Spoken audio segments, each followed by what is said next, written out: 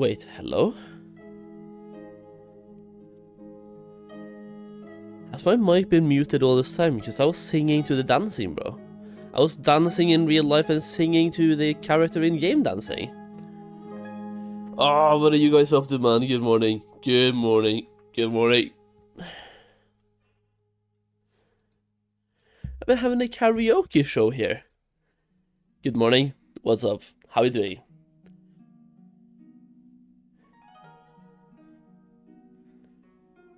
$75% into level 87. Let's go, dude. Let's go.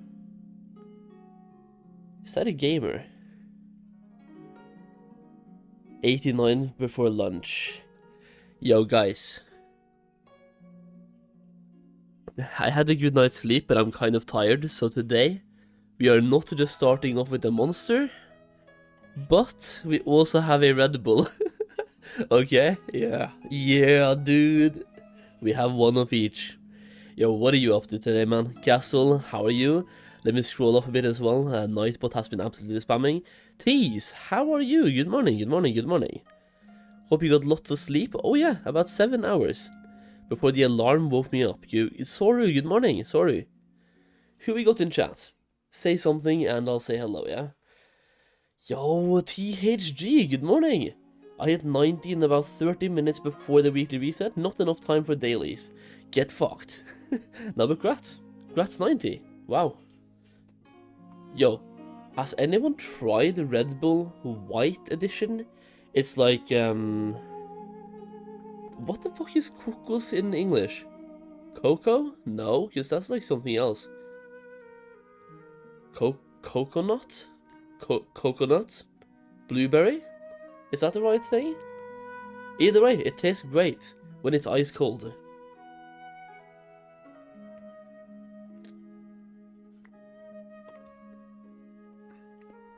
Oh, that is some good shit. Guys, we're gonna start with dailies today. And queue for a heroic. That's right. We're gonna be doing heroics today, man, at least one.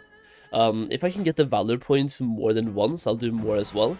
Otherwise, I'm doing one per day, okay? Yeah, thank you.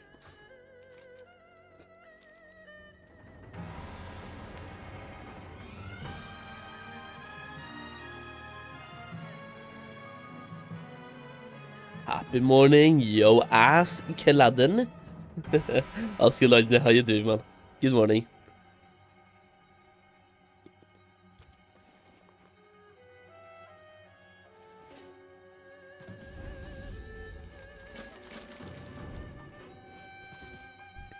So EU can get valor points now, yeah? Speaking of which, have I got my Elder Charms now? Because no, I haven't. I handed in Lesser Charms yesterday. 4 Elder Charms, and I ended up not having any Elder Charms, and they still took my Lesser Charms. I hate Blizzard, bro. They're literally scamming me of my own in-game currency. That is next level, dude. That is absolutely next level. Let's see. I'm gonna skill up cooking a bit as well, but either way, what do we have to plant today? We get like a daily quest here about planting, like what, it's a dangling carrot. Plant a juicy carrot, crunch seeds. You know, I'll do that and 3 red blossom leek, because blossom leek right now is doing really well. Where am I from? I am from Scandinavia, my friend.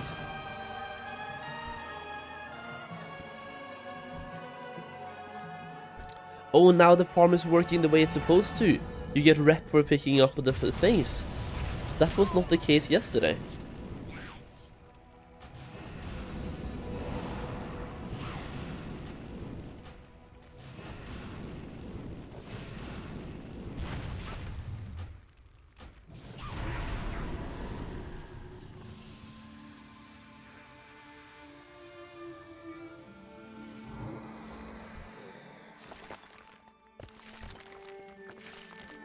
After hitting 90, what should my number 1 priority other than gathering druids be?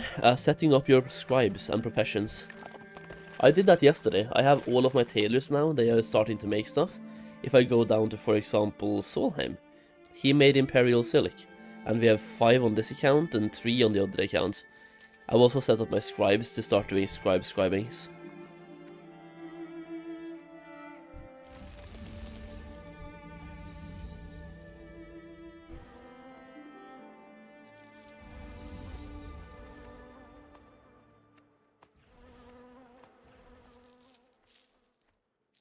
Scallion seeds, sure.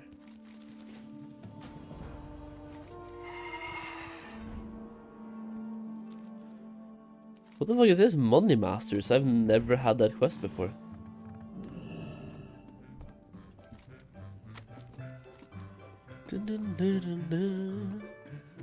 Yo, dude, Wired Kid, how are you doing, man? How are you? I remember you had a video on YouTube, I just forgot. Nah, come on, man. Gotta watch those videos. Give me that 0.1/10 of a billionth of a penny.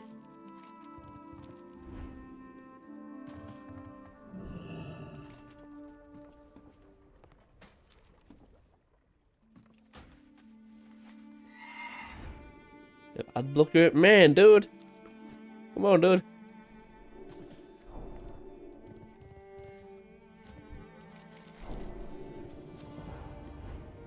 There we go, 5 valor points, boys. We didn't get any yesterday, because, like, stuff and things. Now we can finally get valor points. Also, I have to spend my fucking honor points. The only question is, do I buy... Can you convert honor to justice points? Or is it only the other way around? Because if I can convert honor to justice, I might as well just buy myself some justice point stuff. I already have this, I already have that.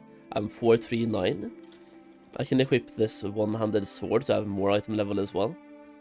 But do I have any offhands? I do not have any offhands, I suck.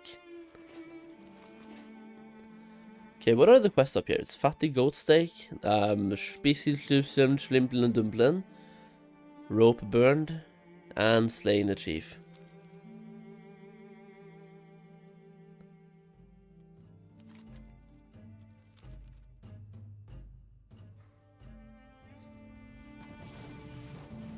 Where the fuck are the dumplings? Am I stupid? Oh, it can be anywhere, huh? A spicy shrimp dumpen. And then fatty goat steak is just killing goats. Also, why is my questy like... Why are the mobs not showing which ones are quests? Am I stupid? Let me go to Curseforge. Look for updates.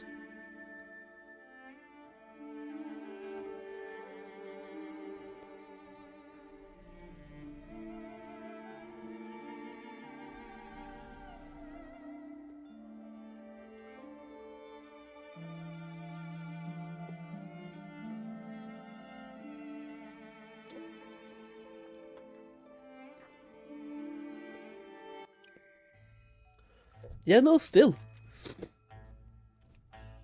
They don't tell me which mobs are used in the quest. I don't understand, like, is it an add-on overlap?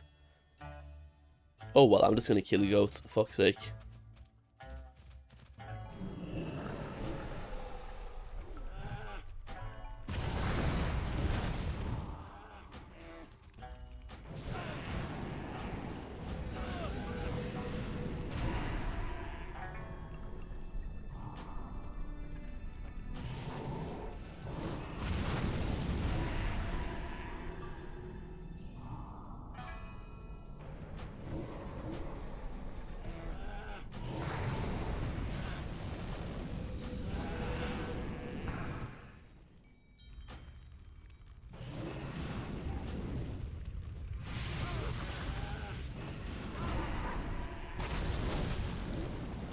Questy is very Pepega recently, okay. Yeah, that kinda annoys me. It also makes sense, it usually happens before an expansion comes out, or during an expansion launch.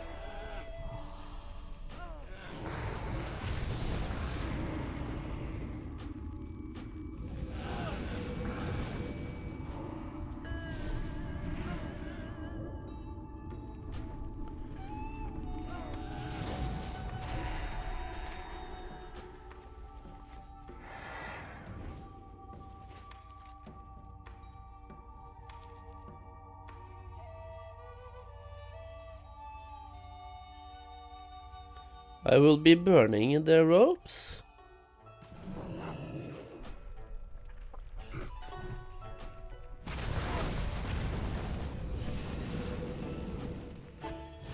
It's a 15-minute queue, way better than yesterday, if the queue pops.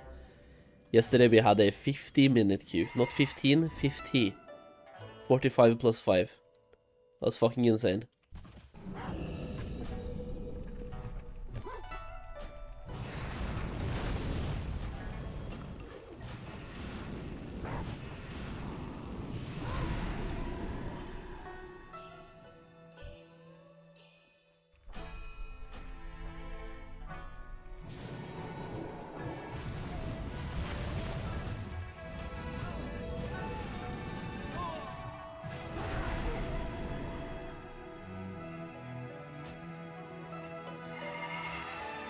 Have I lost my tailoring recipes as well? Have people lost their tailoring recipes? I have not logged in and checked, but it could make sense, because I got access to some really good ones yesterday. 522. I got access to 522 BOEs. We are not supposed to have those.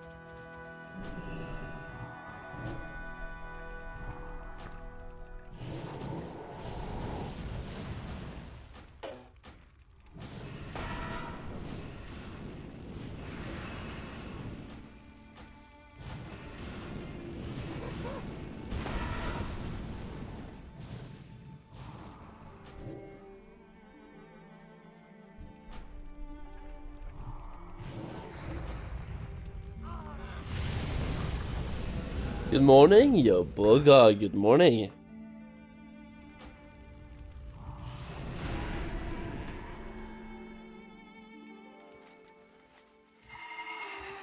Suddenly it started showing me now which mobs are part of the quest. I don't know about you, but that's kinda lovely. Oh no! Fuck these goats, man! Fuck's sake, always put down the demonic gateway first, dude. Or demonic circle. No! Not again, bro! Oh no, this happened on the beta as well, I swear I never learn. Man, dude. I got goated by a goat.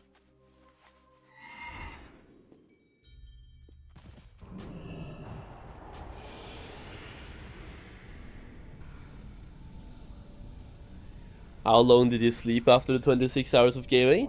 Well, after the 26 hours of gaming and the 8-hour work session before, I slept for 7 hours. And here we are.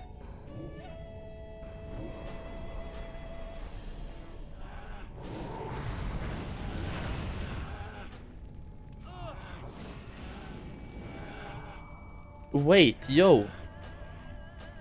Okay, I need to sacrifice my pet, but I also need to get enough embers to actually...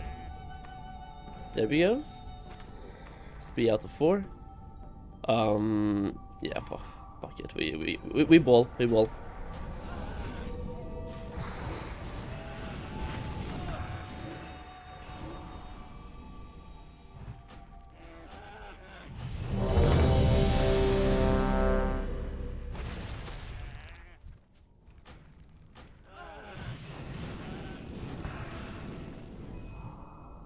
Oh, fuck's sake.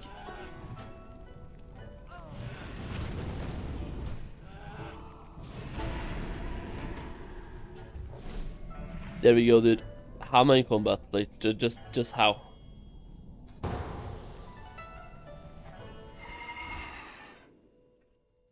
That was little, but I can't sleep more than that either. Yeah, I could have slept more, but I had the alarm on. I wanted to, like, not sleep that much. Because if I sleep, then I can't sleep tonight again, right? But if I sleep for 7 hours, I might get tired tonight and have a pretty okay sleep schedule. And you missed the edge by a bit. That's exactly what happened, yeah?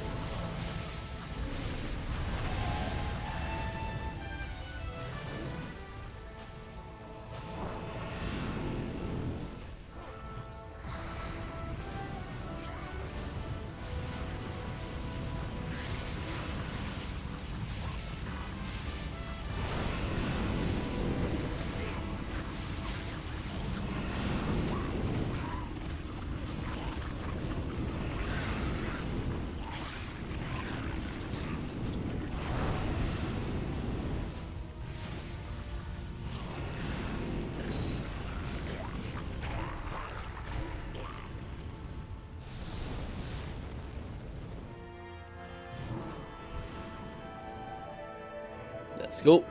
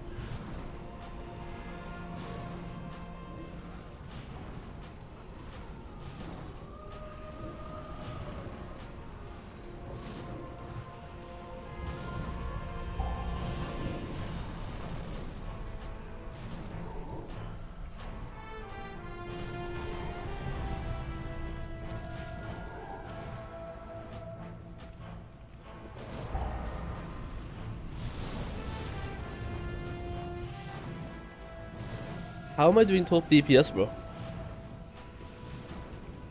I've just been incinerating the whole fight.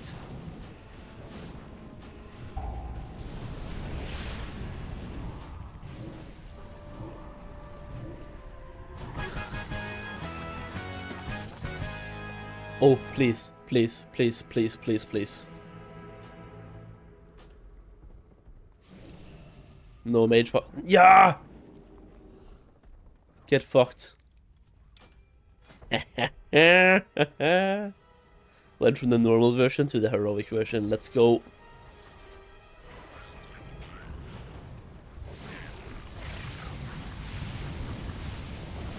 Did I get exalted with the Cloud Serpent yet? No, no, no. I am not even doing that faction for a while.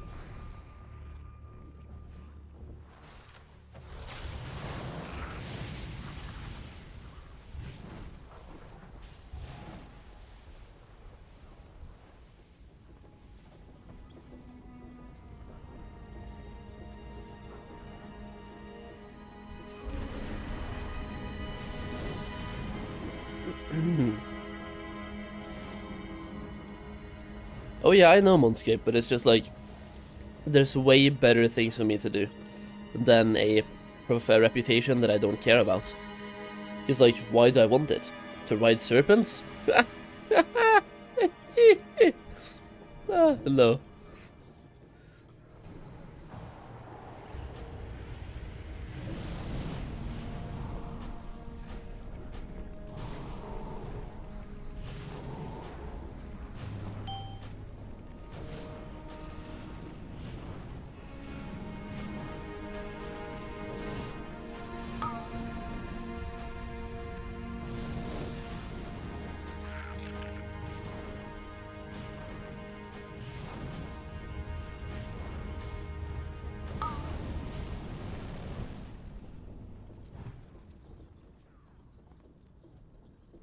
Because it's unique? Yeah, but like, I would rather spend my time at the moment leveling, farming gold and doing professions.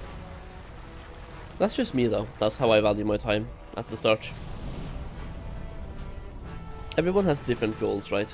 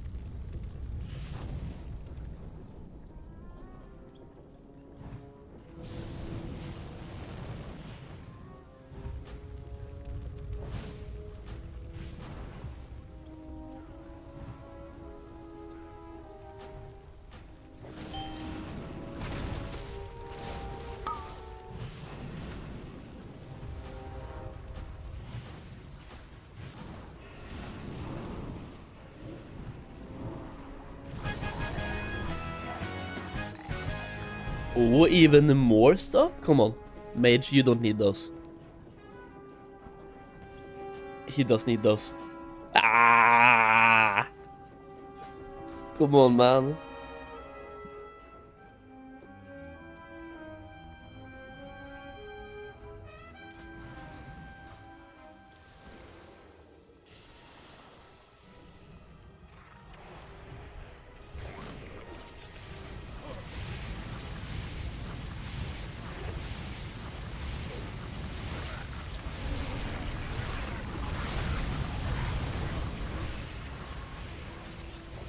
I'm just gonna stun them all.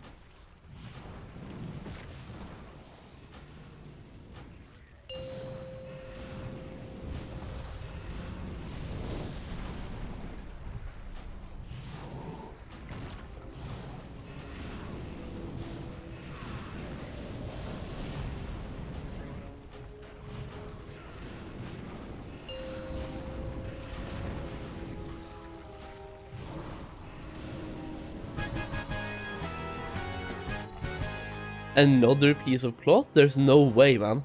Holy. No! Fuck's sake, bro. I mean, I already have good ones, though. But fuck's sake.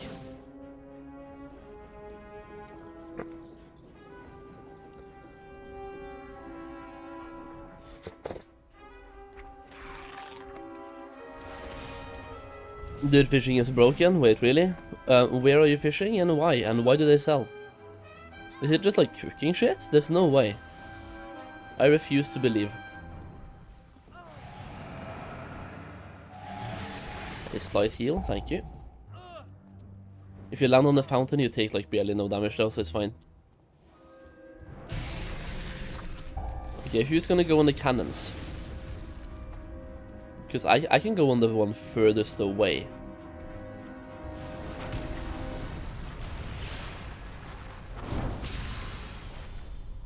Because we need to do damage to the weak spot. Wait, somebody's already gone on this one, fuck's sake. Well, it's a rogue then. Rogue do top DPS.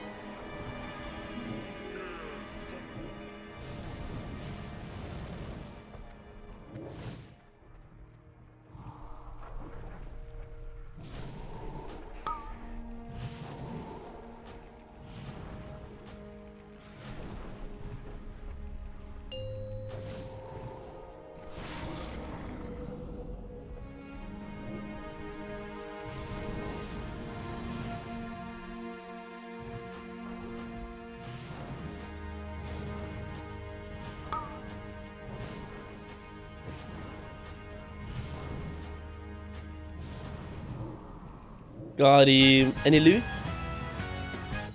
Ah, shit loot. Justice points and valor points. At least I got one piece, yeah? Are they doing more? I mean, it's only 100. Nah, fuck it, dude. It's time to leave.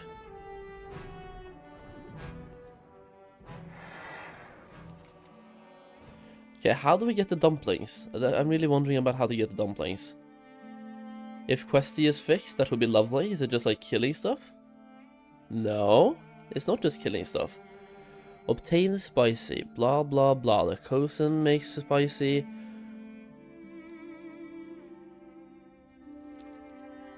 Anyone know how to do that quest? Do I just kill Hosen and hope to get lucky?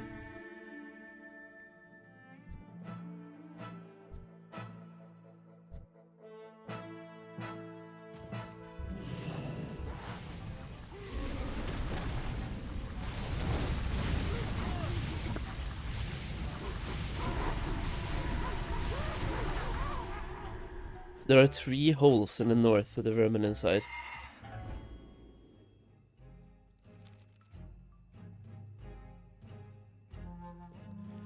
But that's like further this way. It's showing me like roughly where to be, like on the map.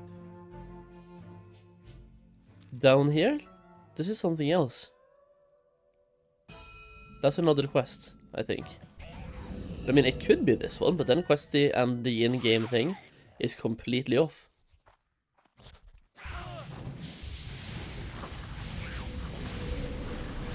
You know, I'm just gonna Google this one. Fuck it. If Questy is gonna suck, I'm gonna Google.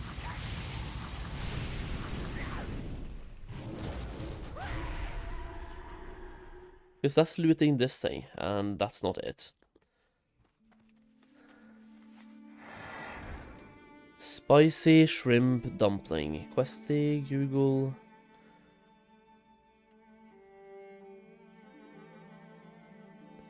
Wowhead. What's the quest? A gift for Ella.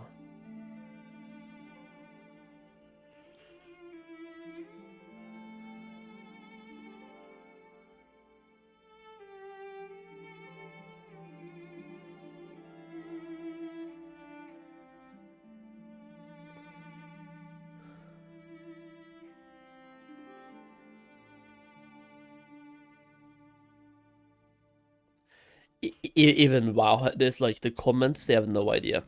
The comments is full of fucking spurgs. That's insane.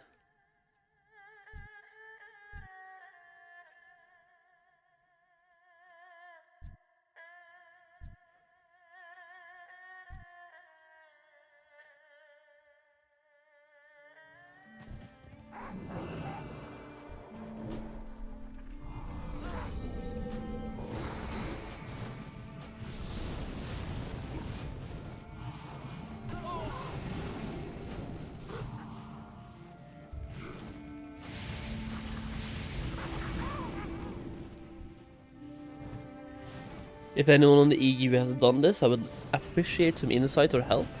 Otherwise, I'm just gonna kill things and we'll see what drops. I really hope that Questy gets fixed soon.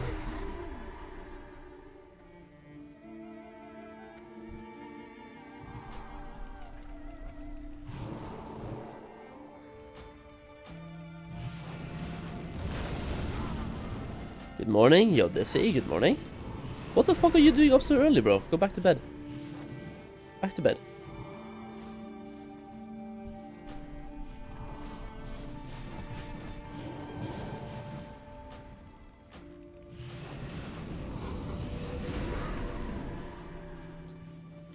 It can't just be killing, right? There's no way.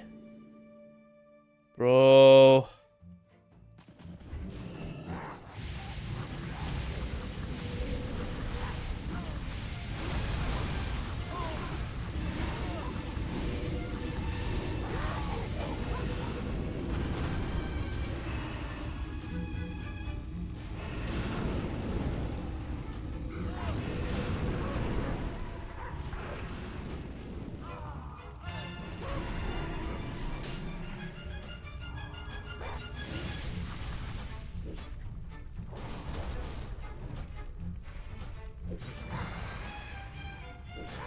You slept 21:30 to 07:40. What the fuck? How do you get to sleep so early? I haven't been able to sleep that early in forever. Okay, there we go. So you do just have to kill stuff. Kill stuff and hope and pray. Hope and pray to get lucky. Okay.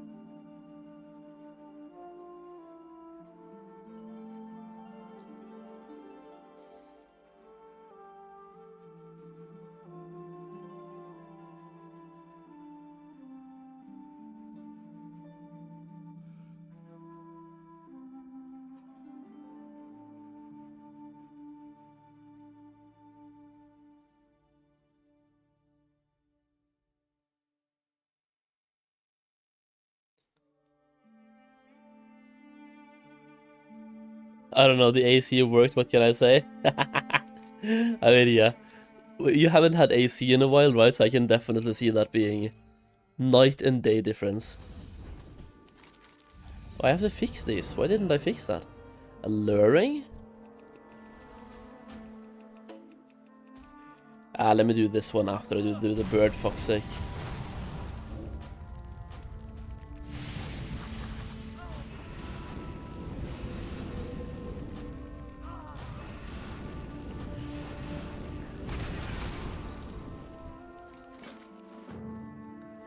Alright, we can expand the farm now, boys, on this character. Lovely.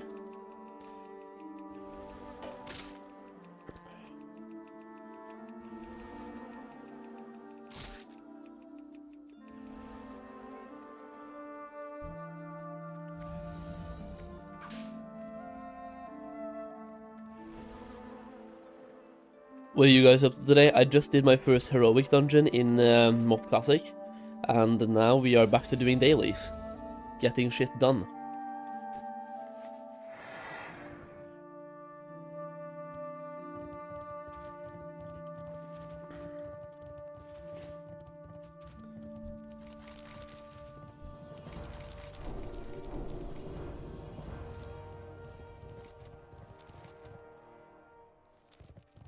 Growing the farms number 1, the weeds. Let's do that one as well. Increasing my standing even more. We're now honored. Let's go.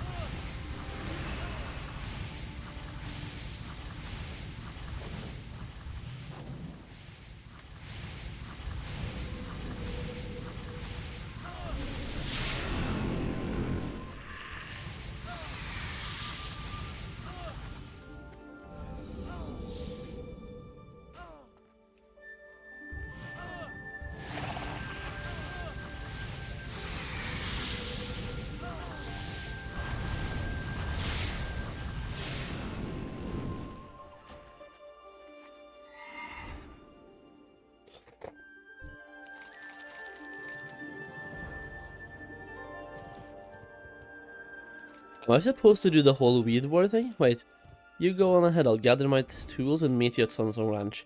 So this one I don't even have to do, the weed war.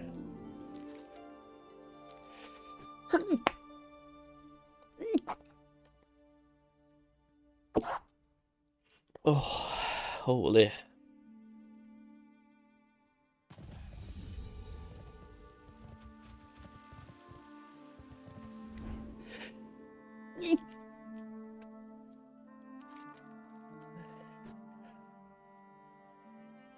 I'll just go and do the angler's quests while I'm waiting for the roleplay to happen, yeah?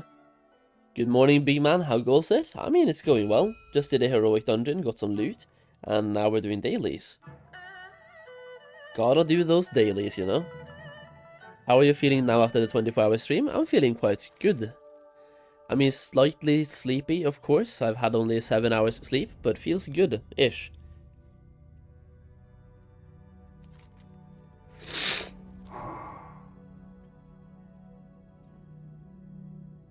Wait, what is this? Oh, they're upgrading the farm. I have a 15-minute buff. Okay, so I can just do shit now for 15 minutes and then go back to the farm.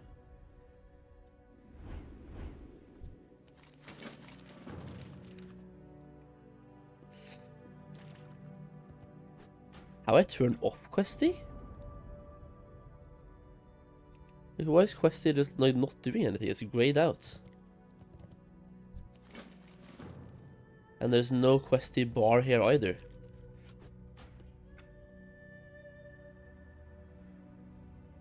Version 11.2.3. Why is that the MOP version 11.2?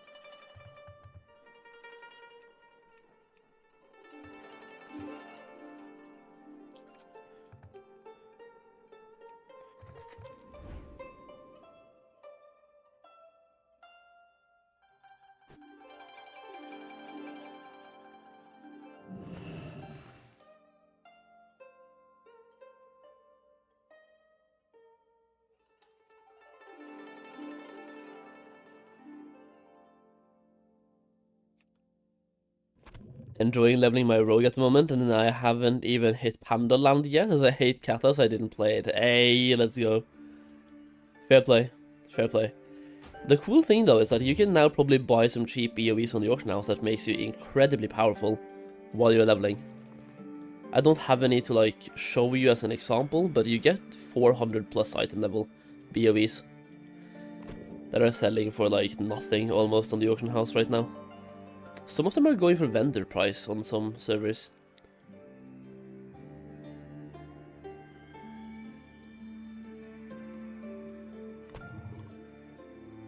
Green or blue? Both, but the blue ones are more expensive.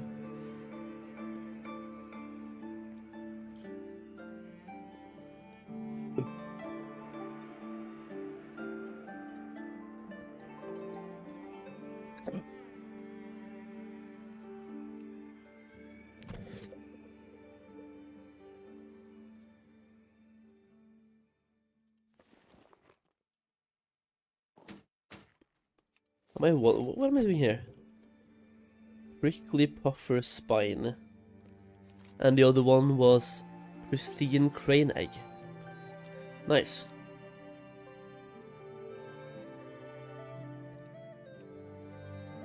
I also kind of have to finish off Dread Waste at some point to get even more dailies.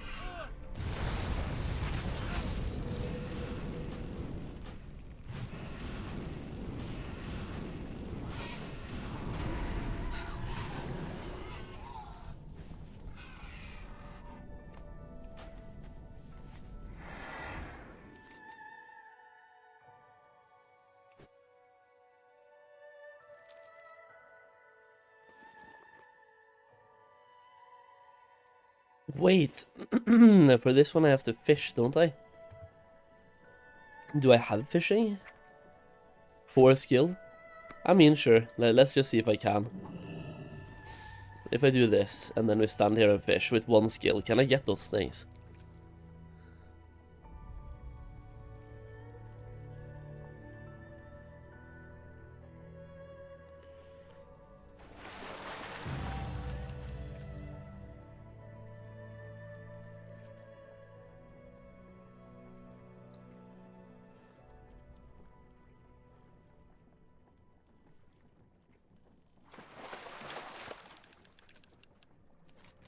It looks rough. Use it to catch a silver gobby. But at the same time, it's only 1, so maybe that's like why it takes time. Just need to get 1.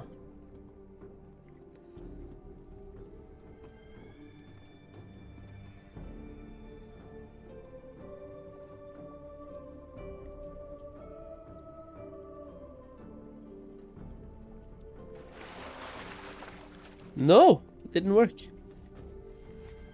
And I used the egg as well. In that case, fuck it. We tried.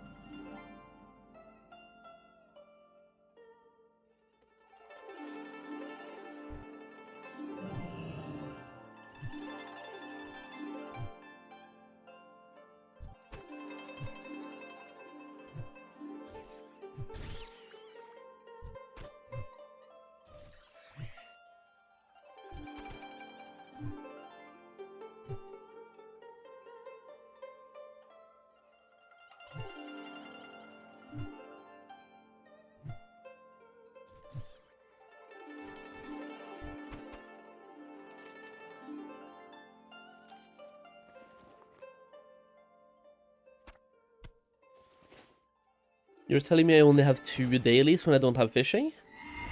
With the anglers? That kinda sucks, man. Maybe I get access to more when I get to friendly, but I don't think so.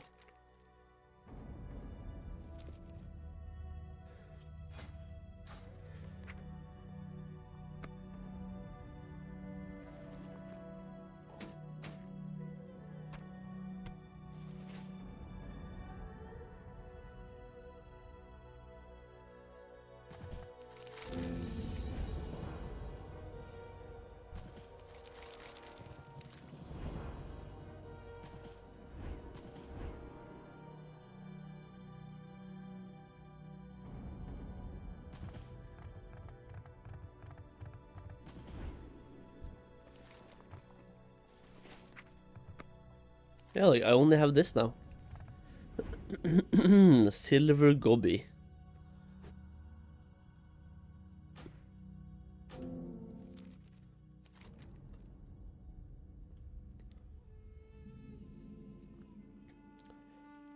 Alright, let's go to the Dread Waste, boys.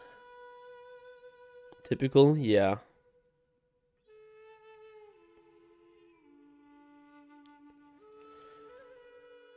We can go to the Dread Waste and finish off the last Paragon and try to get that guy as well. That way we get even more dailies and Dread Wastes.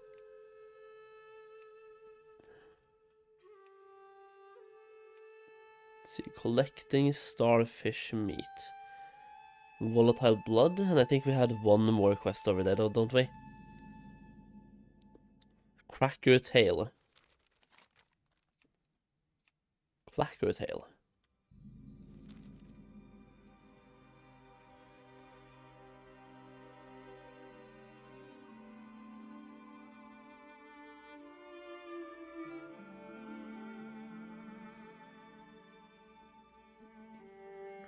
How do you unlock dailies?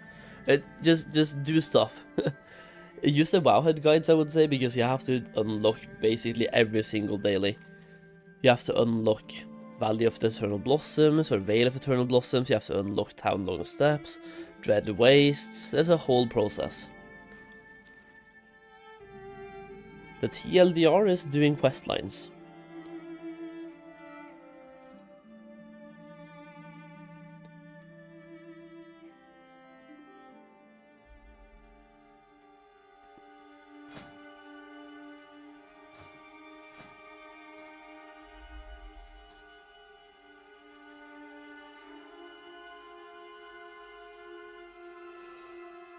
What item level did I end up having at 90? 435. 435. Oh yeah, Dizzy! You might not have been here for the thing yesterday. I'm not sure if you were, but I'm gonna show you anyway. Look at my bags. Malik's Stalwart Spear. Wind Reaver's Dagger of Quick Strikes. Blade of the Prime. Blade of the Poison Mind, Lucid Amulet of the Agile Mind, Manipulator's Talisman. Oh yeah, actually before we do this, let me bring you guys over to the other account for a second. Let's take a look at my tailors, shall we? Because I got some BOEs or patterns yesterday, and apparently they have been taken away.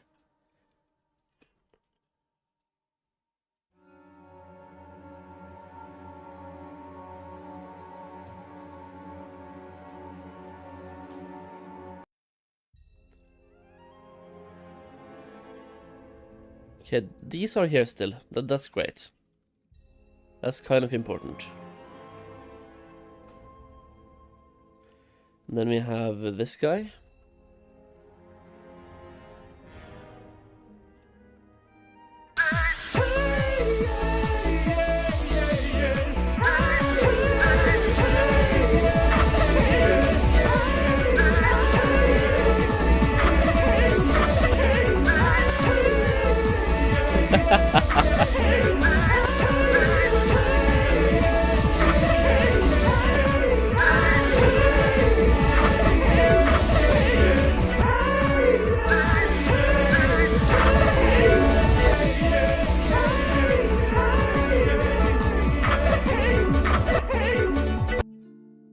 Motherfucker.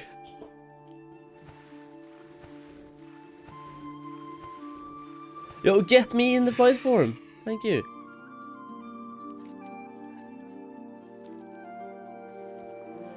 Oh, we have the sword, boys. Oh, we have the sword, man. Fuck's sake. Oh, let's go. This feels great. I have all of them, almost. Oi, oi, oi.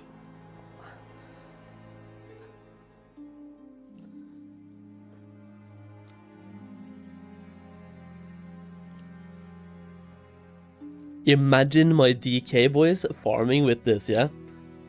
DK farming with this.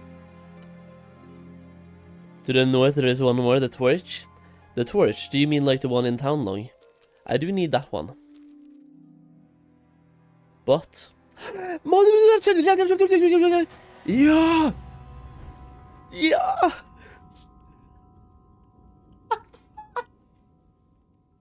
I have a staff as well, dude.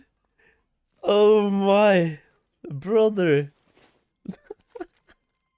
No way. Streamer client? Yeah, dude. We just go straight from the sword to the staff. Nice. Okay. Okay, dude. Oh my days. That is not okay.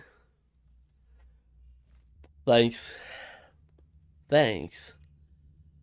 I'm trying to see, is there anything that I haven't gotten here now? The trinket I technically already have. Yeah, no, I have everything in Dread Wastes. So we might as well go and get the thing in Town Long. Yeah, you are right. That is the only thing I'm missing out of all of them. Wow. Most hated streamer confirmed. Yeah, like, this is crazy. If I can get that one as well, we actually have everything.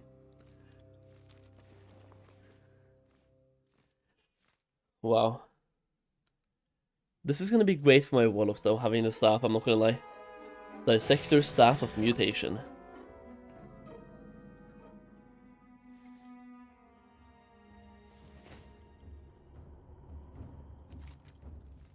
I feel like maybe Blizzard has increased the spawn rates on them. But I could be wrong. It's still gonna be hard to get though, even if they do increase the spawn rates.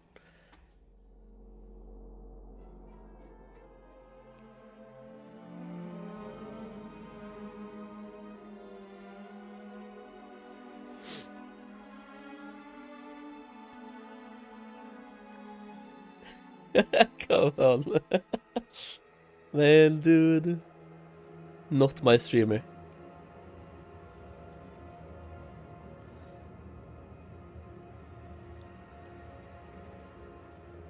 If I could just gear up this druid as well a little bit, I could use him to rare farm. So there could be a bunch of rares up here as well. Yongul Fire...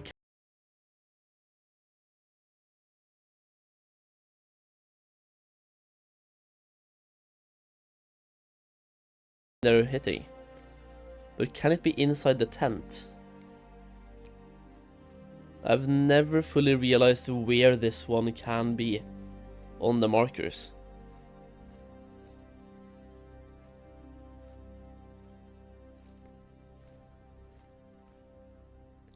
It is in front of the tent, okay.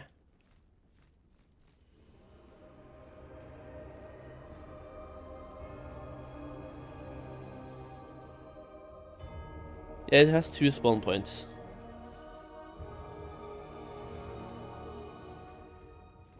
Is it very, like, visible?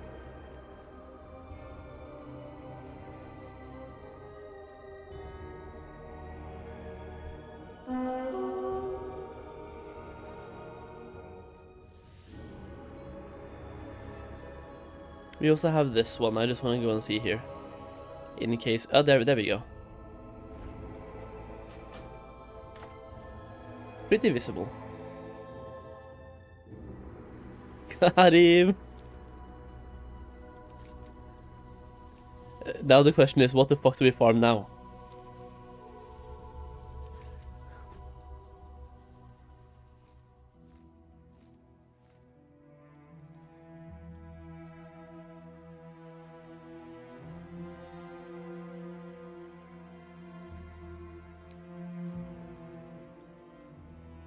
Is there any other like account bound stuff that is worth to have? The pole arm is no longer really worth to have here either.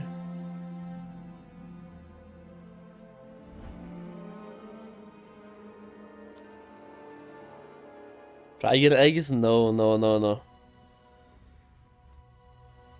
Was awake for 24 hours, slept for 10, and now we're here. Is the elixir of ancient knowledge out yet? I do believe so.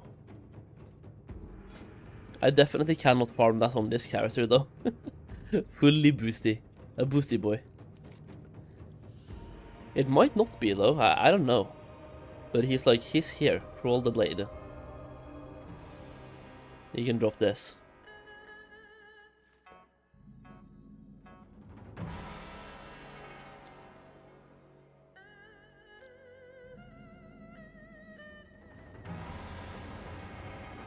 I guess I can go and see if he's available, but I doubt it.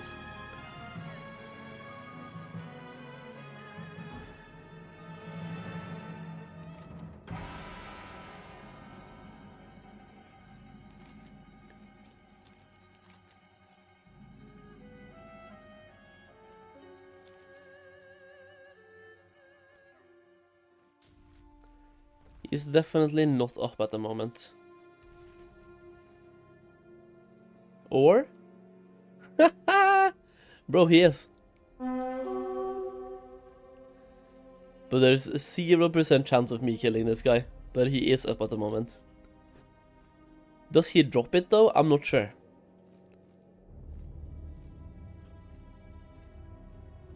Unless we can develop some insane kiting strat, there is no way. Is there any clever pathing that we can use?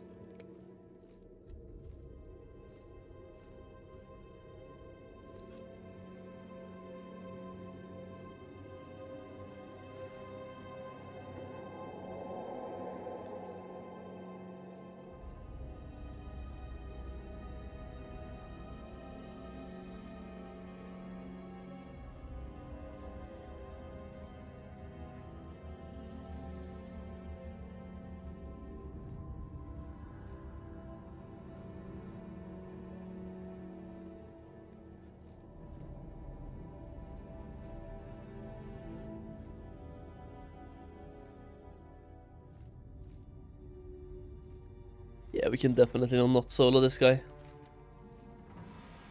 Back to Shrine. Shrine, get a mailbox, send this to my main, and we keep doing dailies.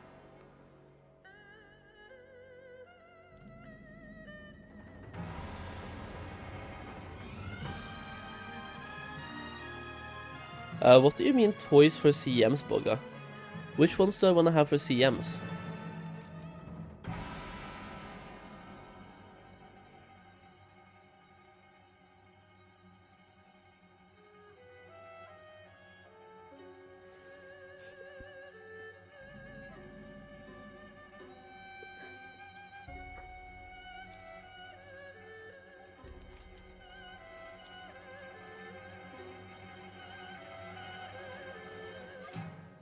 What am I farming? I just went and looked for some account-bound items.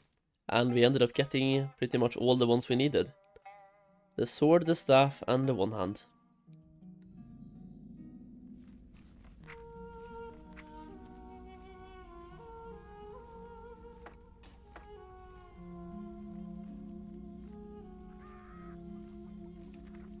Alright, let me bring you guys over.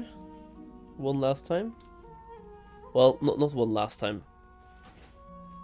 I'm gonna go back to the main as well.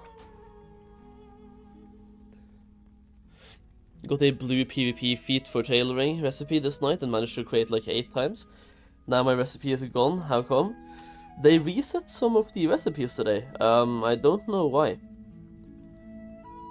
Well, I kind of do know why. A bunch of people had recipes from later patches, so those recipes were taken away. But that just means if you have those BOEs lurking, they could be fucking valuable, dude. If they took your recipe but not the actual BOEs, those BOEs could be valuable. They could be, ooh, hey, ooh.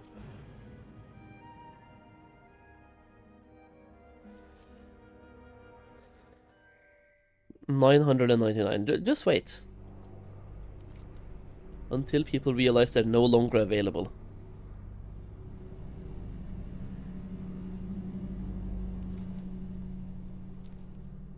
But it also depends on what item level they are. Are they 4, 5, 8? In that case, like, that's just weird that they took the recipe away.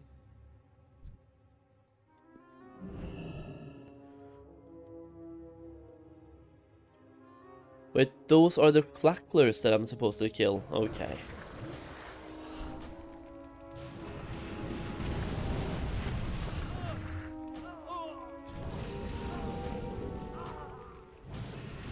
Four, 5, 8. Yeah, in that case, that's kind of weird. Like, why would they bother taking away the recipes?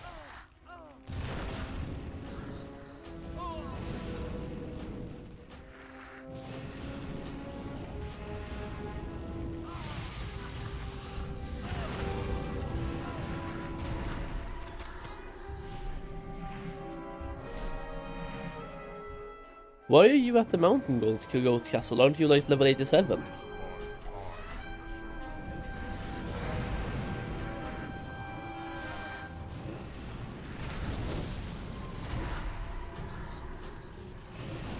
Have you not noticed by any chance any wild charge in the stag form on ledges while jumping up is doing weird shit? I have not noticed.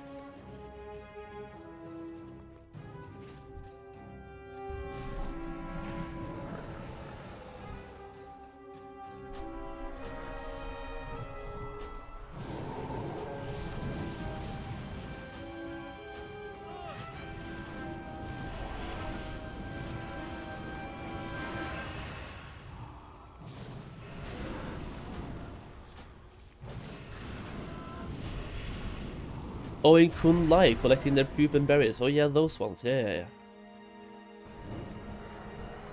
They are a bit of the ass.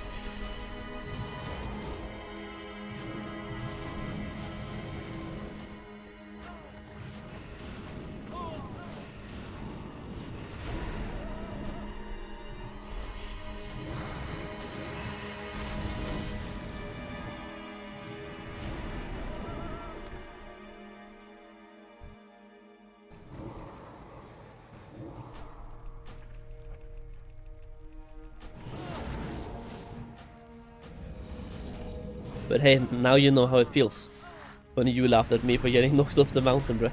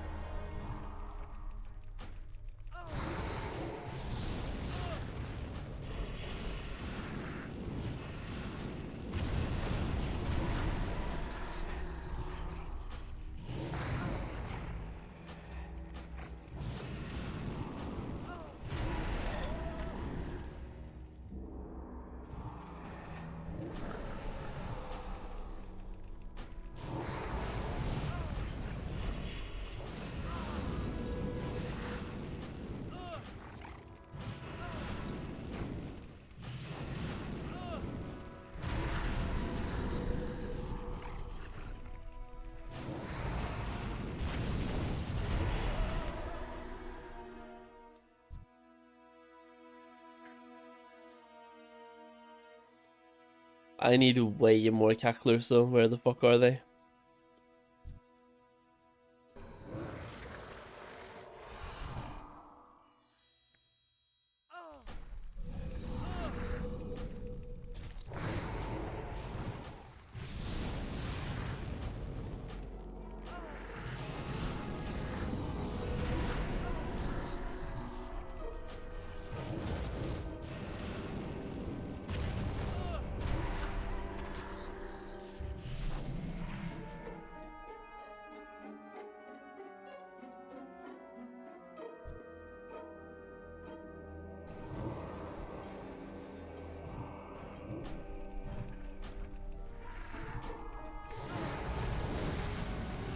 Is it worth it to do dungeons without quests already completed?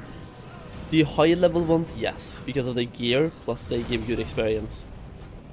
Lower level ones, no. So what I did, for example, I queued for randoms, and if I got a bad one, aka temple or brewery, I left.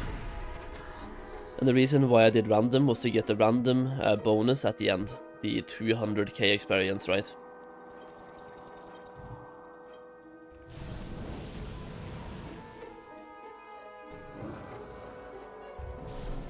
So basically activate your inner douchebag, queue up, and if you get a bad one, just leave.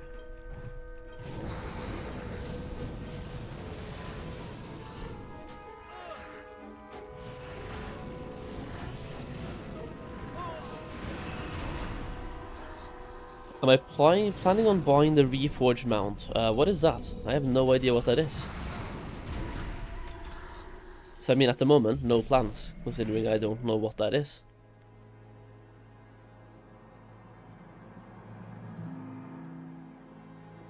The Yak?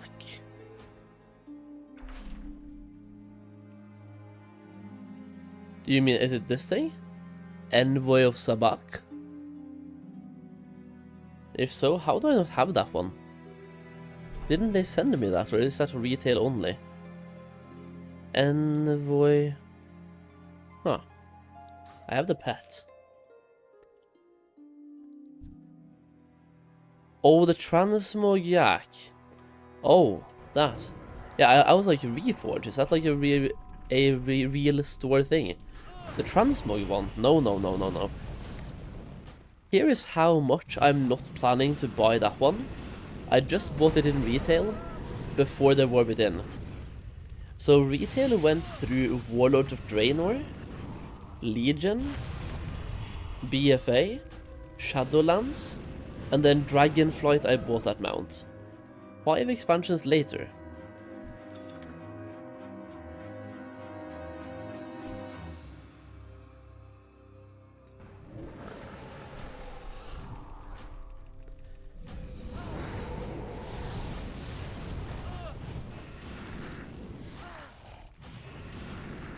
Apparently he doesn't. Yeah, like I said, I haven't had that, like, even in retail. It's a new mount to me. I barely ever use it. It's a mount that I don't really have any connection to. I bought it in Dragonflight. Ding 90, you're lurking, congratulations. Big. Are monkey ones nerfed in experience? They always have been, but they're still really good even post-nerf. They got nerfed on the beta, I believe, or they gave us a nerfed version on the beta, and it's still really good. It's like, a regular group gets about 10 million experience per hour, and top streamers in like Progress or whatever, they got 17, 18, and 19 million experience per hour, which is more than 1 level per hour, by the way.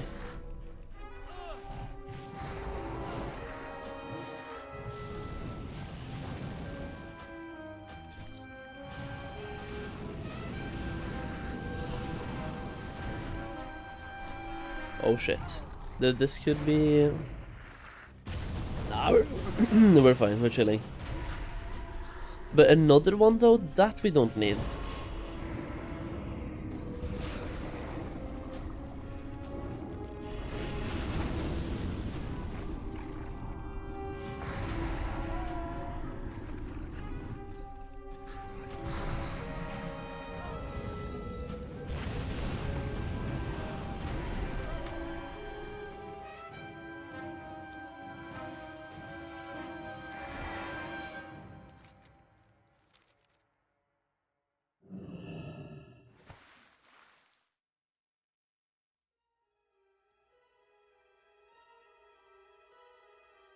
Yo, wow, voice cracks today. Yo, Ray, how are you doing? Good morning. Where do I hand in these quests? Because I'm thinking it's here, but I don't see the dude. Ah, there's the dude. Also, maybe the chitin is back here now. Probably isn't, but it could be. There's like a rare item over here as well you can loot that has like good shit. Yeah, no.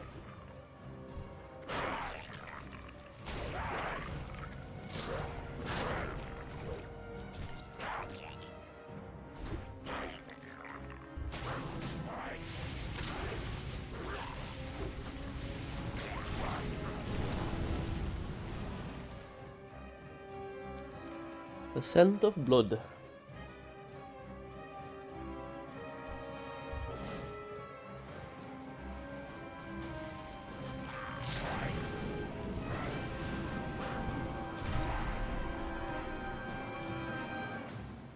Please don't say you're just gonna spawn one by one, like, come on man.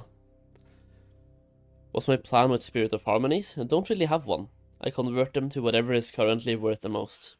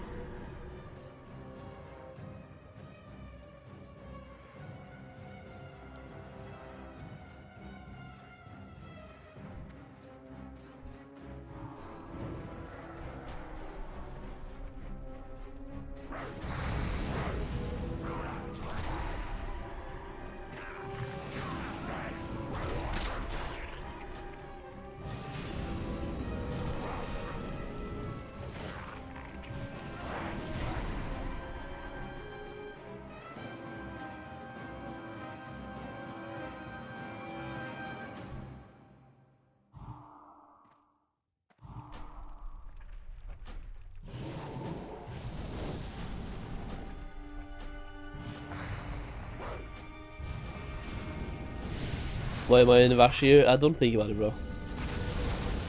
Don't think about it. I'm doing secret stuff. Vashj'ir best zone.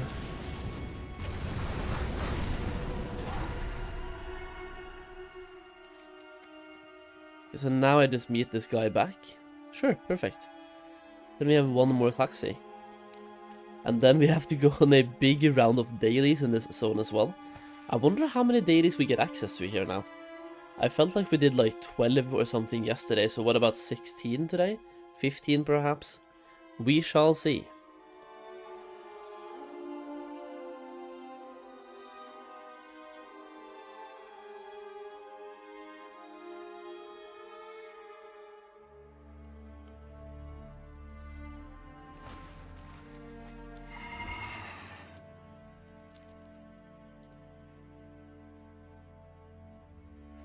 Is there any way I can see dailies on my map or minimap? I don't know. We used to be able to, and now we can't. And I'm lost.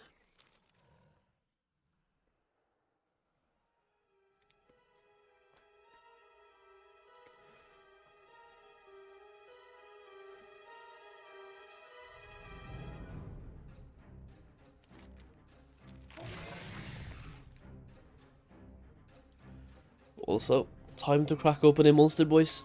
Hell yeah.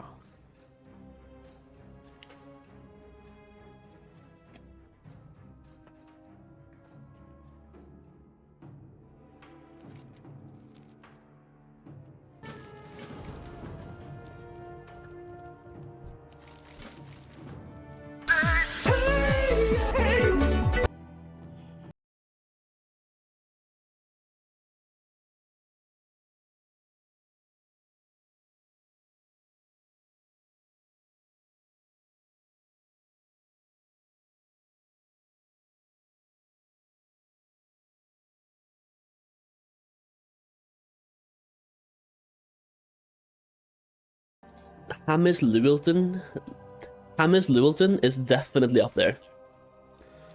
What the fuck did I just say again?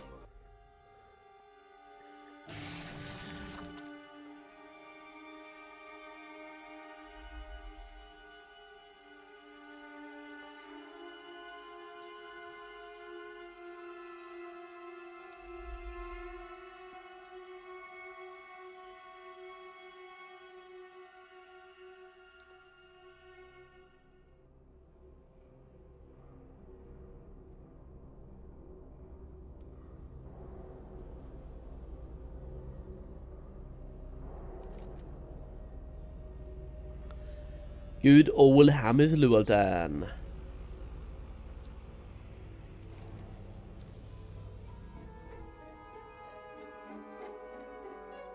I feel like over here we'll literally just kill everything we see.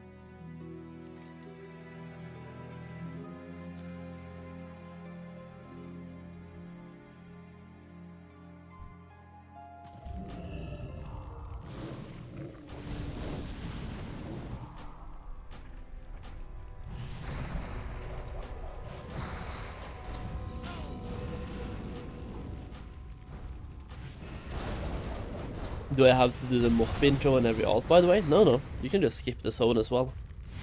The only thing you have to do is like one quest, which takes you from Stormwind to Jade Forest.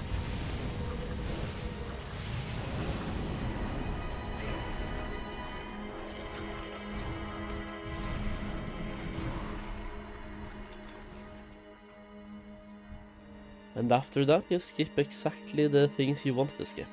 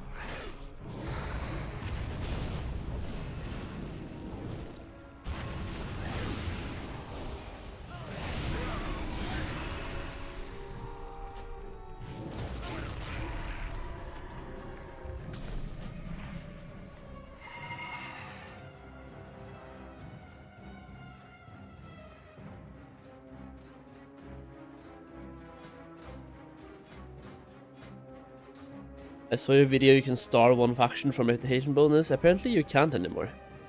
Well, we can't in the live version, so... yeah, we can't.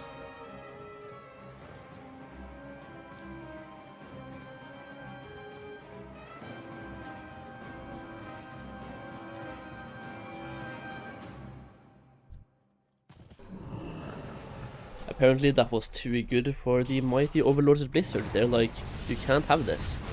It's too much. We wiped out the Weapon Master and the boss had 0.5%. Yeah, some of the dungeons are a bit of a skill requirement and skill check. The same as Cataclysm though. I kind of like that personally. Wiping in dungeons just shows that, well, it's fun, you have to learn something.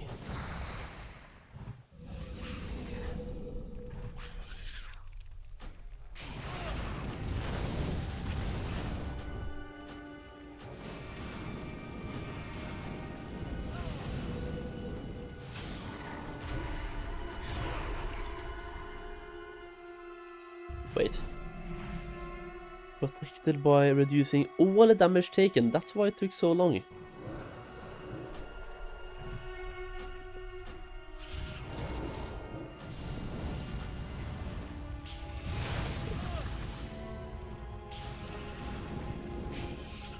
Well, I'm leaving. I might drop by on phone to lurk from time to time. See you on Saturday, though. I'll see you on Saturday, bro. Have a good trip.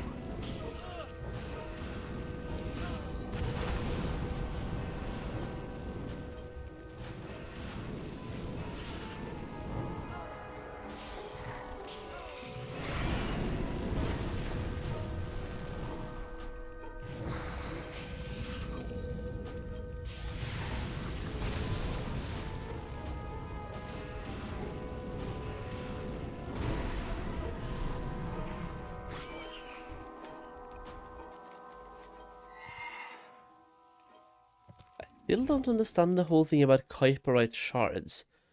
They have also shown to grow. But I've already killed so many of them and not gotten a single shard. Like... Oh, I'm supposed to use this on those, by the way. I've just been killing them natty. Full natty, bro. Hey, who cares? I did it full natty. So I'm supposed to kill these for that then, yeah? They just haven't dropped so far. I'm just being unlucky, I guess.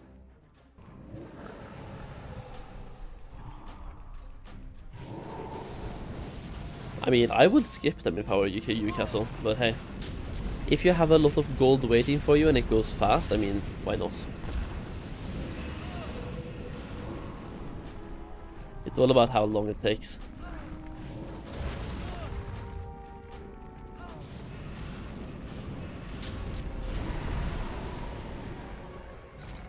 Okay, there we go. We finally got one. So I had to kill like 4 of them in total to get 1. Also got a BOE. Level 87, plate, agility, that kind of sucks. Gonna send it to my enchanter, disenchant.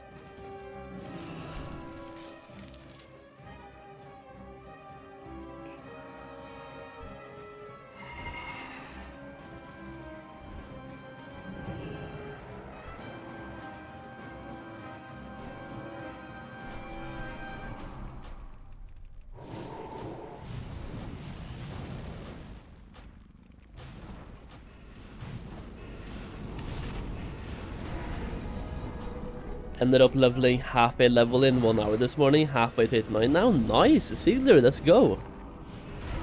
So you're gonna be level 90 today, or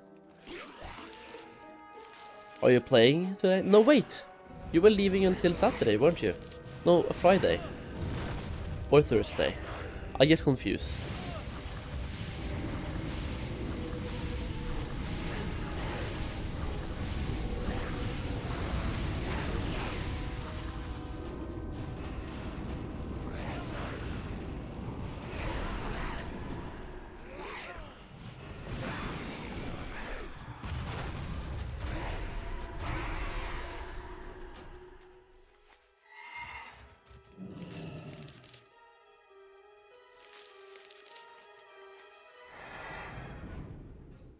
We also need to get those shackles. Apparently there's way more of them down south, so we go south first to get that shit done.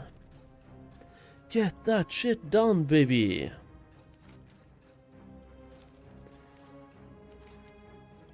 Collect from thought-bound miners and thought-bound brutes. So you're telling me I was just gonna kill these earlier because I tried to save them. I guess that was the wrong approach. No, Castle, if I asked you, I would say Castle. Or at least respond to your question. I'm live on 2 platforms. Tomorrow I will continue. Goal is 90 as fast as possible next time I play. Hell yeah, dude.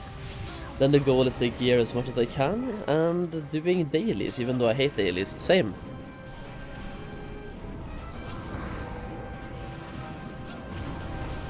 It's like, I have a love-hate relationship with dailies. I don't want to do them, but at the same time you kind of have to do them. And I also like the profitability behind them, because when you have something gated behind dailies, first of all, people hate dailies, so less people will do them, by default. And also the faster you level, the faster you can start doing dailies, and the faster you get those recipes. It's a love-hate relationship, for sure.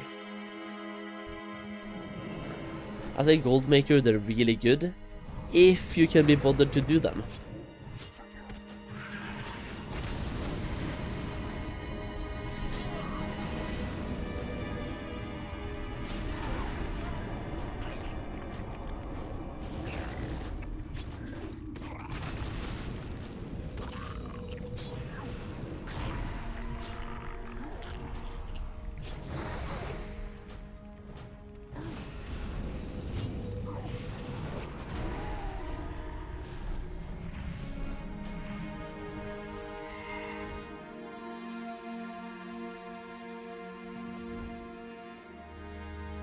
It turns out this place right here could be the worst place to do this quest, because everyone goes here.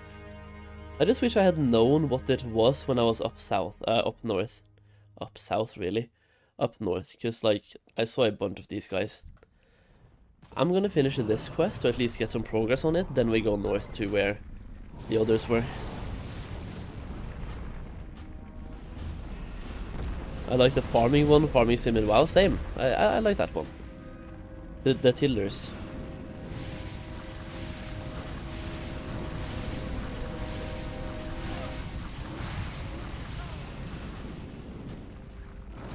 I also like the vibe of the tillers as well. The story, the vibe, the lore, the whole acquiring the farm thing, helping him get the farm, people not wanting him to have the farm, the kind of corruption that goes on for a short while.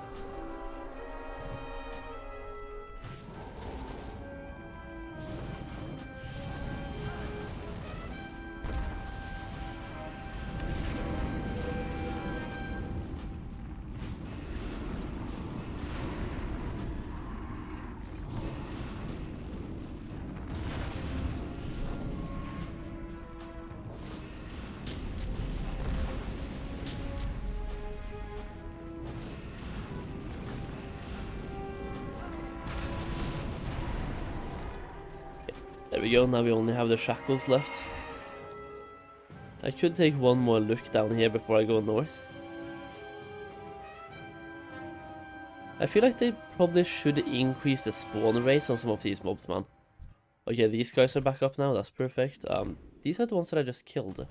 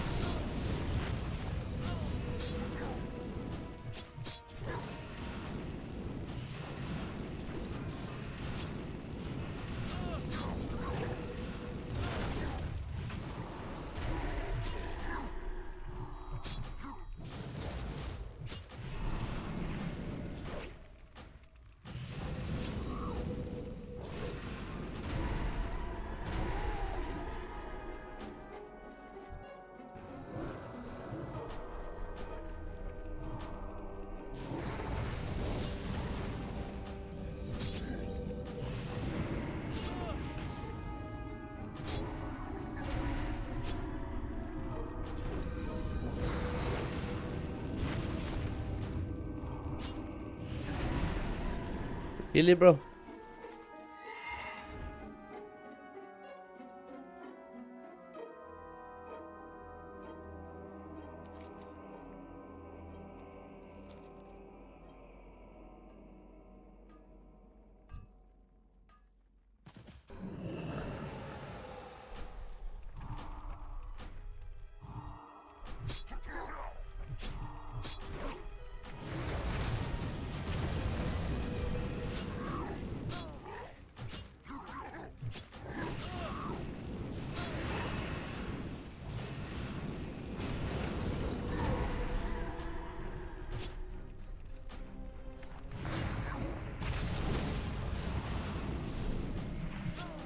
How many lesser charms do you need each week? It depends on how many bonus rolls you want.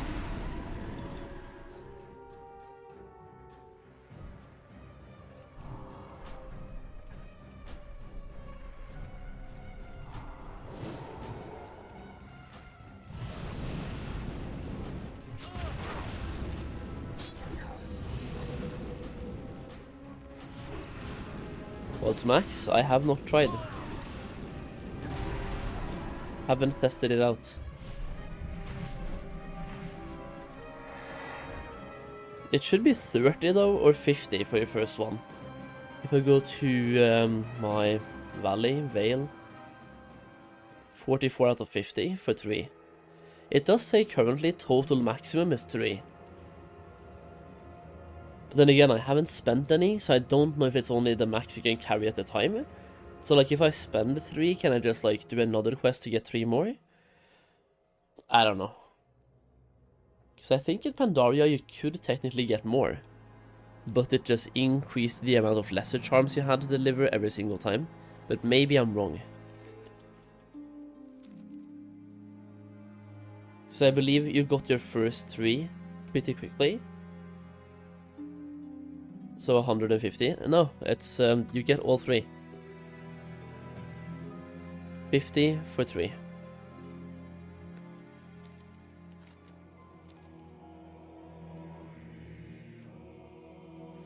So basically 50 lesser charms per week. It looks like maybe.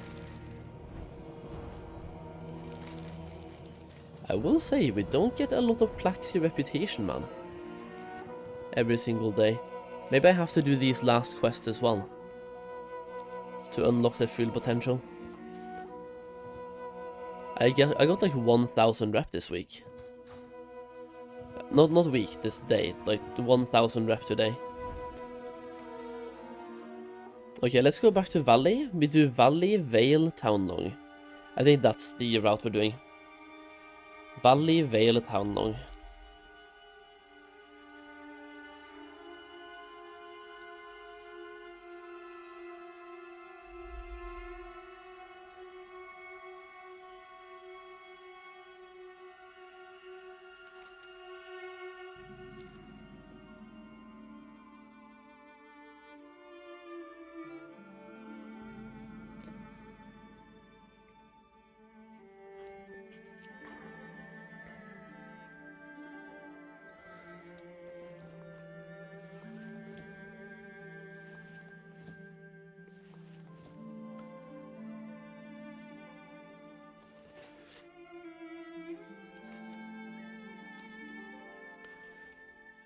Got a 2-handed weapon in my first Hades run. Let's go, Andes.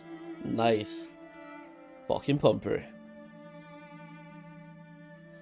A absolute pumper and blaster.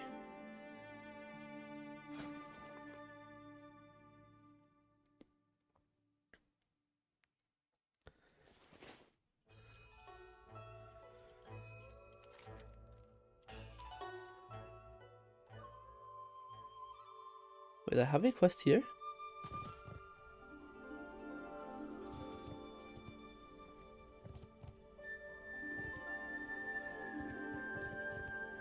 I don't have any quests.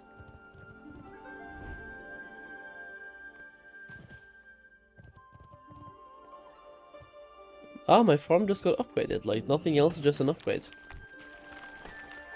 I need more rep before I get more than this, but like, how much rep do we have today? The tillers, we are now honored with 1.6. That's not super bad, right? 1.6.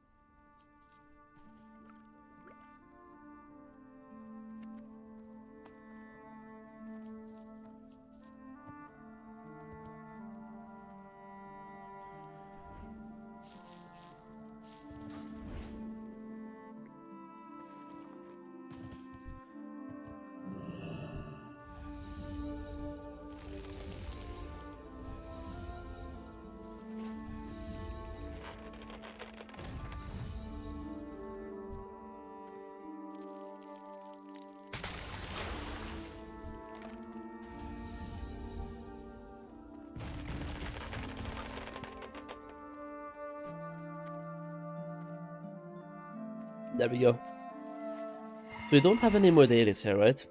Nope, nope, and a nope. In that case, it's back to Vale. Vale and then Town Long. Also, I could go and hand in my legendary quest as well eventually. And also my Elder Charms. So far today we've gotten 65 Valor points from doing dailies, by the way. That's not bad. If I keep doing one daily heroic and do my dailies, I'll get capped very fast.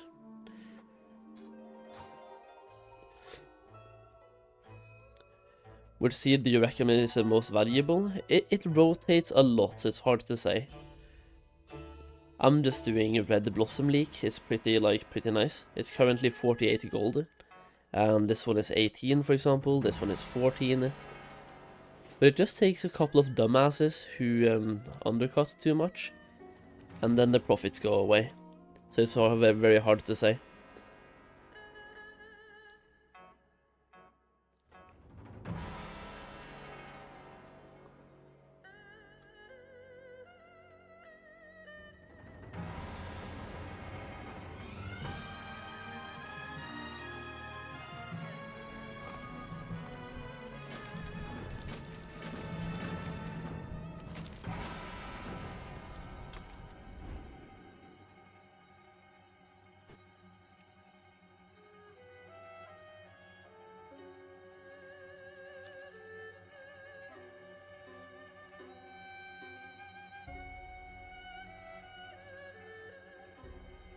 How do you stop this? So I just click the thing.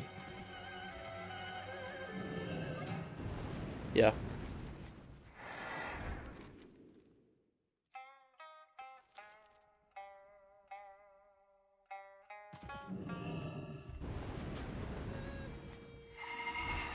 Is there anybody else here doing the dailies at the moment? Nope.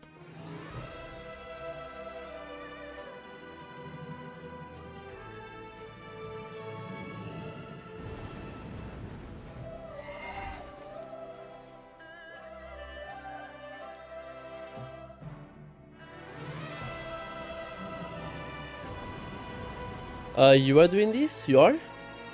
Are you on Firewood?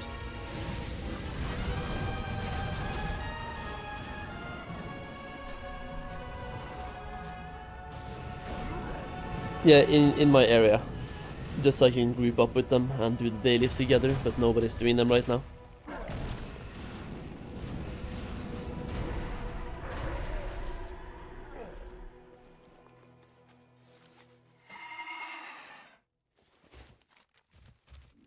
The rear is up again as well. Ergo Lax. I soloed this guy yesterday.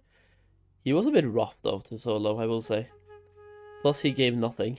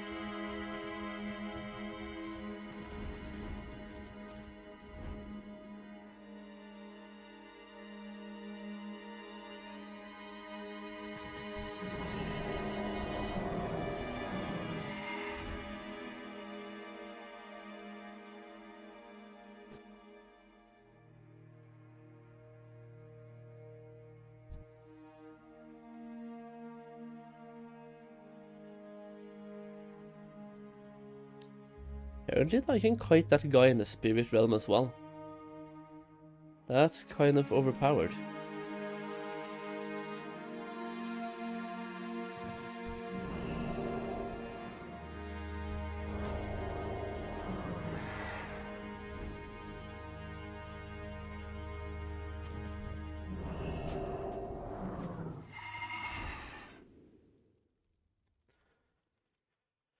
Do I think enchanting does good gold? If you level fast and get reputation fast, then sure. It's all about getting recipes for enchanting, so the faster you get reputation, the faster you get the recipes, the more gold you make.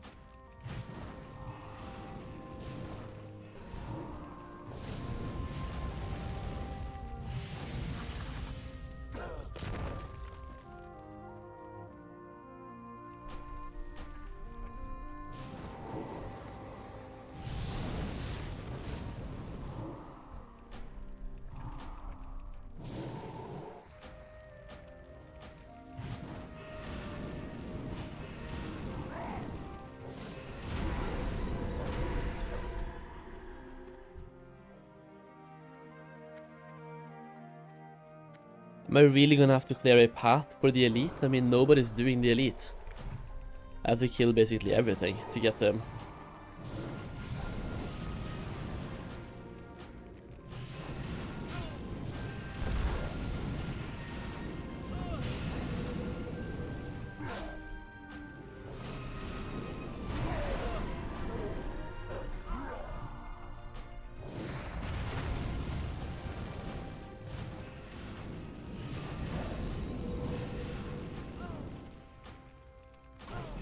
Just kill the ones channeling him and it's done? Oh really? Because yesterday I soloed the entire thing, just kited back and forth.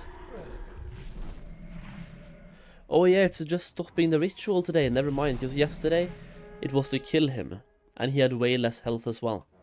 And now it makes sense.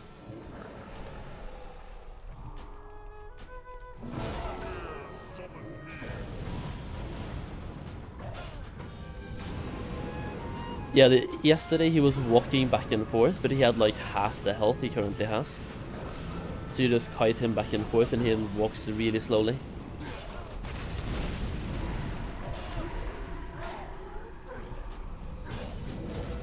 Hope you got some sleep. 24 hours must have been tough. Nah, it's okay. I've done it multiple times. But I did get some sleep, yeah. Only 7 hours, but I feel okay. And it's also like, I was live for 29, almost 30 hours. I was also awake for 10 hours before the stream. I think that's the most rough part.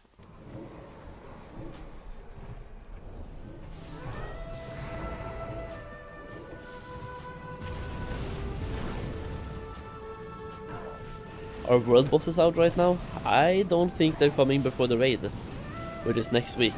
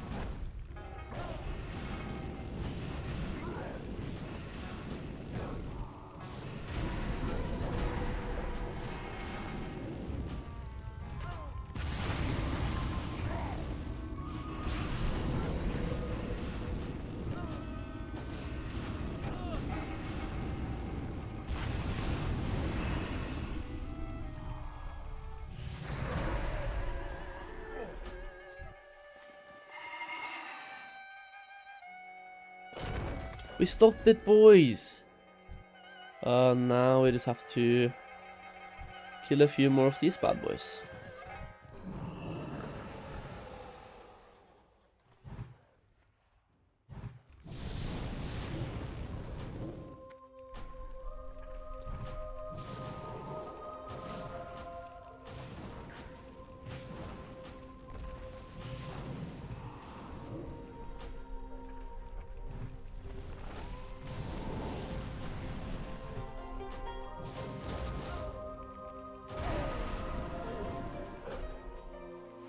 Man, your run is dead, Gehennas, and see the nightmare.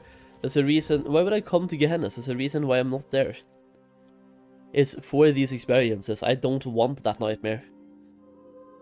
I am very much perfectly fine without a nightmare.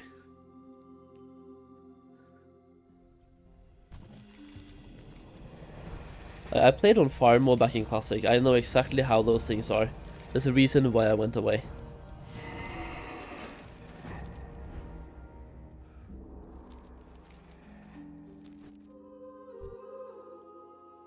It's great having people to play with, but when it comes to open world and just everything being way too contested, playing the game, doing something that took half an hour usually, ended up taking 10 hours almost. It was just insane. Just the most unnecessary time sink.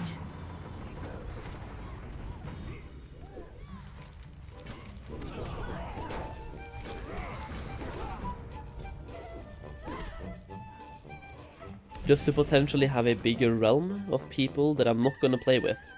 That's basically what it was for me. Right? It's a bigger realm of people I am never going to interact with and never going to talk to anyway.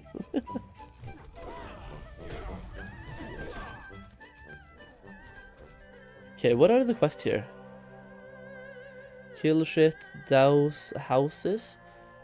Wait, Mistfall village fire doused, okay.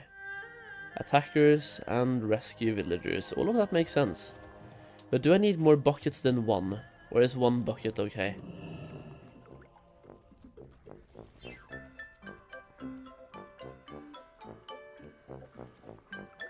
Must be a reason why the buckets are stackable, I suppose.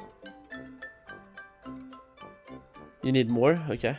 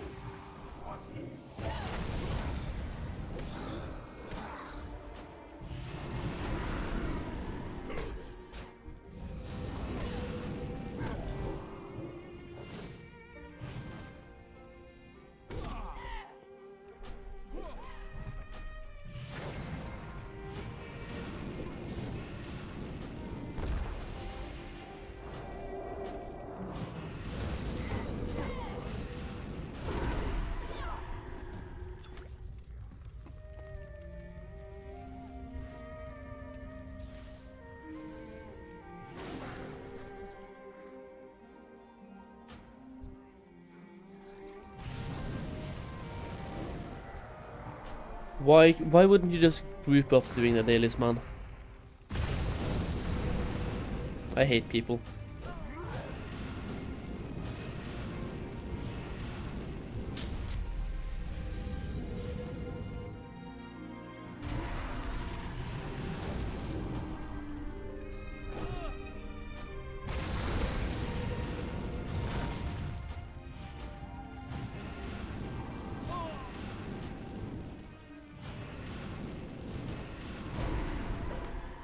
Queuing heroic? Ah, man, I sad.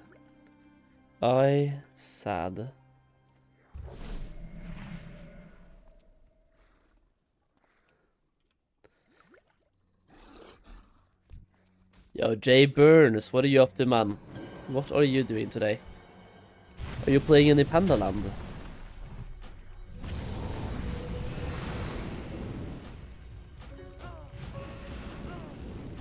Why is some STR items prior to DPS and not tanks, but spirit items Wall casters can roll and not priority healer doesn't make sense. I have no idea. That whole prior thing makes no sense to me. It doesn't, like, yeah. And also, tanks can lead on anything. Like, tanks can lead on DPS trinkets, and they still get the prior for it. At least they did on some trinkets. Meanwhile, DPSers cannot lead on tank trinkets, or don't get prior on tank trinkets, but tanks get prior on DPS trinkets.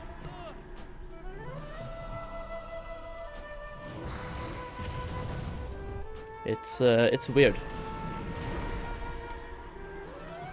Got a monk level 32. I have one as well, level 32. Damn, nice. And have a level 85 paladin, but don't know if I can be bothered to play at the moment. You all good? Yeah, dude. You too? Where are all the villagers? I'm supposed to do the L rescue. I see one.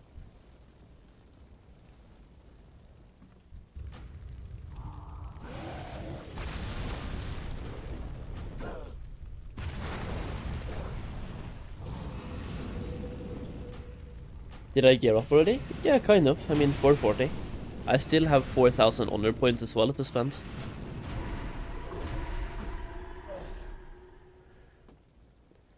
Speaking of honor points, where are the honor vendors in Pandaria?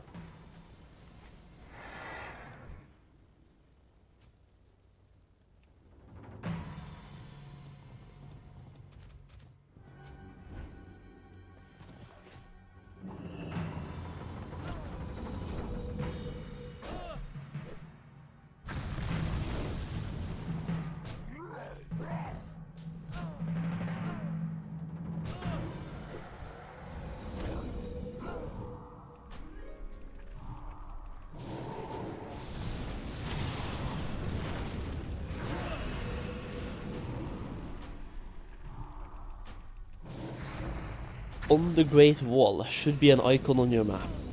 Okay.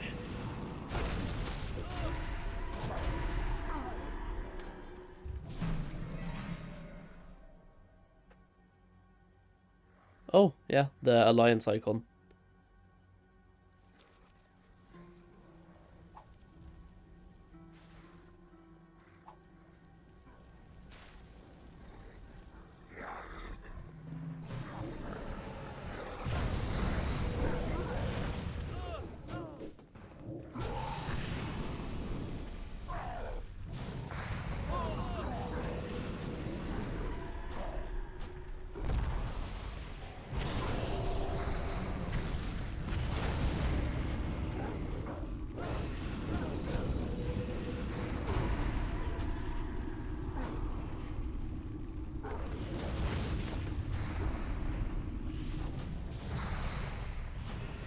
Never really liked WoW after that, really?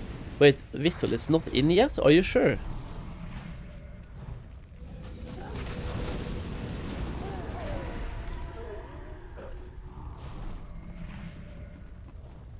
Why would the honor vendors not be in?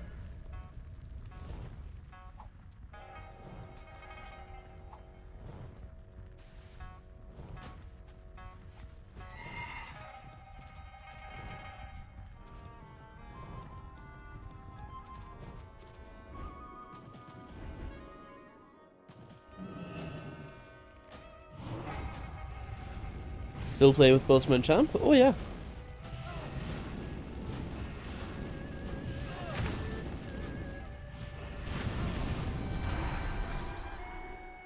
Not sure how much Bostrom will play Mists of Pandaria, but Oh, what's up? there we go. Nice, good job.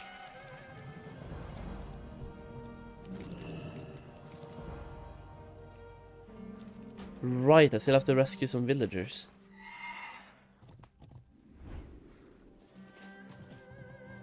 Where are my villagers I can rescue? Where are you?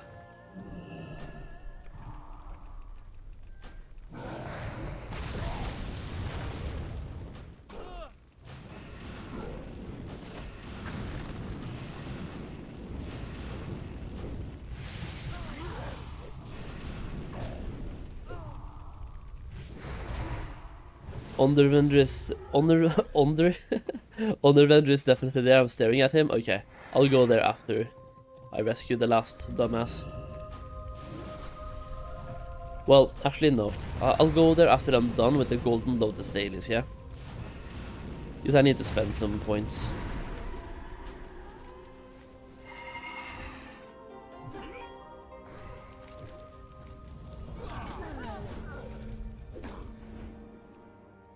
Ballon Lai, the immolator slain.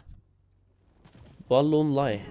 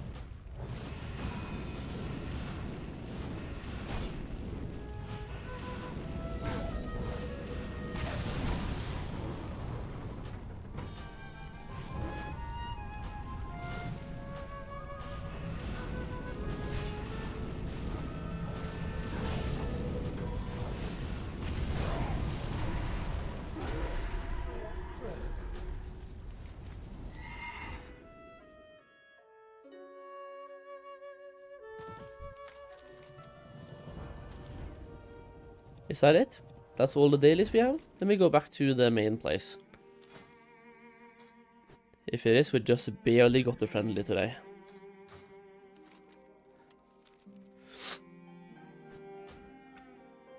I mean, that is 2 sets of dailies though with the Golden Lotus in one day, so like it's not bad.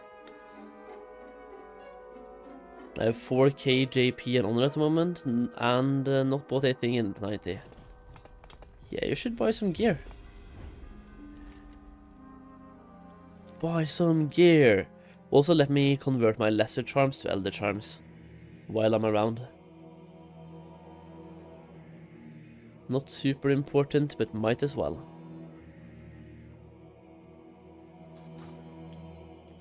Then we go to the honor vendor, and then we go to Town Long and do the last set of dailies that we have. At least the last set that I think we have. Okay, so after handing that in, we do get one more quest for Elder Charms. So you can keep doing Elder Charms. It is now 50 for 3 again? No way. It's 50 for 3 again. Huh. Whatever.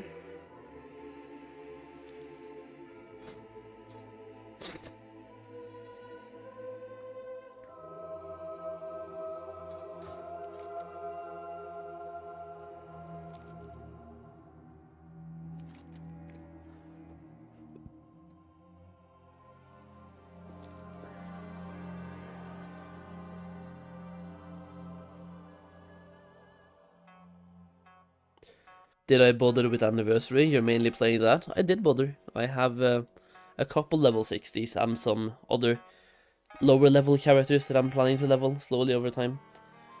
I have a Warlock, that's going to be my main in TBC, and he's level 40-ish. I have a level 60 Mage and a level 60 Warrior at the moment.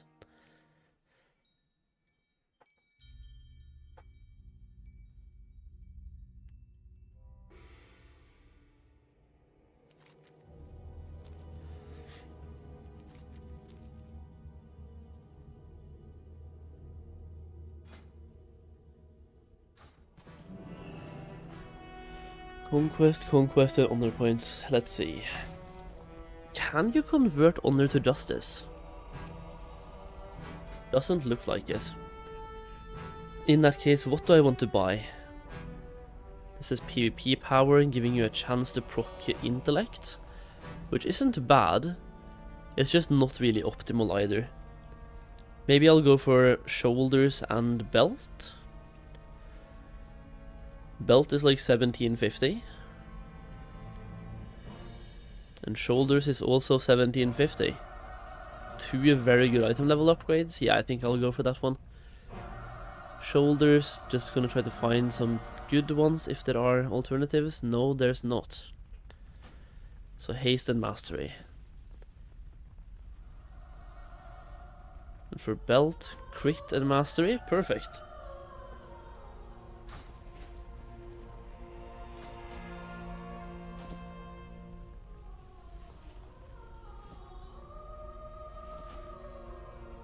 There we go, dudes. 443 item level right now.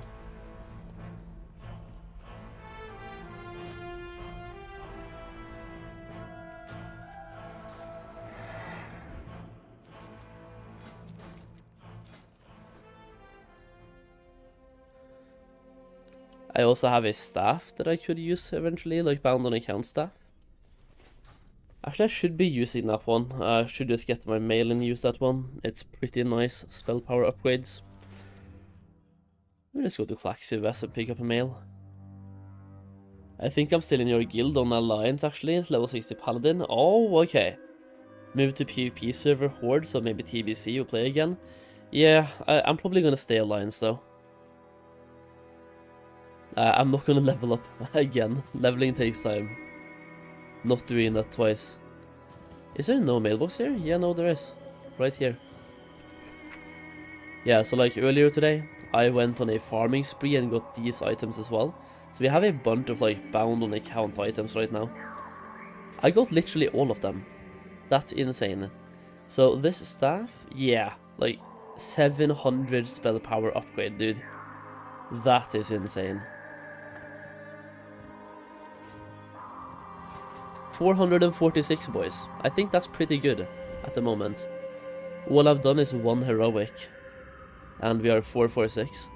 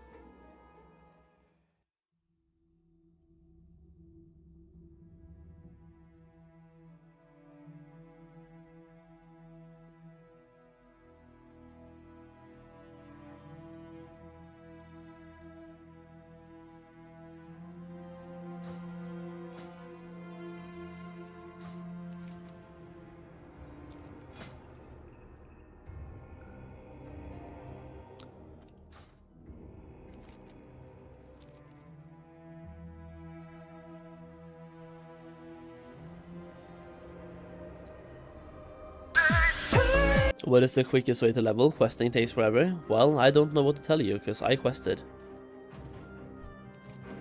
Where do you pick up the daily to start see like the daily shadow pan stuff?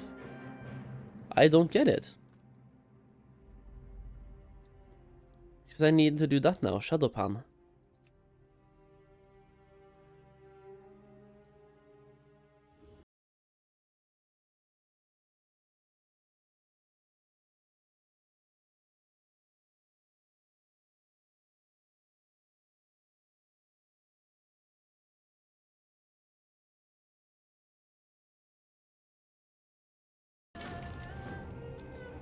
I hate when it doesn't show on the minimap, like that's so fucking...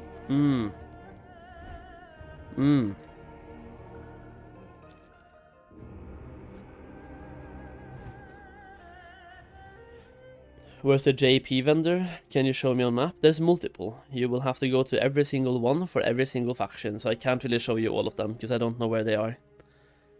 Every faction has their own vendor. Golden Lotus has one, Shadowpan has one.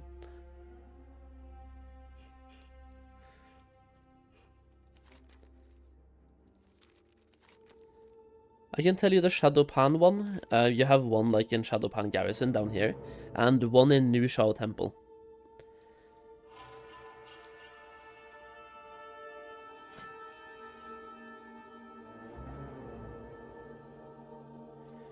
It's kind of weird because instead of just having one vendor point vendor, we have to like vendor point, one justice point vendor, we have to go to so many different ones. That's one of the things that Blizzard really could change. They obviously don't have to, but they could. And I think it would be a good change. Just a massive quality of life.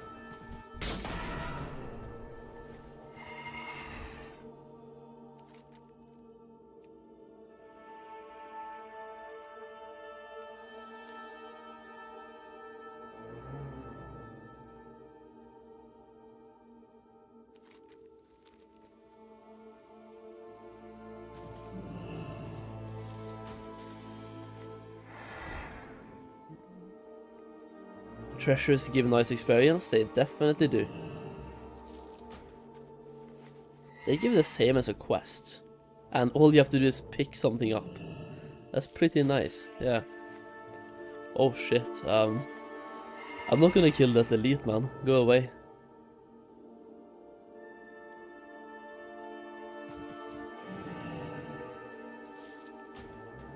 How long steps time? Nice castle, grats. This is where leveling starts getting fast as well, just how long, like, questing is great there. You get a bunch of gear upgrades, the quests are neatly stacked together, you do like 4 or 5 quests at a time.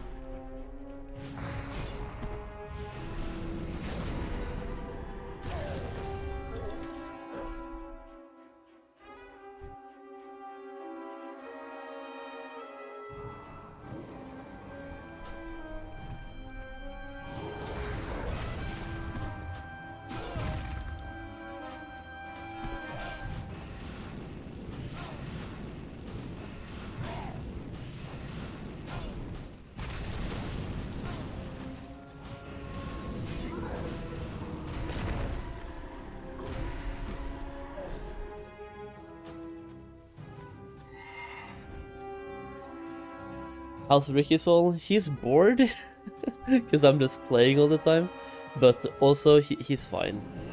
It's very warm outside, so he doesn't really want to go for trips at the moment, which, to be honest, kinda fits me perfectly due to launch and stuff. But we were outside for 15 minutes right before launch, like 2 days ago. But it's really warm over here and he doesn't really handle the heat that well. So he's sleeping a lot and playing with Silver. I have another cat. So there are 2 people being bored together. I think that's great.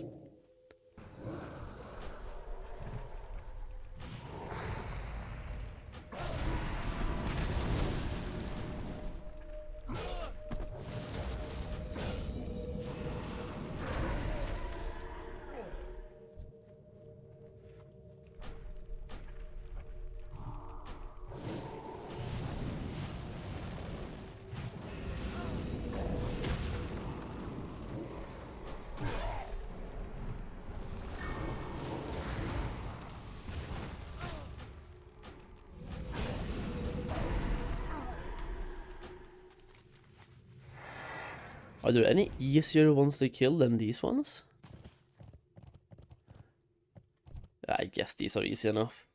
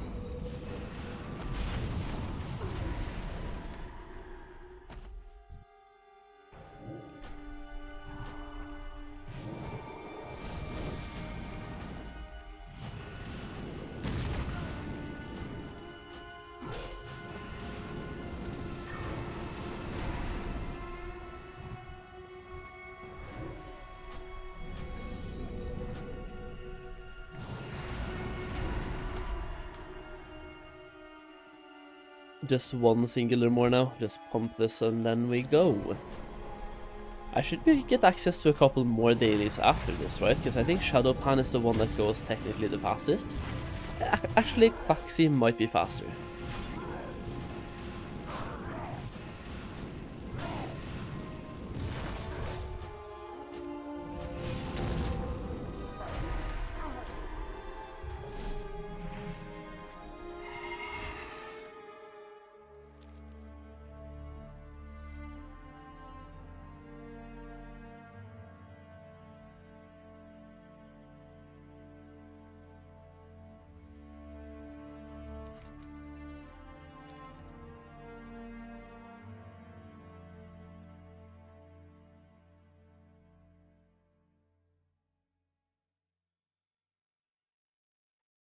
Oh, wait.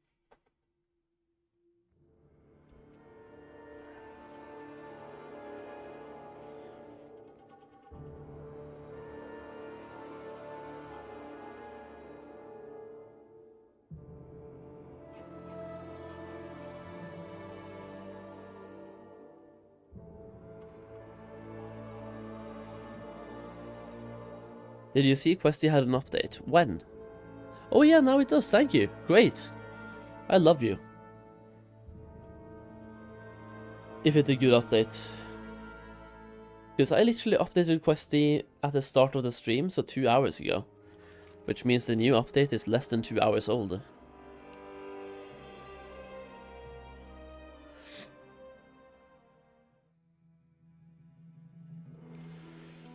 Let me try to reload with the update and see if we can like notice any difference. Don't know if it's good. Oh, hey, I'm just gonna update and reload and we'll see.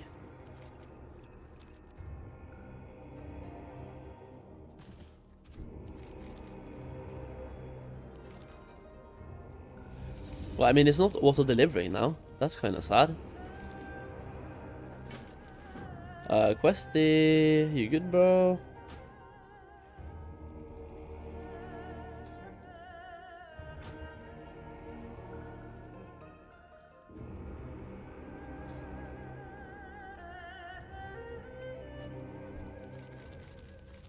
There we go.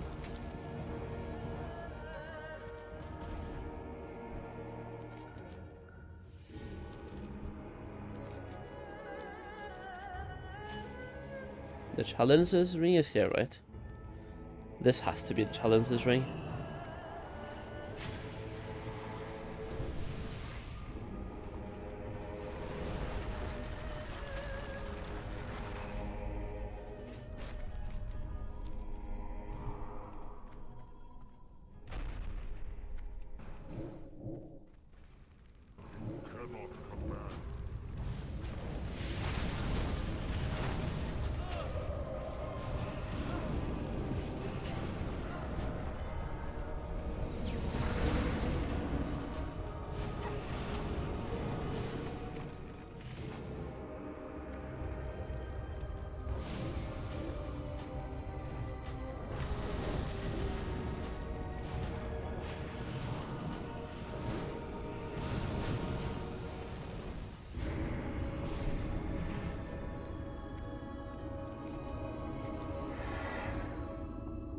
You are as strong as they say.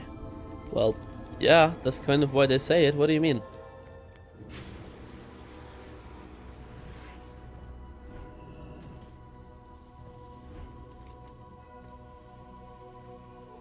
Do I have any more dailies?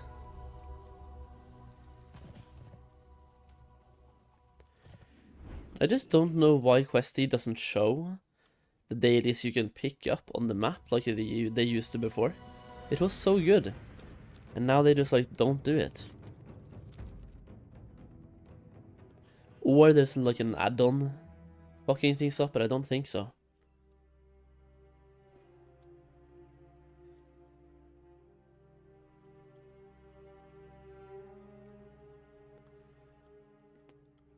First Deserter buff, did he get a bad one? A low level shit dungeon?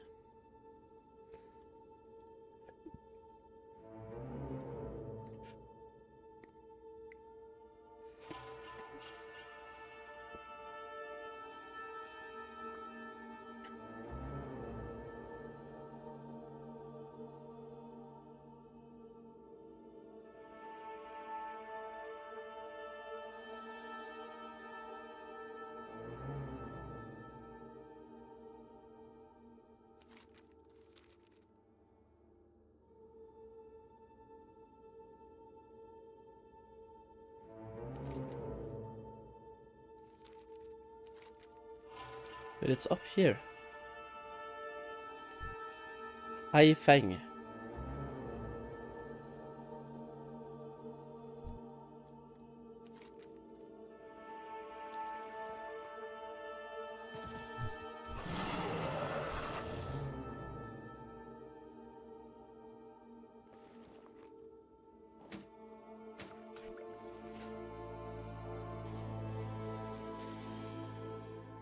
Huh?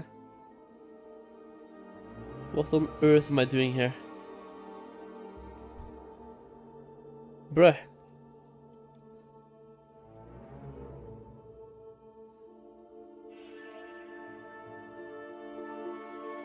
This one is gonna require some thinking.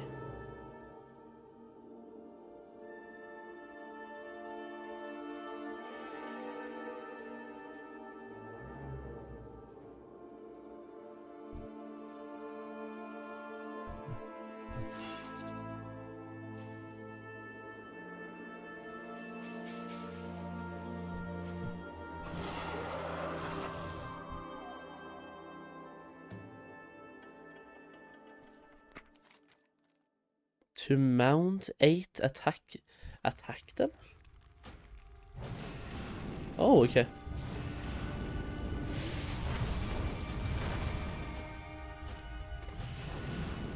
Cool.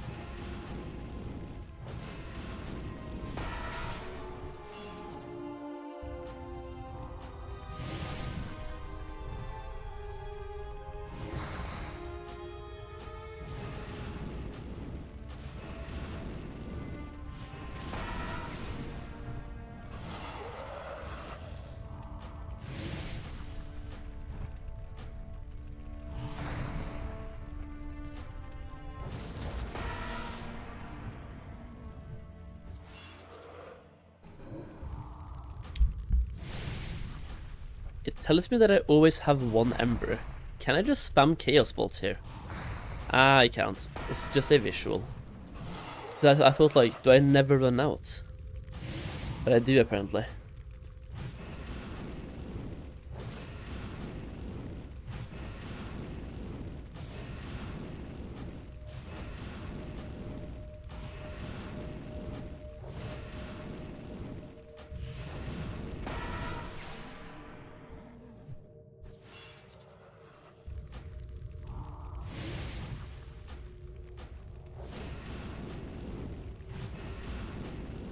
Yeah, this quest is weird.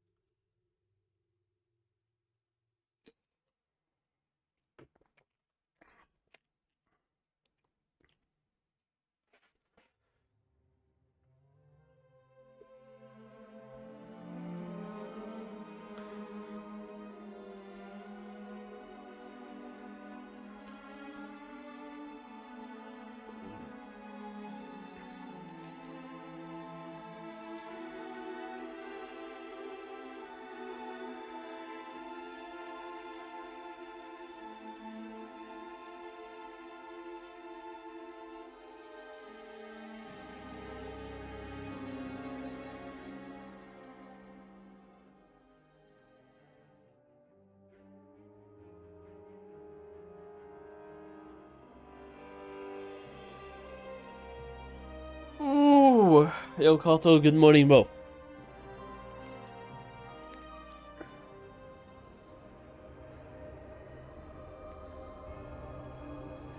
Good morning. What about the quests at Nusha Temple? Because yesterday we had some dailies there as well, today we don't have any. That's kind of weird.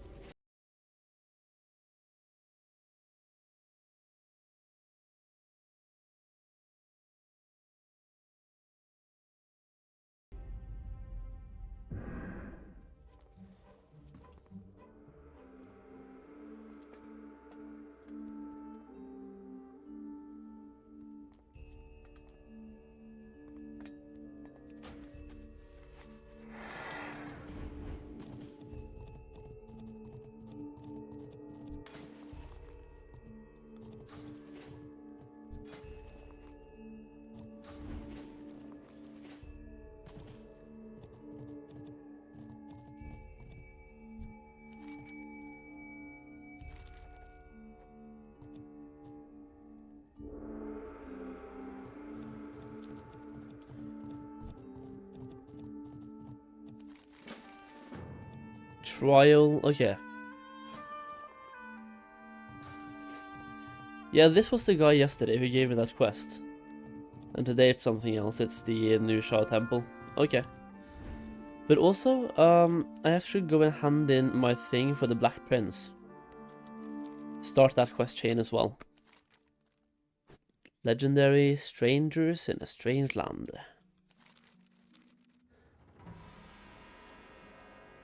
What do I do with my Spirits of Harmony? I just trade them in for whatever is the most valuable at the moment. I only have 18 motes at the moment.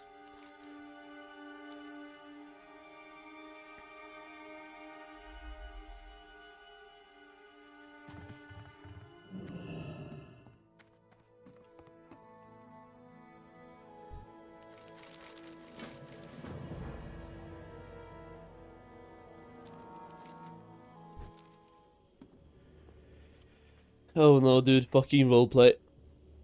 Roleplay. Can we already start the cloak quest line? Yeah.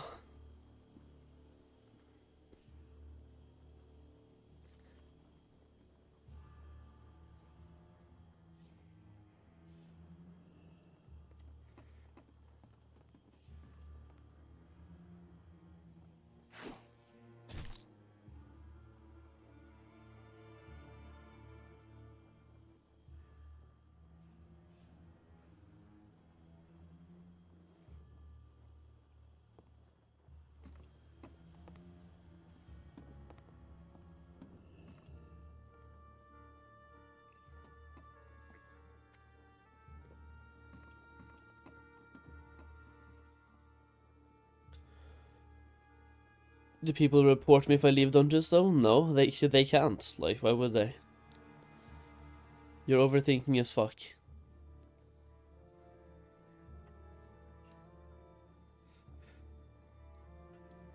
Like, what if you suddenly had to do something? They don't know.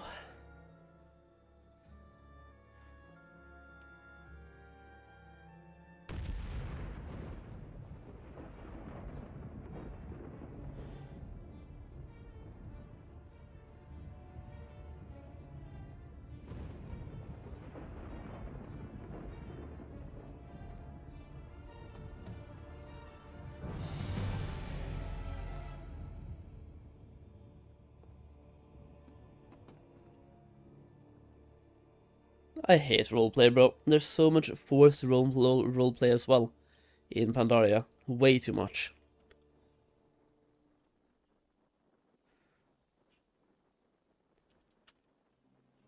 It is just roleplay you can't escape. There we go. And now we start the two quests. Legendary. This one is inside the raid. Well, wait, what? From end dungeon bosses, yeah, celestial dungeons or raid bosses, exactly. So we have to wait until they become available, and here we have Honored with the Black Prince. Nice. Time for the last set of dailies, boys, in Kunlai Summit.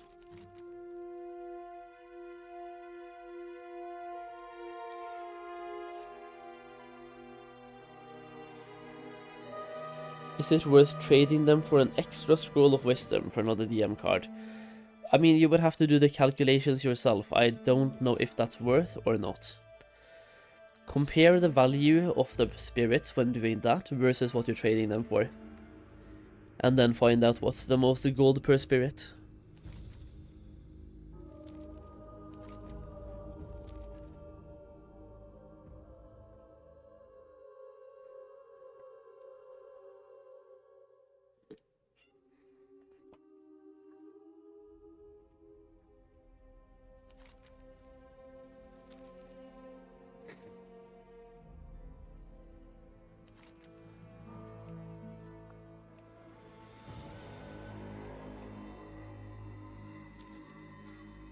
What is the fastest way to level? Quests or dungeon spamming? I want to say questing, if you know what you're doing. But also if you're in a very good group, like a pre-made, dungeon spamming is pretty fast as well. It also depends on your server, because Gehennas and Farmo, for example, there might be a little bit more competition for questing, in which case dungeon spamming you don't have any competition.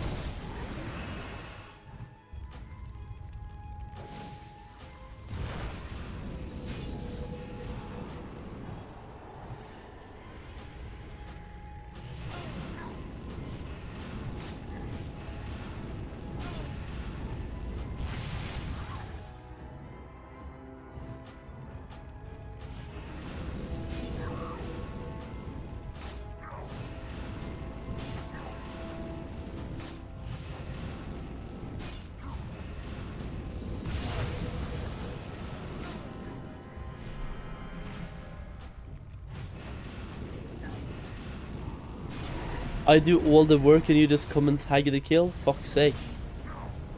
And you're doing no DPS.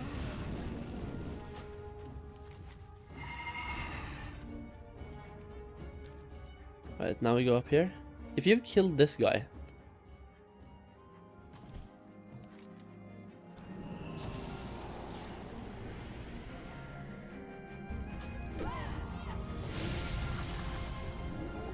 I'm just gonna pop some CDs.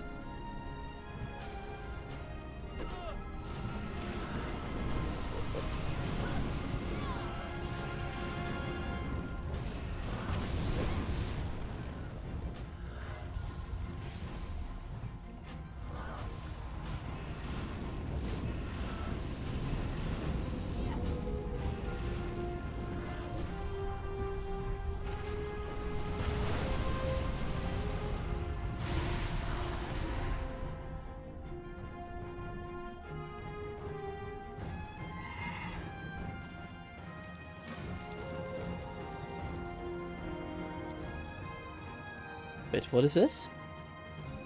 Ashio and Ken.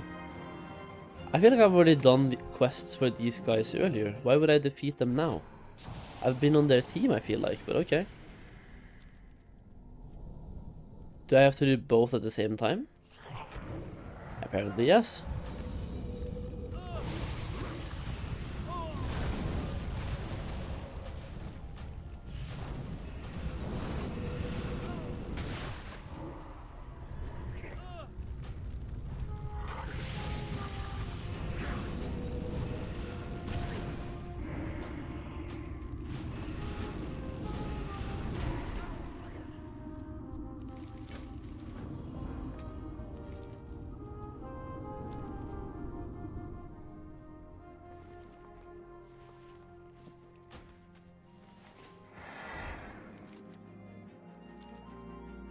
Oh yeah, by the way, the Dread Amber Shards, can I convert that into more reputation actually?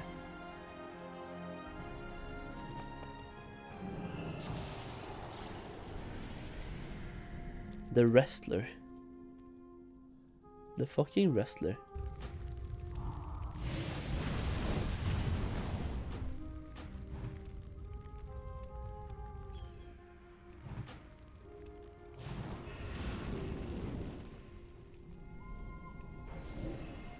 Is that the entire thing? I have to kite?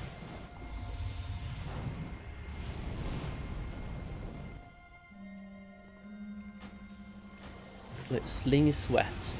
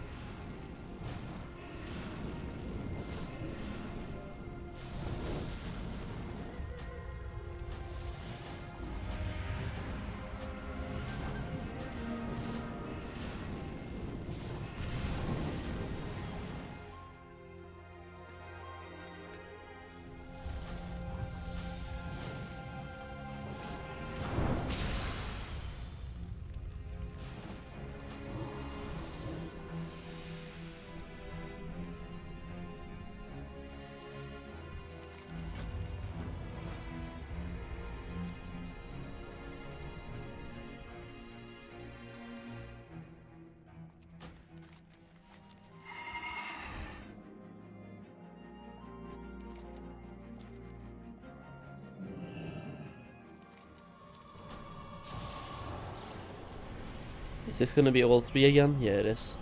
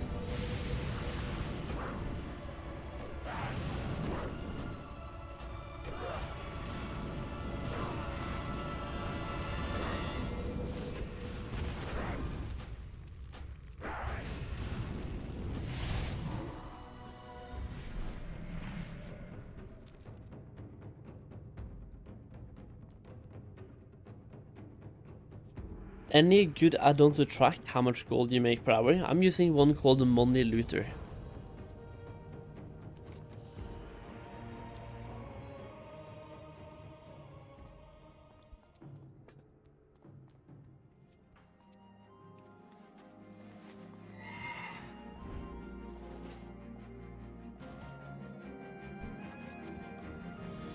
Oh, dude! This could give me a staff. I already have a 450 staff though. But this one could be good to have, so I can give this one to a level 86. Like my druid, for example. If I'm going to be a boomkin.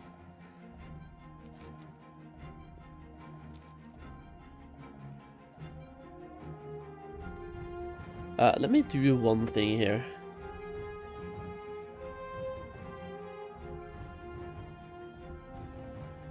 Wowhead, Pandaria,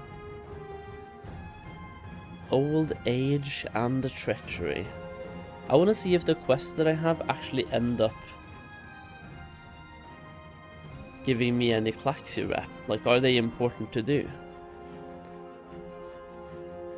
Gives rep with the anglers in that case, that is not bad. Like, anglers rep. Then we have Shark Week.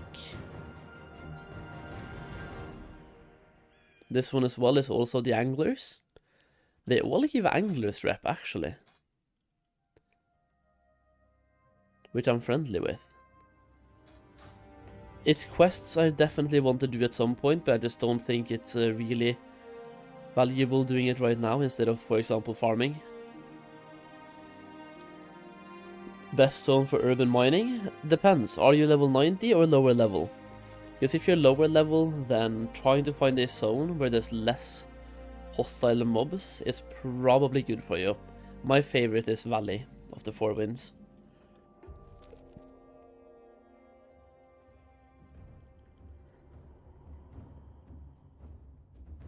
But then again, less popular zones probably have better priced materials, I will just say.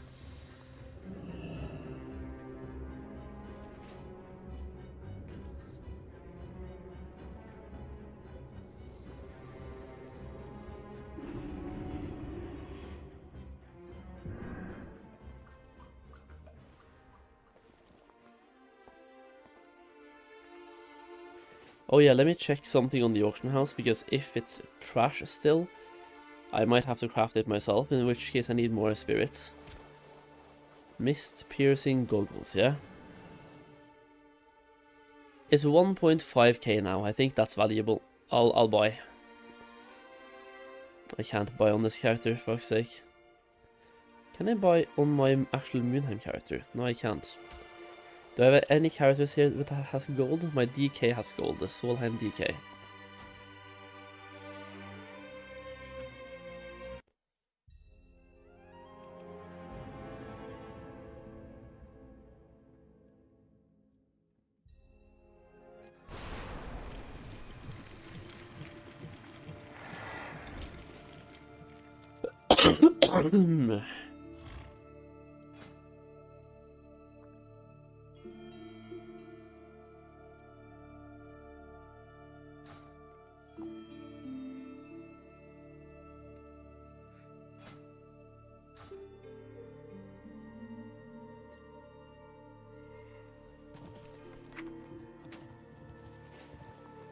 Re-90 over the ones that I have. Huge.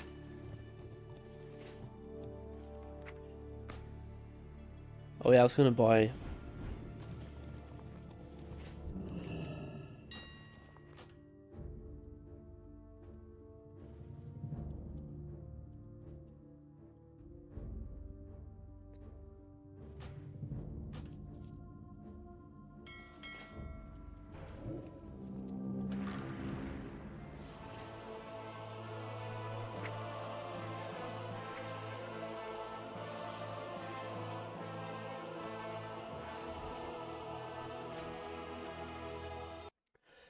The question is, do you need to wear those goggles while you're farming? I'm gonna get lunch, I'm starving. Yo, go do it, Castle. Get lunch.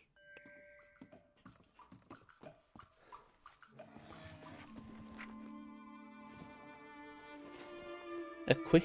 Yeah, so I have to equip. I guess that makes sense.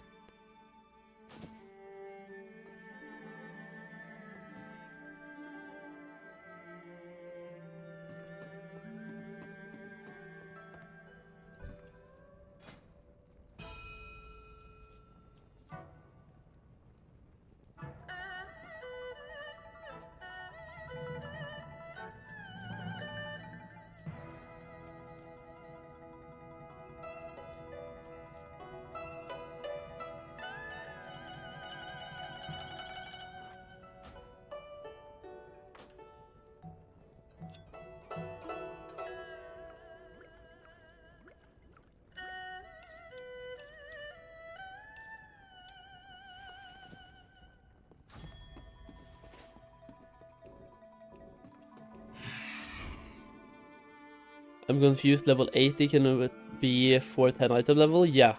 There are some very good BOEs in Pandaria. There are some very good ones. Okay, let's reset the money looter, because now we have different prices than yesterday. And I mean, I'm already seeing new nodes that I didn't see yesterday.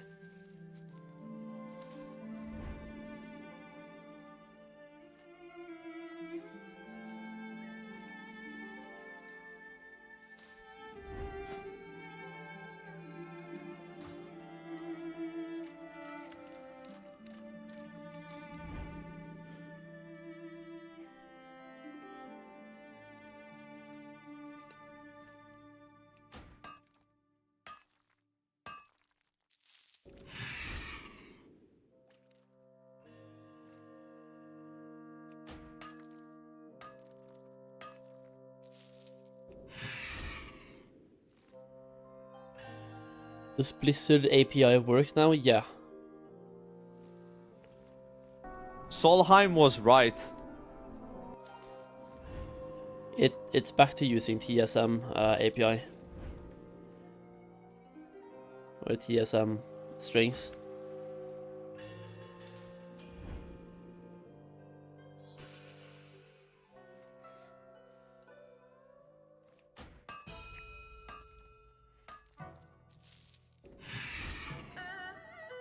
The only bad part is that it pulls a little bit all the prices. But either way, the gold per hour count is just for fun. It's supposed to use TSMDB database values. And the last scan is an hour ago apparently, but no way.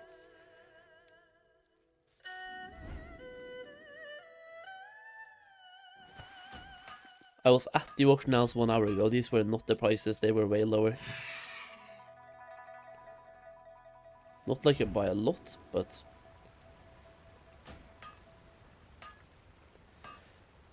Let's see if we get any gems today, shall we? Because we have the Ancient Pandarian mining pick. How long do we think we have to farm today before we see a gem from mining? Because yesterday we farmed a full hour with no gems. I want to find a gem. I just want to see it work, okay?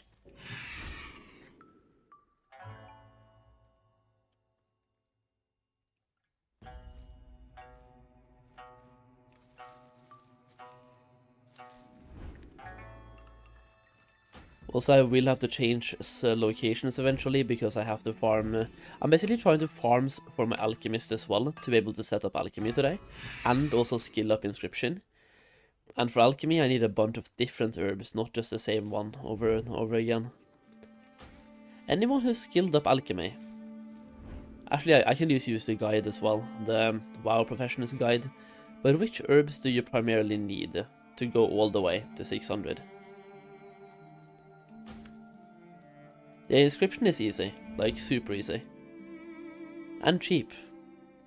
One of my scribes I got to 580, it cost me 100 gold. And I got all that gold back, by the way. It cost me 100 gold, I got all the gold back and made profit.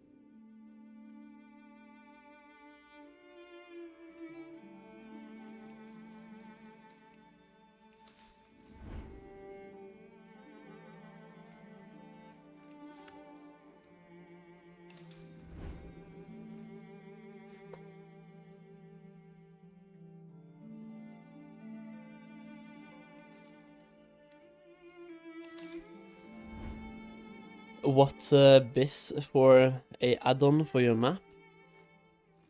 I mean, minimap? I'm using sexy map. I think that's the best one to use. But I also just like the sexy map. You can do whatever you want with, right? You can have it be a circle, a triangle, the way it is for me right now, a square. You can have insane borders around as well to make it look really cool. But this right here looks clean to me. It's clean.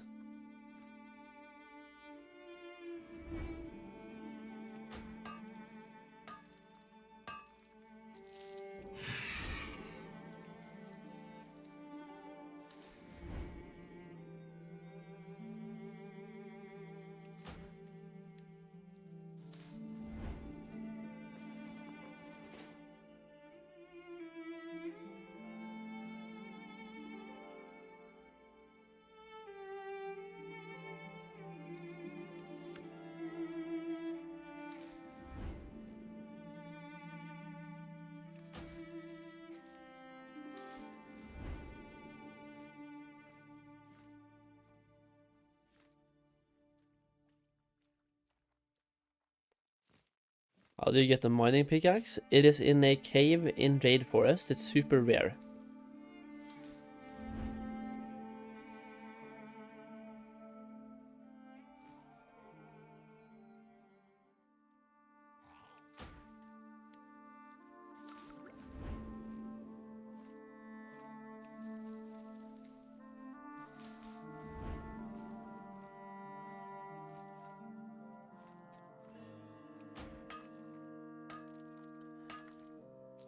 I'm not a gold farming guy, but I like to see the prices on stuff. Do you recommend going with TSM now then? Yeah, TSM is cool.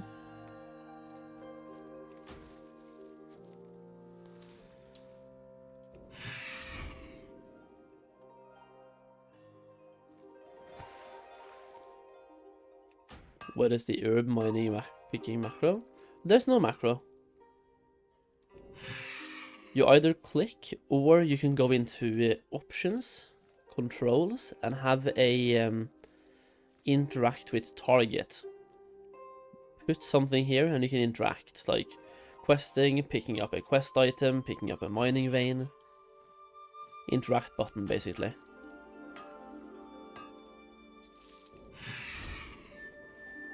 So if you don't want to click on the herb, you do like this and pick it up. The only thing is you have to be facing what you are picking up.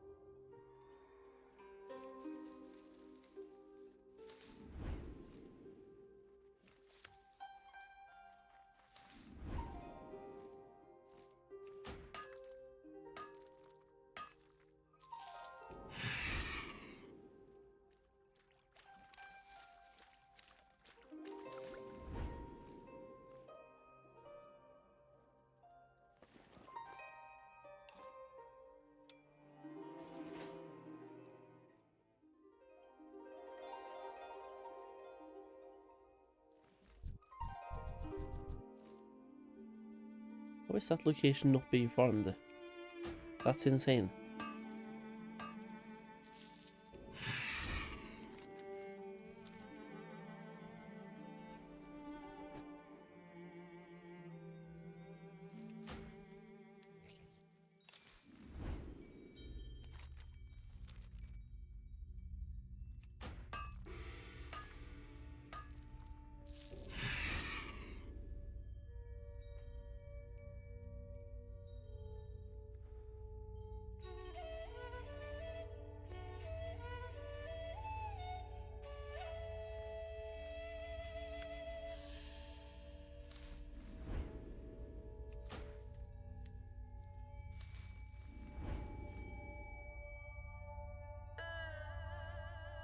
Oh, Taco, how are you doing, bro? There is no way. There is no way. I did a 31 yesterday, almost broke me.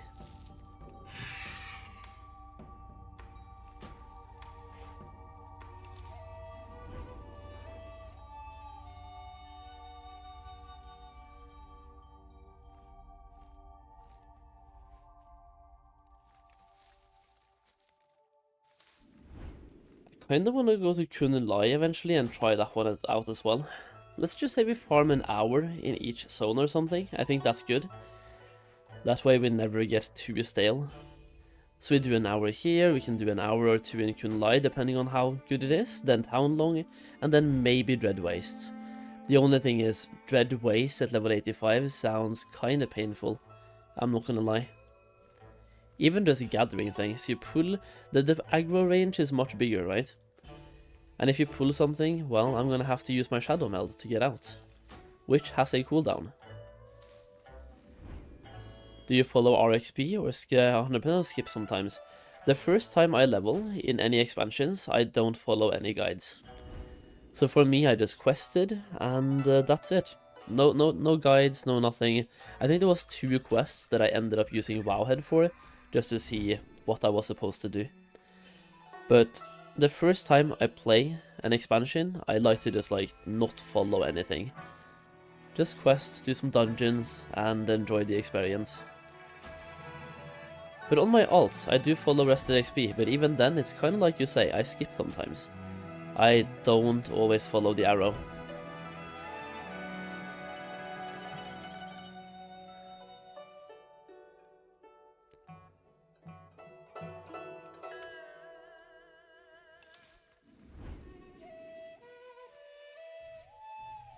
It's not. Is that a comment to my Dread Wastes comment?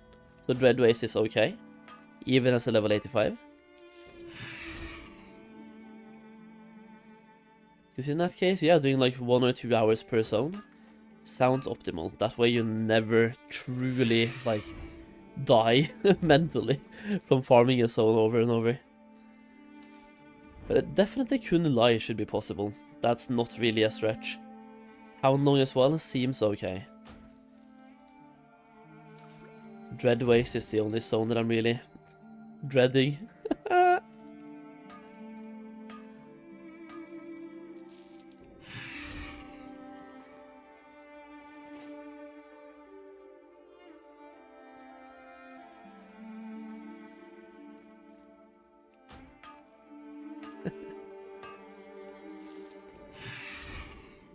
Hey yo, Grat with level 90. How do you get level 85 flying on alt? When you get to level 90 and buy flying on that level 90, you can then buy a tome, an account-bound tome, to fly on your alt. The same way we did in Wrath, basically. Dad jokes? Yeah, I'm getting old, dude.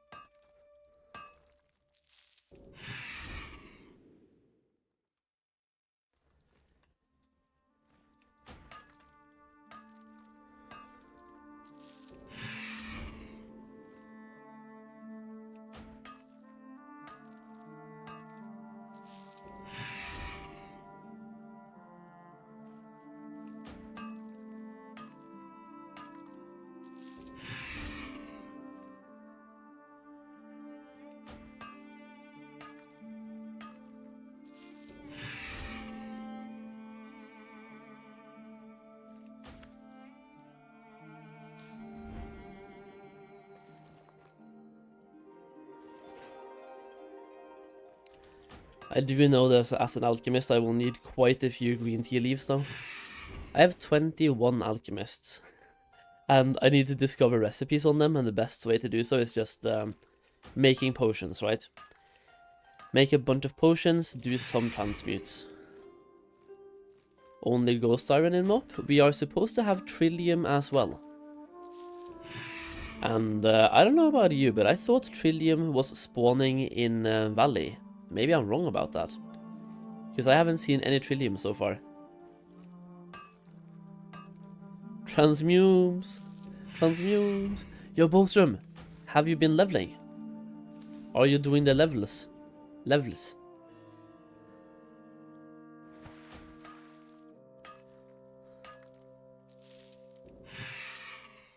I have trillium here in Kunlai, you do? Okay, so Kunlai is gonna be big. I'm definitely going there very soon, because like I have way too much silkweed anyway. Fuck's sake.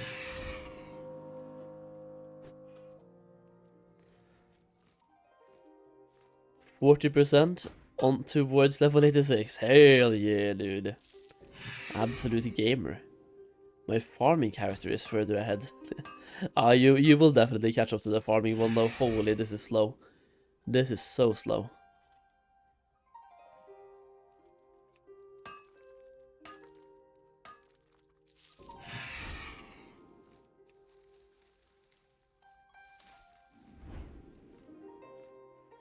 Did he farm here? Yeah, he did. Fucking paladin, dude. A ground-bound paladin farmer.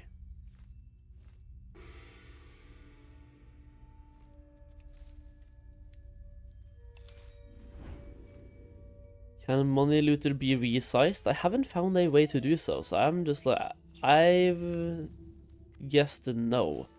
But if anyone finds a way, that would be lovely. I think there should be a way, I just don't know exactly how. Because you should be able to like not see the items if you don't want to. So only see the value in a short box.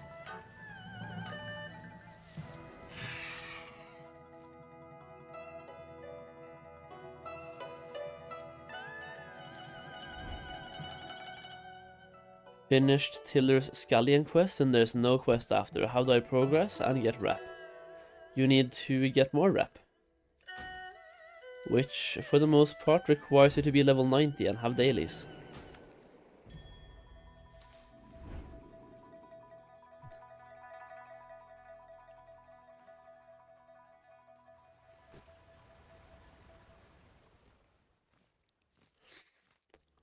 Shadowpan rep farming is a thing now, right now? No idea.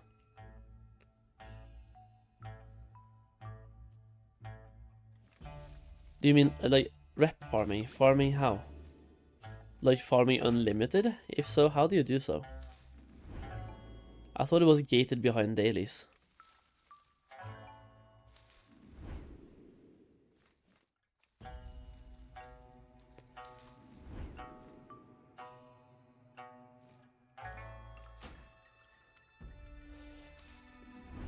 Planting in those 4 plots gives rep as well. It did it on my level 90, but when I harvested yesterday pre-90, it did not. So either the flowers only gives rep at level 90 when harvested, or it was a bug on day 1 where they did not give rep. I'm not sure. Because at level 87 yesterday, no rep. Level 90 today, rep. But even if it does, it is about 200 rep per day. So, not being level 90, you will spend a lot of time to progress. Absolutely.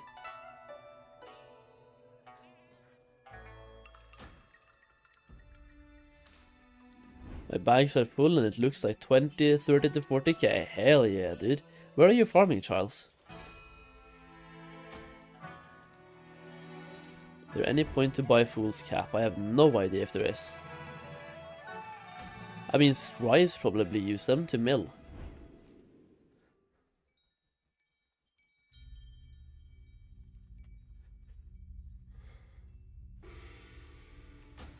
Not to buy? Still, no idea.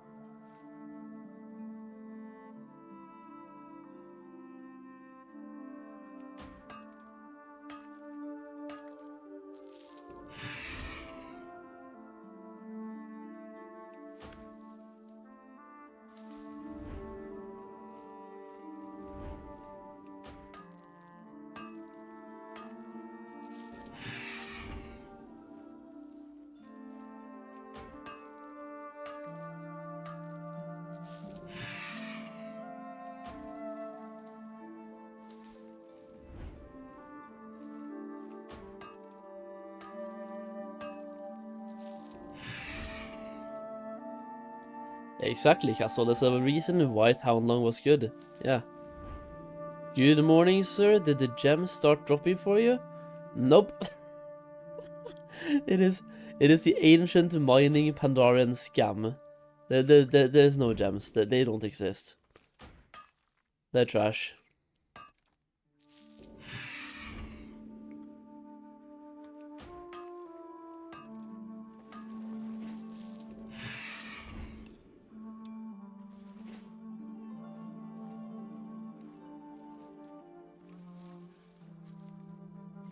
Did you equip? I did not equip. No. Maybe I should just for the memes. I can't equip. It's an axe. I literally can't even. But it does say it does not need to be equipped. Was the goggles worth it? Oh yeah, they cost me 1,500 and I see a bunch more veins.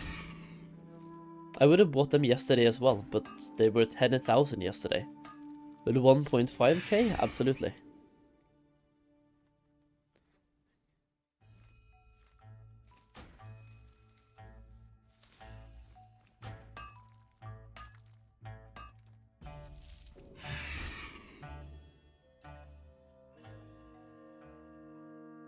What are those goggles? Something you need to have if you're farming.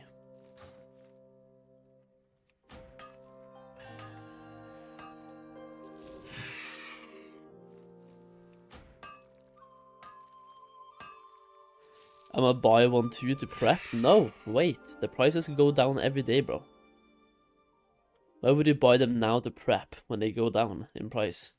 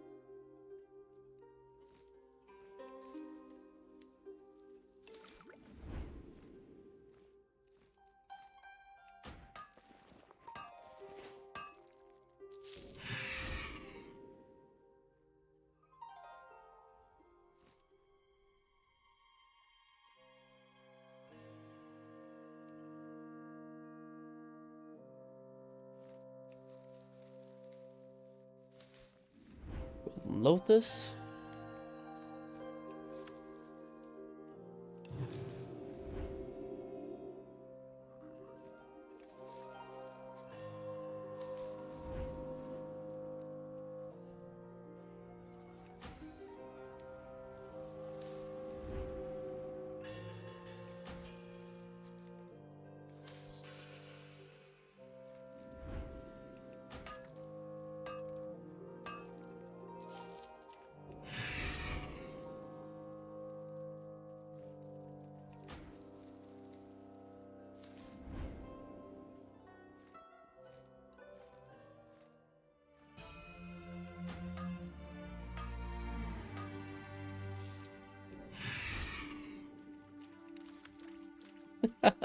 The shaman saw a mining vein and I'm like, nope.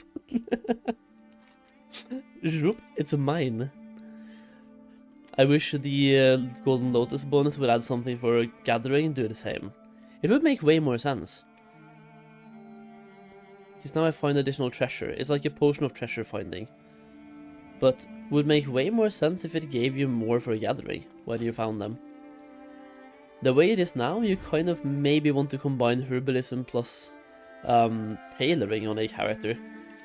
Just to get the free potion. So you farm, get the buff, farm tailoring, get the buff, and keep rotating. But even then it's like, if you're gonna be farming that way, just have tailoring, buy the potion, and farm. The potion is cheap anyway. Or cheap-ish.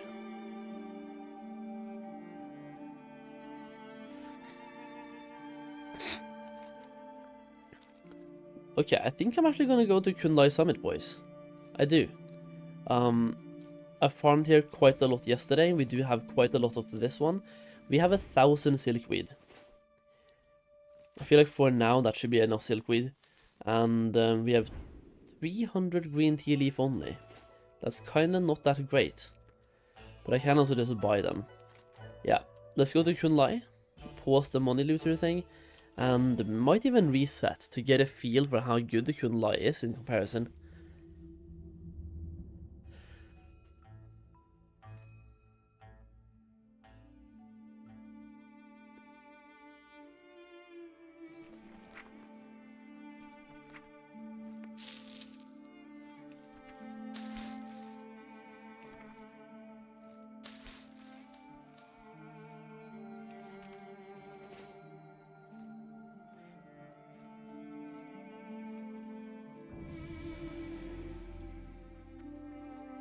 Okay, so for Kunlai Summit,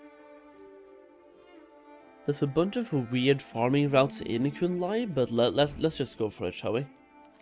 Yeah, how good or bad this ends up being.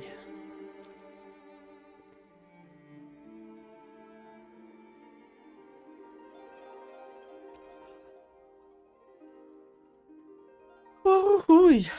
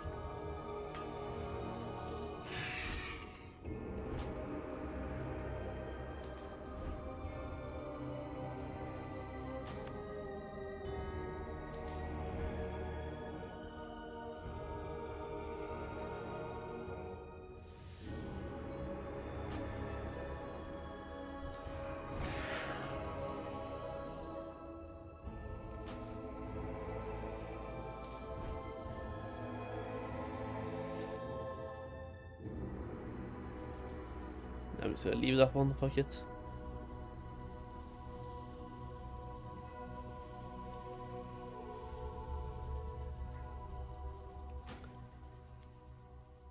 The bonus to this zone, I see none. What do you mean?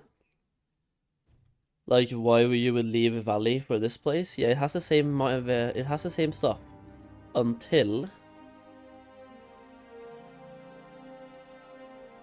the place where we are going. A Shaw-touched herb. Can I get that one?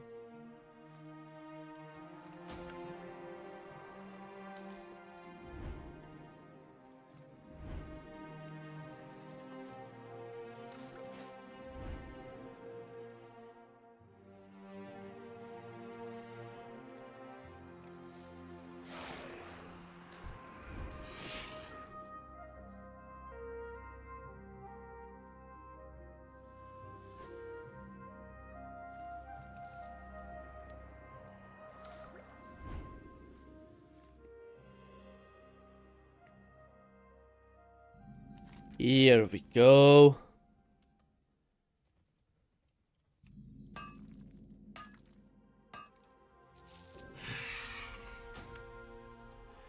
Why did they show me Kafa Kota Bush? Like, I don't want that.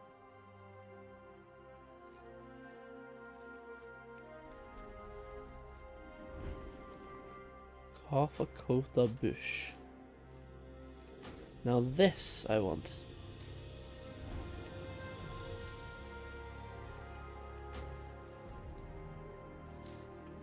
Motherfucker.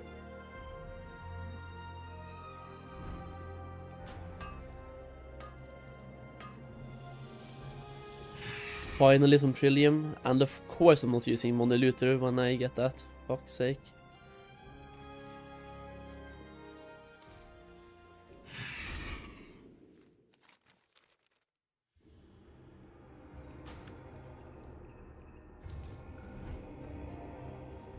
There's a bunch of stuff inside the cave though, I just don't want to go inside the cave.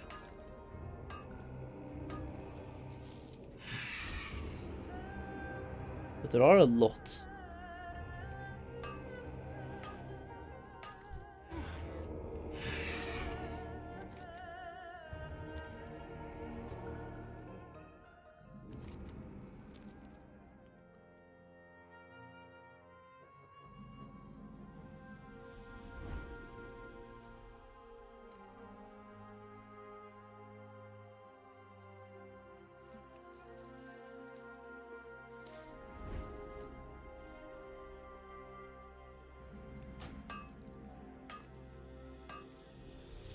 There's another person farming here. It's a shaman, level 90. Fuck you. Why do you have herbal mining on a shaman, bruh?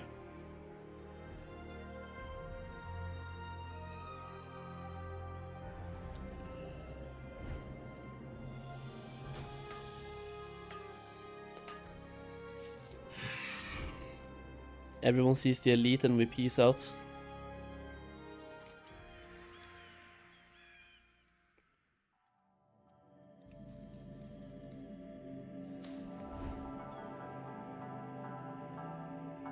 This sucks as we are now two people competing, flying directly together. No, he just leaves things.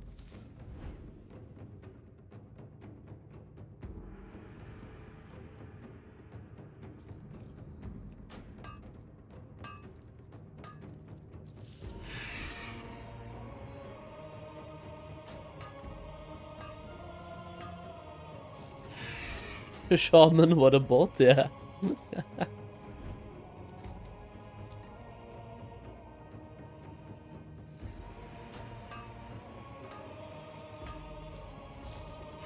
I wonder if I went up to the peak of Serenity though. And I wonder if there's any reason to.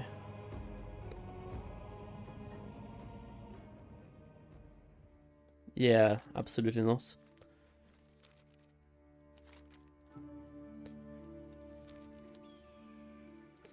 I'm just gonna follow in his footsteps.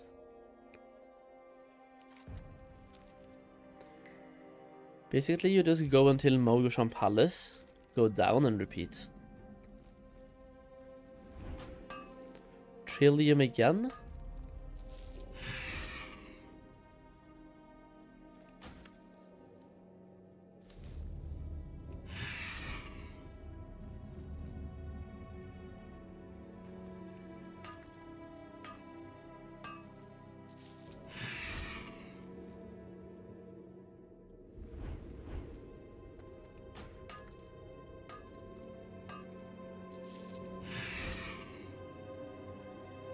People staying AFK in front of the AFK account-bound items, don't they have anything better to do? They're really good items.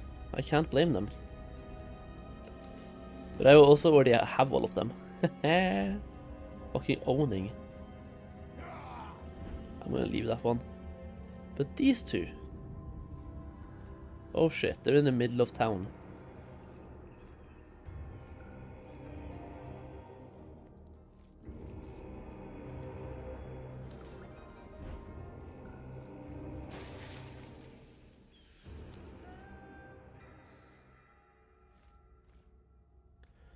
So many things inside the cave as well.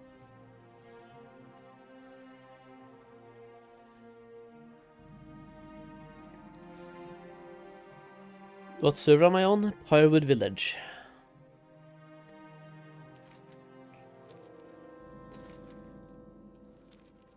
Pyrewood Village.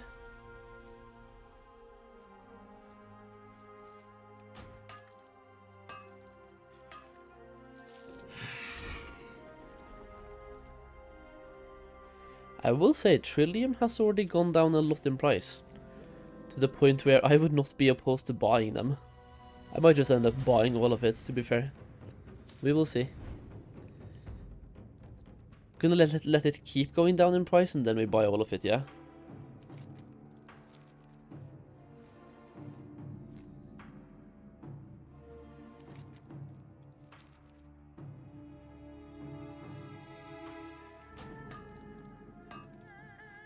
New dungeon, 500k quest? Yeah, dude. That is like what? That is 1.5% of a level only, but still good to have quests.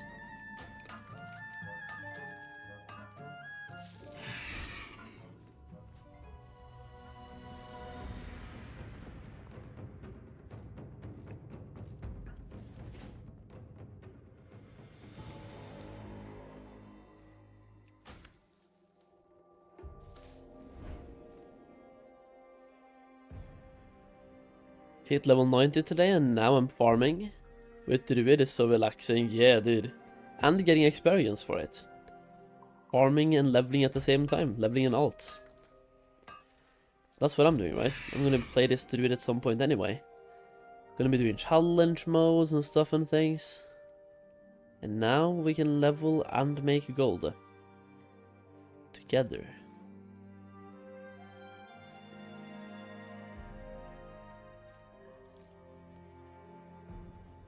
As a Kafa bush. Yeah, this place is almost not even worth checking. Especially when I have the shaman to compete against. I'm just gonna try to cut, so I can be ahead of him in the farming. Cutting the farming route every now and then to just get ahead.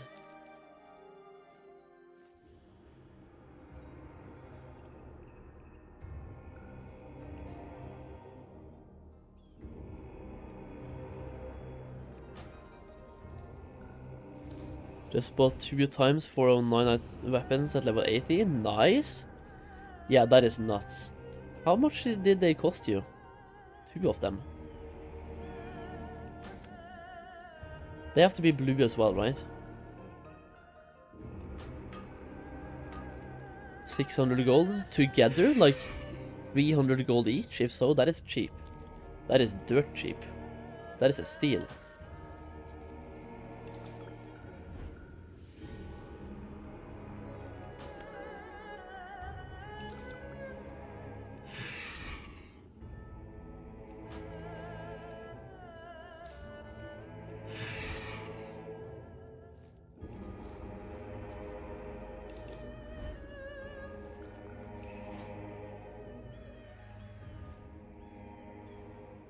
Gold per hour wise, this place is actually better than Valley. We do have slightly less nodes though. We don't just like go from node to node 24/7. So slightly less experience per hour, I would say, but little bit more gold. But less experience. That might also be thanks to the shaman though, so we will see if it gets better over time.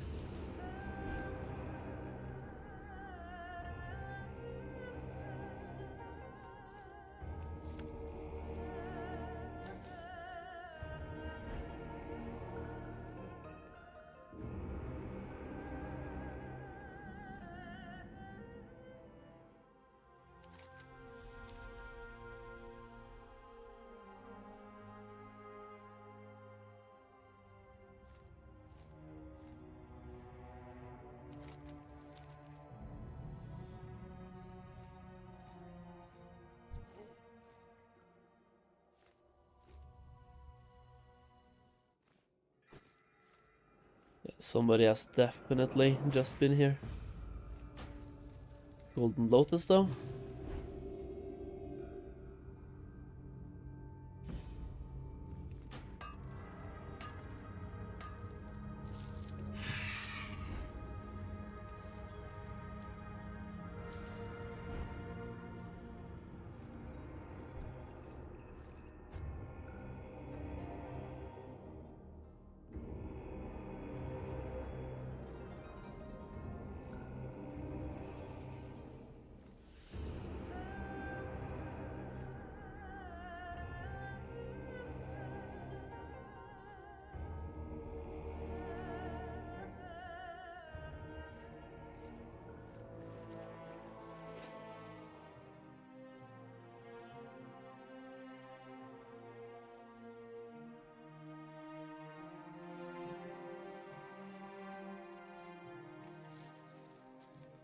Maybe it's worth it to just focus on this mountain at the moment when everyone is farming and things might be hyper-spawning to a little degree.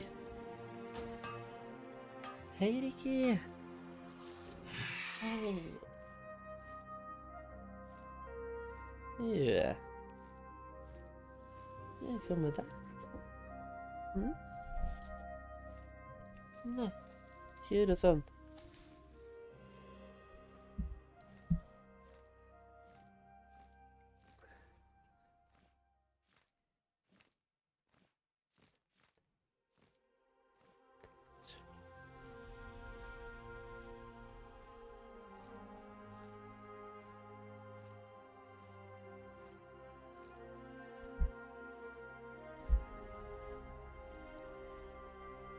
Kom der, ikke.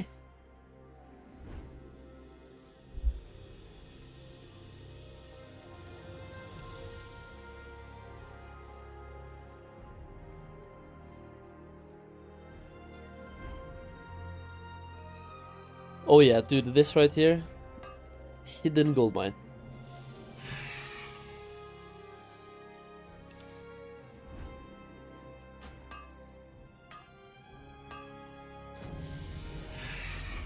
Ding, level 86, boys. One whole level only from farming. Yo, dude, MQX, no worries, man. Take care of yourself.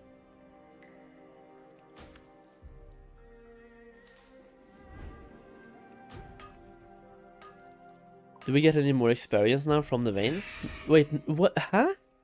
It's still the same, so 7.6. So, okay, the experience per vein doesn't really scale with your level, it seems. Which means it just becomes more and more lengthy. That's interesting. Because I feel like in Cataclysm it scaled with your level. You started getting more and more experience per vein.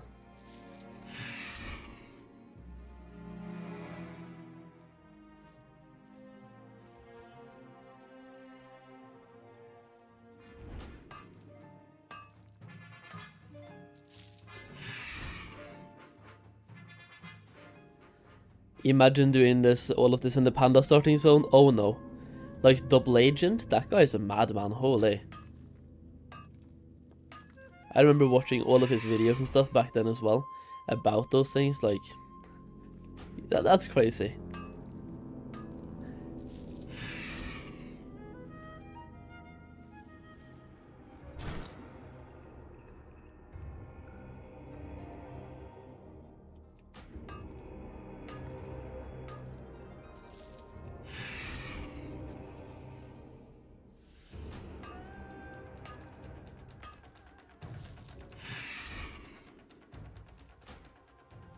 Help Soul, how do I set the money loot to market buyout? No idea.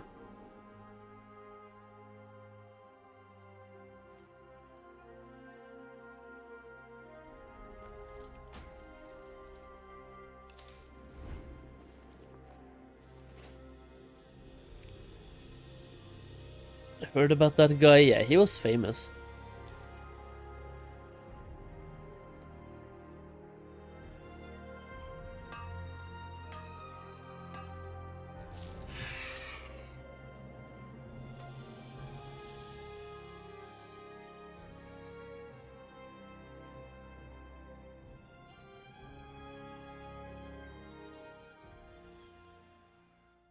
Oh no, the shaman has been here.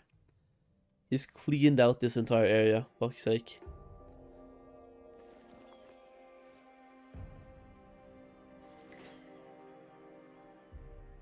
Yeah, the hey. Ow, ow, ow, ow, ow, ow. Ow. Yeah. Yeah.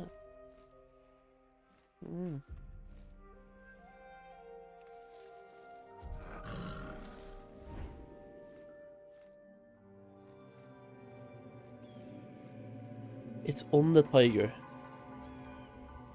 Okay, we're chilling.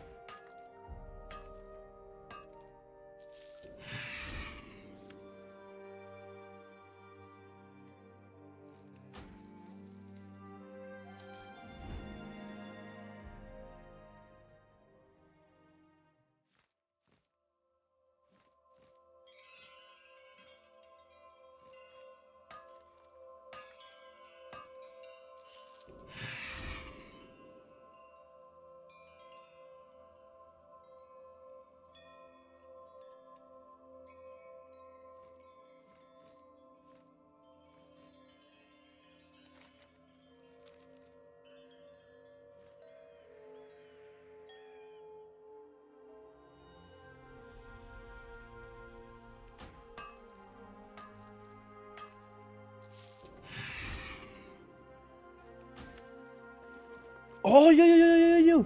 I found my first gem. Took me like probably 3 hours of mining though to get one gem, but hey. We have now gained 18 gold additional from the ancient Pandaren mining pack. Not a scam. 18 gold. Half the vendor value of the item.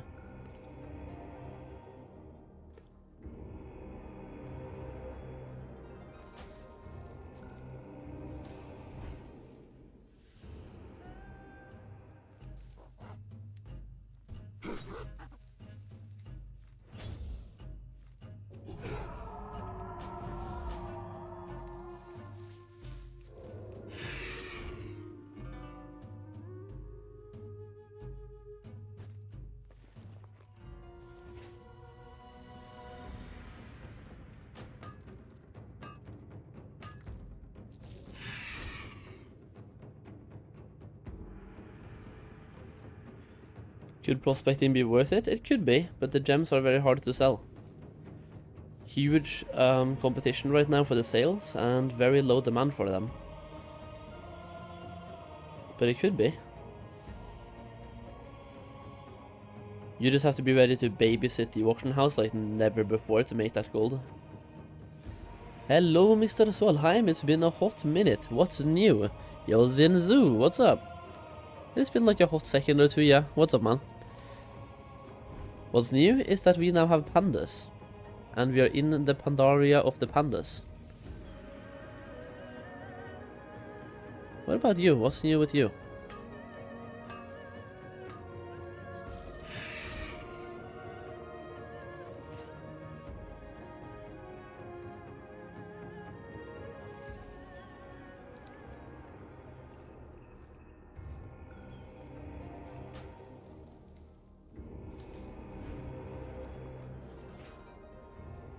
Not much. Parenting leave. About to end. Got 6 months banning Kata. Why you got 6 months banning Kata, bro? Starting fresh from MOP? Okay, I mean, hey. Starting fresh is always cool, right?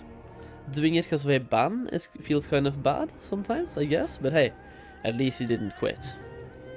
Yeah, at least you didn't quit.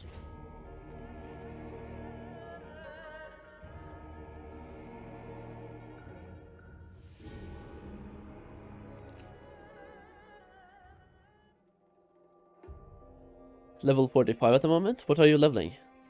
Are you going with the safe route of leveling a monk? Just because they level fast, or do you do something else?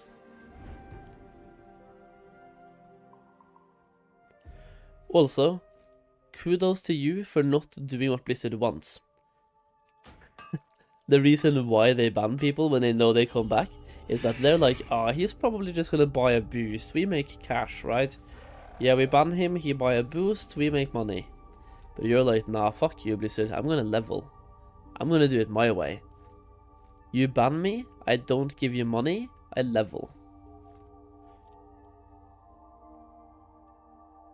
I sold the boost a bit diff, exactly. Exactly. Ain't nobody buying boosts when you can, well, sell them.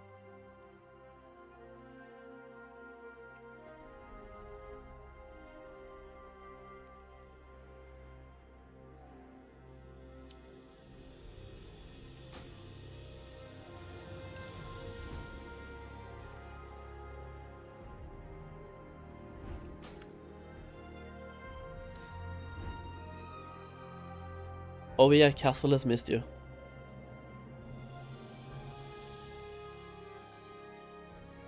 He was asking for you like every day for 2 weeks straight.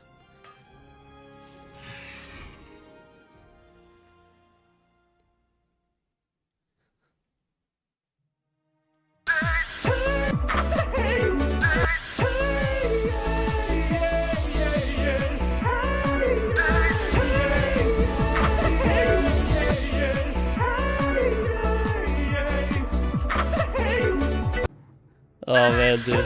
No, okay, don't start the thing we had yesterday, okay? Don't. Solheim was right.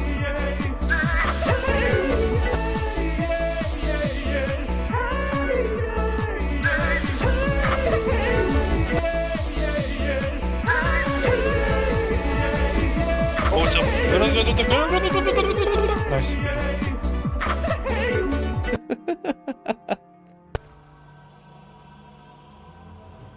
I just want to point out in the middle of.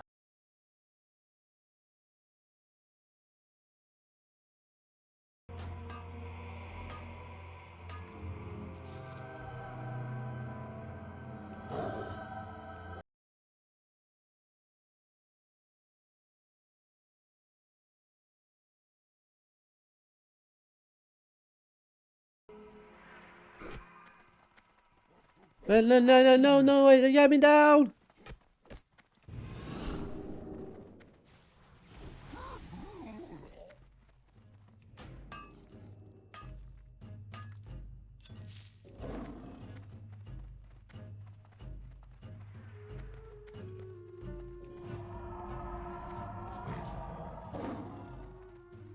Get me out of here, bro.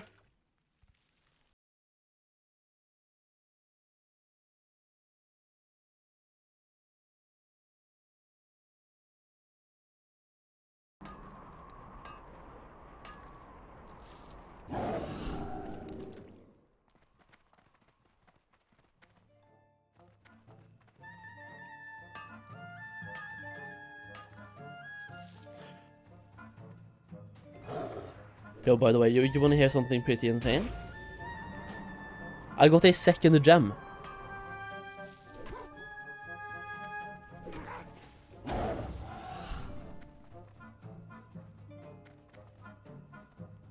We now have 2 gems, and this one is a red one.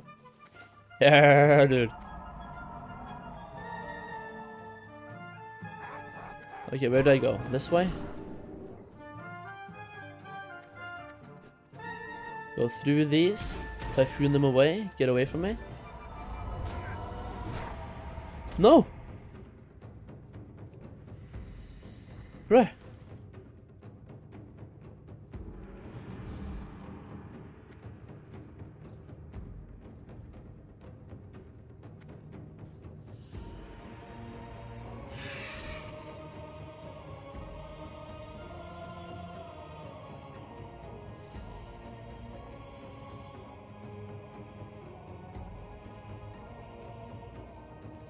It is the Cryptomaniac.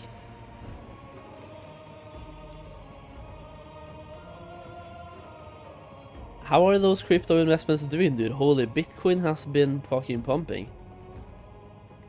I put in a decent chunk myself and it doubled. Good times.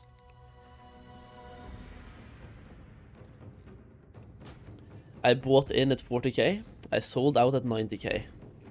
Should have kept it, to be fair, but I made cash. I'm happy.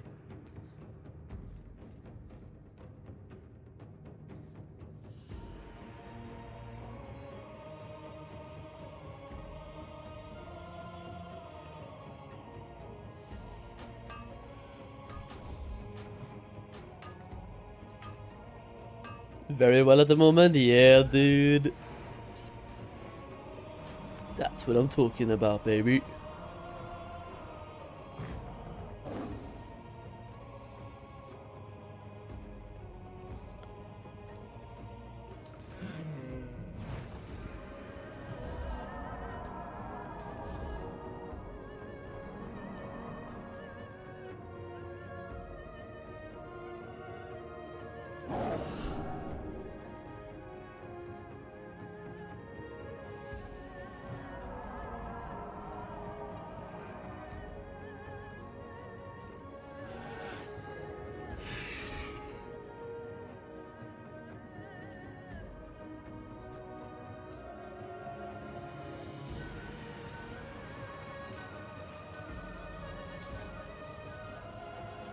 Didn't I tell myself I was gonna skip this mountain?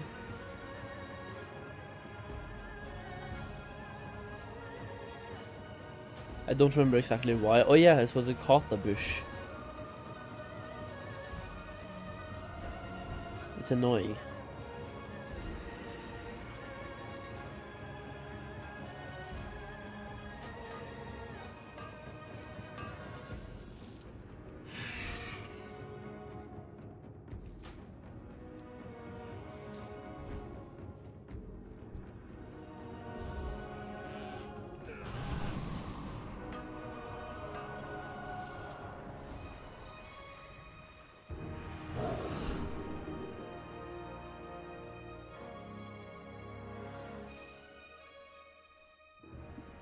Yo,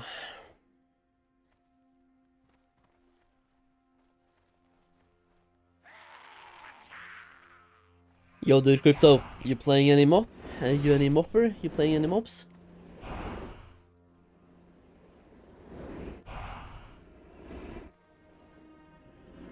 You're on anniversary, right? In my guild, like you said. But are you gonna be playing MOP at all, or is it only anniversary focus? Do I have to go stealth now, or fine? I did see an herb that I wanna pick up here. If I can. No, Mists of Pandaria, that's fair. I'm probably gonna play some anniversary when phase 6 comes. Phase 5 isn't really a very fun phase for me. Phase 6 is cool, and TBC. I kinda wanna try out TBC again, because the first time I burned myself out in phase 1. Not the smartest move, I will say. I burned myself out in phase 1, quit either late phase 1 or early phase 2, and came back pretty much the last phase in TBC. So I missed out on over half of TBC.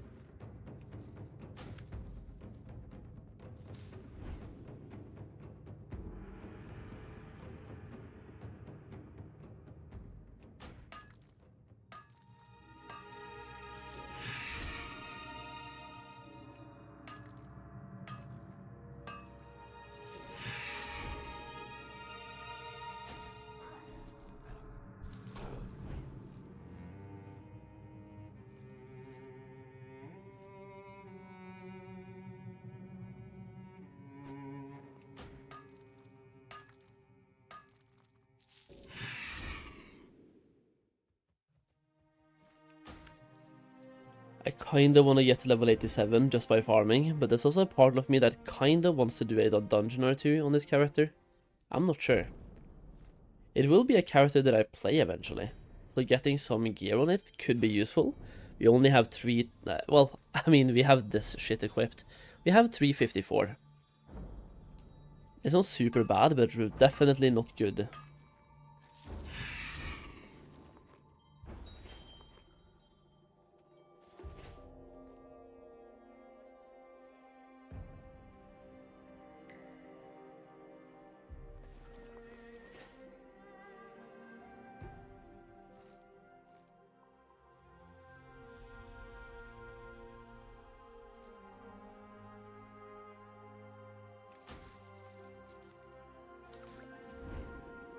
But also I do have so many characters that I want to play that I don't really have to rush this one. Could just level by gathering over time. If I just farm my ass off, we will get to like level 87 today even. Probably don't even have to farm my ass off to get to 87. It's only one level away.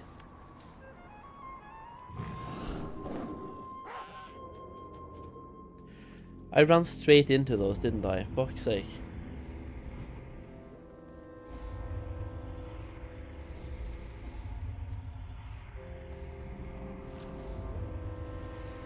Didn't even get the snow lilies, I have to come back. This game sucks. Like now as well, we have played for, well, 20 minutes, and we are on 5%, or not even 5. Leveling is gonna take time when it comes to gathering. We're looking at a probably 6-hour level, and even then might not be dinging. A little bit over 6, perhaps? Started Mists of Pandaria today, had forgot how long the 85 to 90 grind was. Oh yeah, dude. But in my experience, it wasn't really that bad this time.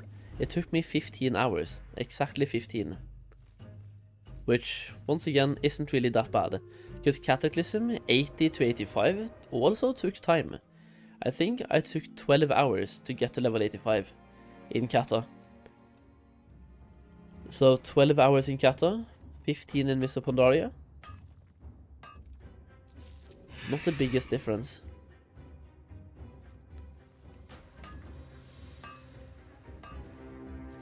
Three hours per level sounds nice to me, yeah. And the weird thing is, the fastest level, I think, was level 88 to 89. Because Town Long Steps is so good, dude. Town Long Steps is so nice.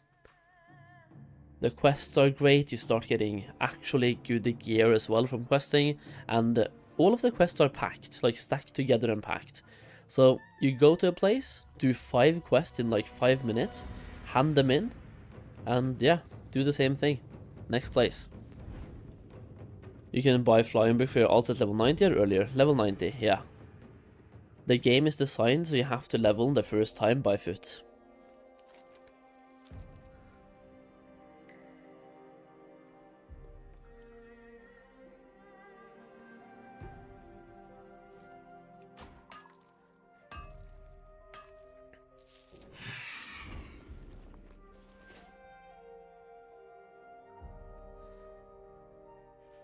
Monkey runs is apparently the sweat strategy. Yeah, monkey runs is what all of the pros are doing. I intentionally stay away from those because I like experiencing expansions by questing. I like questing, I think it's fun. And it feels more like the way the game was meant to be played. And I say this as somebody who gets to max level, then starts picking flowers for several hours, so playing the game the way it was meant to be played, I don't know how much I can say that. But for leveling, I like leveling the way leveling was meant to be done.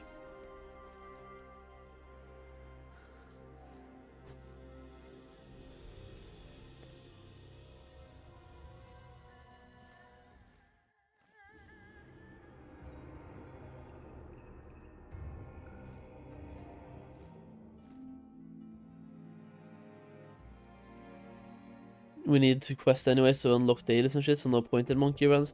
I mean, the dailies can be unlocked pretty fast, so like, if you do monkey runs and you're good, you're looking at 6 hours to get to max level, then you spend half an hour to unlock the dailies. Maybe an hour or 2, depending on like how much you want to unlock. The only thing that takes time is kind of dread wastes, in which case you do monkey runs until level 89, and then you just do all of dread wastes at level 89. That is what the pros are basically doing, because you have to do a dread waste anyway. So you do monkey runs up until 87 or 88, then you farm high level dungeons, so siege and gate for the last levels, the last level, and 89 to 90 you quest. Do all of dread wastes.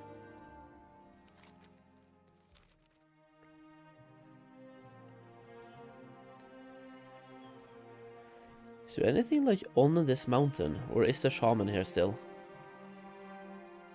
Because there's typically a bunch of herbs up here, but the shaman is annoying me like crazy, dude. That one shaman is probably reducing my gold per hour in half. I could make twice as much if he wasn't here.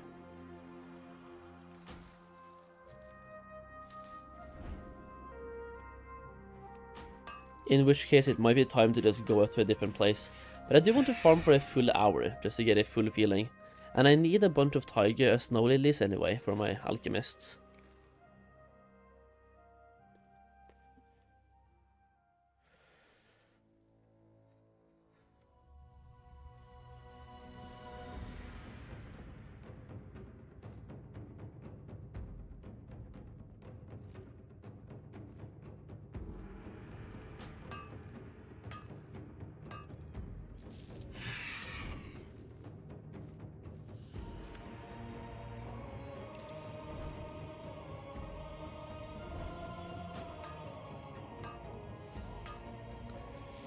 Why do you even want to do dailies? Reputation.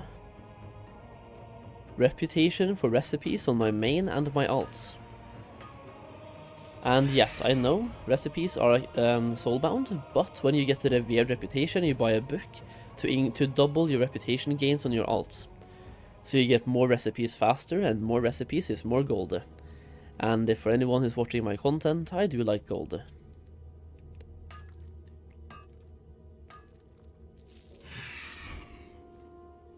And for players that don't care about gold, you want reputation to buy epics with valor points. Many epics are pre-best in slot and some are even best in slot as well. So dailies is reputation, reputation is usually recipes and gear.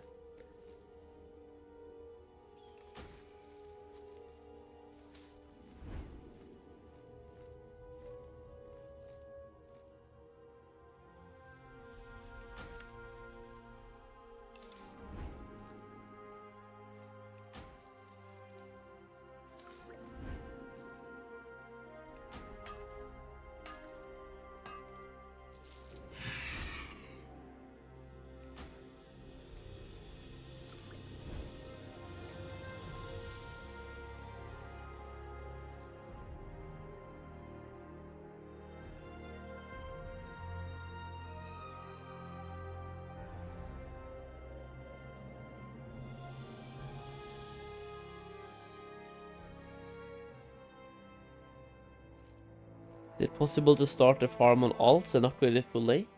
I mean, you need a bunch of rep to do so you basically have to be level 90. You can start it though, but you will only get 4 plots of land. You might be able to get 8 plots before you're level 90, but after that it gets really tough and takes time.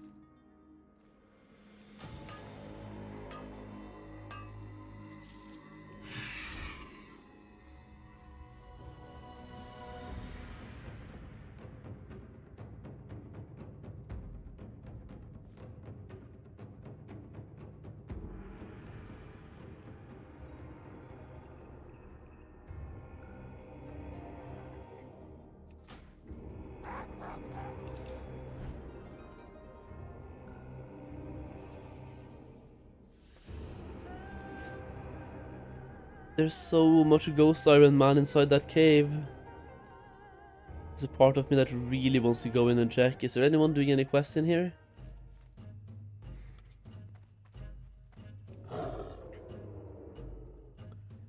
I mean, this one is free. Yo, somebody just cleared. 2 people just cleared.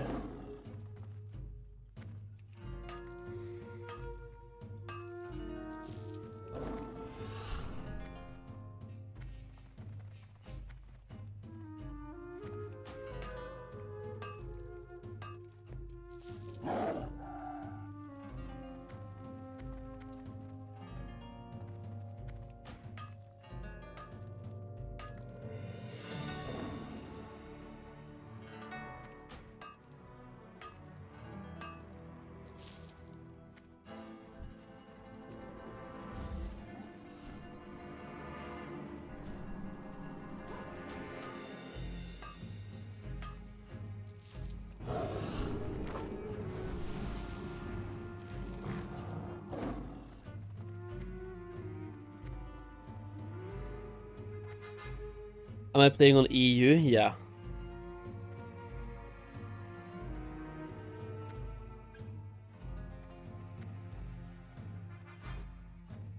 Why am I not using farm mode? I don't like it. That's why.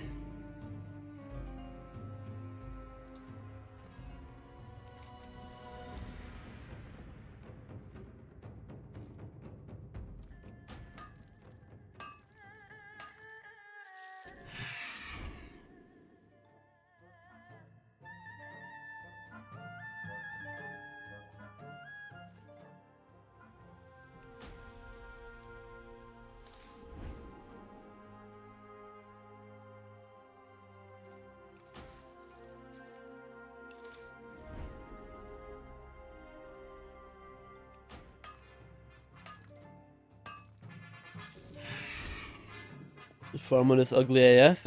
Finally somebody else that don't like it also. I don't know, it's just like not my style. It clutters up everything. And I can't focus, I can't see anything.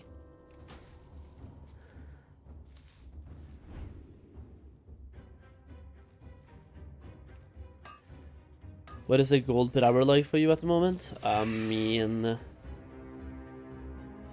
5k with mining in 40 minutes. 30, 3k, 6k, 11. I want to say like 15, 16, give or take. Actually, more. At the moment, I probably made 13 in 40 minutes. So, 13, 20. There we go. Because the values here are a bit off.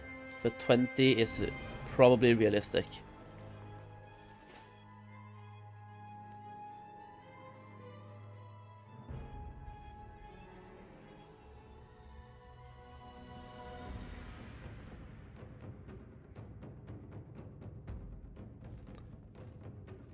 Once again, why do I keep coming to this mountain? It's trash.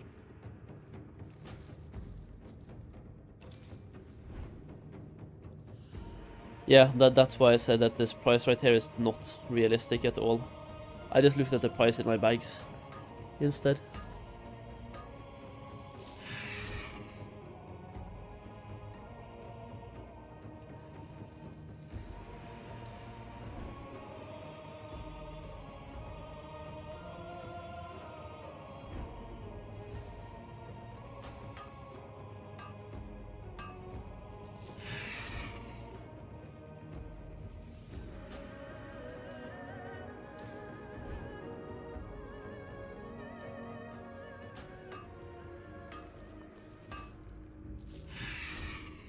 I will definitely go to town long soon though, try that out as well, just to get a comparison. This place is good and the prices are good here, better than for example silkweed farming, but competition and also not the best terrain.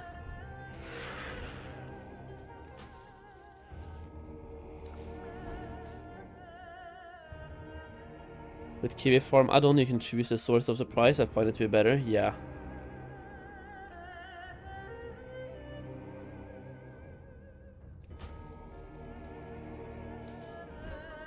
I had a Kiwi Farm in the past. I might download it again, just to get a more accurate gold per hour tracker.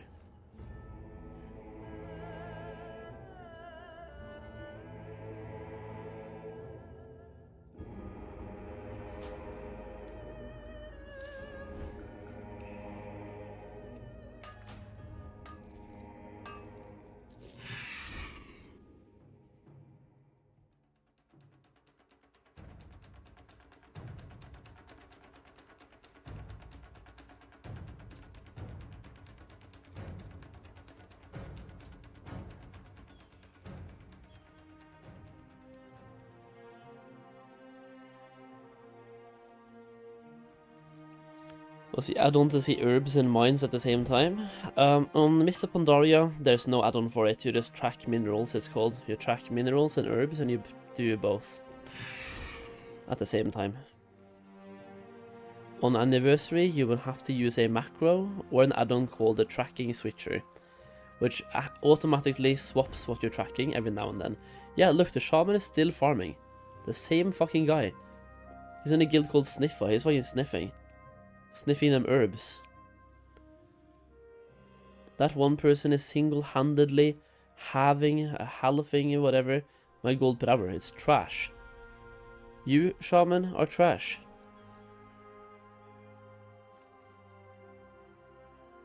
I'm just gonna move ahead, because all of those nodes kinda sucked. That node as well is guarded by a hungry yeti, not happening.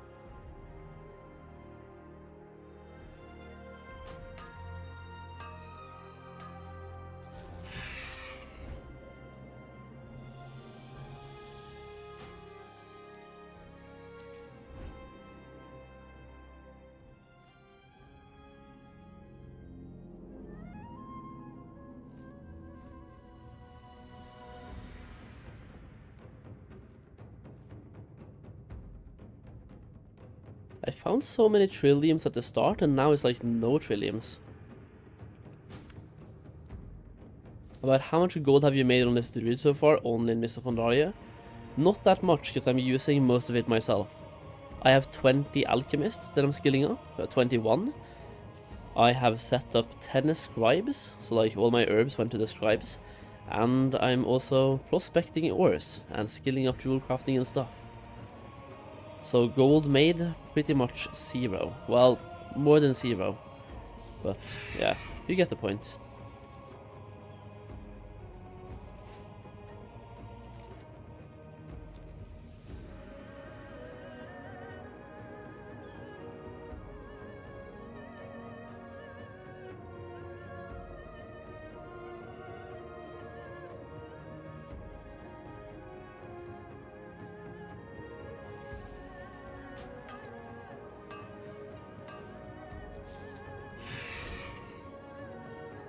Do I have any idea how much it could be if I sold it? Probably 100k. Perhaps, something like that.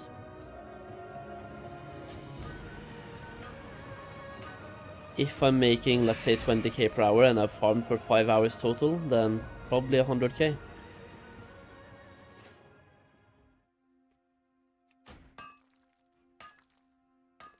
Is MOP specialty switching hard? I have no idea, haven't done it since Wrath.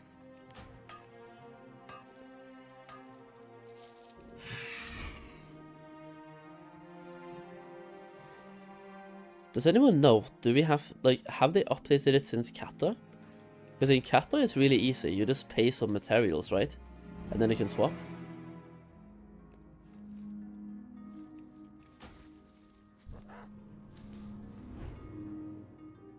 What did you get? 476. 200k. Hey, Leifin. Anyone who gets 200k for that, mate? It's gonna be a good payday.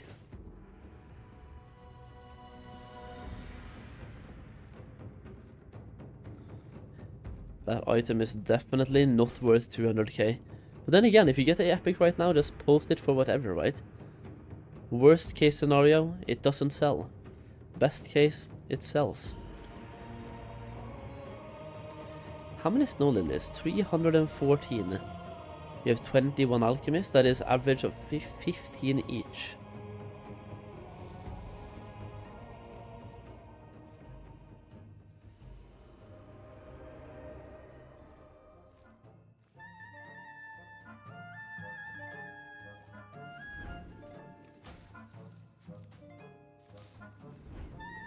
How much gold was the fly-in training price? 2,500 on the first one, then 1,350 after.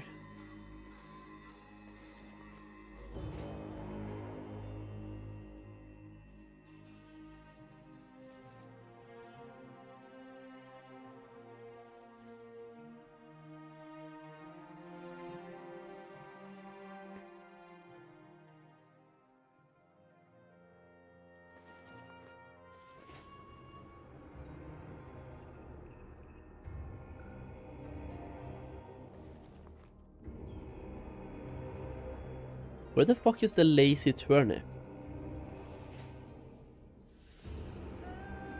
Is that in half hill? Did I actually set it in half hill? I hope so. My plan was to have my heartstone in half hill on this character.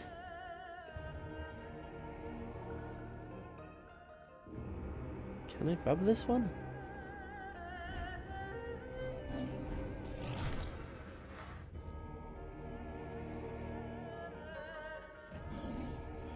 Okay, fuck it. Let me just like typhoon you away. Get this. And fly away.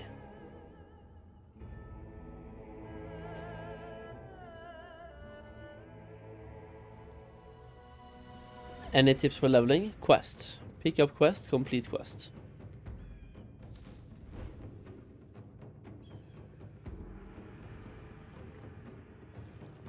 Questing is pretty fast in Pandaria. Especially when you just get into the groove. That is the only really difficult part, is getting into that groove.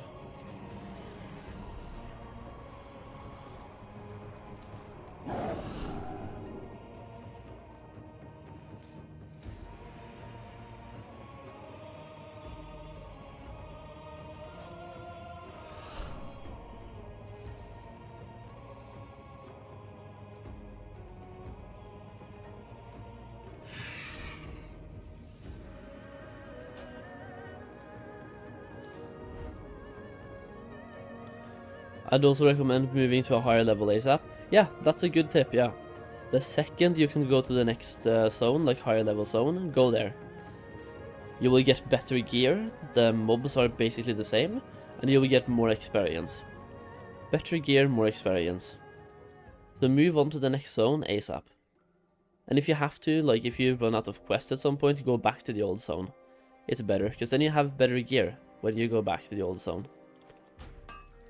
Also, I'm quite sure this shaman only has herbalism, because he keeps only looting the herbs. Now as well, he only loots herbs, nothing else. So he's here farming as an herbalist only. Wow.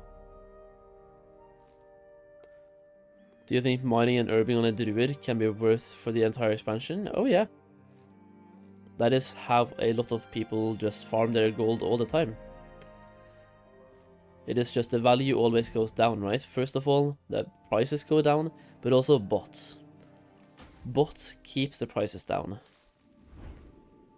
And Blizzard loves bots. They don't seem to do much to ban them. At all. Kinda sad. And what's even worse than Blizzard liking bots is that ever since Classic WoW came out, I have noticed, I make content on gold farming, right, and stuff and things, and like economical videos. Players as well are way more positive now to bots than they were back in 2019. And not just like a little bit, way more. A huge portion of the player base loves bots. And why? Because those players, they raid. And not just that, they raid log. All they do in WoW is raid. They don't want to farm consumes because they don't want to play the game, they just want to raid. If they can raid, they're happy. So they buy gold, and then they buy consumes. Bots equals cheaper consumes. So now we have this kind of weird place where players like bots. Blizzard wants to keep players happy. Players are happy when materials are cheap. Materials are cheap when bots are farming. When bots are farming, Blizzard makes money. So Blizzard literally has zero incentive to do anything now. Like in any way, shape or form.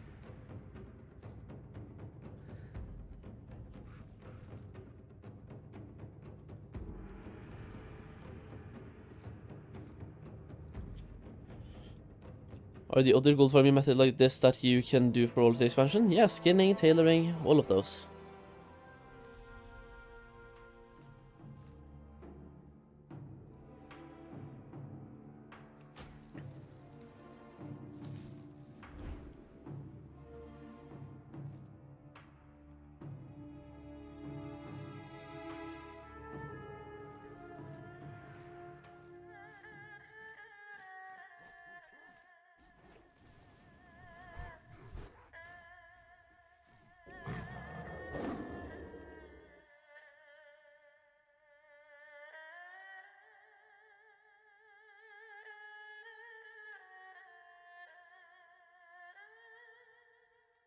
Okay, there's not enough people doing these quests, I'm just gonna dip.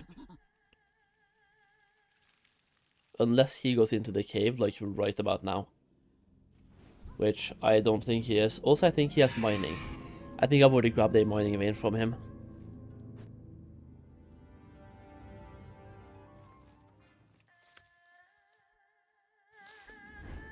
Golden Lotus, dude. Nice. Perfect. Right, let me go up here and check out the mountain. Well, here first, then the mountain.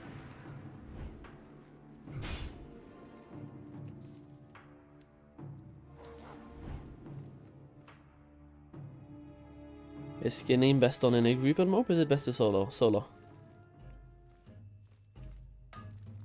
Group farming is not a thing yet. Okay, so you see me through stealth. Interesting.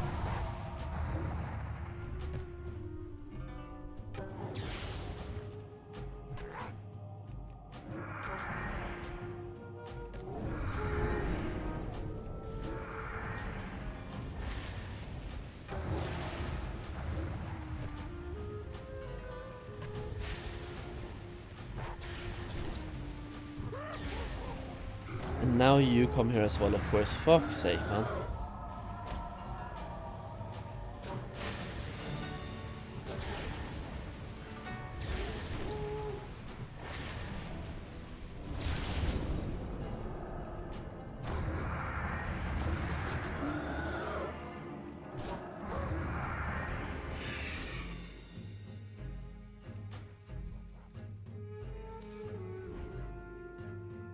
At some point I hope the Tiller's farm can buy me everything that I need. I mean, you might be able to get there. You will need a bunch of alts though in that case. Probably.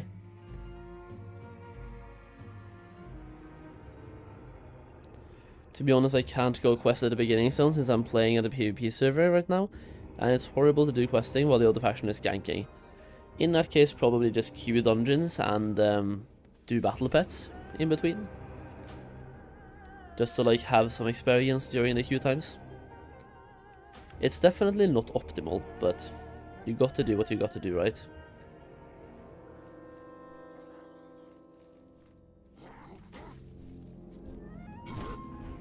Ah, even here, dude. Now I'm like be slowed in the air. Fuck this. Give me the herb.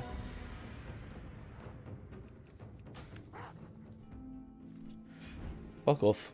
I'm leaving. Shit herb. Also, I've been here for an hour. I'm about to swap zones. Let's just fill our bags, shall we? We fill the bags, then we swap zones. I think that's a good way to do things. Might have to start closing my door because my cats are being annoying as fuck. The thing is, my cat is deaf, so like if I close the door, he doesn't know that I'm here, but that I'm awake. Because he just can't see me awake. Come on. Oh, hi. There's no stream. Hey. Wanna see hey? Sure. Yeah. Hey. Sure. Yeah. Yeah, man. Yeah.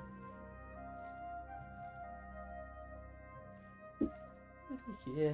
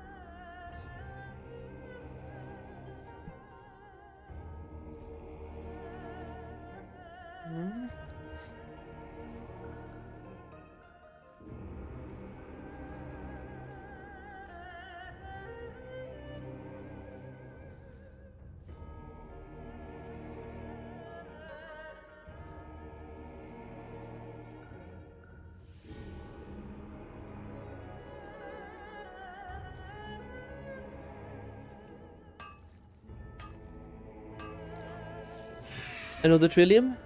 Which one's the Trillium? Trillium is right over there.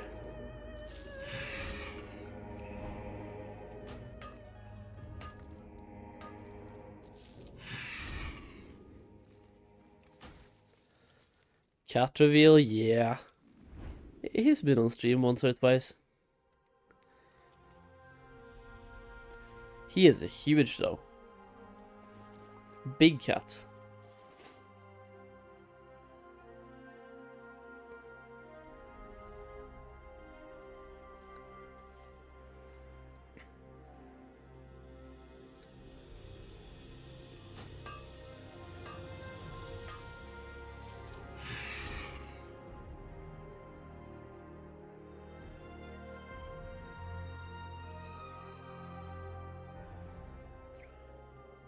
Three bars away from 90 now, and then I can nerd out some farms, some wind wool cloth. Oh shit, nice. So you have tailoring then. You're a tailor farmer. Cool. I wish that my warlock had tailoring as well. Apparently he has alchemy. How much GPH am I sending right now? Not as much as I want to.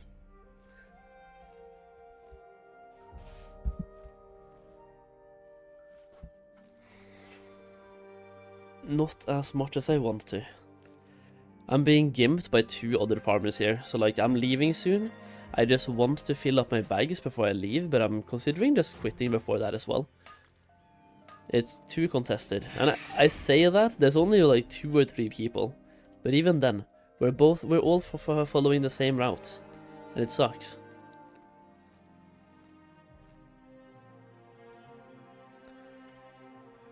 Not gonna lie, tempted to drop JC on the warrior for tailoring and treasure pot farm? Yeah, dude. It's pretty nice, I'm not gonna lie.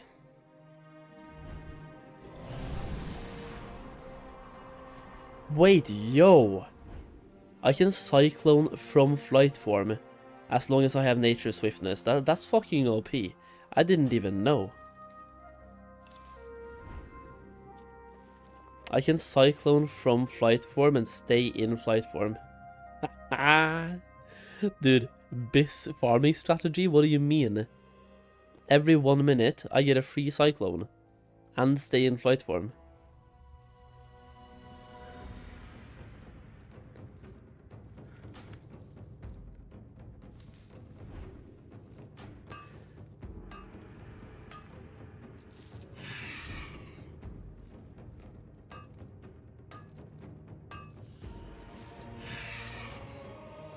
What you just witnessed here is the good thing about the farming route when we're so many people.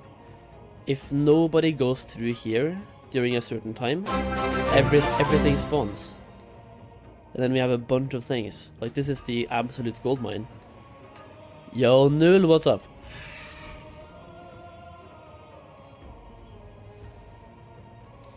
I'm tempted to drop Alchemy as well on my Tailor or on my Warlock and start farming.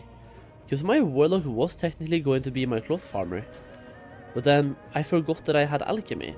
I thought I had Engineering plus Tailoring, which is a pretty nice combination to have.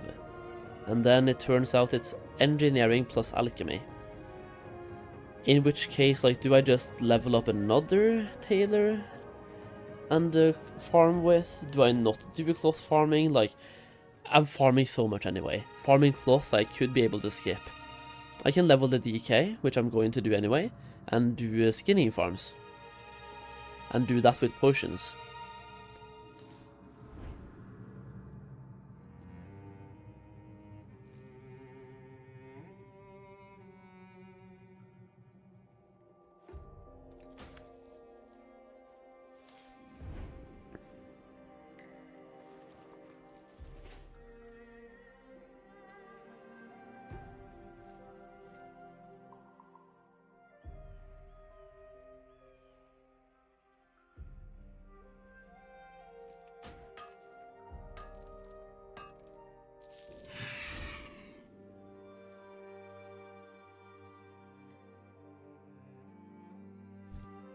Look now. Oh wait, then I went for mining, dude. I could have gone for the herb first. It's okay anyway.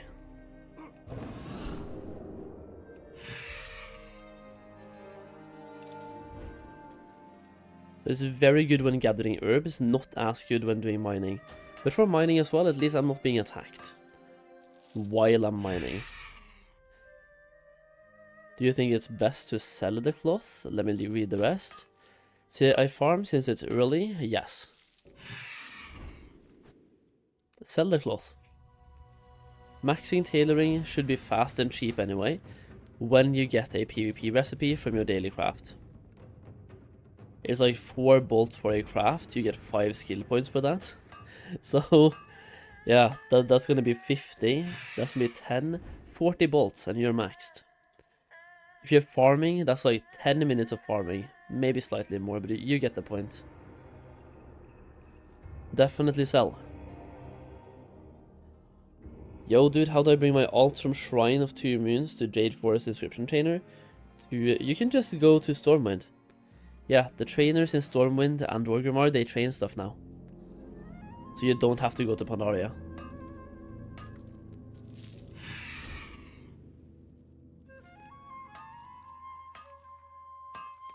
The ones that you have to bring to Pandaria still is going to be tailoring, because you have to be in the Silken Fields to do your daily craft. And for that, yeah, 2-man mount is probably the best. Alternatively, get a level 90 and then start sending books of flying to your alts. That's what I did. I spent 10,000 gold to get flying on my tailoring alts, so I could fly them to fucking Silken Fields. I could have saved that 10,000 gold if I had just like flown them there myself with 2-man mounts. But I'm lazy, and also I want to level them anyway at some point. So flying is just beneficial long term. Same for alchemy. Yeah, every profession you can train in the main city.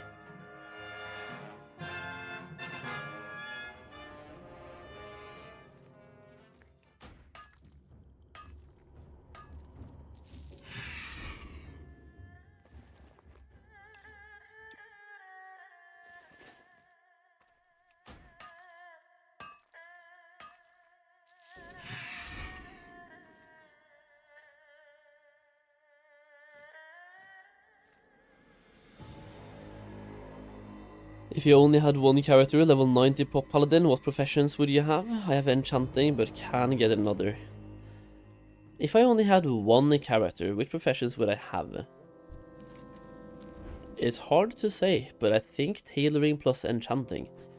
That way I can do content, like for example just like regular dungeons, and make gold from the extra cloth you use, and also disenchanting loot that you're getting. Either loot you don't need, or the old items you were wearing, you can disenchant when you get upgrades. Same thing for raids, disenchant old epics when new raid items comes out.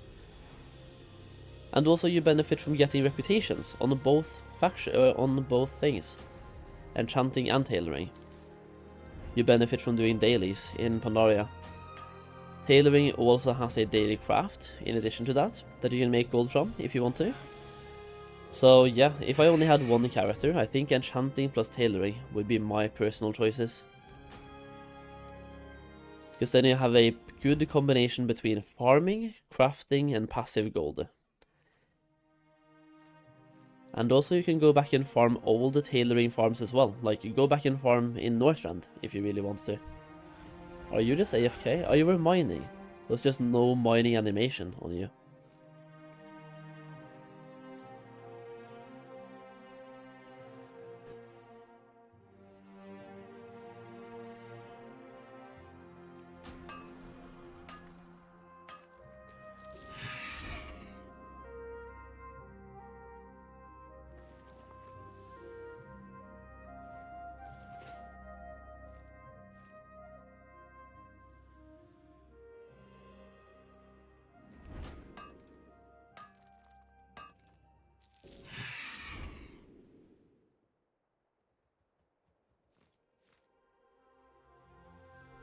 Is that an herb? Yeah, it is.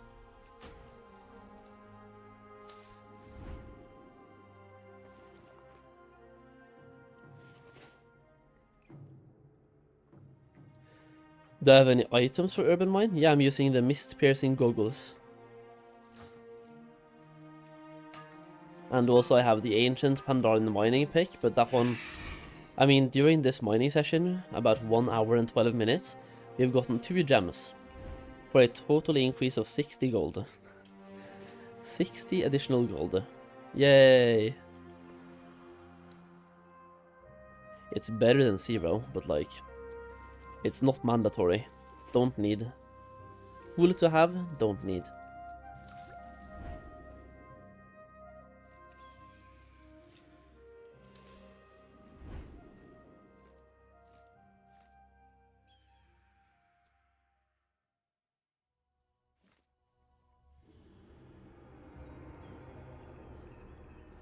I feel really stupid then, porting all of my characters to Shrine.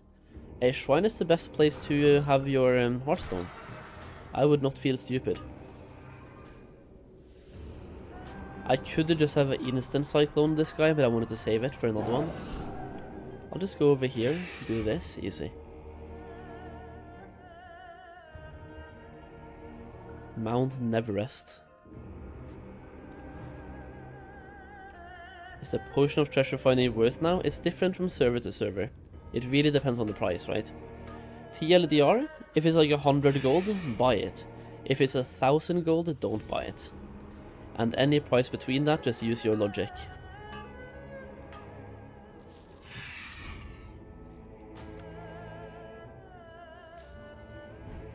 Hello and good morning, yo, Quicksap. Good morning, dude. What are your plans today?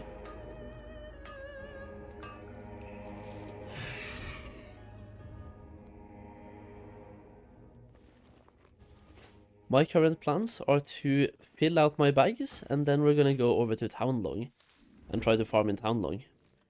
I just want to farm in different locations, dude. We started with Valley of the Four Winds. We also did that a bunch yesterday, like both Jade Forest and... Wait, is that a person? No.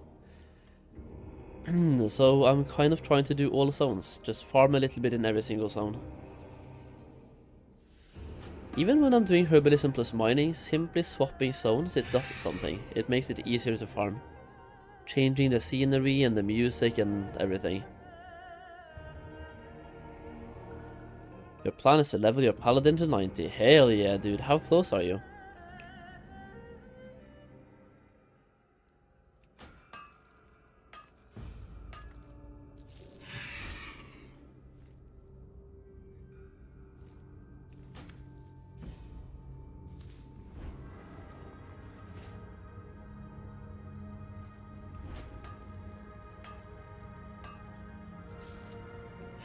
About 14 hours away from level 90. Okay, yeah, that explains it, yeah.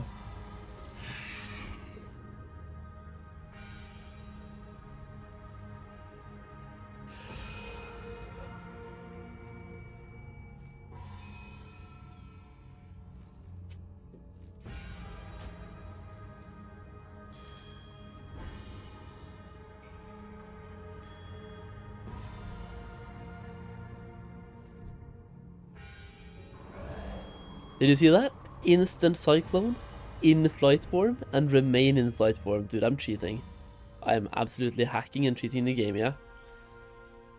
I spent 6.5 hours yesterday from 85 to 86.5. Basically same. Yeah, farming herbalism plus mining on this character to level 86 took me about 6 hours as well. So we're in the same boat.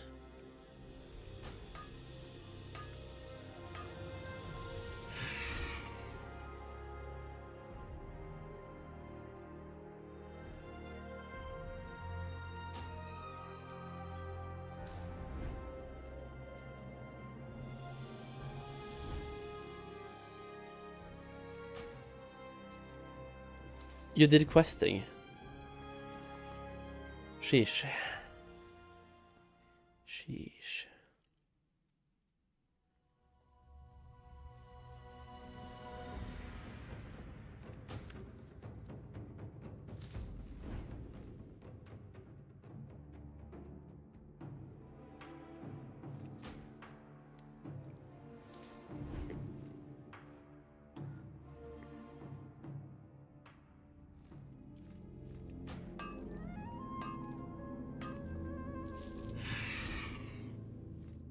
Got flying as well, so it helps the pace. Oh yeah, definitely. It just sucks that the experience from herbs doesn't seem to scale, so every single level will just get slower and slower and slower and slower every single time. That's kind of ass. I can see level 89 to 90 will be a 12-hour plus level. It's just gonna be insane.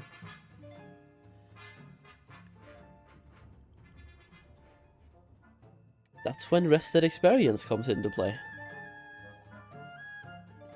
Because I'm not gonna farm to level 90 anytime soon on this character, I would say, even if I'm farming a lot. It's probably gonna cap out at 88, perhaps, 87, 88. I already feel like I farmed a lot, even though we've only farmed for about 7 hours total.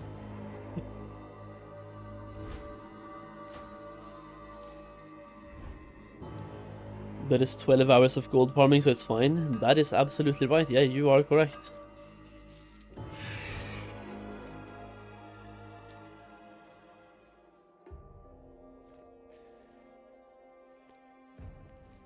It is like, I say that I don't know how much I can farm on this character, but also, what else am I doing? I've done my dailies for today on the main. I've done my daily heroic dungeon on the main. I could do a few more quests to eke out some additional reputation, right? But that is very... not something I need to do at the moment.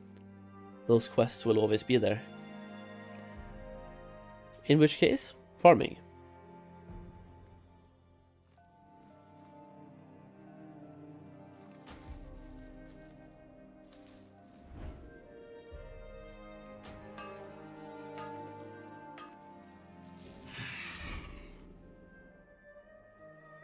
Also, somebody's in the cave. I'm gonna try to go in and do some mining.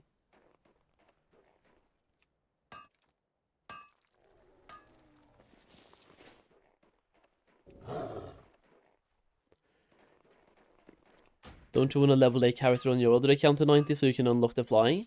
My other account is on the same Battle.net. So the other account can also fly, thanks to being on the same Battle.net.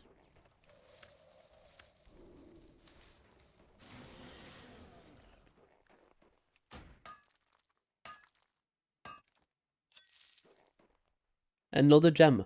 I want to see which one it is. It's a blue one this time. Not bad. That's 80 gold in total. With all the gems. Don't attack me.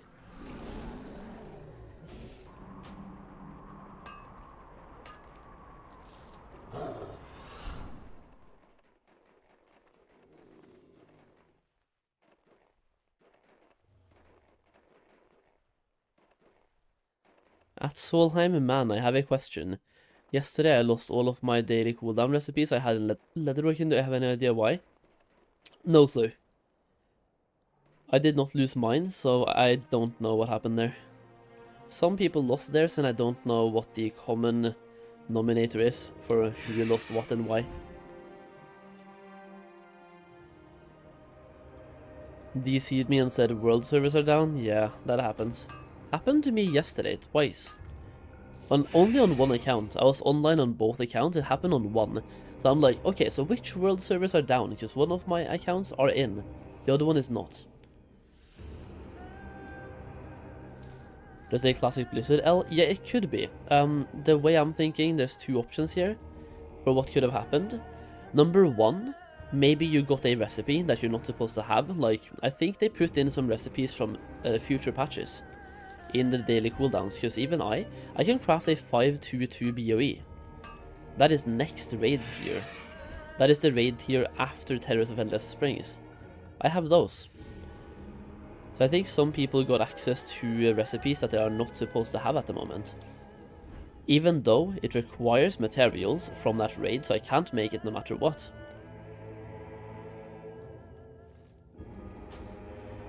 So maybe those got taken away, but apparently some people lost PvP recipes as well. Like 458. And that's weird. So yeah, I just don't know.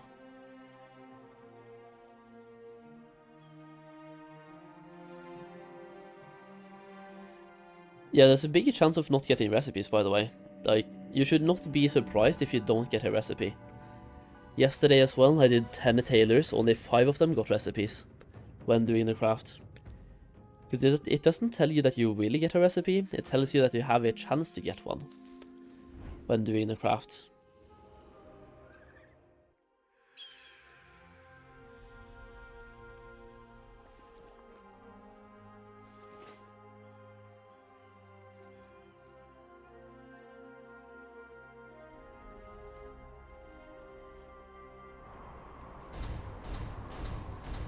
Fuck that, dude. Come on, man.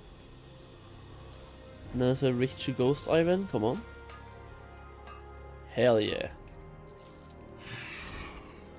The bags are almost full, so it's about... it's getting close to us leaving and going to Town Long. I want to see a Town Long. I haven't farmed in Town Long in a long time. Basically OG Mists of Pandaria, to be fair. Never really had any reasons to go back in future expansions. Any recommendations as an alchemist? Should I go elixir, potion or transmute master? Depends on how you want to make gold. Flasks and potions, you typically make way less gold per craft, but you have the potential to make a bunch of gold. You will just have to babysit the auction house. Meanwhile, transmute is more guaranteed gold.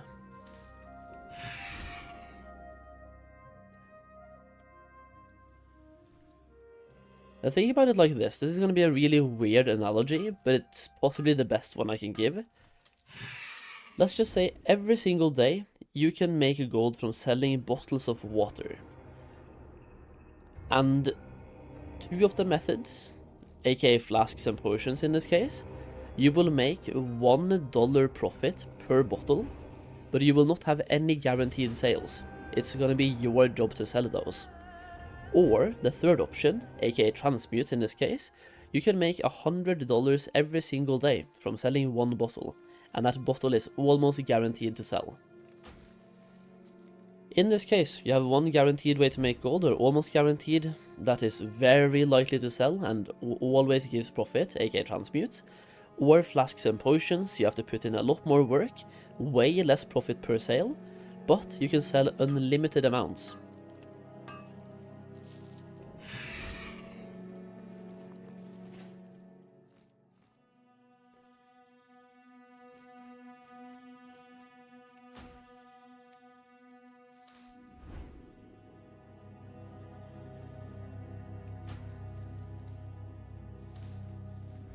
Just make a plain analogy, yeah. I'm gonna call in that guy. I'm gonna hire him and get him to explain to me the difference between Potion Master, Elixir Master, and the Transmute Master in Alchemy, but only speaking in airplane terms.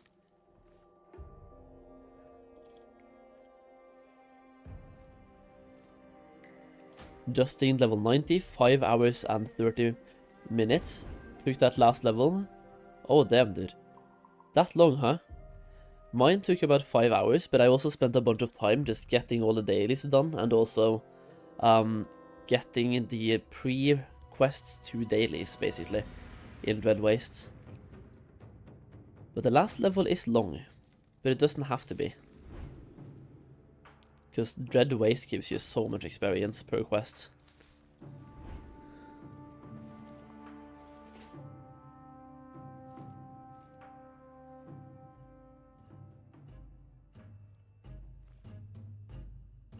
Another deserter buff, yep. Yesterday I got 4 of them in a row. Just because I kept getting shit dungeons. I kept getting Temple. There's no way I'm doing Temple. I got Temple twice and Storm Stout Brewery twice. So eventually, for me, I just started queuing specific. At level 89, I queued specific. Just to be able to get the ones that I hadn't done before.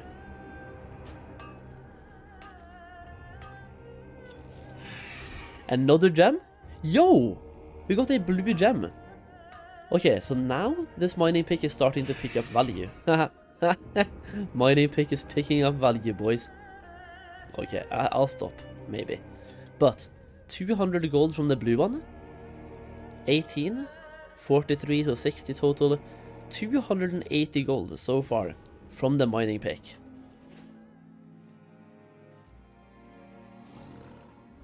Nice.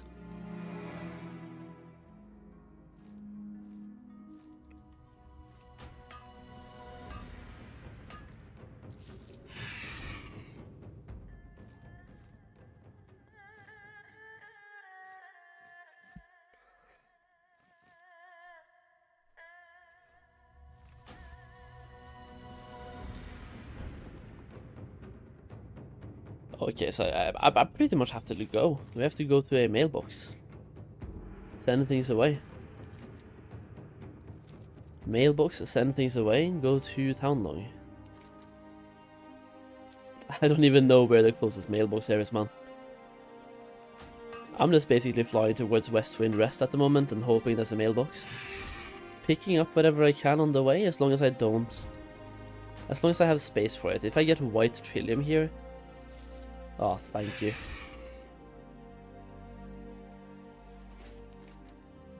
Tillers will be 16 golden lotus per day per character in the end. The farm? It might end up being something like that, yeah. Wait, 16 golden lotus. How do you... I don't know.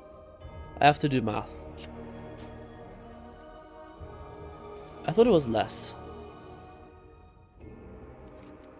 You can get 1.6 spirits every single day.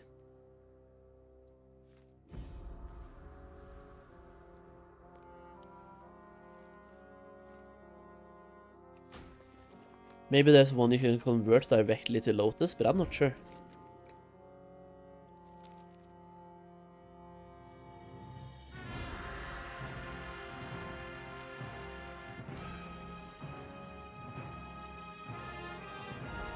Wait, I need to do the fucking quest to have a mailbox here as well.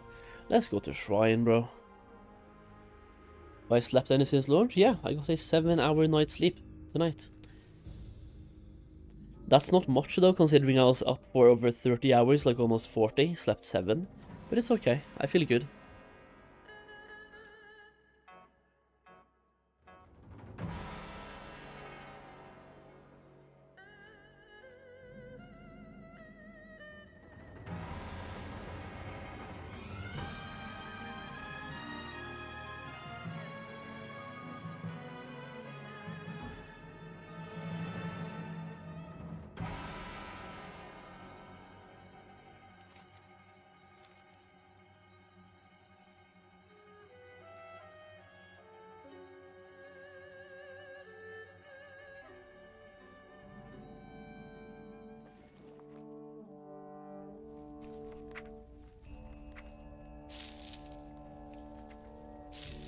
Two full males of veins, bro. And the 2 full males of Snow Lily. Nice. Damn, dude.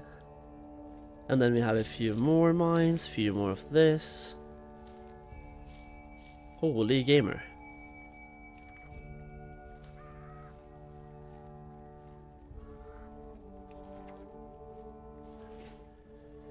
Is this your first character? Did you hit 90 already? Well, I'm flying. I have flying, and to have flying, you have to have a level 90.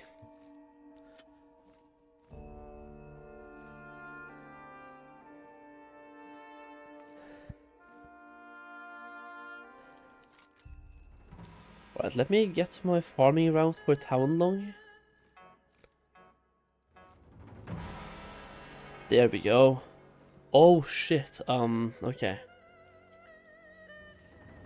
My farming route for Townlong, I'm gonna have to try out a couple different ones, but the best in slot farming route is basically both Townlong and the Dread Waste at the same time. That is a long route though, I'll tell you that much. Forgot there's no flying from the get-go, I like that a lot. Same, I love it. Because now you have to like experience everything being ground bound once, which is great. But you can fly on your alts, which is also great. I think it's lovely. It is a very good change. Because having flying from the start does ruin the experience a little bit, and not having it on your alts also ruins the experience. So the way it's done now, this is perfect. You walk on your main until you're level 90, and then you fly on all characters. But you have to buy the book and send it, right? So it costs you 1,350 gold per character. Are fish expensive right now? People have said so, yeah. I have no idea though, but people have said so.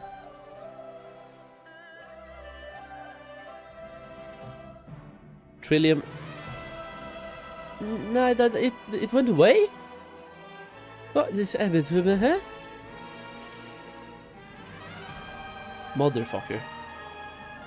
It's in the wrong phase of the zone. I cannot take it. This is making me sad.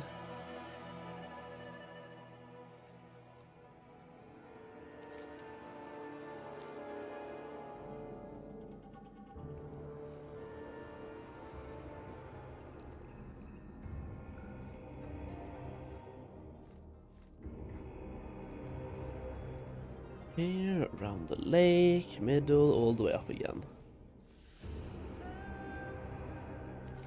Alrighty, boys.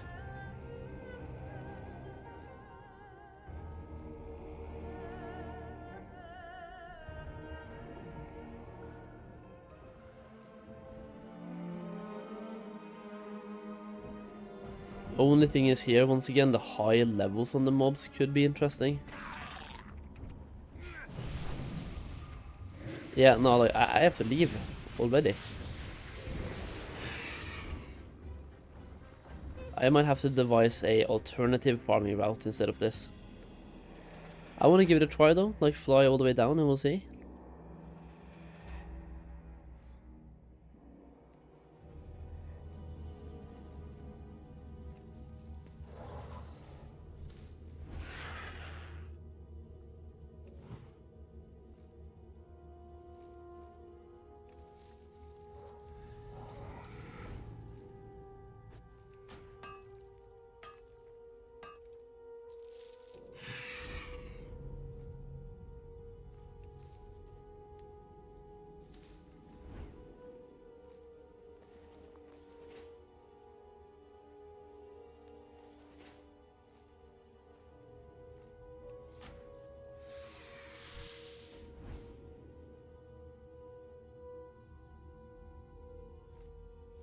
I'm just gonna fly far up for a second. Give me a sec.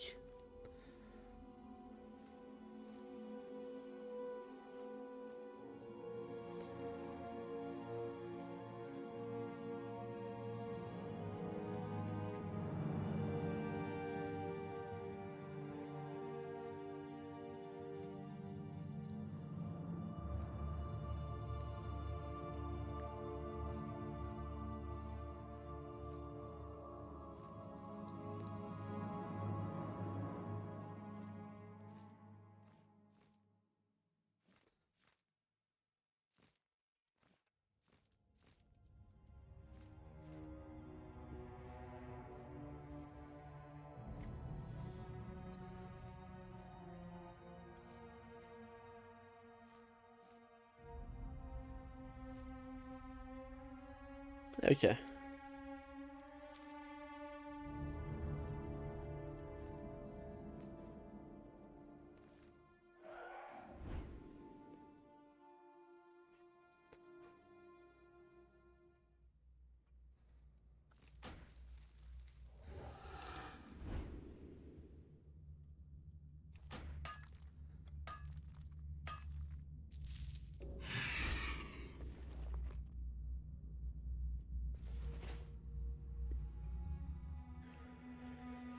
Sold my Tigers cards yesterday for 16. Really, they sold for that much?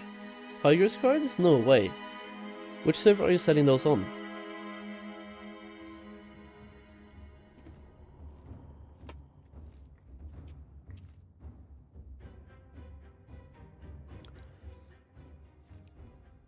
Sold instantly on Johannes.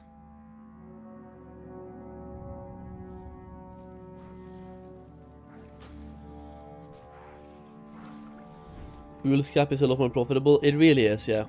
The counter here is off, of course, by a little bit, but even here, like 89 gold each.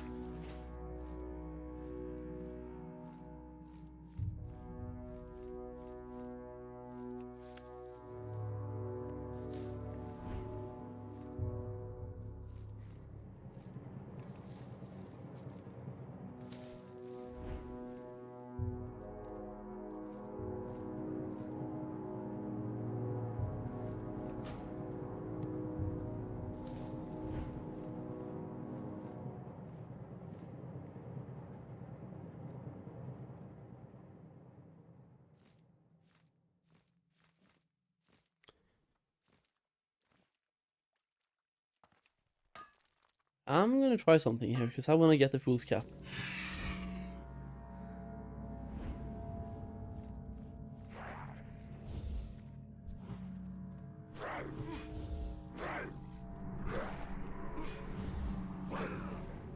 No. Fuck's sake, he teleported.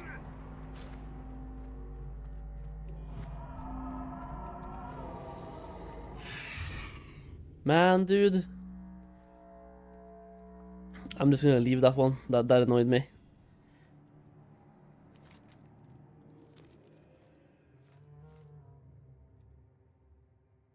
That was close.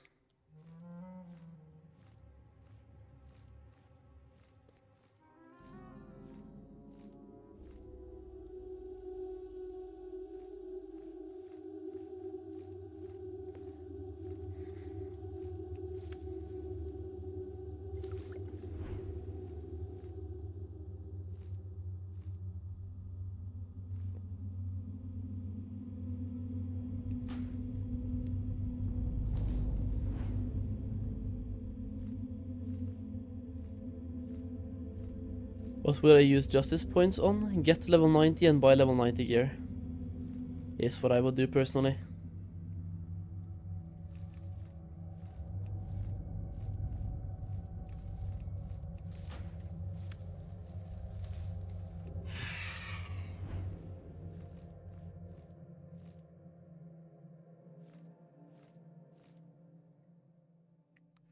The other one is in with the boss, right?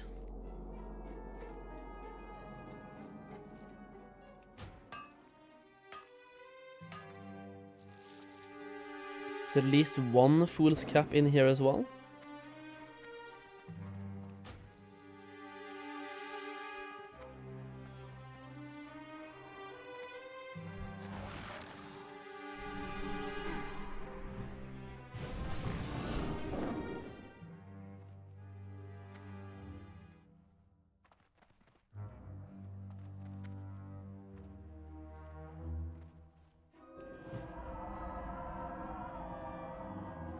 this level with questing and wait with more dungeons? Now you can just keep doing dungeons. Like, sure, you're not getting the justice points, but that who cares, right? That's okay.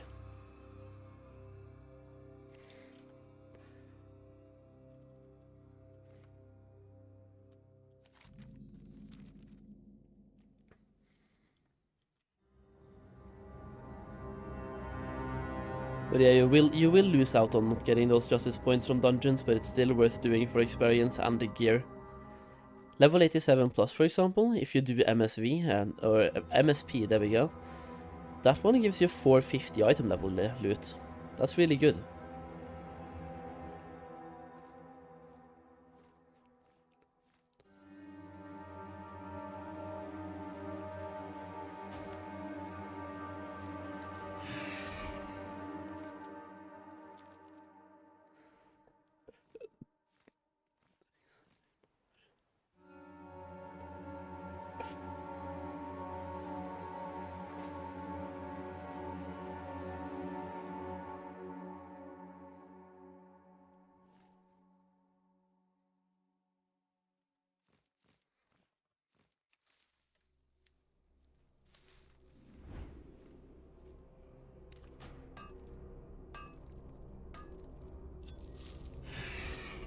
Another gem! Okay, dude, we're starting to get paid back for that ancient Pandarian mining pick.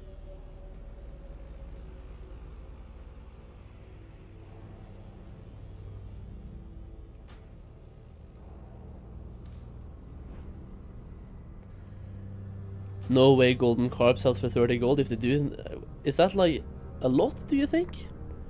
Because for me, I'm just here thinking, nobody wants to do fishing.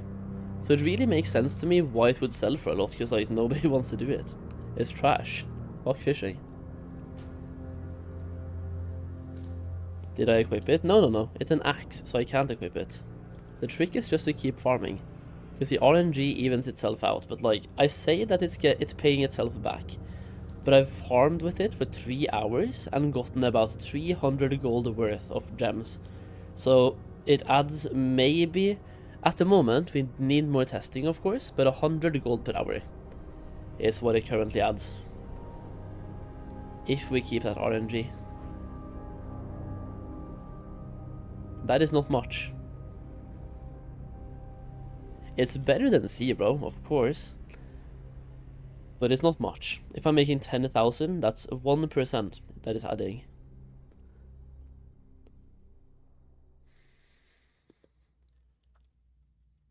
Did I get the goggles? Yeah. What is the gold per hour right now? Really good, because I'm farming for Fool's Cap. I don't know the exact amount, because the add-on I'm using is a little bit off. But I would say it's pretty good, yeah. Fool's Cap is really fucking valuable, dude. Just gotta wait for that guy to go away a little bit now, and then we can try to grab this one.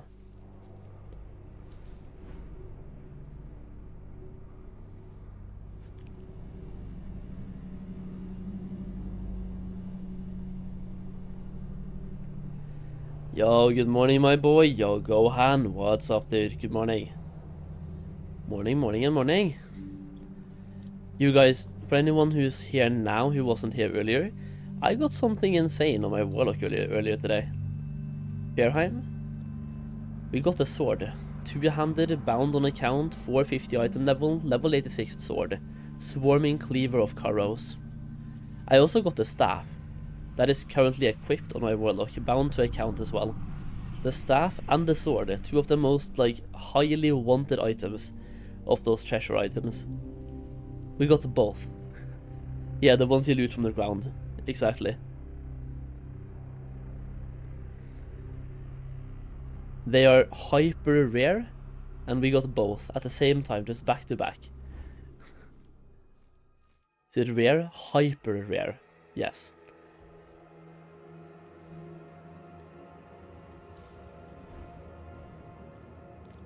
Let's just say, on a server, they spawn, and it's like a world pickup, right? You loot it from the ground. They spawn, and they have 8 hours plus spawn time. So one person on the server can pick them up every 8 or 12 hours. 1 person. That's insane. So if we assume it's 8-hour respawn time, and if it gets picked up exactly on the spawn every single time, that is 3 per day. That is about 1,000 people per year.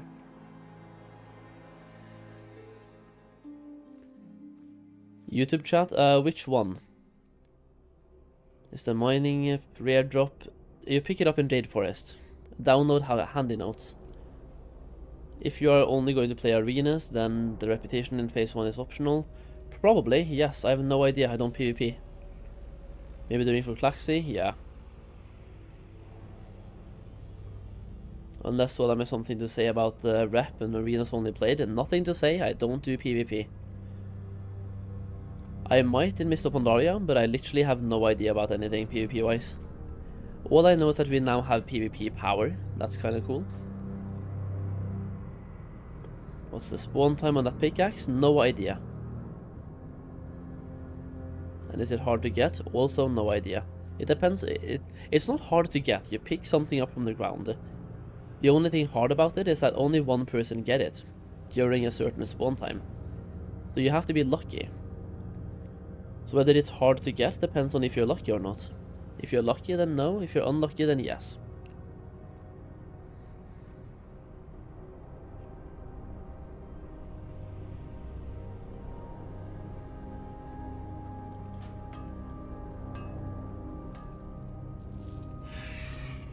PvP Quartermaster doesn't seem to work. You sure?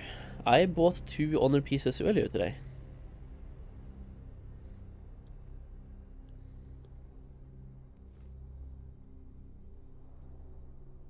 If I can't see anything in the shiny, in the briny muck now, it's time to move on. Go to the next location / area. And see what we get. Yeah, there's nothing left here. Wait, 1 spawned.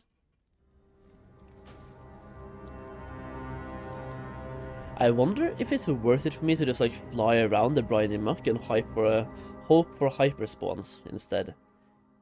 At the bridge, yeah. Or the wall / bridge, whatever you want to call it.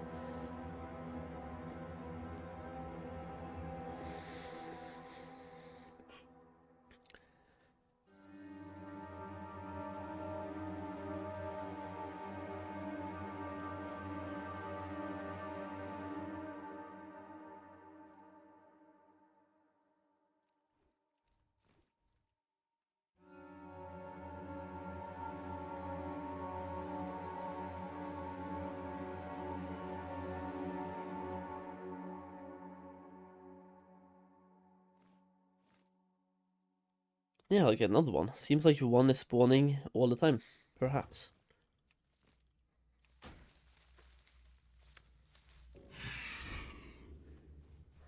I want to test out if that's the case, if 1 is spawning all the time.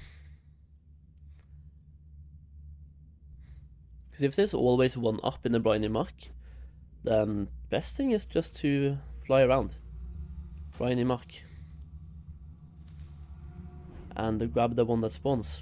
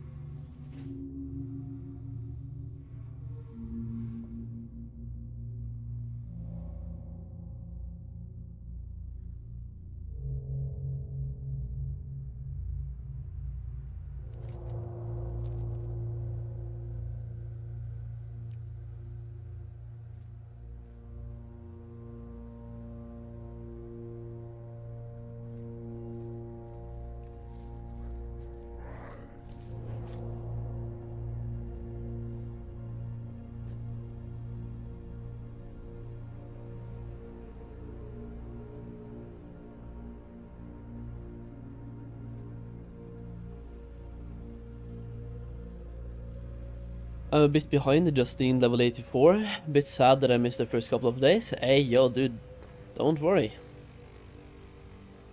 A lot of people also miss the first few days. People also start later, by intention, just to have less competition for the questing. I feel like you might even have less competition and less struggles. But also, you can buy some BOEs to make yourself super powerful. You can buy greens on the auction house with Pandaria item level at level 84 and just one-shot everything. That's what I would do right now if I had a level 80 character, buy a bunch of BOEs, one-shot everything. You could solo farm dungeons and level insanely fast.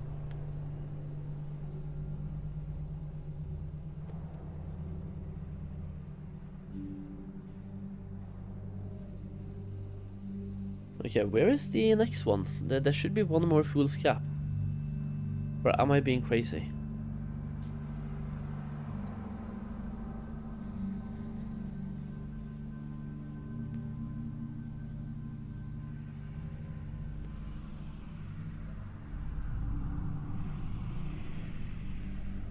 The BOEs are typically like 50 gold, by the way.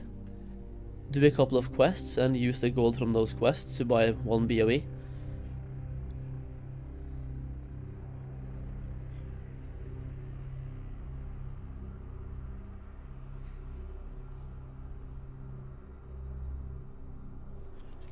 Okay, it's time to move on from the Briny Mock Dude all the way back up to Town Long.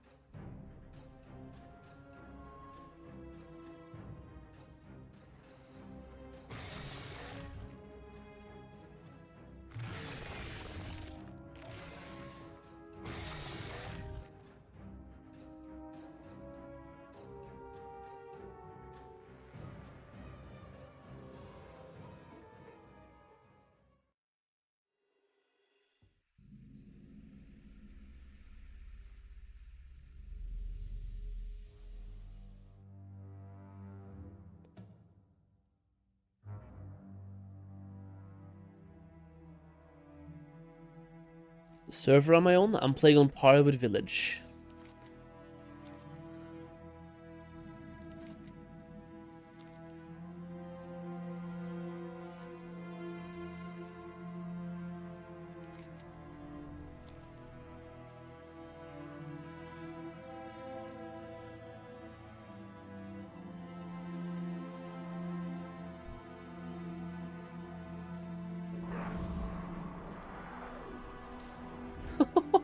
I managed to get that one, that's fucking insane. I had kind of given up on that one before even trying.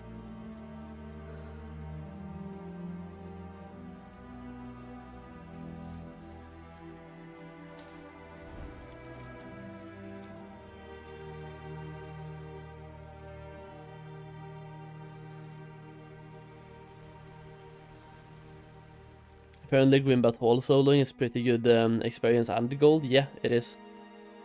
It is very good. And can be done in pretty much any gear, as a DK at least.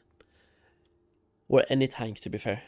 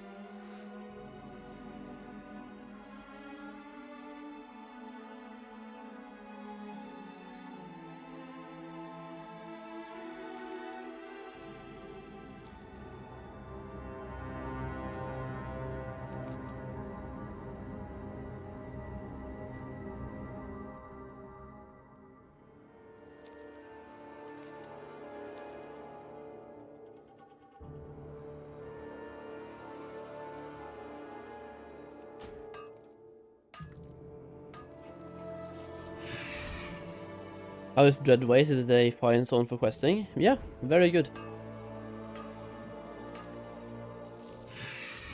Slightly worse than Townlong, of course, because Townlong is just insane.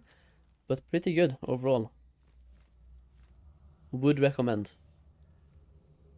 And also, you kind of want the reputation in Dreadways and start working on that ASAP. So do every single quest that you can. They are worth doing.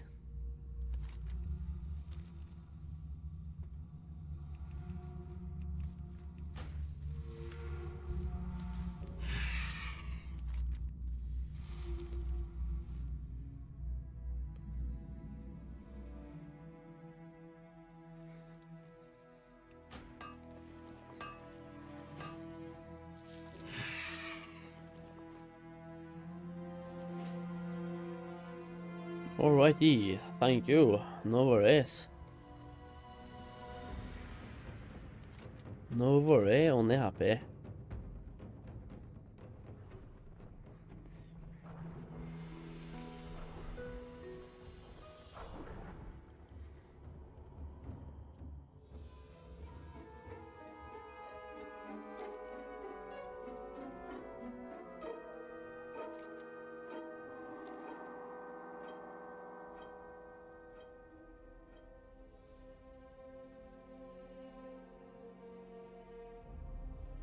Why do you get the ancient mining pickaxe when there's a no mission knife that gives plus 10 all gathering?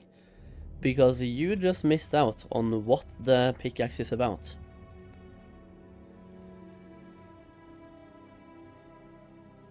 The ancient Pandarian pickaxe allows you to find the gems while mining in Pandaria. Does not need to be equipped. Just have it in your bags, make more gold from mining, that's why. You're welcome.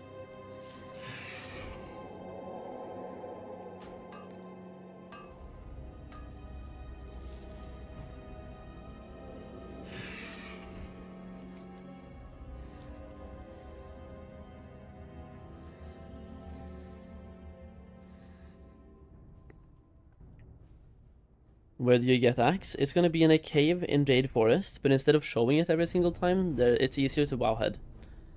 When you have the name, wowhead shows you basically exactly where. That way you get a visual confirmation as well of where it is.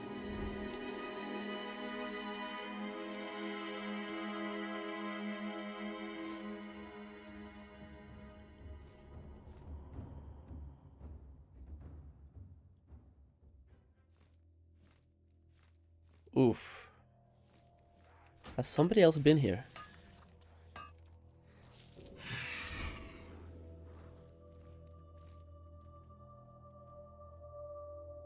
I see nothing, and not just that, I see no mobs. Somebody's just been clearing out the entire place. There's a pool cap inside here. But,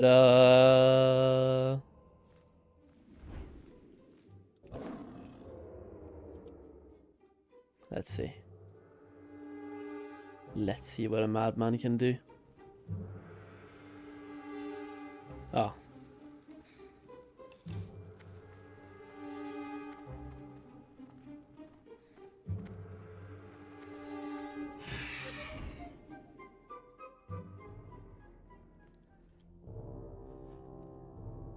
How expensive is Spirit of Harmony right now on your server? Well, Spirit of Harmony can't really be traded, so you have to think about what to use it for. In which case it can be very expensive if you use it in crafting, and otherwise you trade it for certain materials. Golden Lotus and so on, so it's very hard to answer that one. If you use it in a very smart craft, you can probably make 1,000 gold or more from each spirit.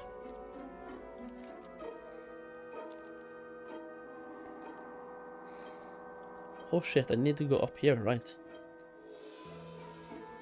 I completely forgot.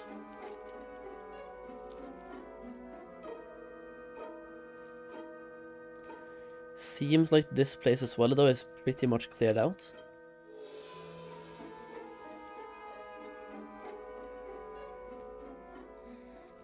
There's a rear if you're interested in the south of town, though. No thanks.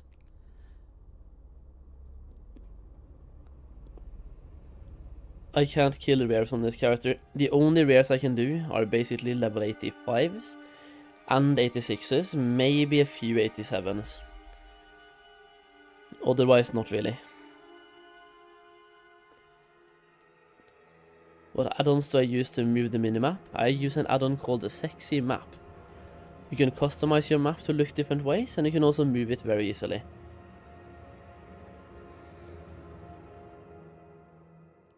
The two of us duo it? We probably could, but I'm not going back there for a while. You can solo it, bro. You're a hunter. You can solo everything.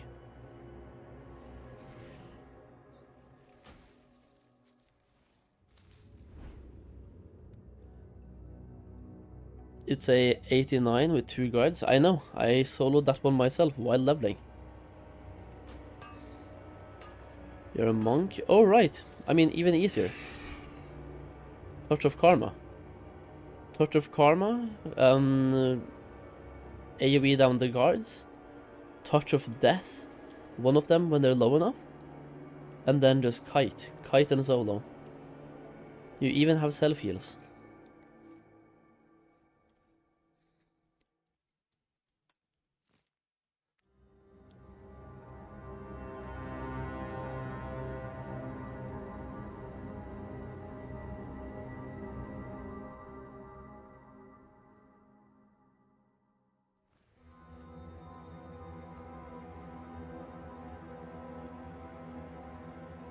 Oh man, dude, either I came here at the right time before, or somebody's secretly watching me right now on the same server as me, and they're like, oh dude, he just made so much gold from Fool's Cap, let me copy. It will definitely work out. We're both gonna farm the same thing, at the same time, on the same server. Man, dude. We went from 70k to 50k. This is like double values, by the way, so we went from 35 to 20, basically.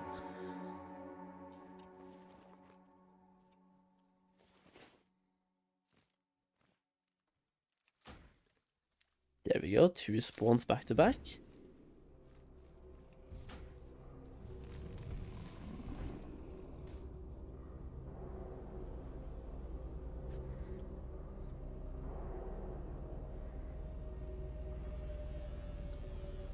A flyer came in and just went that way. Yeah, people are farming rares. Especially people that have flying now and they are leveling their alts. Killing rares is a great way to gear up your alts as well. While leveling, you get 440 gear that you can use while you're leveling easily. And also, it's a great way to make gold and experience. You get like a quest worth of experience from killing one mob. It's pretty nice. I'm gonna do the same on my DK, solo farm rares. Try to get some 440 loot to be able to farm better.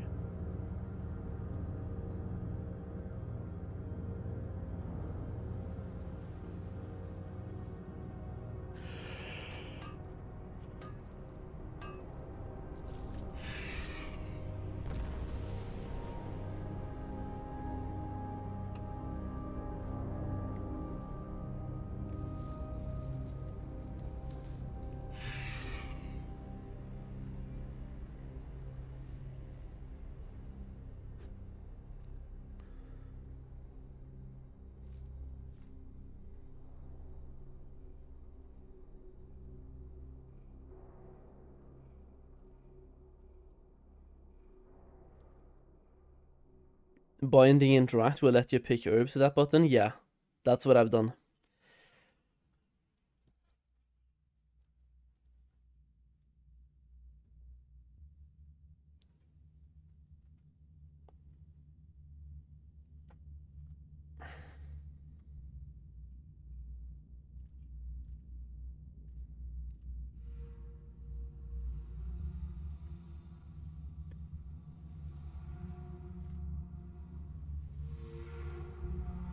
Okay, might be time to move from Briny Muck again. Yeah.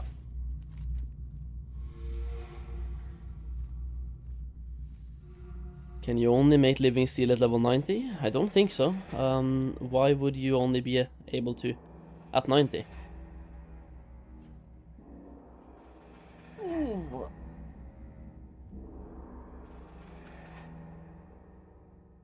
I need some food soon, man. Food and snacks.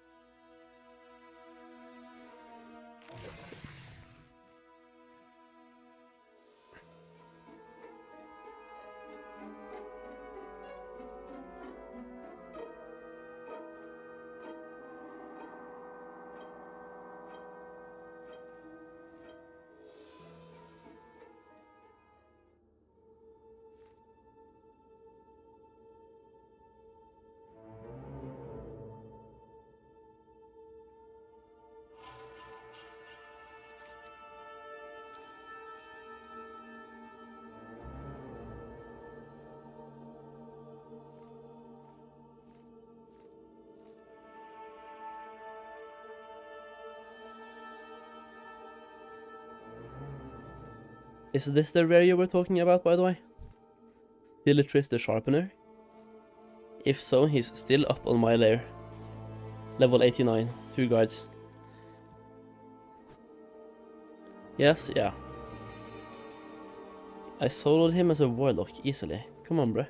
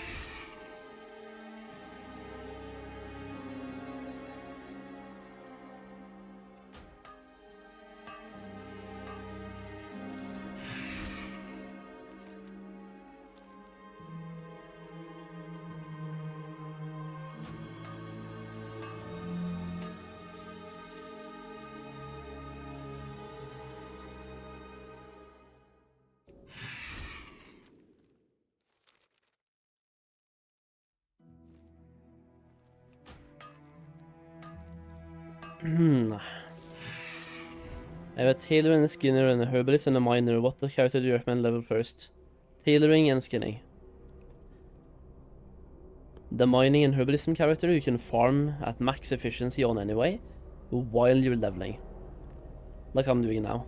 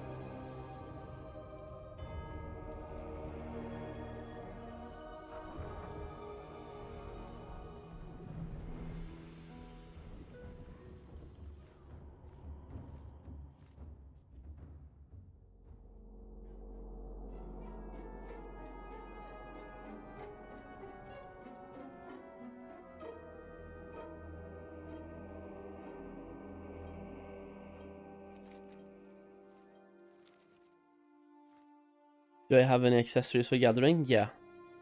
Mist piercing goggles.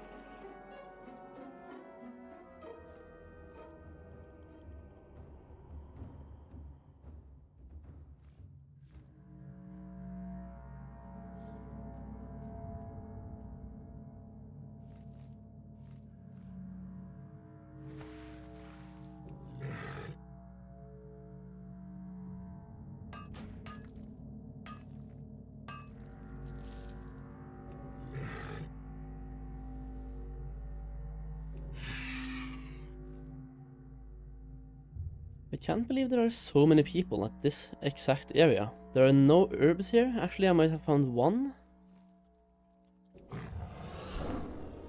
But other than that, there's like nobody and nothing.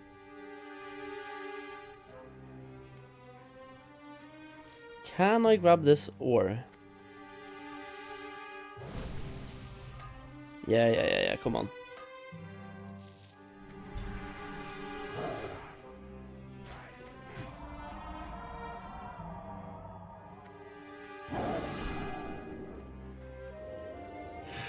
Got him! That was 8 ghost irons, by the way, in one vein. It was rich, so like it makes sense, but at the same time it's 8. That's a lot.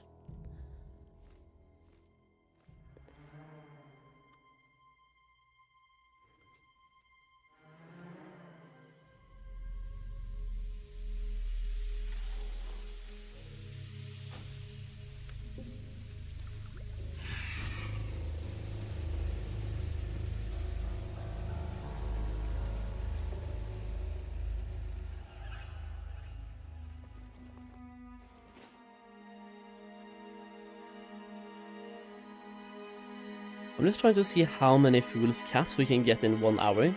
So I can see how much gold we make only with the Fool's Cap. I don't know, to me that would be kind of fun to see. Like, how much gold do you make only with 1 herb? Not only, but mainly. We have mainly been farming this thing.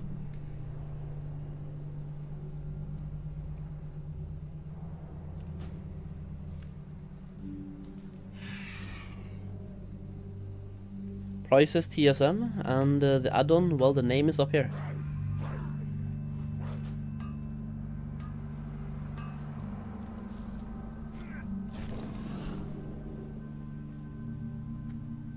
That being said, the prices are not exactly accurate, due to the instability of prices on the launch. I should use Kiwi Farm, because Kiwi Farm I can import and we can use the min buyout price, which is from 3 hours ago, so that would kind of be lovely. I just don't think I have a Kiwi Farm right now, and I don't know exactly how to set that up correctly. But if we finish 1 hour of Fool's Cap or we get some downtime, I will look into getting Kiwi Farm. I'm gonna get the Ghost Irons as well, I think, but I'm gonna get the Fool's Cap first to start the time on the respawn timer. And then we get the Ghost Irons in between. Ooh! A Wild Jade! Nice! That is my second rare gem while farming. Yeah, go away. That's right, Paladin. This is my place.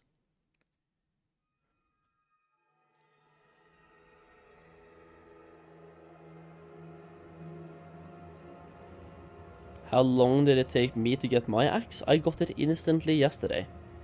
I went inside the cave, checked, saw the axe, looted the axe, went out. But I was really lucky. Don't expect to be so lucky.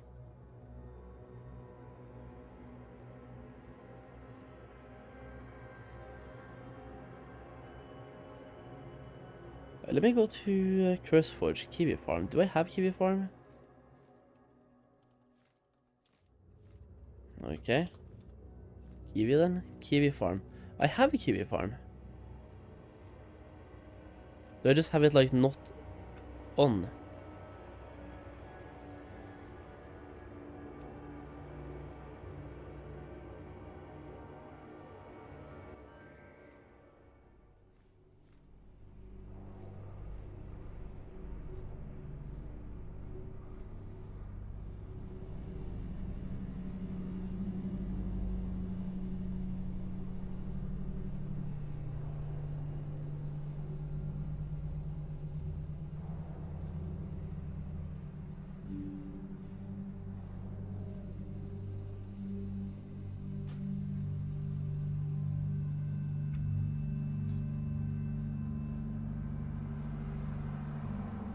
How can I set Kiwi Farm to be min buyout instead of something else? If somebody said something about Kiwi Farm being more customizable on the prices here. Display info. Gold by quality, don't need that. Price of items. Okay, here we go. Common. Min buyout. Uncommon. Min buyout. Rare, epic, everything min buyout. Legendary, whatever. Min buyout, uncommon. Come on, uncommon.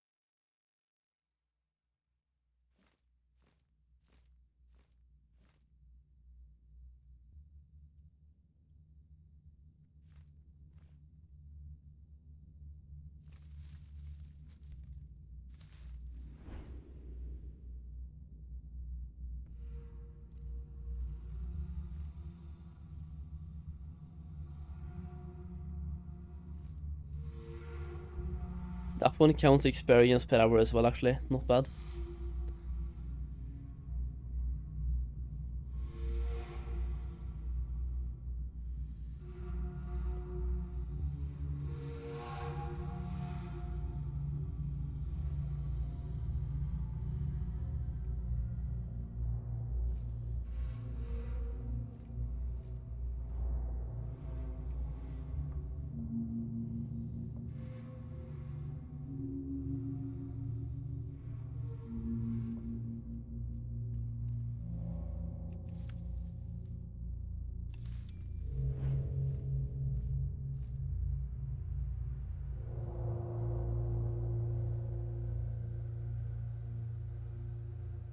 Right, let me just use Kiwi Farm instead of Money Looter, yeah?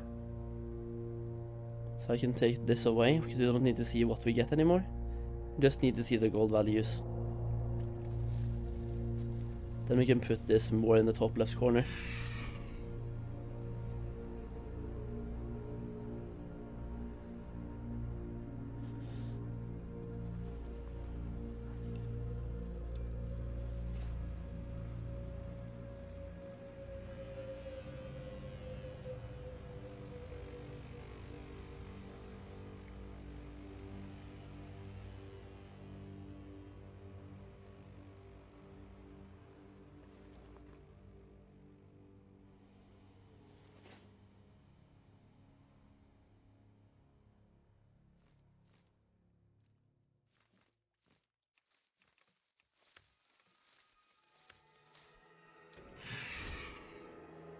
What was that add-on you showed? Here, Kiwi Farm. You track gold per hour and experience per hour.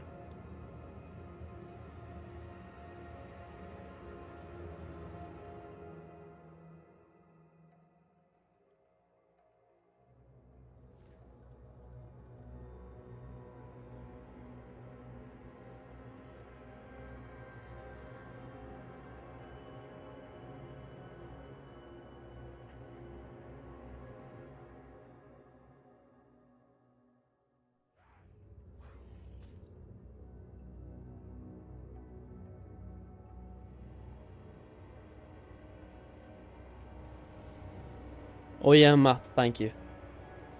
Thank you for explaining. I explained that so many times yesterday, that drove me crazy. Thanks, man.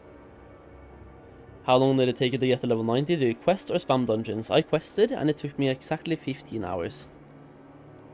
15 hours of doing quests.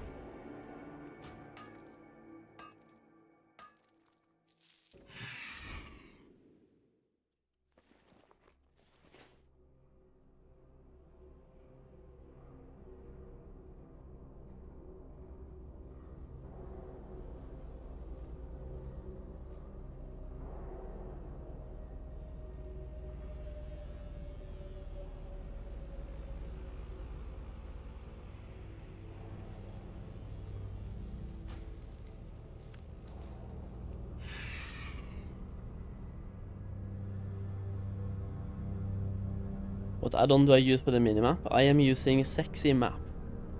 Allows you to customize the map and also drag it around where you want to have it. The one expansion I didn't take off and I got huge FOMO.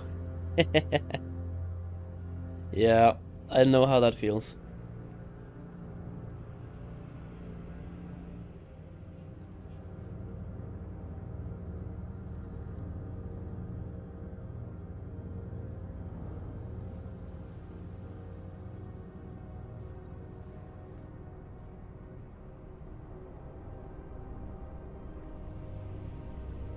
Farming for Fool's Cap is definitely high value farm, but you don't get that many like nodes. The experience per hour is really garbage. We're looking at a 20-hour plus level time when farming like this is crazy. In that case, I think it might be worth to go back and farm a different zone. Make maybe less gold per hour or roughly the same, but get way more experience. Because I kind of want to track the experience per hour in, let's just say Valley, right? Valley was great. So many nodes in Valley.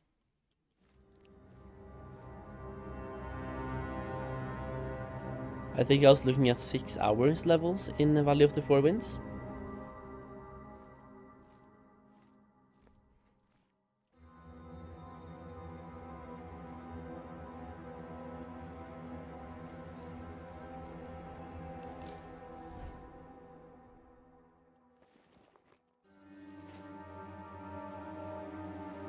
Silkweed goes for 13 gold for just one. Snow Lily goes for 13 gold also just for one in Pharma.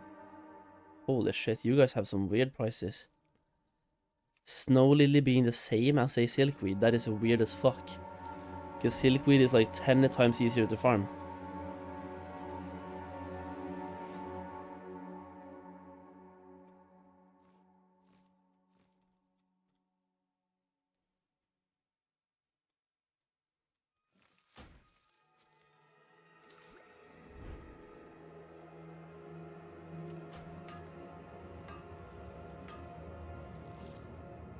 Use this add-on Farm HUD? No thanks, I don't like Farm HUD.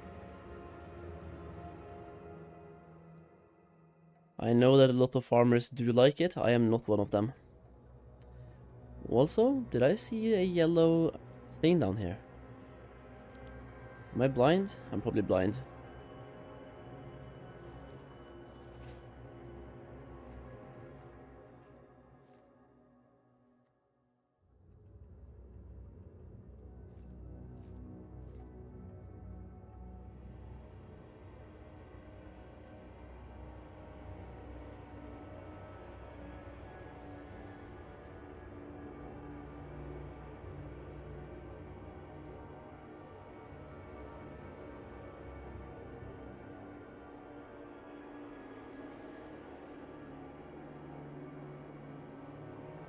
And the green tea leaf goes for 11 gold for one for some weird reason, yeah. That is kind of weird. You are right.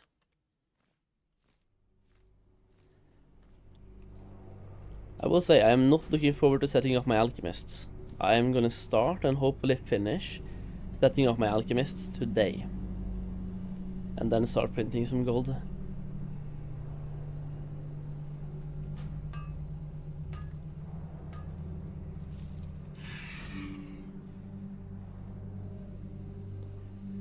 Gotta buy a bunch of cloth as well at some point for all of my tailors. Need to spend about 1,000, at least 1,000, not 10,000, what did I say? I have to buy 1,000 cloth, whatever that price is. Last night it was 10 gold each, so we'll see what the price is now. The thing is, so I have to sell one crafted BOE and I get the gold back, right? It is just the crafted BOE market right now is weird. A lot of supply, not that much demand.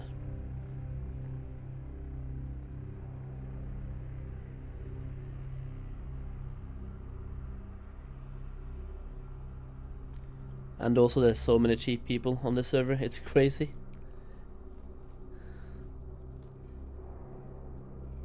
When it comes to selling crafted items, that is when I would love to be on Gehennes or Pharma.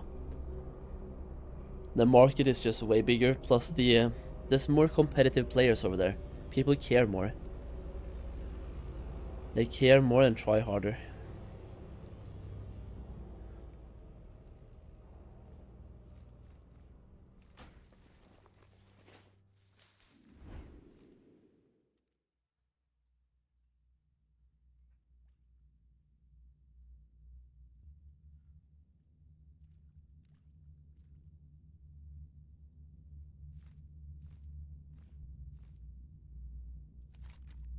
The thing is, instead of just flying around this place, the flying here is great. I'm wondering if I skip town long steps and only focus on dread, that could also be great. Could increase the gold per hour gains. If I include, for example, Lake of Stars and this place, just these 3 places, could increase the gold per hour by a little bit.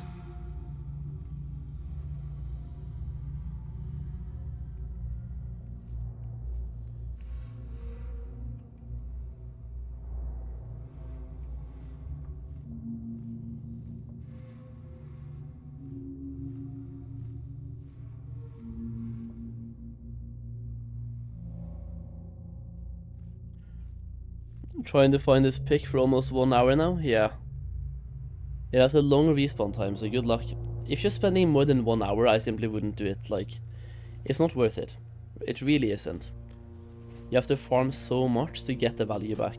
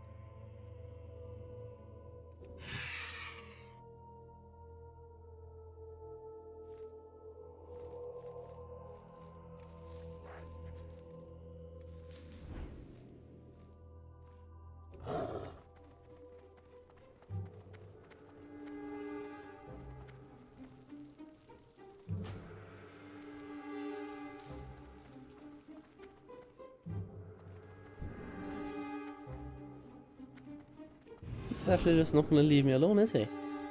And now he is. You killed the boss, bro? Did you kill the rare? Nice. Congrats. Now I'm proud. Now I am very proud. Good job.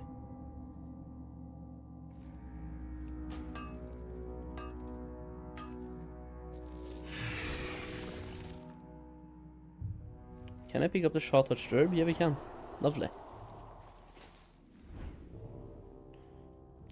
Oh, the shot-touch turned out to be the good thing. Nice. The fool's cap. That is lovely. And farming shot-touched might even be better than fool's cap. Maybe. Gonna have to try it out at some point. Just going in the shot areas and finding farming herbs.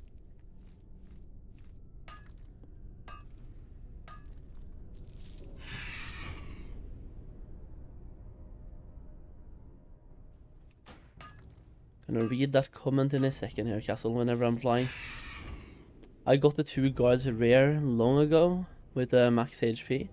Oh, so you did kill him. Either way, long ago, not long ago, I'm still proud. Good job. Good boy. What is it talking about the quest boss? Oh, is it like the really... There's one in town long that sucks. Like there's one quest that is ass. It's not that bad when you realize how to do it, because you can work around the things and like, it's not that bad, but still, it's a little bit bad.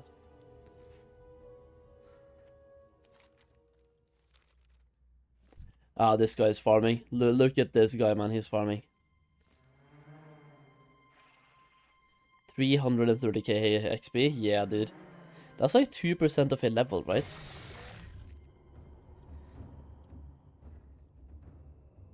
Would you go to that other realm and switch to Horde? I mean, if you paid, I might. But also, nah. You would have to, if you paid for 26 character transfers and faction transfers, sure. Yeah. Why not? But also we can't, because like, apparently we can't go from PvE to PvP, right? It's only the other way around, which is kinda... It's weird. Must be some infrastructure on the servers or something. Because why can we go from PvP to PvE, but not the other way around?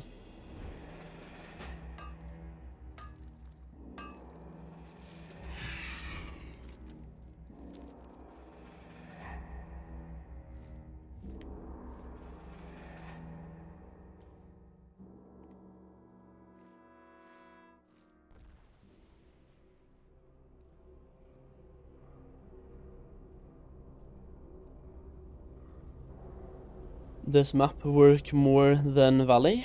I personally think so, at the moment, like gold-wise, but Valley is better experience-wise when you're gathering. But I haven't fully tested Valley. I'm gonna test Valley again after this. Valley feels better. This feels weird, but we are farming for a high value herb, like Fool's Cap is selling for 64 gold. The Valley herbs are 13. So one of these is worth the same as 5 silkweed. That is why this farm right here is so good at the moment.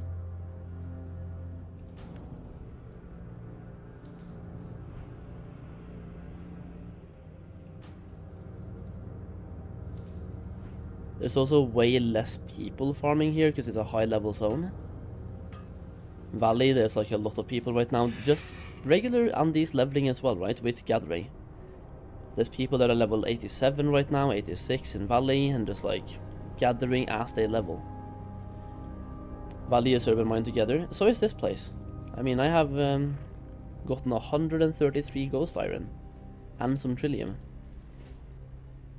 But once again, I'm gonna go back to Valley and try that out as well. I did 5 hours of Valley yesterday. I just think right now, due to the price of Fool's Cap, this is better. But once again, we're gonna find out soon.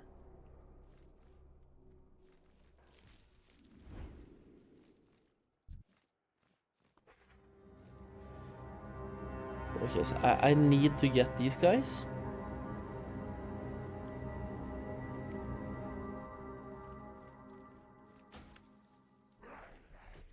Oh, nice. Perfect.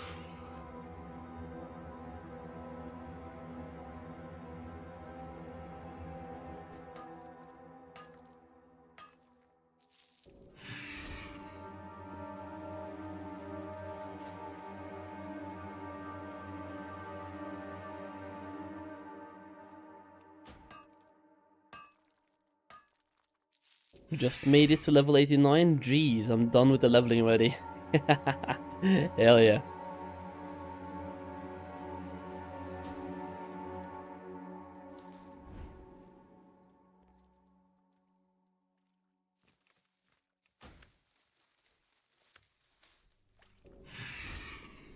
I'm leveling with archaeology on my last blue account bound.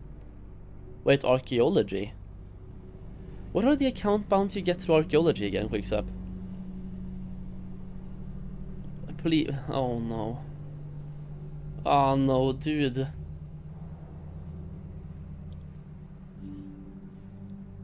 Oh.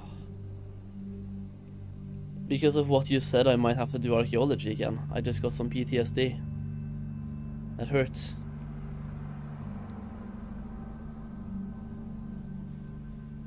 .463 caster offhand, 463 agility spear and so on. Oh no. But they require level 90, right? So it's 4 level 90 characters. It's not like the ones that I have, that are level 85. Still very good to have though, and I will need to have them, just not right now. But at some point I have to do archaeology again, and that pains me. Wait, it's level 85? That pains me even more, man. That means I actually have to do archaeology, fuck's sake. I'm gonna have to Google all of the rewards, like, are there more? More than just a spear and the offhand. 463 is insane, you know that, right? That's heroic item level.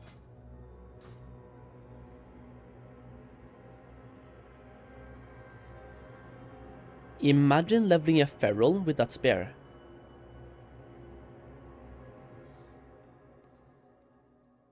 One hand strength weapon? Bro. Bro. One hand strength. That goes perfectly with this one. I got this. A one hand 450. So if I get a one hand 463 as well, that could be insane.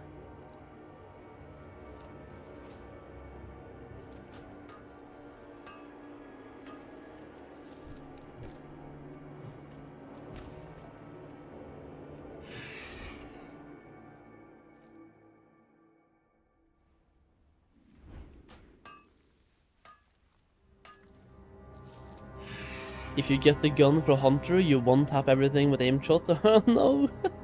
Wait, oh yeah, I remember that gun! I had that gun in actual Mists of Pandaria. Holy shit. Nice, yeah, I need to do archaeology again, and that sucks. 463 account bound level 85 stuff.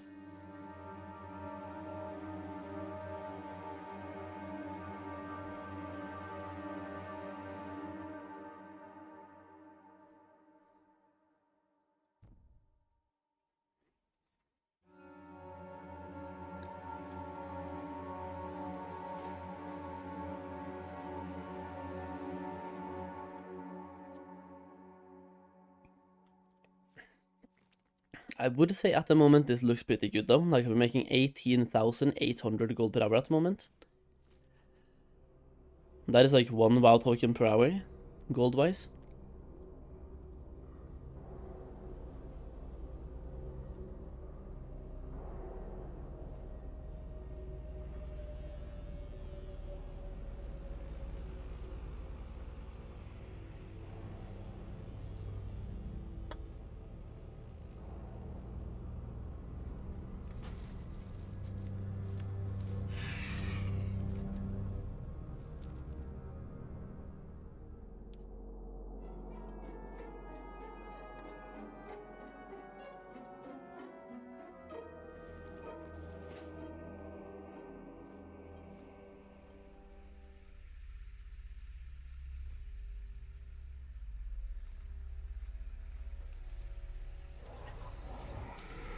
I also really want to get this item here, Swarm Keeper's Medallion. I've had it before. It's supposed to be really hard to see, if I recall correctly.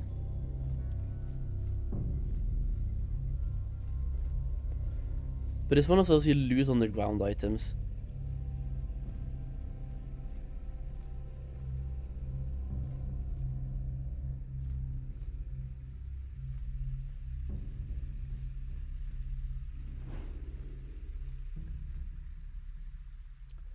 I wonder if we can get the purple outline here that we have in retail. Does anyone know? Does that work? Because in retail there's a setting to get a purple outline on lootable objects.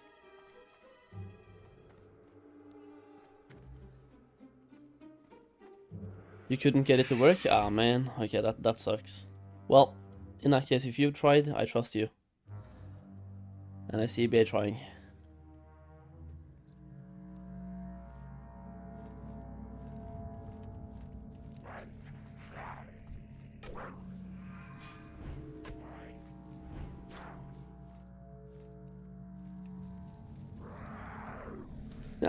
Absolutely wrecked.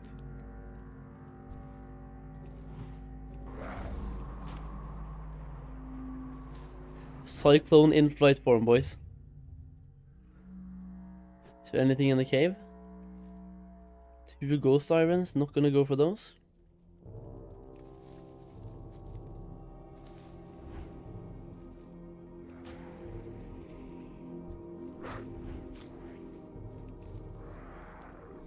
Yo, Fuel's cap, more like a gold cap.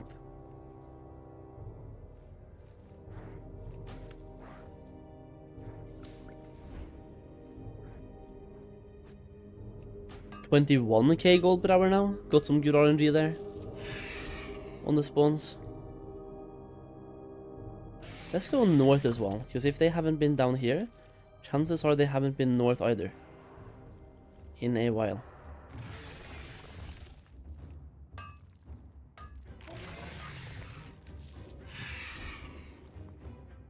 Kyperite, that sells for garbage, dude. Holy shit, Kyperite is shit trash.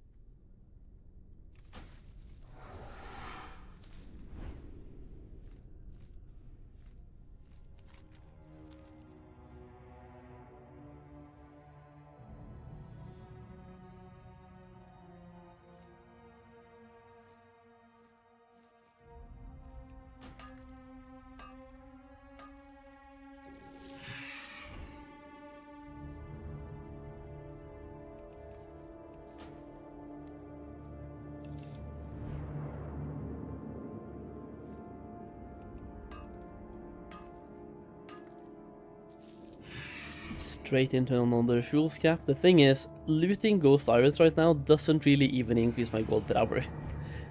My time is better spent flying towards a possibly more, like one more gold cap.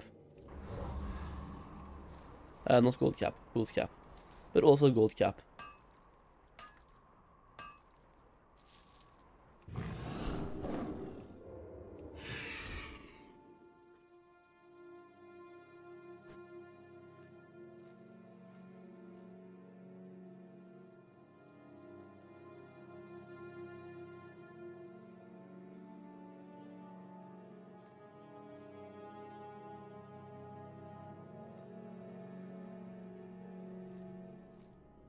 How much does the Imperial Silk go for on your server? It's soulbound, so it goes for vendor price.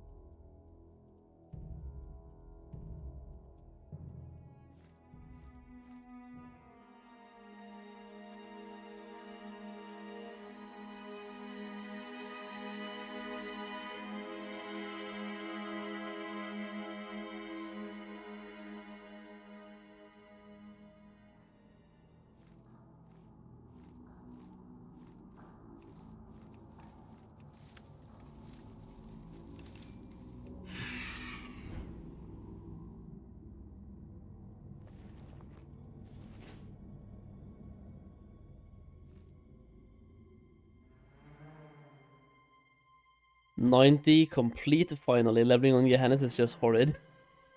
I believe you. That's a reason why I left those servers. I have a level 85 on Gehennas that I might level eventually. But if I do, it's gonna be through like pet battling, archaeology, dungeon spamming, or I'm just gonna wait long enough to the point where questing is finally viable. Because right now questing on those servers looks terrible. Looks and sounds terrible.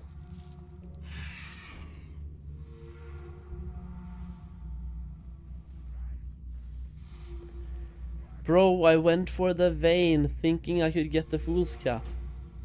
I got this fool's cap at least.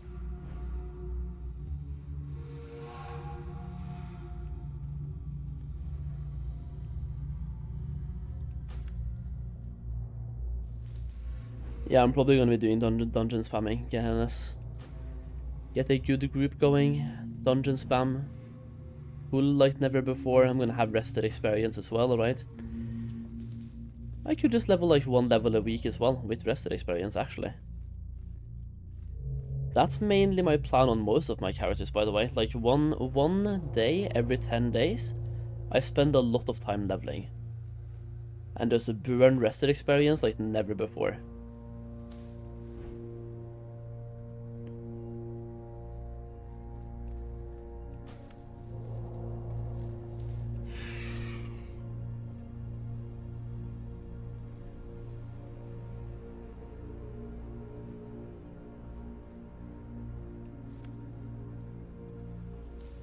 Yeah, like now, due to some very good spawn timings, we are up to 23,000 gold per hour thanks to Fool's Cap, and this is not even fake value. These are the current lowest, like from 1 hour and 42 minutes ago, the prices. Bostrom, Solheim and me, boys back together, dude, that would be amazing.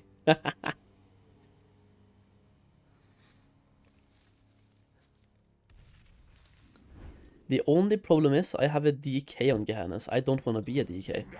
So I kind of need to have another character, I'm not gonna lie.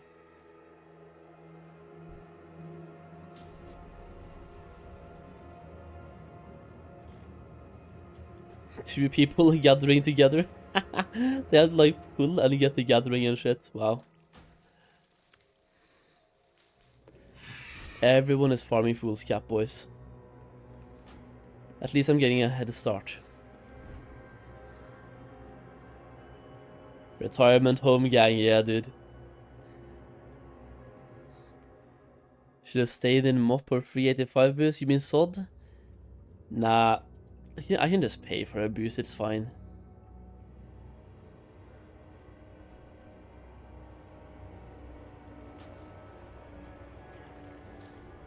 But also, I do like leveling. Maybe I'll level a monk there eventually.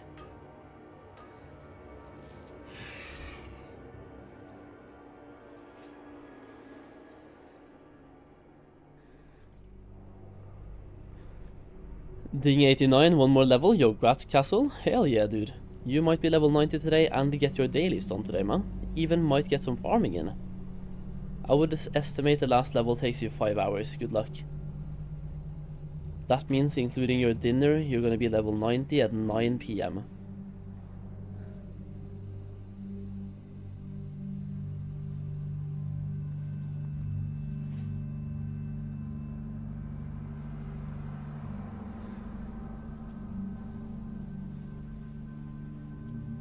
Gotta love racing for nodes, dude, yeah.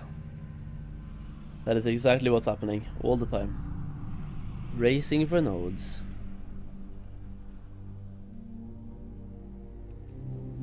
Insert That's the World of Warcraft that we play. Theme music. Yo bro, I'm a rogue, where do I level? Up at level 85? It doesn't really matter what class you are, I would just say keep questing. And whenever you level, go to the next zone.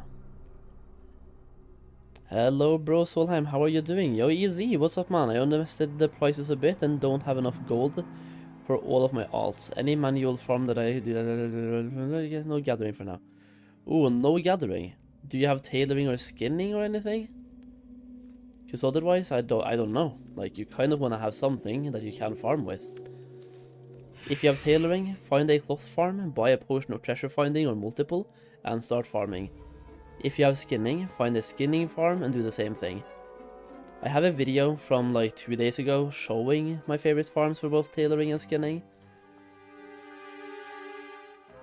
So just have one of those two professions and check out that video and go farm.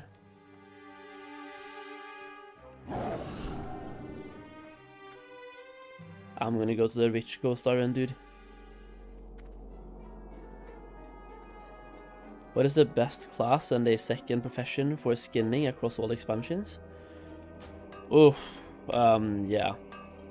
Be a tank, number 1. I think tanks are amazing. Secondary profession, maybe engineering is okay. Like when you're skinning Cataclysm expansion materials, you also get volatiles. That's kind of cool.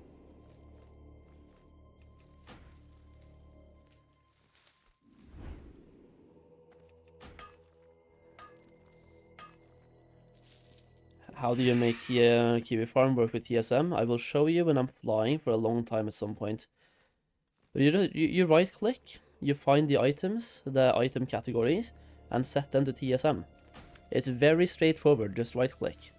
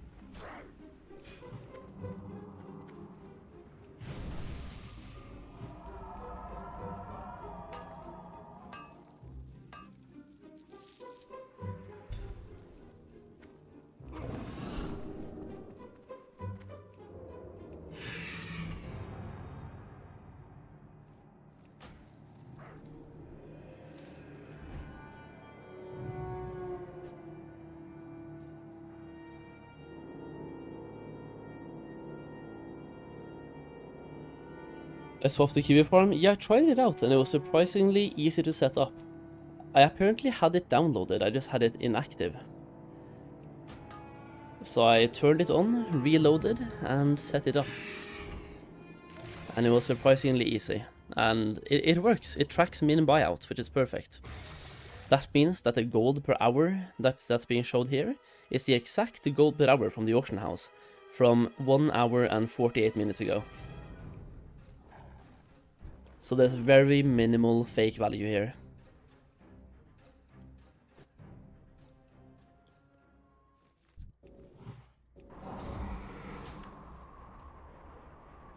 I also love that I can use nature swiftness, so is it called that? Yeah, nature swiftness. And then I can use cyclone inside flight form. And I stay flight form. It feels like cheating, actually. I'm cycloning in flight form. It feels, yeah, overpowered. Very good farming ability.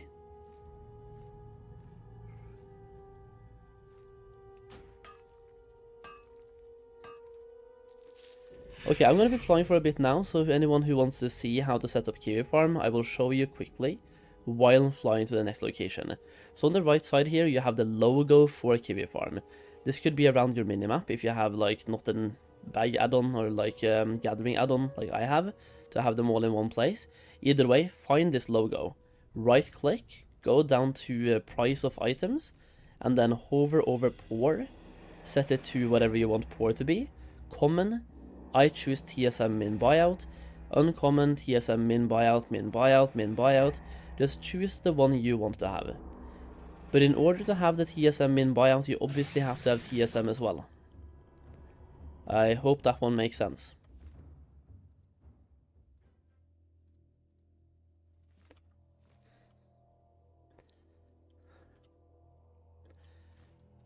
Druid is definitely the goat for mining plus herb. I definitely think so, yeah. Especially thanks to nature's swiftness. That ability is insane for farming. Hunters definitely have some strong advantages as well. They can send in their pet, for example, to distract, then they can loot everything, and then sacrifice their pet, feign death, and mount up. So hunters as well are really strong, but druids are my favorite.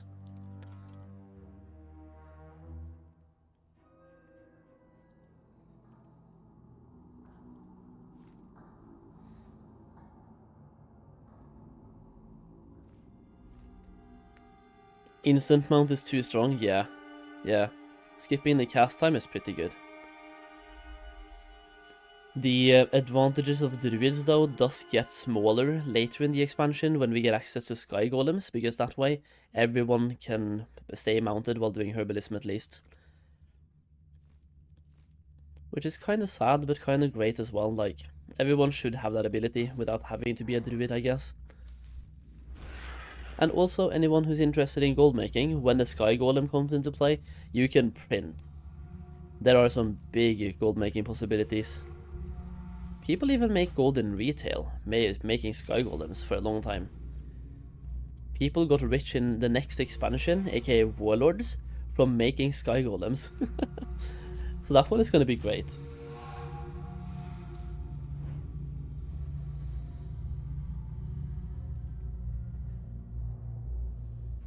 Same with Vial of the Sands, yeah. But I feel like in Classic, Vial of the Sands hasn't really done that well. Maybe I'm the only one who feels that way, but Vial of the Sands hasn't really been that profitable in Classic. Unless somebody has other experiences. I just feel like in Classic, people care a little bit less about vanity, but Sky Golem actually is a mount with a use case.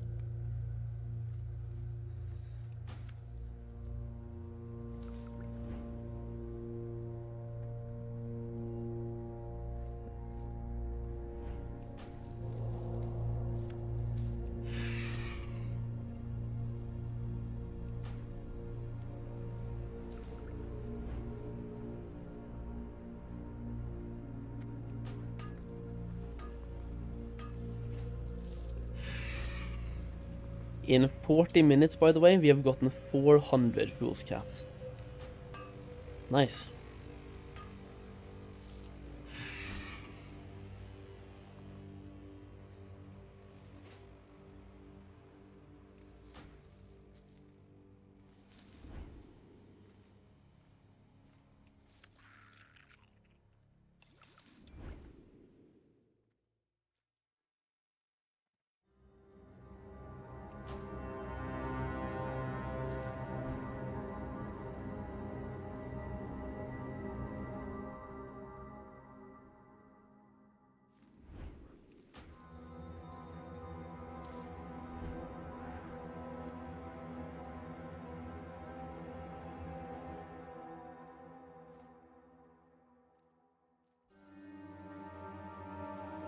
Can't decide if I should get mining instead of tailoring on my druid. If you have herbalism and you're gonna farm herbalism, I would definitely get mining as well. Herb and mining just belongs together.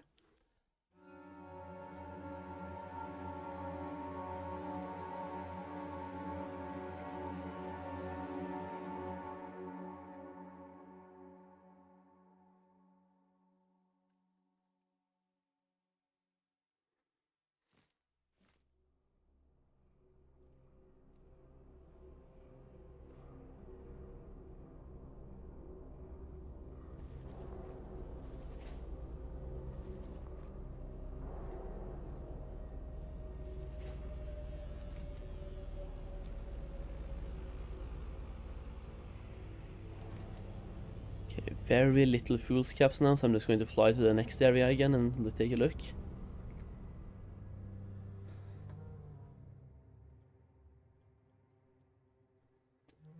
How does making gold with Sky Golems actually work? Do you have 20 for living steels? Can you just buy living steel and sell? You can buy living steel, yeah. But also, you make more gold if you make your own living steel. So like, alchemy plus engineering is the god combination for that. That way you make your own living steel and turn that into Jar's peculiar energy source, or whatever the name is, right, of that item. I think that's pretty spot on for the name, but yeah, the Jarge item.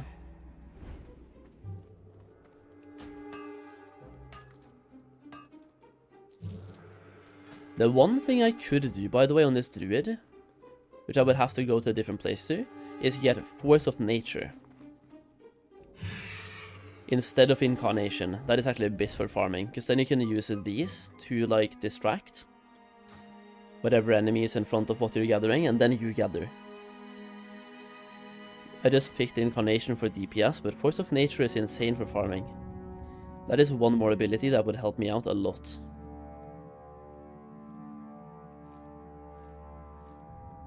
Like, there's one Fool's Cap now that I've left every single time that I would always be able to get if I had those Forces of Nature.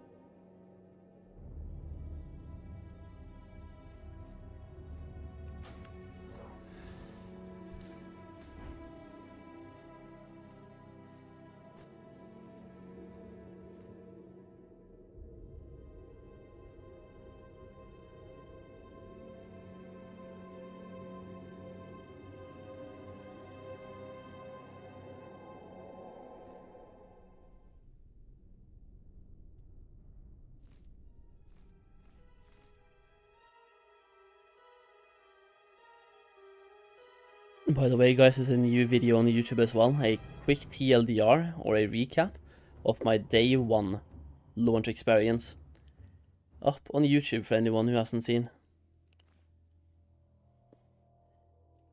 Might look like a bragging video, but it's not supposed to be, it's just like anyone who couldn't see the streams, and also just what I did on day 1. I'm very happy about day 1 though, I am. I got way more things done than I was even hoping to be able to get. That's really good. Today my main goal is to keep farming as much as I can, and also set up my alchemists. We'll see if I have time to set up all of them, because we have 21. It will just take time. It's not going to be hard, it just takes time. 21 alchemists. But yesterday we did 11 tailors in half an hour, so I guess it doesn't really take as much time as one thinks.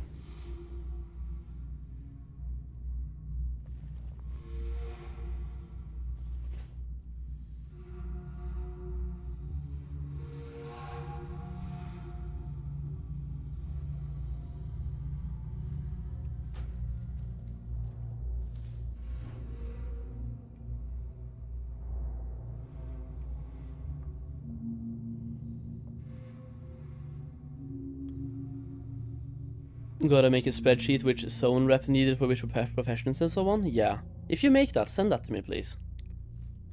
That sounds lovely.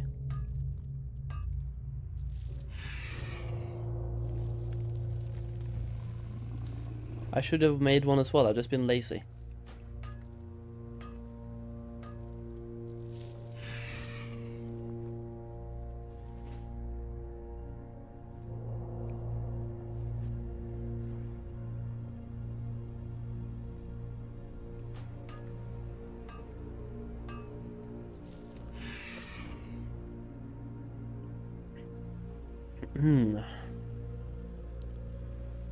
Do you know where I learn Imperial Silk as a tailor? Yeah, get to 550 skill and talk to your trainer.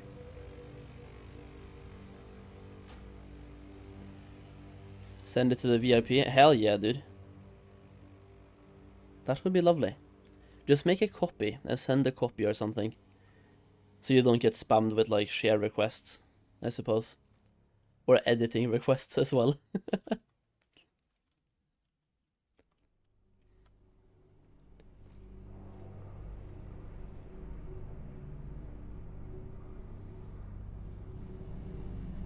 What do you need for Flying Soul? You need to have a level 90 character.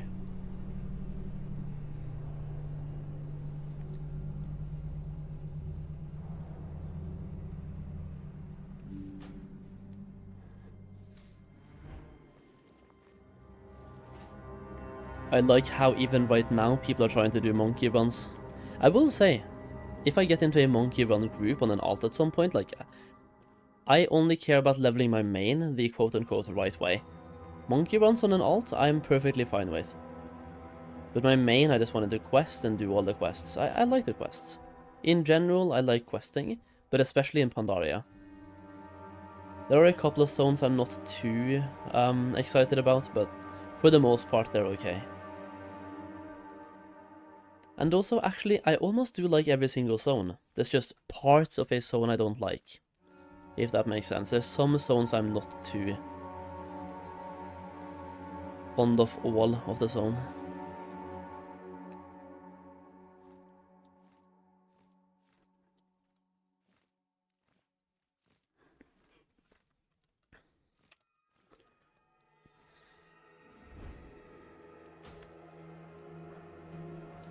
Speak for yourself. I'm on the tail end of Kata and it sucks. I like Kata as well, I do. the questing. But also, Leifan, be happy you joined now, because before Mists of Pandaria and before the pre-patch, you needed way more time and way more experience in Cataclysm as well.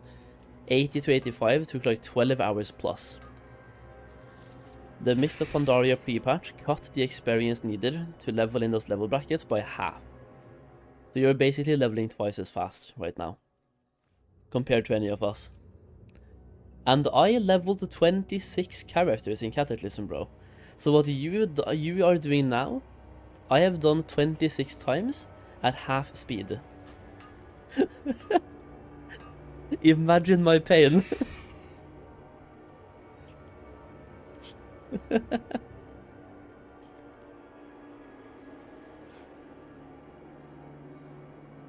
Awful expansion. I like Kata. I do. I'm not too fond of the last raid, but I like the expansion as a whole. It's pretty okay. The only bad part about me, which kind of does make it a bad expansion, I would say, like, of course, you have the fact that it reshaped the old world that I'm not too happy about, but when it comes to an expansion, it has to either start well or end well. Because if the expansion starts bad and ends bad, it's kind of a bad expansion, right? Because, yeah, for me, when it comes to raiding, it started bad and ended bad. The opening raids are not really that great. And then the last raid is kind of ass. So yeah, it started bad and ended bad. But Firelands was in the middle. And Fireland, that patch is great.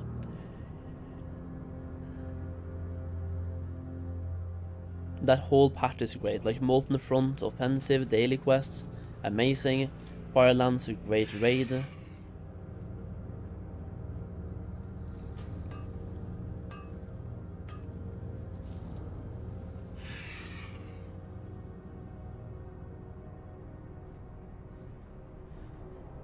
Looking forward to leveling in MOP though. Only expansion I didn't finish Kata, but that sucks. MOP doesn't apparently. MOP is fun, yeah. It is a cool expansion. In my opinion, the first raid tiers were great in Cataclysm. Yeah, I don't know. I had fond memories of them from actual Cataclysm, but now, like we played Classic, they just were not that great in my opinion, but then again, that's my opinion.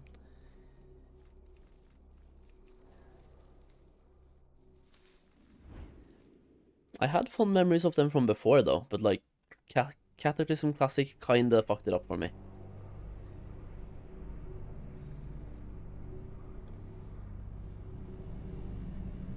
I don't really know why. Maybe we knew the raids too well, so they were too easy. Maybe we had better gear this time. We definitely had better gear this time. Just because people have min-maxed everything, we know how to get the gear better. So definitely had better gear, just like the raids were easier than expected. And also, I was in a dumb guild for a short while, and they were dumber than expected, so like, the raids themselves were easier than expected, and I also happened to get into a dumb guild, which was dumber than expected. It was really fun though. I think 10 parts of me died during Cataclysm just because of that guild. I don't know which 10 parts. I liked Dragon Soul other than War Master. I like Dragon Soul, except for the last 3 bosses. Everything else about Dragon Soul is absolutely fantastic, like not even joking. But when the last 3 bosses are ass, the whole raid is kind of ass. But the first bosses are great, and like once again, I love the first bosses. And there's some really, really unique and cool trinkets, like Cunning of the Cruel. And the tier sets as well look great and have some really fantastic effects on them. But the last 3 bosses are ass. They tried to do Gunship Remastered, it ended up being Gunship Suck My Ass, and then they tried to do like Ride the Back of a Dragon boss, which nobody likes by the way, and then the last boss was just like, oh really? But other than the last 3, good expansion in my opinion, and good raid. But when the last 3 bosses are bad, the raid kind of becomes bad. Plenty of breaks to eat during the raid though, yeah. Exactly. Like that guild was, they pulled and then they had to have a 10-15 minute break. It was like, what? Are you gonna smoke, eat, and change your diaper? Like, what's up?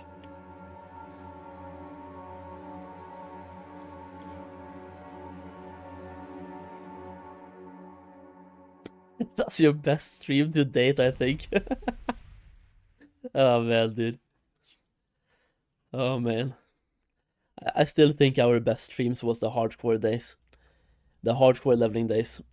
Nothing beats those.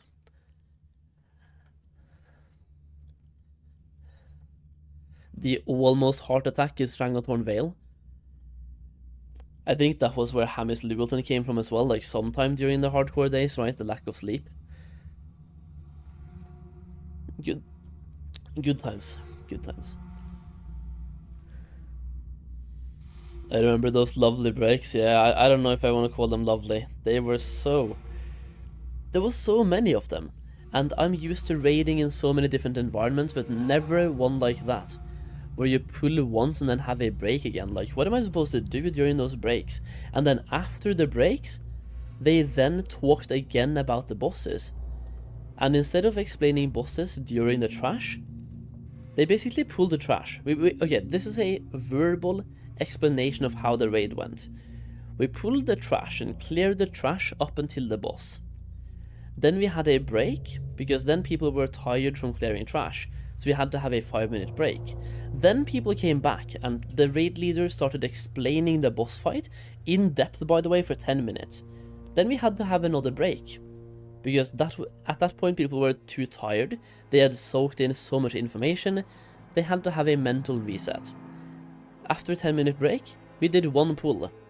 If the pull didn't become a kill, another 10-minute break. Come back, talk again about strategy, and 5-minute break. I think we did like 5 pulls in an hour. Crazy.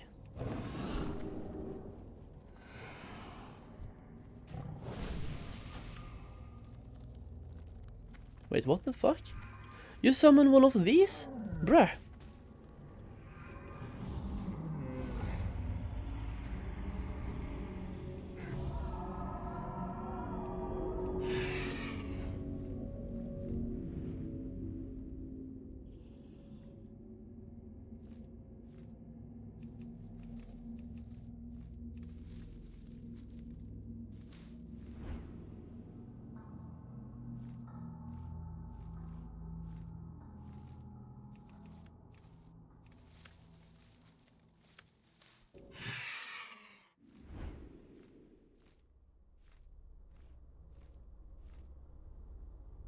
The guild I was in downgraded to 10 man in Cataclysm. Wrath and Ulduar in 25 man was the peak of my raiding career. Yeah, 25 man is great.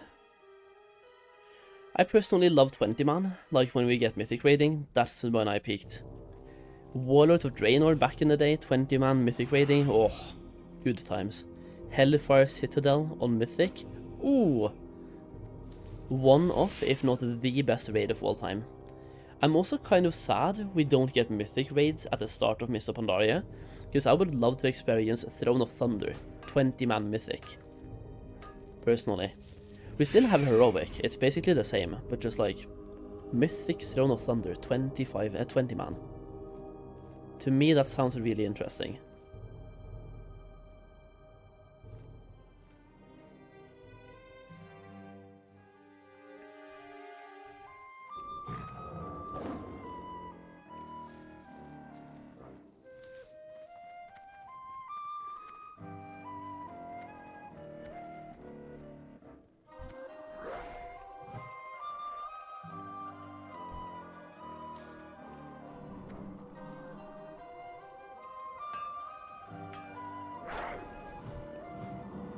No! I clicked on the wrong thing. It's fine. It's just a mining vein, who cares? In 1 hour, by the way, we got exactly 500 Fool's Cap.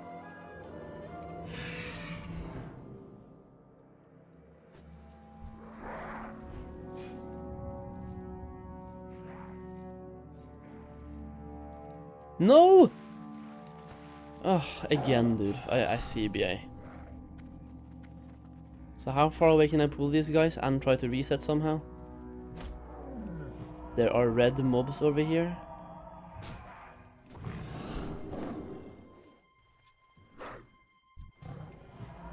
Det Ricky. Nå tie still.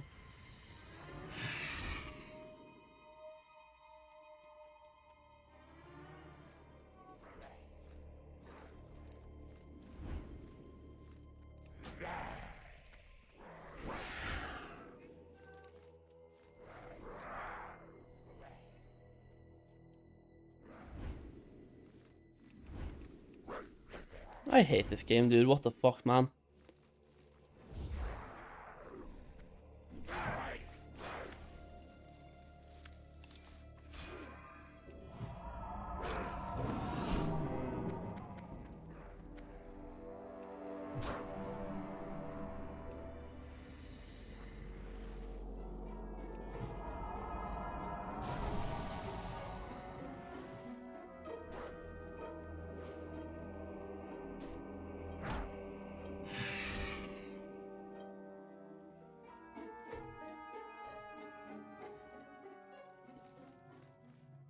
Download the sexy map now with my druid. Let's go, dude. It's such a quality of life change. Thank you. No, thank you. Thank you for asking. About sexy map. It is definitely a quality of life change. Just being able to drag the map around wherever you want and also making it cool.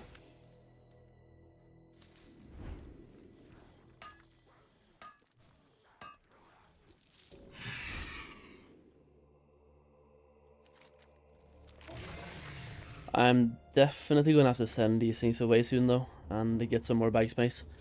Getting close towards the end of the bag space right now. No good. Am I going to play OSRC? OSRS? Probably not. I mean, every other WoW creator is doing it, so like... Probably not. Someone has to be that guy. But we'll see. If I am, it's gonna be way, way, way late. I've never played RuneScape. I don't really have any connection to it, right?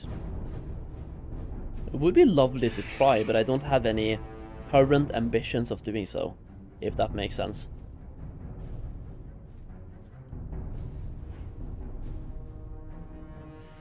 The thing is also, I will say, if I ever was gonna try it, I would go all in and just play that, right? And I have no intentions of quitting WoW. Because for me, I don't just play a video game a little bit. I devote my life to it.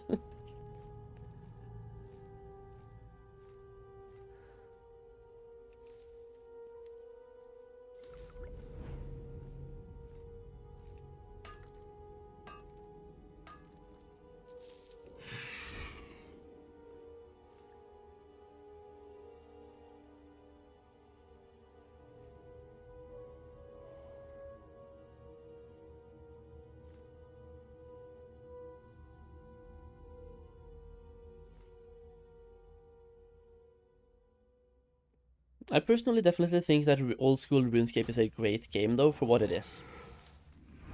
It's just, once again, I don't have any current ambitions to play it, and there's a reason why old school RuneScape right now is doing so well. And it's not just all the WoW creators going to old school RuneScape, even though that definitely plays a huge part. There's been a big video about, I don't know who it was, but somebody made a big video about why old, oh yeah, it's the guy, Lazy Peon, about why old video games are doing well, meanwhile new ones keeps crashing. There's just been too much video game slop coming out over the last few years, and people are just going back to what used to work. And instead of trying out new things, and not just video games by the way, same with movies. Instead of video or movie developers trying out new titles, they go back and just make old ones.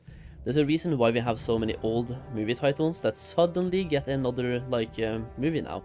They know it will sell, and they know it works, it's a proven concept, instead of starting a new concept and a new IP. The same thing in WoW and RuneScape. Instead of people playing new games, they just go back and play what they know they have liked before. And for content creators, it's very easy to make content in those games. You just have to say, this game is good, and everyone will praise you for it. Because they also think it's good. And then it's a circle jerk of, this is good, thank you, I also think it's good, thank you, it's good, thank you. We can all agree it's good.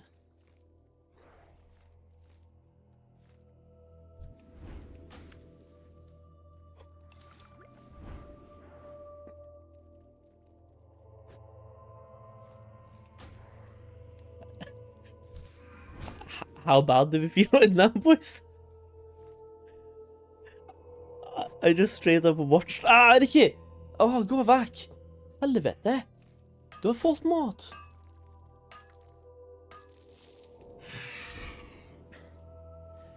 I just watched that druid drag the mobs away because they wanted to gather things, and I swooped in and gathered it for them. Man, dude. I was just like, nope, that one's mine. Thank you.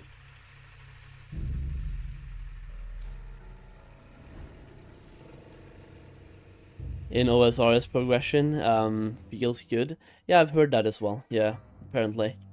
Like I said, it's a good game. Nothing bad against it. It's a good game. If I wasn't playing WoW, I probably would play it. I just don't like where games and things in general are right now. People just don't want anything new, and they just go back to what they know has worked before. Same thing with movies. We don't get any new stuff. People just go back to what has worked. They're playing on nostalgia and also proven concepts.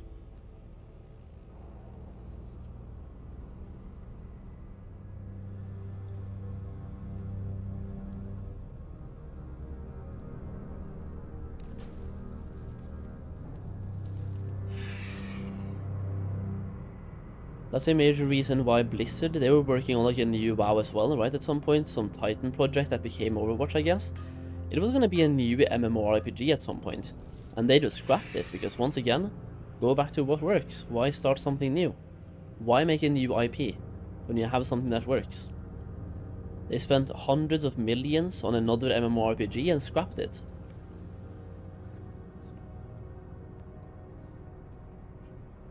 They're working on a survival game, aren't they? They probably are. They've worked on many things over the years that ends up being scrapped.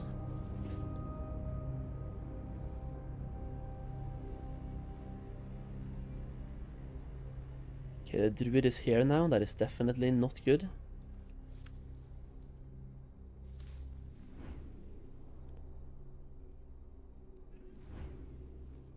Ricky!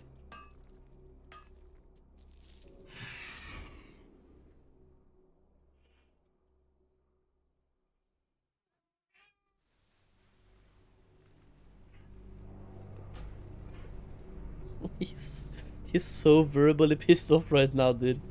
Okay, I'll give you cat snacks. Again. Yeah, come there. Come here.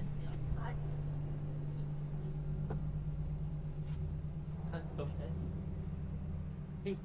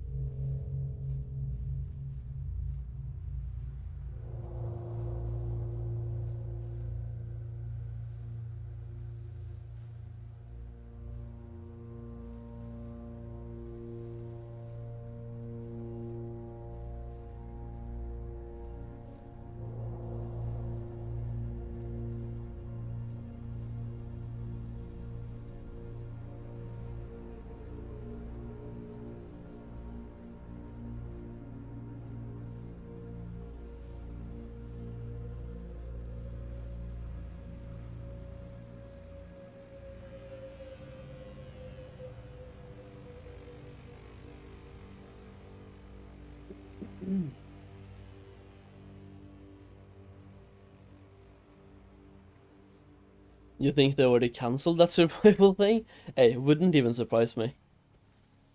I'm not sure if I've heard anything about them cancelling it personally, but maybe they have. Also, I did put on a pizza. That's right. It's launch, aka pizza time.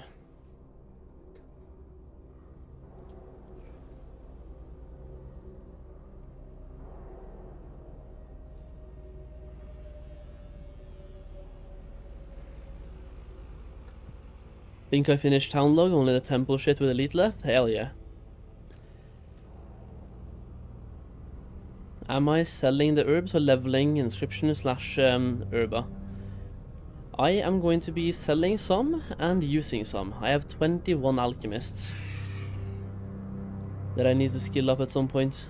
And I have 10 scribes. And I have 8 or 7 tailors.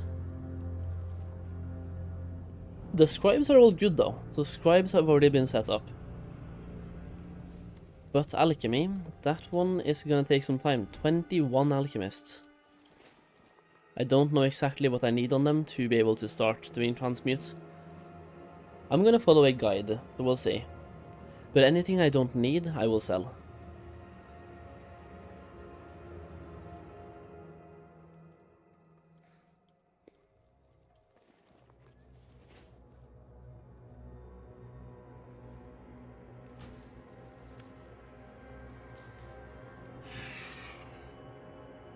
Do I have a fast metabolism? Not at all, no.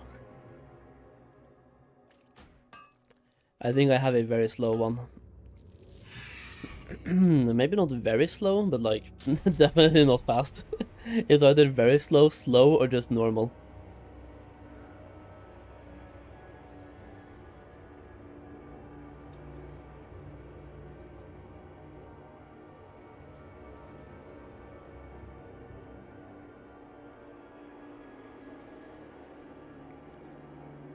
I went to see the Tiller farm and after hitting 90 and saw a million dailies scattered all over the zone. And I ulted for it. No, those dailies are lovely, man. Come on. Gotta do those dailies. They're lovely.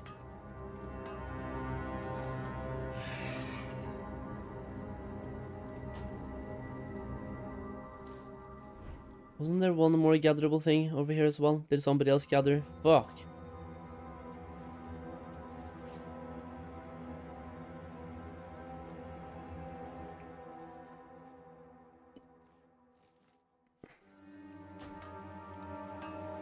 How to update prices on TA Kiwi without TSM? I have Auctioneer. That I do not know. I use TSM, it is simple.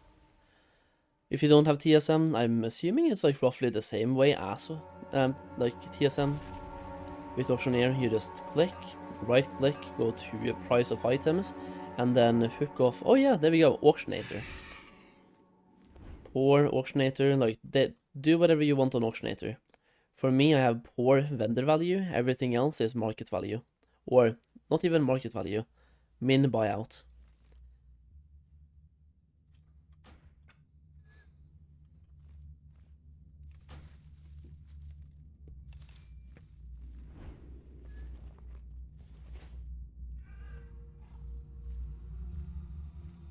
I want to eat pizza every day and just play WoW and not get fat. I mean, literally anyone can do that though. It just depends on the pizza you eat and also the amount you eat.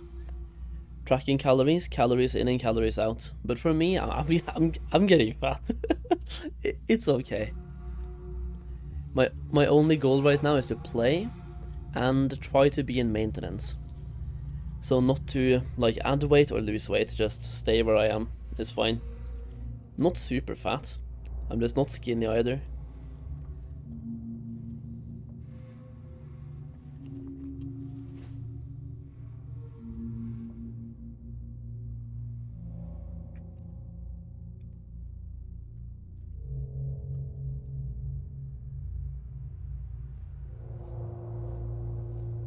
If you order pizza, I usually ate 1.2.5 slices and that's exactly 50 carbs. Sheesh.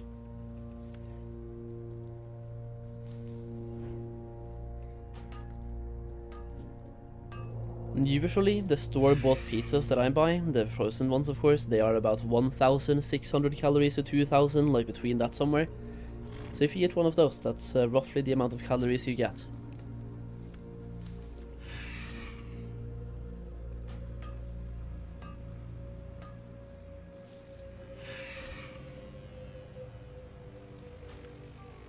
Oh, decisions time. Gaze of the Serpents, BOE neck drop for me. It's 425 item level, I could use it. But it's 3,000 on the auction house. I would go with the auction house. You can get better item level from questing if you go to Townlong or even Dread Wastes. Especially Dread Wastes.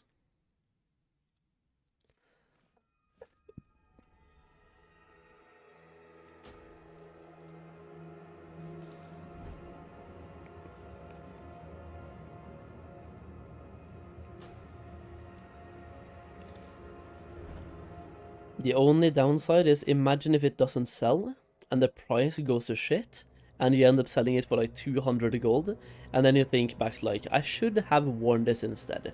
200 gold is trash. But yeah, I would try to sell it. Give it a day or something and see if it sells. And by that point you've gotten a different necklace anyway.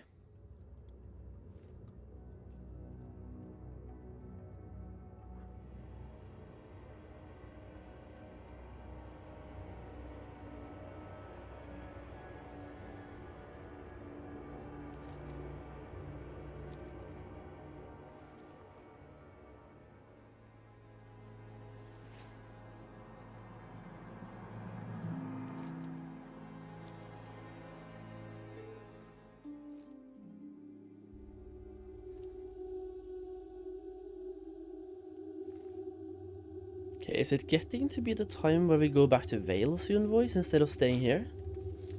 To try to give a comparison between this place and Vale in real time? Because now we have the real-time gold per hour from this place. I mean, I had a small break, right? But other than that, we have a actual timer here. And a gold per hour tracker. And then we can farm an hour in Vale and see how much we make there as well. And then compare.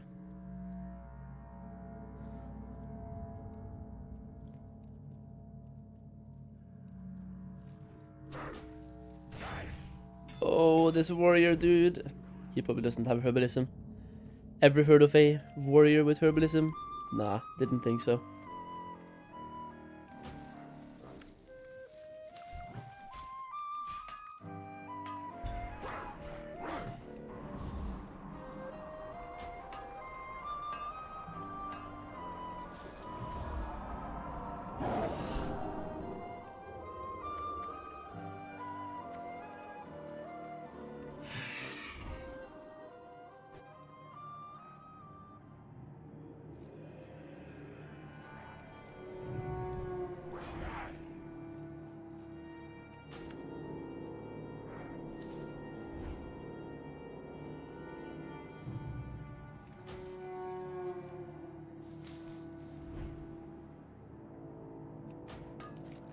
Dread Waste versus Krasarang?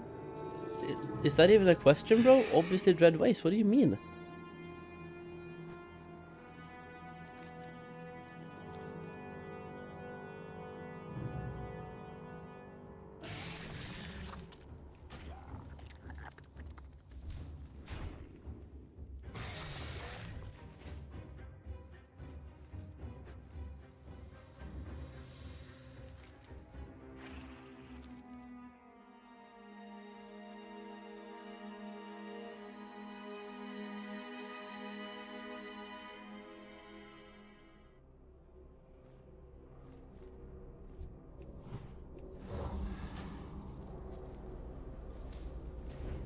My cyclone missed, but I still got the fool's cap. Nice, dude, let's go.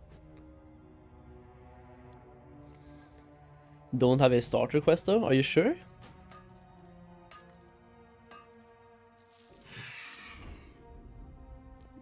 You don't have one that takes you roughly where I am now, like something about serpent something. If you don't, just talk to a bunch of people in Townlong.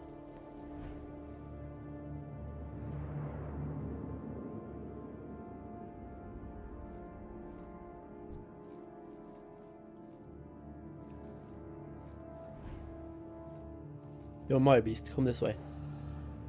This way? Yeah, buddy.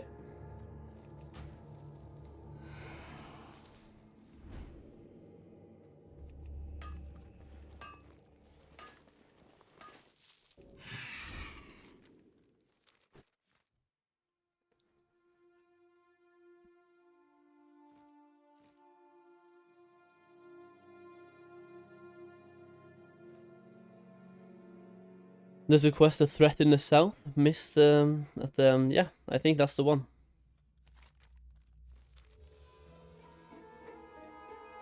Just pick things up.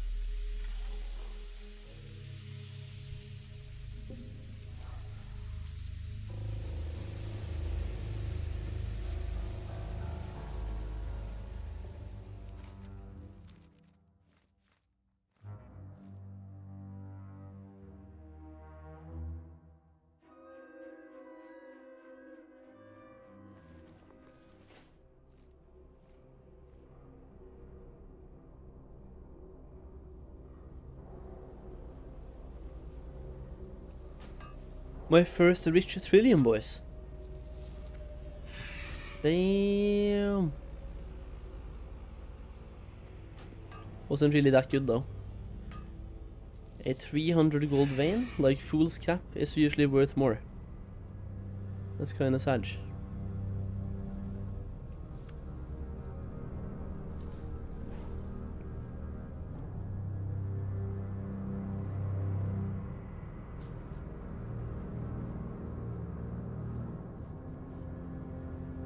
Hey Sol, been watching a while, man. How you enjoying MOP? I'm enjoying it quite well. I mean, right now we're just gathering things, so that's usually the same in every expansion, but for the most part, been fun. And the leveling was great. Not too fast, not too slow. I got to do some fun pulls. Warlock is insane, by the way, really fun to play.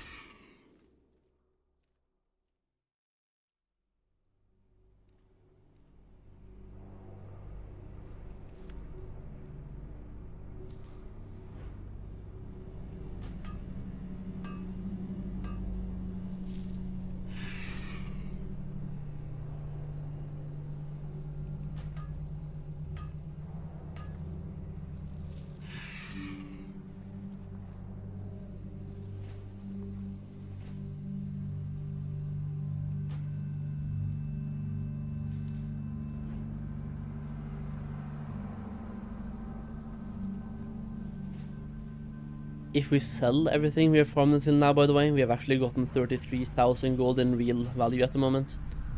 Just from, well, 1.5 hours. 34k now. Pro tip, never go into Jade Forest, can't even amount. On Gehenna/Firemo, I believe you. Yesterday there was like a 5-second lag to everything. You clicked the button, it took 5 seconds for the game to react to what you clicked. And then you had like insane lag on top as well. Just like, it took 5 seconds to react to your input, and then lag. Good times.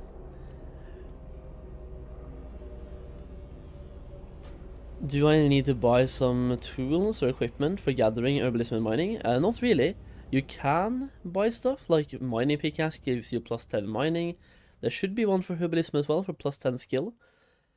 But skill doesn't really matter that much. The one thing you kind of want to buy if it's cheap enough is mist piercing goggles. This gives you access to more mining veins.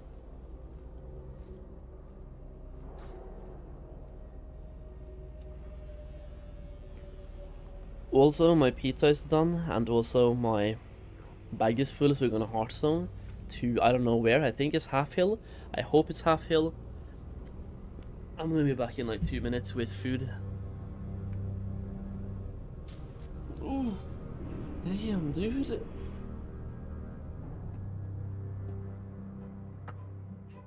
Good thing I have more energy drinks.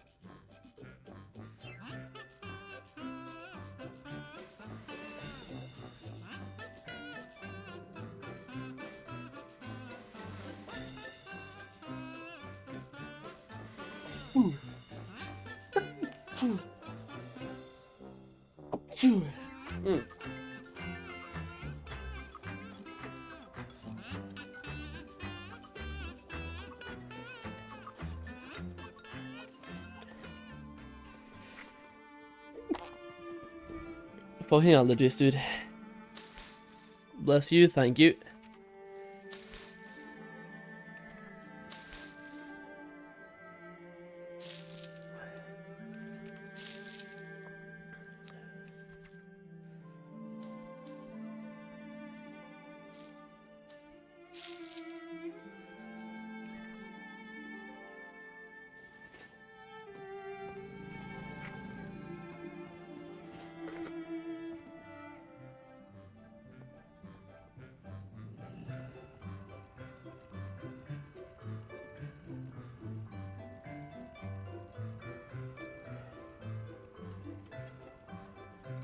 Is there any video that I can watch while I'm eating today? Kinda want to just focus on eating for a bit. Not one of those, this is what you must do at level 90 videos, please. Just like a good video. Yeah?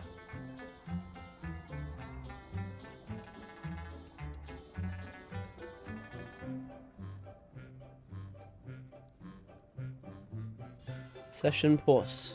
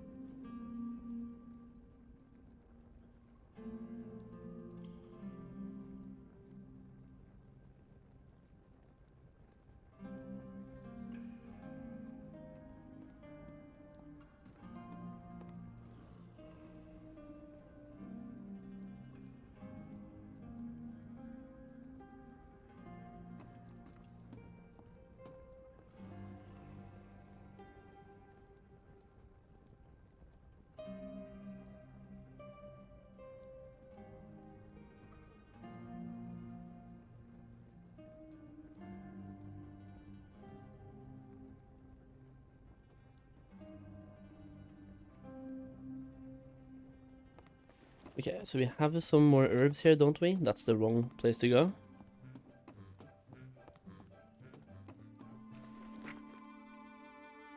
Bunch of herbs, actually.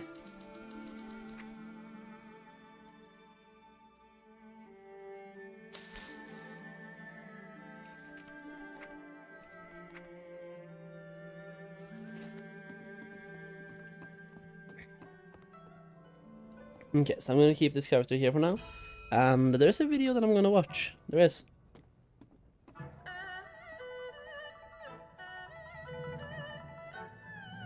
At least I think so. We might not watch the entire thing, but I'm gonna watch something while I'm eating, okay? Or at least that is the plan. Just gonna let the video load for a second, see if everything happens the way it's supposed to.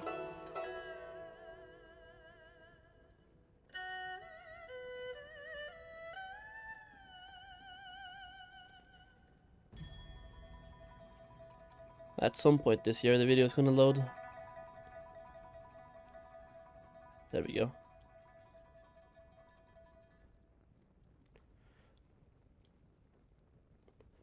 No videos to watch that game. I'm just being careful about which ones I choose. But there's a developer interview and I want to try to catch even more airplane stuff.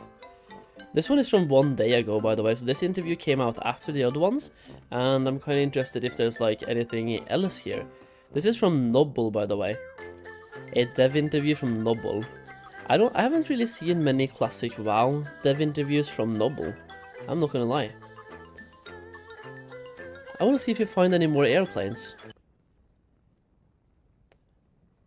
Mists of Pandaria Classic is launching on July 21st, and I got to sit down with Clayton Stone and Addon Moon to let you all know that this is happening, but also talk a bit about their design philosophy.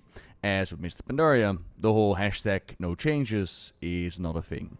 In fact, quite a few changes have been made to make it a broader, better experience, like making the reputation grinds a lot better, and the removal of LFR, flowing into being able to stay up to date with gear and legendary quests through dungeons. Now, I don't want to give the entire conversation away, but for me, like, Mists of Pandaria is one of the best expansions that they've ever done. The world building was insane, I love the story progression, and most of all, the additional things to do besides the standard endgame of PvP and raiding. There were scenarios, pet battles, challenge modes, Brawlers Guild, and so much more. Perhaps you've never experienced Pandaria back in the day, and even though we just had Remix, the classic experience, there's nothing quite like it, right? Now, say that this is just simply not your jam. Do know that right now you can earn yourself a mount by playing through the Pandaren starting experience. I'll link some details on that in the description down below. A big thank you to Blizzard for letting me do this interview, and of course, Addon and Clayton for taking the time. With that, sit back, relax, and I hope you'll enjoy. And today, we get to talk about Mists of Pandaria Classic, the developments, behind the scenes, what's going on, and of course let you all know that it's going to happen. We are joined today by two of Blizzard's finest. Please, by all means, who are you, what do people know you from, and what do you do? So, my name's Addon. A lot of people might know me as Zyrene. I'm a game designer on the World of Warcraft Classic team, focusing on systems and classes mostly. And hi, I'm Clay Stone, Associate Production Director on WoW Classic. I support the team from a production standpoint and get to help chart our roadmap into the future. Excited to be here and talk about MOP Classic with you. All right, so you're guiding the path on the development. And I remember from originally with Mists of Pandaria Classic, I was there during the original announcement where people are like, ooh, they're now Pandaren in my game. Some people immediately like, nah, thank you. And then it turned out to be a fantastic expansion, one of the best in my opinion. How's the reception been so far to the re-release of Mists of Pandaria? The response has honestly been really overwhelming. Being on the development side of it, this release, because it obviously wasn't here during the first release of Pandaria, it's a completely different view of seeing how everything went down from the inside. And I absolutely love the response from the community, because a lot of people, you know, like you said, they initially were like a little standoffish, like, oh, there's pandas in my game now, but honestly, the game turned out to have exciting class design, really memorable PvP, instances and raids that people still to this day adore. So honestly, it's been really great that it feels like almost people are like, they've accepted that there's pandas in the game, and now they're like, yeah, let's get to the cool part though. So I'm really excited about that. Not to mention the storyline as well. Like that for me personally was one of the big things that blew up, because pandas were like a little Easter egg from Warcraft 3, and then all of a sudden, here's a whole new land to explore. Yeah, I would just add too that, you know, that excitement that we've been seeing, like we feel it as a development team, and it's awesome, and it results in some wonderful conversations that we've had, and a lot of feedback on that original version. You know, one of the wonderful things about each of these classic expansions that we get to redevelop and recreate is that players already have strong opinions about the original, and parts that they liked and parts that they didn't like. And it allowed us really for Mists of Pandaria Classic to look at it holistically, and I believe make some really well considered changes that in this lead up to launch, as we continue to, you know, announce them and continue that discussion with the community, has further fueled that excitement. I mean, we're really, you know, viewing it from the perspective of, hey, if we're going to bring Mists of Pandaria back, let's bring the absolute best version of Mists of Pandaria back to our players. And I think that we're on a great path to be able to do that. So I take it then that the mindset of Classic was very much like no changes. We want it as is. But now there's a conversation and dialogue with the player base. And I've seen already online that people are over the moon with how you're all treating PvP, for example. But can we expect other elements to be changed as well going forward? Oh, we do have a lot of like PvE changes for classes. Essentially, what Classic, like you said, originally was a lot of no changes, just kind of give the players the game. And what we've learned over time is that, you know, players have changed in a good way. They've modernized, they've figured out the parts that they don't like, and then when they communicate with us, because we have such great pathways to do that now, we can listen to that feedback and be like, okay, let's figure out why reputations were so bad, or why people didn't really like them back in the day. Why was it so alt unfriendly? Like, we kind of focus on the points that players come to us with and say, hey, this wasn't really that great. Or also, sometimes we like to deal in Mandela effect here, where people are like, oh, this was a really good season. And you're like, you look at it and you're like, wait a second, there's a lot of things here that really don't add up for like season 12 in PvP, where it was kind of right before season 13 and 14 came out, where they had all these other PvP changes. So yeah, we're really focused on kind of dealing in what the players think the game should be like, because to some degree, this is our game, but it's really the players' game. We're really making Classic for the players here. We're trying to make the game that they love and capture that feeling that they had back in the day. Even if the game might look a little different, sometimes you have to adjust things to recapture that feeling. You can't just keep having the same thing over and over again sometimes. You have to have some modernization to it. So we've been really focused on that and trying to get it right. I think we've been doing that since the start as well. You look back at like Chrono Boon Displacer in Classic Vanilla, people were like, okay, you know what? People didn't play with world buffs back in the day. Now they do. Now we have to find something to do with that, where world buffs are a little bit less, you know, less hard to maintain in a world where players are, you know, going after each other and really focusing on these things. And even in like TBC, Seal of Blood going to both sides, so that now Ret Paladins on Alliance can actually feel like they're seal twisting. So yeah, we've been doing changes all throughout. They've been very subtle, but we've really gotten to the point in Mists of Pandaria where we're like, okay, we can talk to the players. We're focused on them. We really understand, you know, what they want. And if we don't understand it and we do something on the beta, they tell us that. And then we take that in and we listen. Beautiful. Because you mentioned, sorry, go ahead. I was gonna say, you know, Aiden really nailed it, particularly on the element of the alt unfriendliness and that perspective in the community of the original Mists of Pandaria Classic, or any sense that like, oh, I can't spin up an alt halfway through the expansion because I won't be able to get my legendary by the very end. I'll be too far behind. You know, the team has taken a very holistic look at that original expansion and made, gosh, we could spend the entire discussion today talking about all the fantastic changes that are coming in this Pandaria Classic. But we're turning it into something that is very alt-friendly, be it with the Celestial Dungeons or the changes to reputations, the changes to how much players, let's say, might not have to grind as much as they would expect to, the reputation levels that they need to reach in order to unlock the different rewards that are associated with them. The Tome of Flying, allowing your alts to be able to fly straight away so long as your first gets all the way up to level 90. I mean, we're talking about substantial changes here, including some that were born out of Cataclysm, like the rolling Valor and Conquest cap. and different things along those lines. So it really has been cool, and again, to see that feedback from the community, even beyond just the substantial class changes that Addon and the team have made for these Mists of Pandaria Classic classes. So yeah, you and mentioned... I wanted to jump in, sorry, on the end of Yeah, that. yeah, go on. That's one of those examples where like we did the rolling valor cap and conquest cap, and then Mists of Pandaria came around and it was like, well, should Elder Charms of Good Fortune have this too? And we got the feedback like that would probably feel really good as an alt to not feel like you're behind. So that's kind of the thing, is we don't like things that make you feel like you're permanently behind in Classic. We want players to be able to pick it up at any time and be able to enjoy it to its fullest and capture that nostalgia, even if they didn't jump on launch day.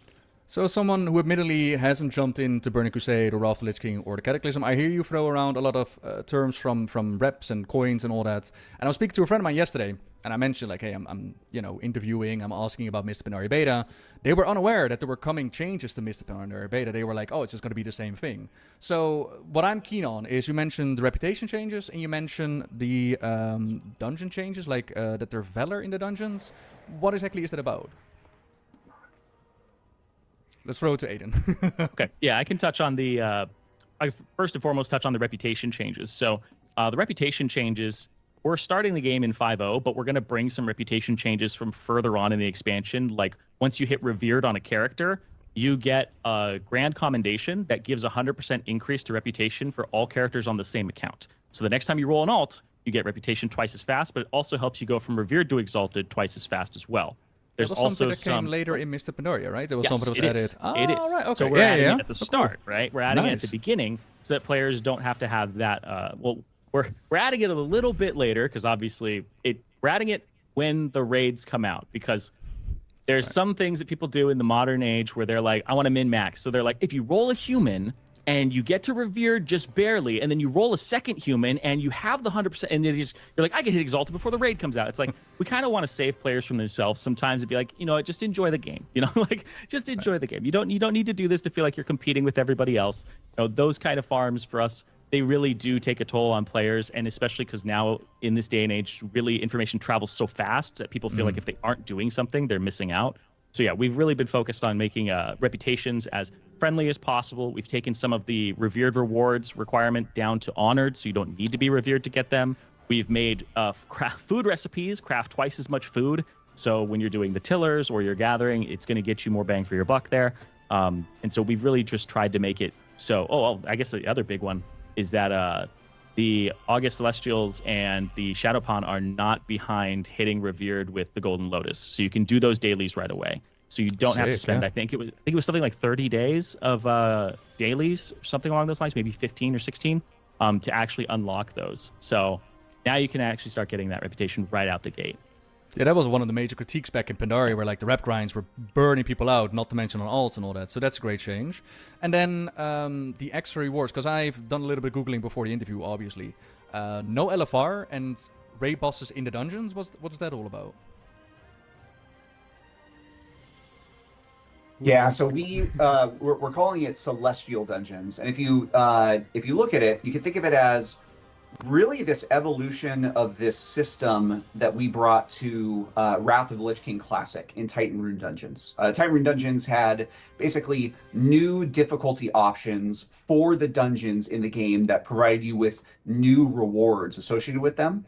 And they progressed through an alpha, beta, gamma, I want to say it was, difficulty as the phases increased.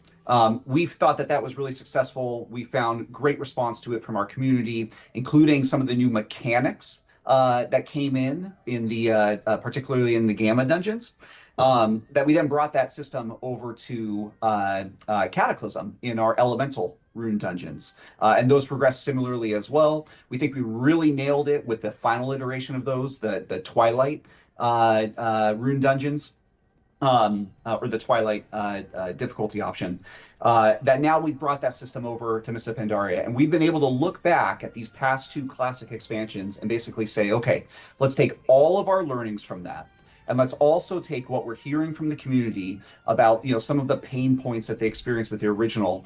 How can we combine all of that together to create something that's going to be friendly for brand new players that are just jumping in, friendly for alts, providing an alternate progression path so that I can continue my legendary outside of having to run the raids. And probably one of the best parts of this system that has now been proven ever since Wrath of the Lich King Classic is really it keeps the dungeons relevant throughout the entirety of the expansion. So there's always a good reason to run a dungeon. We also think that they do a really good job in filling in the gap and getting players into organized social gameplay. So, you know, ultimately, we really want players to join guilds and meet people in the game and run the raids.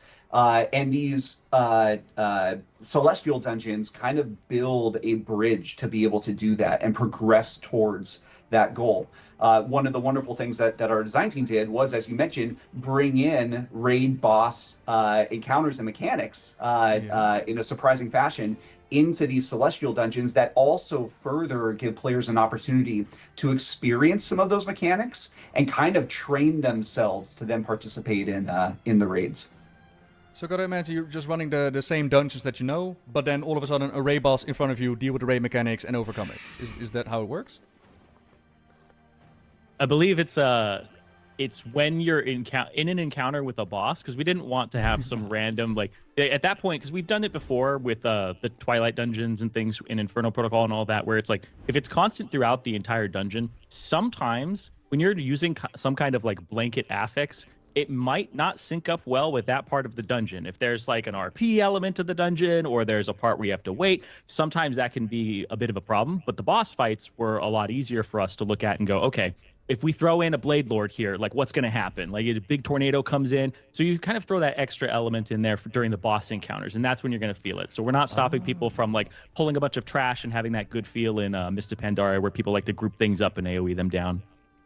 Sick. So in essence, a different difficulty. You can queue up for it for the group finder if you wanted to. The rewards that you're gonna get, are they LFR level gear? Because I was wondering, because you got all these elements, right? Like you got challenge mode, you got brawlers guilds, you got raiding. Is this going to replace it, or is it more like a stepping stone into raiding?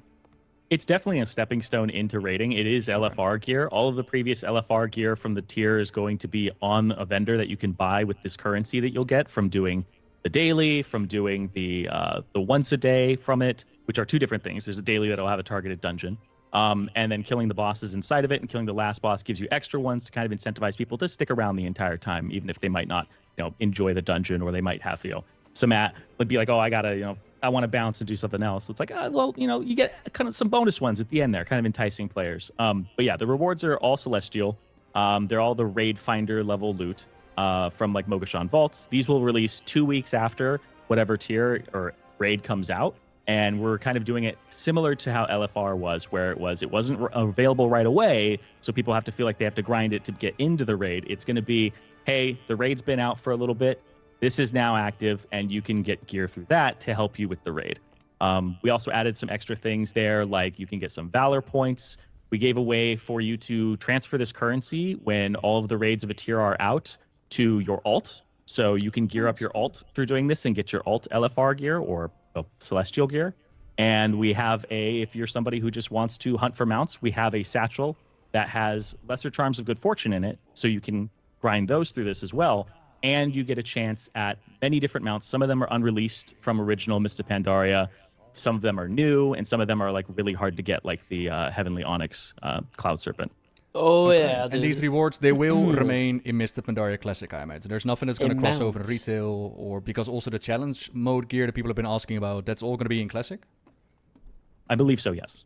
Okay, cool. That honestly sounds like a very much needed breath of fresh air into a game mode that's honestly a little bit available right now, but if you're going to add like all these new modes and these upgrades, do you already know when you're going to be releasing the raids? Because I googled and we had like 2 weeks between the first 3 and then 3 months and 6 months. Is there already a schedule available? So we've announced when the first raid, Mogashan Vaults, is going to be releasing. And we announced also how the Celestial Dungeons are going to be available in relation to that. Mm-hmm. But beyond that, we haven't announced what the rest of the raid schedule is going to look like. I will note, though, on pacing, these classic expansions have given us a fantastic opportunity to kind of move a little bit quicker than the original iterations of them did. But for Mists of Pandaria, specifically, especially in talking with that original team and looking back at the content cadence as it was when it originally released, that was actually a very strong content cadence. I mean, that original team was cooking. They are not just saying this, by the way, because Mists of Pandaria is great. They are actively afraid of what Warlords will do to the game. Even though I'm here saying Warlords is a great expansion, they are actively afraid of, like, is this going to be the end? Is Mist going to be the end? And are they going to do Warlords? And what will that do to the player base? They are afraid, I'm telling you. They were, you know, pumping out content, doing patches in between major raid patches as well. That I think there's not as much of an opportunity for us to move even faster than they did and still have it be a super satisfying experience. But that doesn't mean that it won't. I think that if you look back even at Cataclysm Classic, we released things like the Molten Front early and kind of provided a bridge to Firelands. There may be opportunities for that, but really it's going to be born out of an ongoing conversation with the community. And certainly, you know, we do have access to the data. We can see how players are engaging. We can see how they're progressing. And if it makes sense for us to make a substantial timing change from the way that the original Mists of Pandaria rolled out its content, the option exists for us to be able to do that. Cool. Now we'll have to wait and see how the release is actually going to be. With that in mind, though, like the massive bridge between Siege of Orgrimmar and Draenor, as well as the idea of are we going to be doing a Draenor Classic as well. You also spoke today about basically upgrading Classic and make it better. Are there already plans on doing a Draenor Classic, or are we still very much focused like we're doing MOP right now and Draenor to be discussed? I can confidently say that we are very focused on Mists of Pandaria Classic right now. we have a long way to go, a lot of great content to progress through before we're you know going to be talking about the future. That doesn't mean that we're not working on other things on Classic, certainly, but at the moment we are very focused on making sure that we get Mists of Pandaria Classic just right and really deliver for our players. I love the investment on updating it, though. That sounds so interesting. Because honestly, I was pondering, like, am I going to dive into it? It kind of feels like it. Are you bringing back the Realm First leveling achievement? We already know.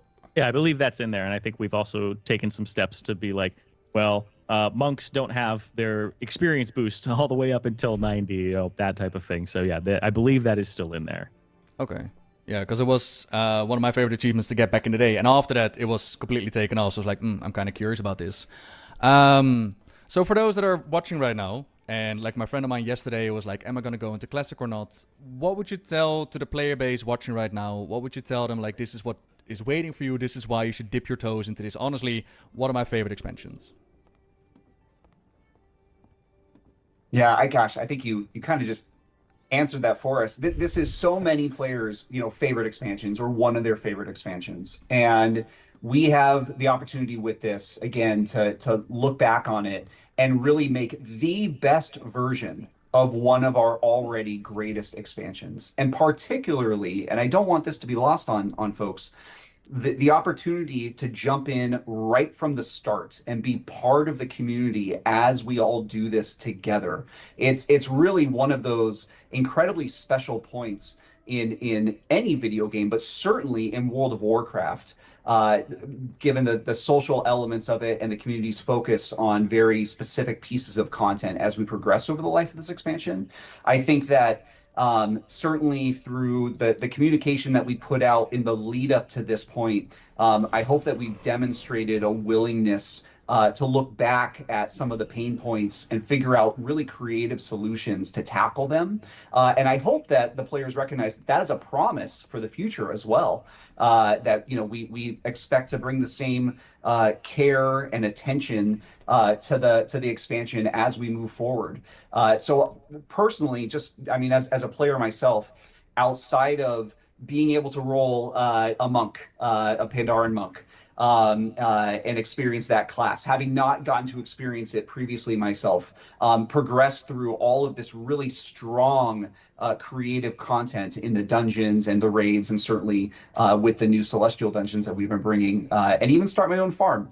I just think that there's so much to explore there. and the commitment from our team to deliver it to the highest quality possible for players is just going to result in an incredible expansion.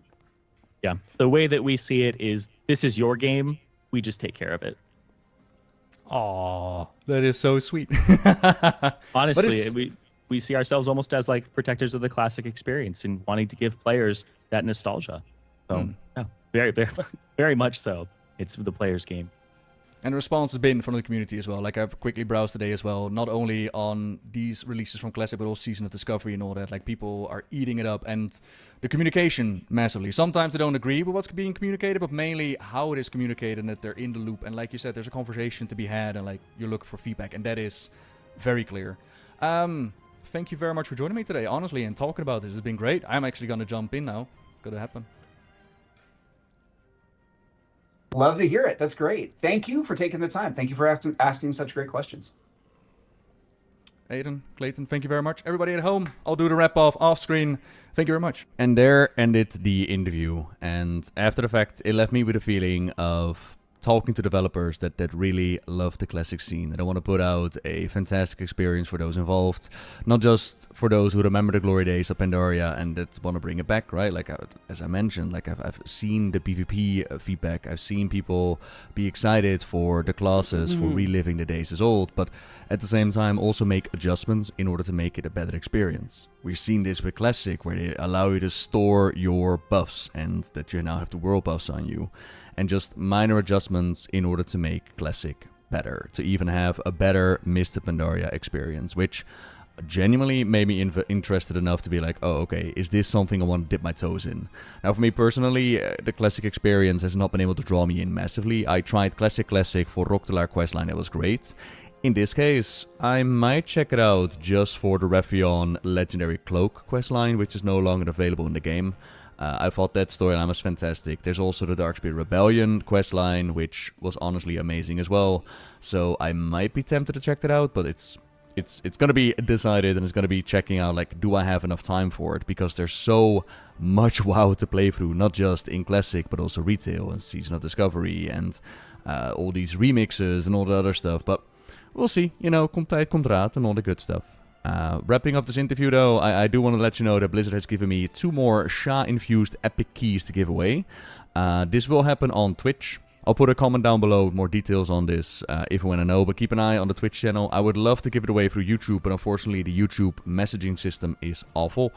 I wish we could do that better, but oh well, it's going to be done on Twitch, so keep an eye out for that. And with that, thank you very much once again to Blizzard, once again for all of you to watching this, and until next time. Okay, nice. Good video. Good interview. I'm kind of sad we didn't get to see any... There was no airplanes. There was actually no airplanes. I'm kind of sad. I was hoping for the airplanes. I personally am very happy though about the class changes and all the other changes they're doing. It's just like... I don't know, I'm happy. They're listening to feedback, and it's exactly what we should be doing. Instead of just relaunching what has already been done, do it better. According to the feedback given by the community. And then for the people that only wants to play what has been played, well, we have a private service. That's okay. Let me see, let me bring you guys back on the screen. Perfect.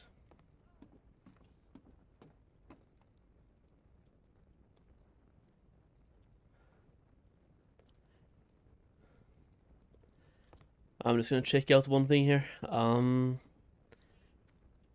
me 1 second.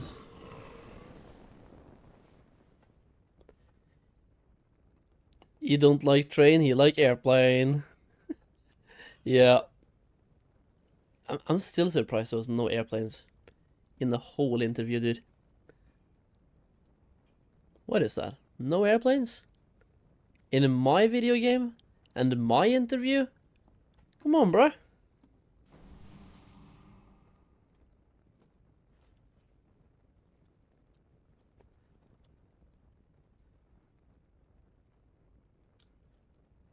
I'm just sending some things over from the other account, and then we are going to be blasting.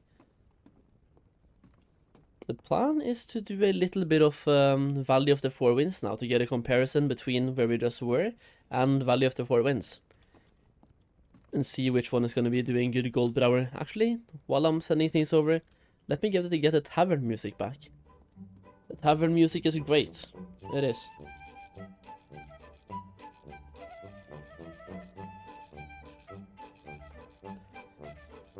It's one of the best tavern music ever, dude. What the fuck? This is lovely.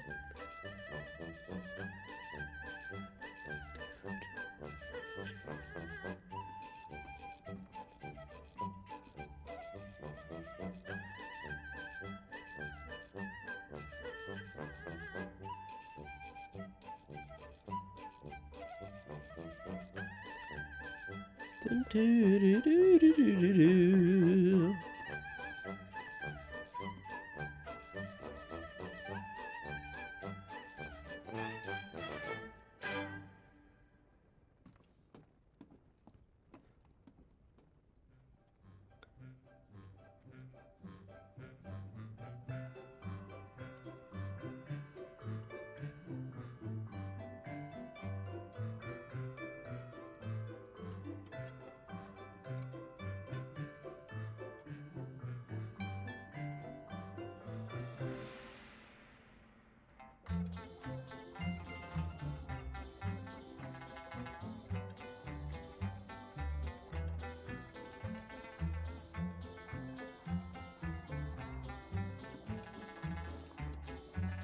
Oh, are we ready, boys?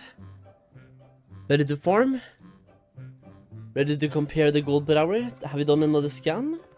When was TSM's latest scan? It's still the same scan. Kinda want them to do another one, but I'm too lazy to do a manual one, like fuck that. Alright, so we can reset the tracker, we can track one more time. We can do a reset, wait, what? How do you reset the session? Resets none. Okay, now I'm stuck. How the fuck do you reset the session? Left click is toggle. What if I shift left click? No. A session finish, perhaps, yeah. Finish the fucking session, bro. And then we do a session start, right? Session start. And then session pause. Perfect. Nice. Do I want to go quest as destruction or affliction? I did destro. I hear a bunch of people like Affley, and I do as well, but not for questing. Questing, I like destro.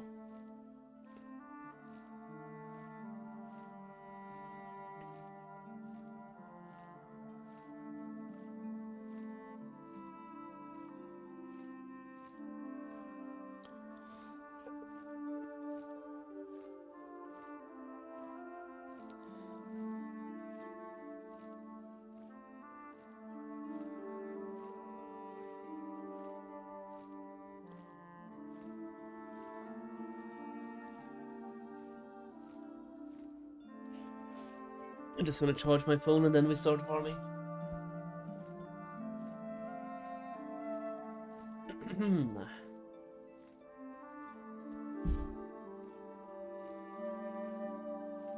How about this? We farm for an hour, and then we start setting up some alchemists for today as well, and do some daily crafts, because we have to do a bunch of daily scribes and daily tailors, and see what we get there. Farm for about an hour, compare the gold per hour from here versus the other place. I kind of want to go and put some shit in the bank before I do that though, but nah, I can just send things away. We're close enough to a mailbox. I kind of want to bank these things because they're great to have when I'm soloing stuff, like farming and like questing. Really great to have this, use them on cooldown all the time. Get mana back and get health back all the time. But they take up space. They take a bunch of space. They should be account bound. If they were account bound, that would be lovely, because I want to send this to, for example, my beginning character. Could use a bunch of these. 30% done. Nice, castle, nice. It's already 5. Come on. We gotta be fast. Speed things up with the speed.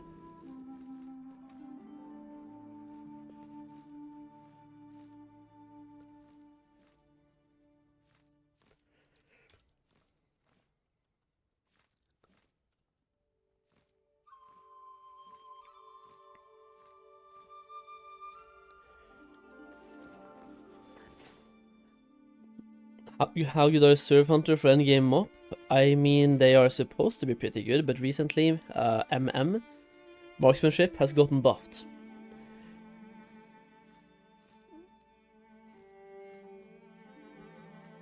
I don't remember, is there a contract or something you can get that gives extra reputation with the faction? No. That starts in Legion when we get world quests. I don't know much about hunters, Remy.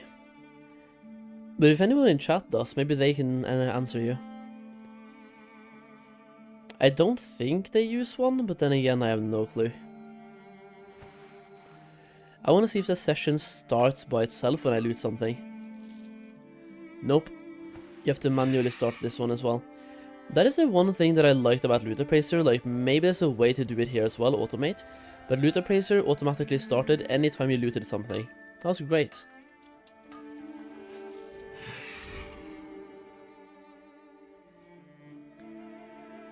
Not like manually starting it really takes any effort, but hey.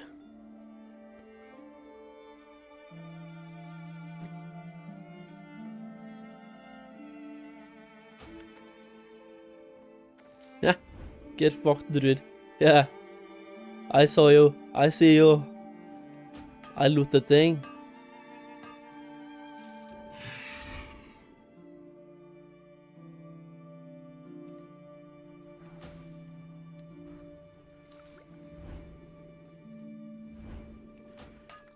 Loot Appraiser was god in the gold competitions we did? Yeah.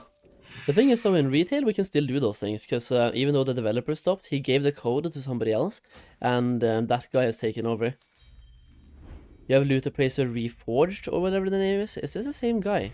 No, somebody else. Minty Meows. Whatever. Yeah, like, in retail we can still have Loot Appraiser and the challenges. In Classic though, I don't think we can. I don't think the same guy does Reforged for Classic. I couldn't find one at least. So that sucks.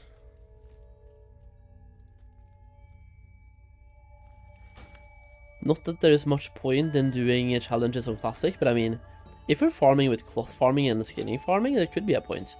Because then you get BOEs as well at the same time. BOEs and skinning, or tailoring.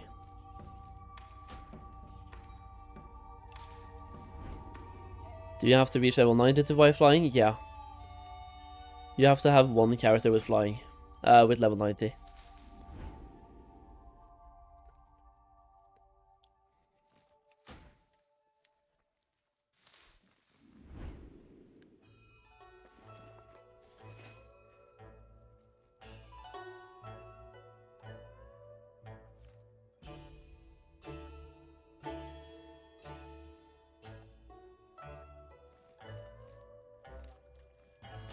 RIP, yeah. I think it's great, because right now I can fly, meanwhile a bunch of other people cannot fly. It's lovely.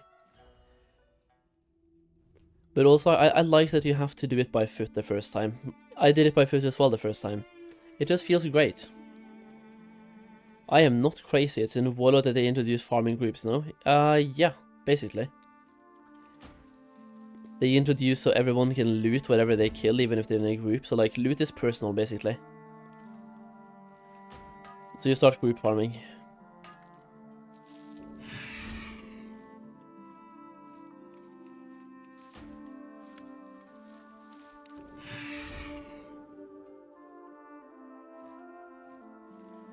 Or was it in Warlords? Like, now you got me asking. I know it's here in Legion.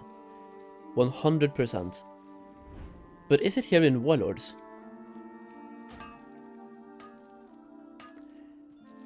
BFA, you think so? I was so sure it was here in Legion. Because we did seed raids in Legion. Which means that everyone had to tap the veins and stuff, right? And they still got it. Which to me kind of signals personal loot. BFA was 2 times 4. Yeah, but in that case we possibly could have had 2 times 4 in Legion as well, maybe.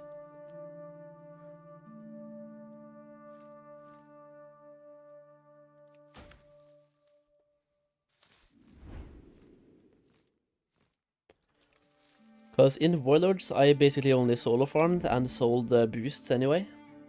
Challenge mode boosts and Hellfire Citadel mythic boosts. And heroic boosts. Made more gold than any farm could make.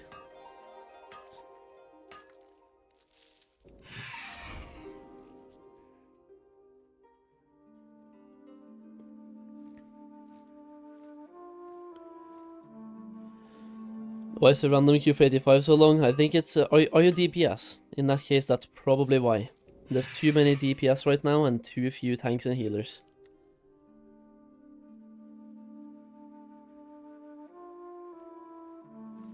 That is usually always the case, by the way. Like, DPS has a much longer queue.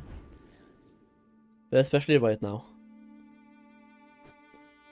The people that are actually, like, committed enough to play tanks and healers, they have done their dungeons. And they might even be level 90 by now. And then even those people are now leveling their DPS alts. So it's just like an influx of DPS.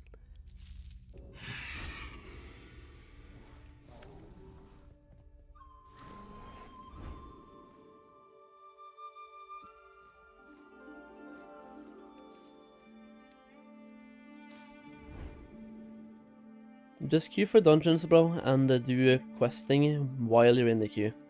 You'll be fine.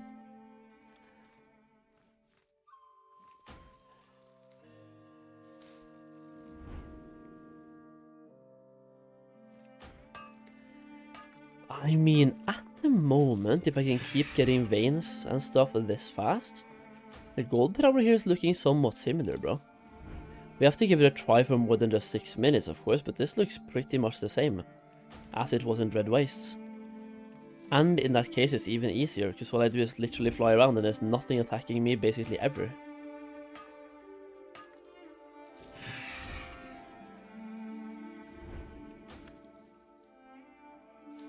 And we get more experience here, because there's way more nodes.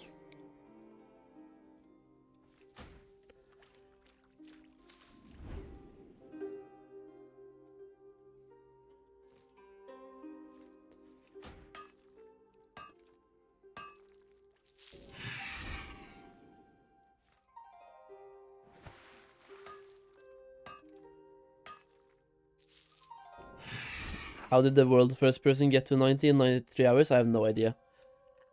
I basically don't know what anybody else is doing content-wise other than myself, because I'm like streaming and playing. The only content I've seen while I've been streaming and playing are interviews. So I know that one of the developers absolutely loves airplanes.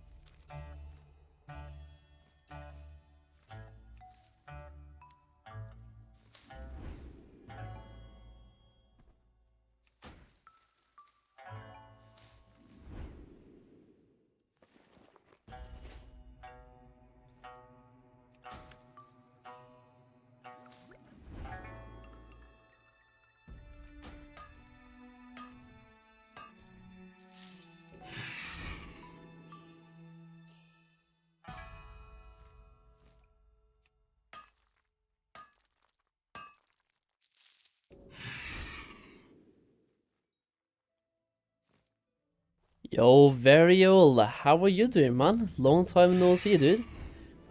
Sorry I'm not coming to streams anymore, Kata completely missed me, but I'm currently on MOP hype. Hell yeah, dude. I need some of your wisdom about jewel crafting.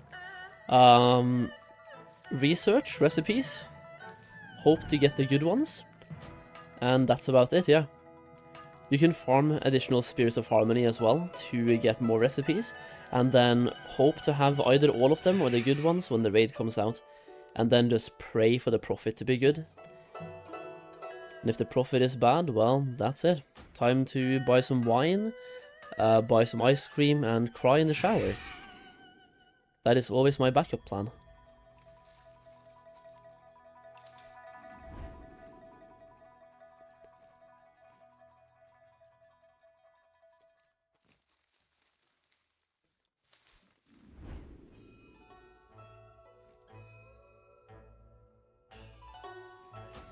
There is some gold to be made by prospecting as well at the moment, like quite a bit actually, but you have to think about the fact that a lot of people are doing this and the gems barely sell.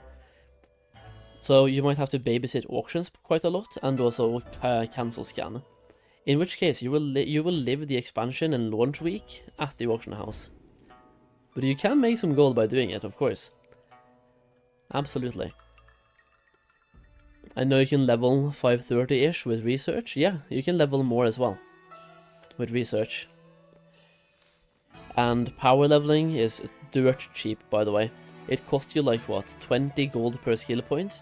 Maybe even less now? I power leveled yesterday to about 570.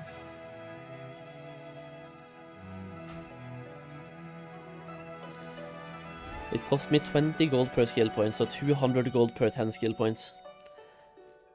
It is dirt cheap.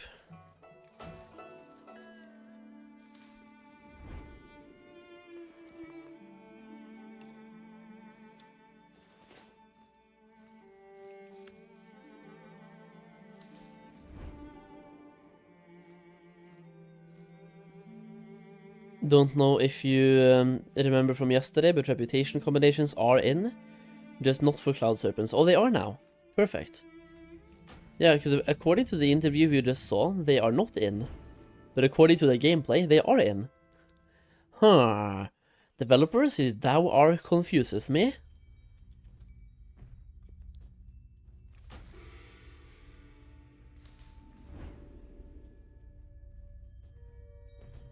Is there a reason to be 600 though, dual crafting? I personally don't believe so. I can see no reason for being it. Other than like if there's a skill, like a craft that requires it. But I don't think so. You don't make more gems, don't get any higher quality gems. Isn't there JC mounts? Yeah, there is, but you need a bunch of reputation to get those. And I don't even know if they're in at the moment. Isn't the JC mounts later, or are they here from the start? But also, they're mounts. But hey, mounts can sell.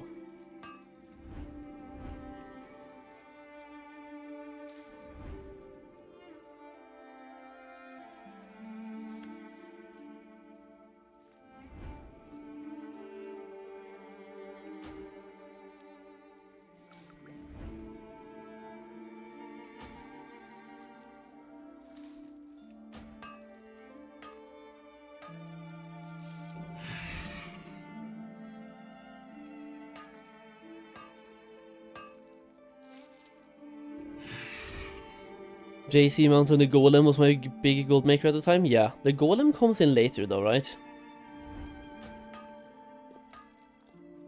How's life been? You full-time streaming or still working? I'm still working. I haven't really been live in the last, what, 4 or 5 months, I want to say? Give or take. Started streaming again with the Mists of Pandaria pre-patch. Kinda took a break, focused on real life for a bit, and also just making videos and informative content. Life got busy and just wanted to like chill for a bit. But now we are here.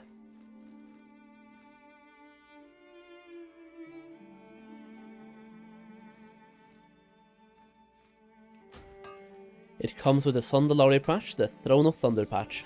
One of the best patches of the expansion, if you ask me. It's arguably the best, but I think personally I had more fun on Isle of Thunder, like content-wise. So I think I'm mostly looking forward to, yeah, Isle of Thunder. Isle of Thunder and Siege of Orgrimmar. That being said, that patch, Throne of Thunder, will be great. That raid is fantastic, and the Isle of Thunder is pretty okay. I liked Isle of Thunder? Yeah! Who the fuck didn't like Isle of Thunder? But also Timeless Isle. Wait, did I say that I like Isle of Thunder? Fuck's sake. I loved Timeless Isle, but I like Isle of Thunder. Yeah, Timeless Isle, like, that's my favorite content patch. But Isle of Thunder is pretty fucking great. The dailies there are fantastic, the gold making options are great. Being a warlock, getting that tome, farming rares, dude, come on, man. It's a good patch, it's a very good patch. And a good island. Frog farming, dude, can't wait. Just hope it doesn't get nerfed.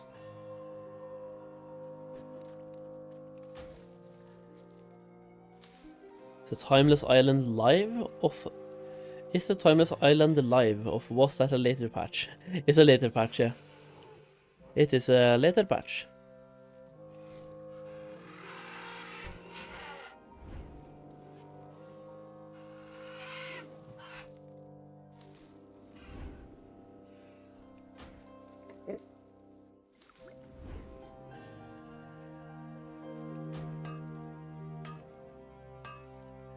I just absolutely yoinked, dude. I yoinked. Got him.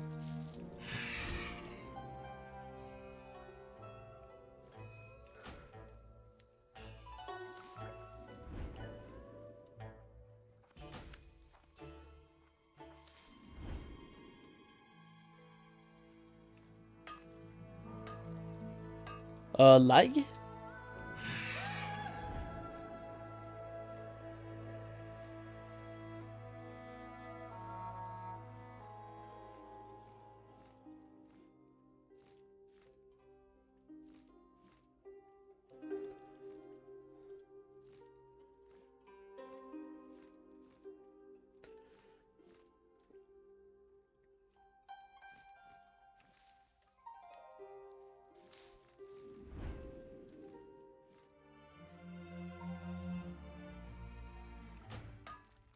It just started lagging like crazy for a second. I'm like, what, huh?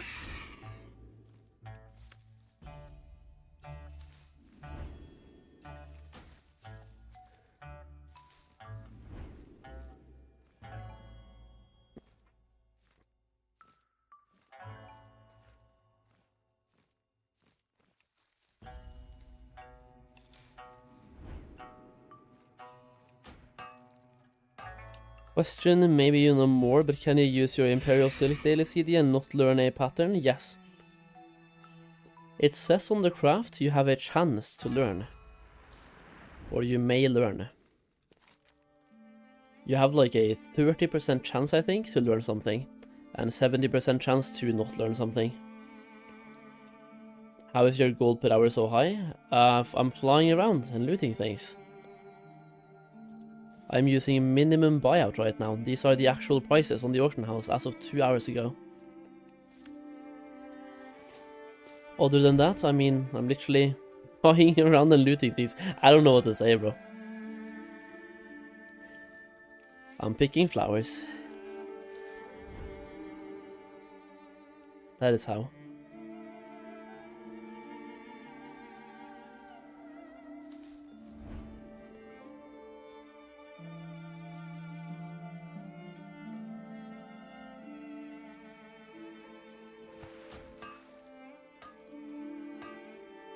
I do like the experience per hour here though, way more than Dread Wastes. Even here it's not great. Absolutely not great. We're looking at 1 million experience per hour. Nah, there's no way, that has to be cap, right? Experience per hour, 997k, like 1 million. That means it's a 15-hour level. Currently.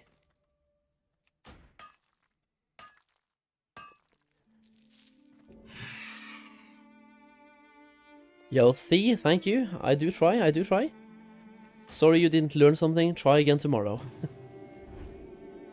You have a chance to learn something great. Like, you can learn something great on tailoring. Or, you can get something mediocre. But even the PvP recipes, they can be good. They can sell quite well. 1 for 5 special. Yeah.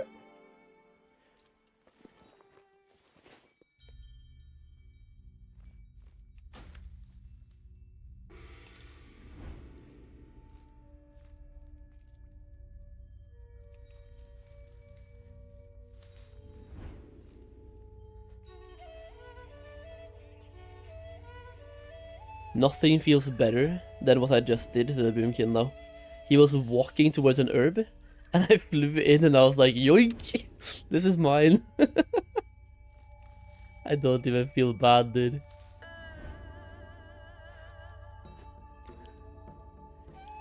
Yoink.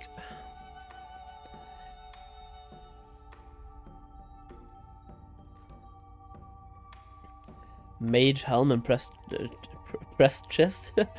Priest chest. Nice. How much are you selling those for, by the way, Thea? Because I have a couple of those myself and I'm trying to sell, but it's really hard. They just don't sell here. If I was on a PvP server or a big one, I think I could sell them, but... Did you farm for the faster gathering speed gloves? No. That rare is super camped. Absolutely not. Even on my server, there's like a person ganking that rare all the time. Like, that one rare is never available. If the gloves were account bound, which I'm pretty sure they are not, right? No, they are bound when picked up. If they were account bound, I could. But when they are bound when picked up, it kinda sucks. The helm I had to drop to like 5k and the chest about 6, but only 1 or 2 so far. Hey, that's still really good.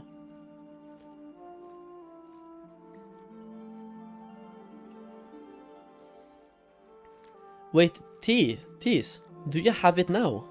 Do you have the gloves?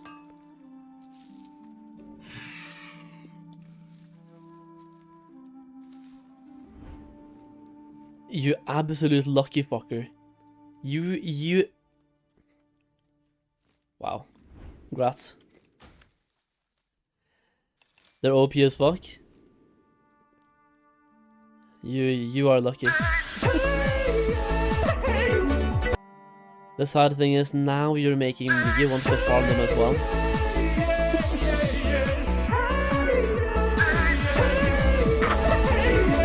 Oh no.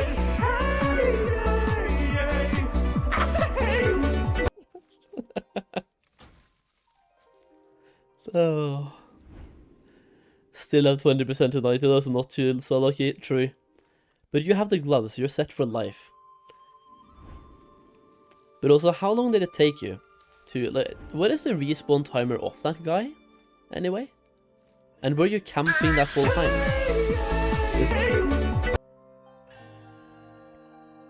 Because I feel like even if I camp for an hour, I'm gonna have to farm 45 to 55 minutes. Really, not more. I feel like if I have to camp for an hour, I'm gonna have to farm for so long to get that hour back in value. Because even now I can pick up anything.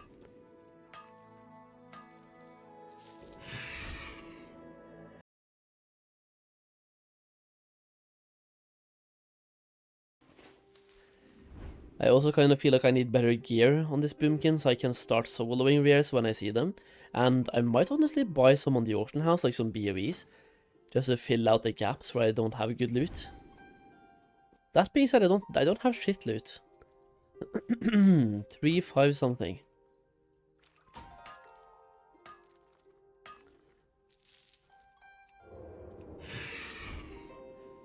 Basically in dungeon queue, 10 minutes, 10-15 dungeon times, then flip pop, because people are always there, even just for quests.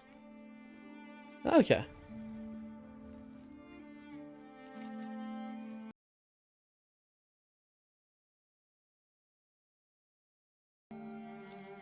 I'm just wondering, I might farm a bit in Kunlai, and when I see him, I'll just like kill him for the gloves as well.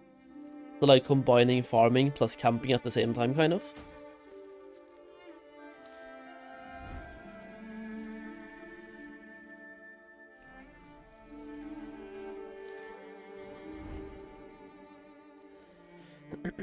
Find that halfway 89, how good Mogu runs are. They are really good, yeah. A lot of people are specifically queuing for MSV. And rightfully so, they're really good. You just AoE pull, kill everything, keep moving.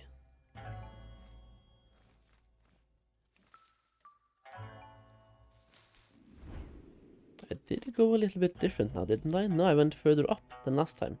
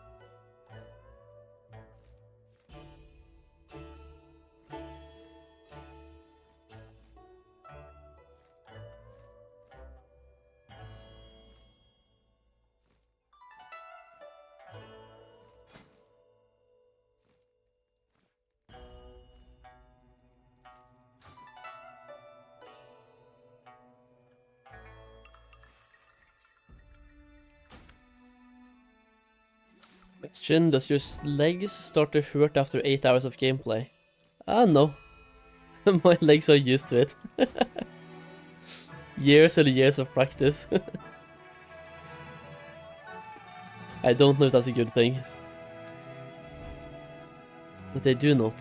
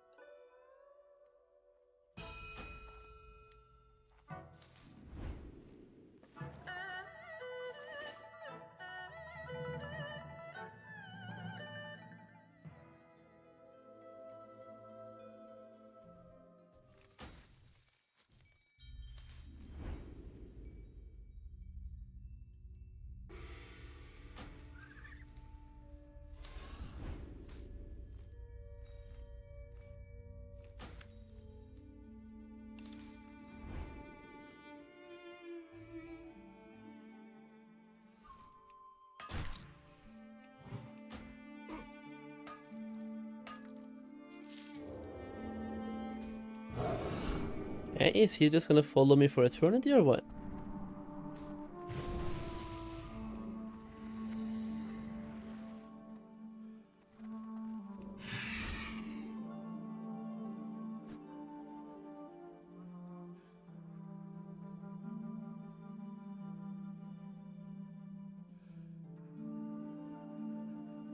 Last bar to level 90. Nice, Kia. Get that experience. The absolute final stretch.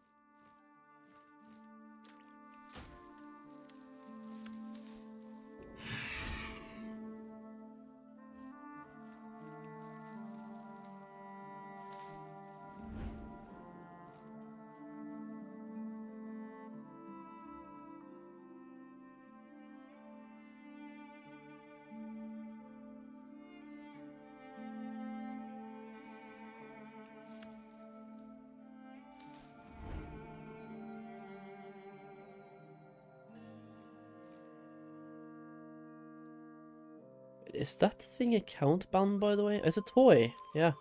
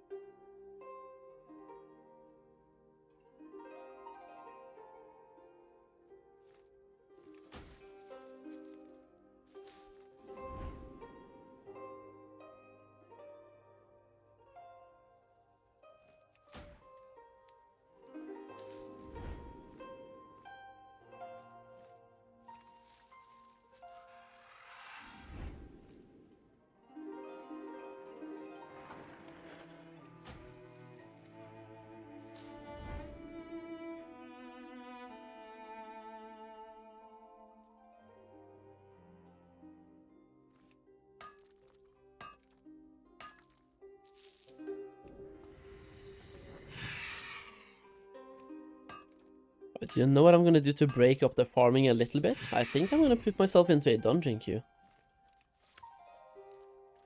Put myself into a dungeon queue on this guy so I can start doing the dungeons with quests.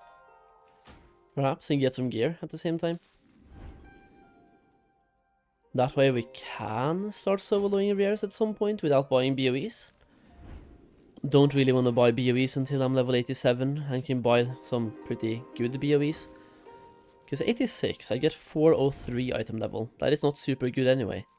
It's just okay. But if I do a dungeon now, we can get 410 from the bosses, right? And a couple of guaranteed 410s from the quests.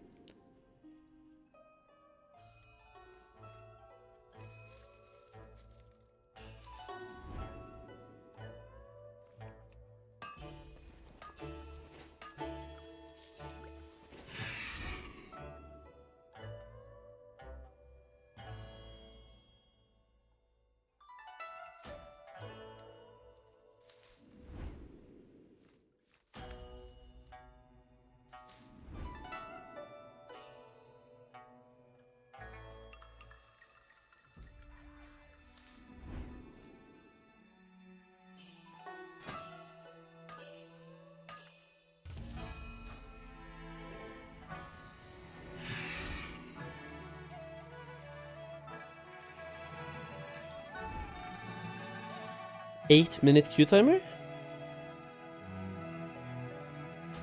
If that is correct, that is not bad.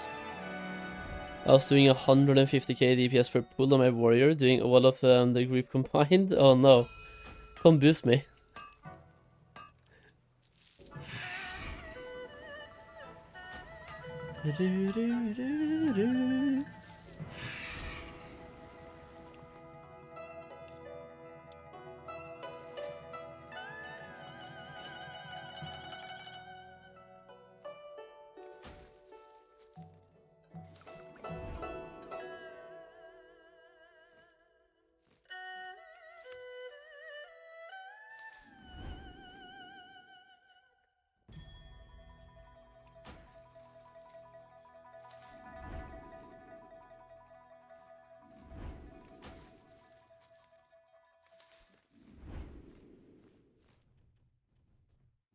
Path to Treasure, Sourrock Stone Tablet.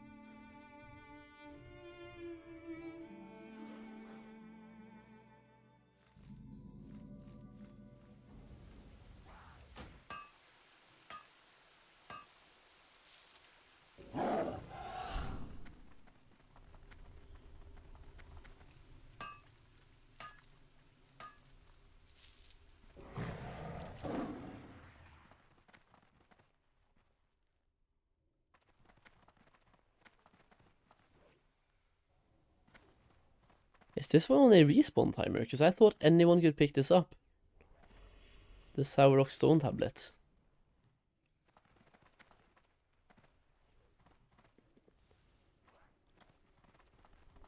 Ah yes, even that has a respawn timer.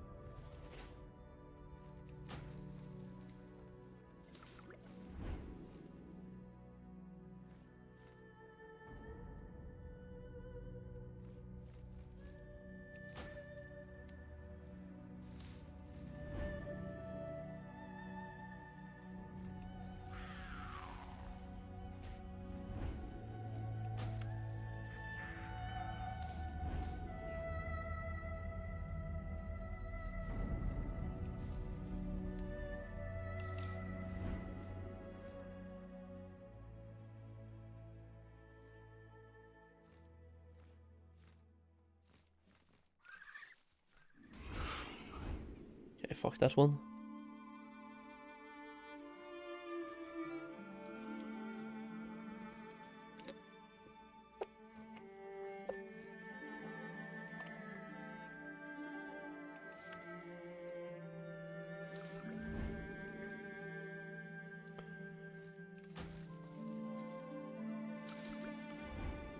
How much gold do I have? Way too much.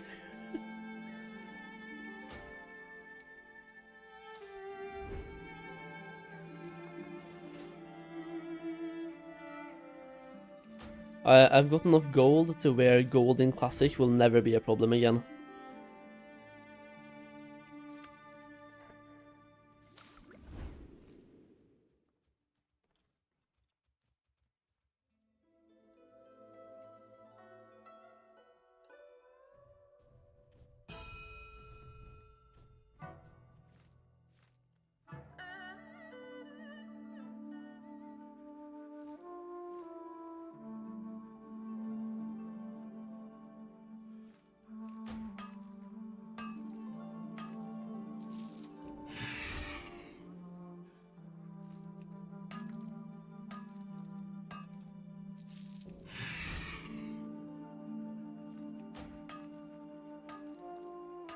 I like how I spent the pre-patch leveling up battle pets and stuff. And so far I haven't done a single battle pet battle.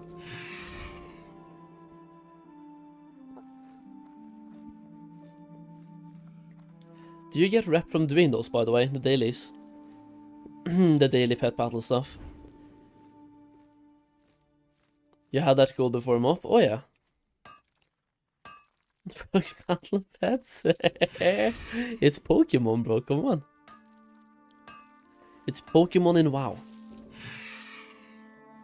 But yeah, do you get reputation from the battle pet dailies? Because if so, I should technically get on that train as well. Every bit of daily rep counts.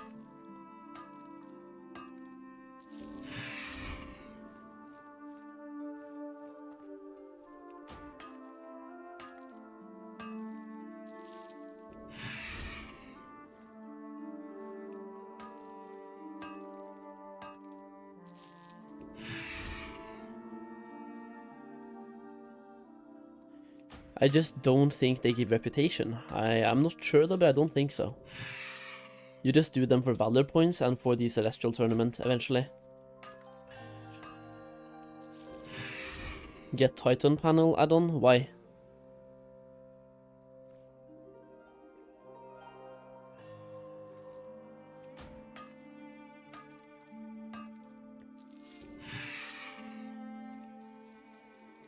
I told myself that I was gonna herb to save gold, but right now I'm thinking I really see VA, yeah. I'm just doing it because what else is there to do realistically for somebody who plays as much as I do? Alternatives would be gearing up my main even more, in which case, why? We have 10 days for the raid anyway. Well, over a week at least, until the raids. And I'm capping valor points by doing 1 dungeon per day plus my dailies. I'm just gonna slowly gear up over time. I'm 444 already. So apart from that, it's farming gold, crafting stuff, or leveling an alt. And by doing what I'm doing now, I'm doing 2 of those. Leveling an alt and farming. No auction houses Panda is a crime, yeah. Bringing it back to Wrath of the Lich King, basically Dalaran 2.0.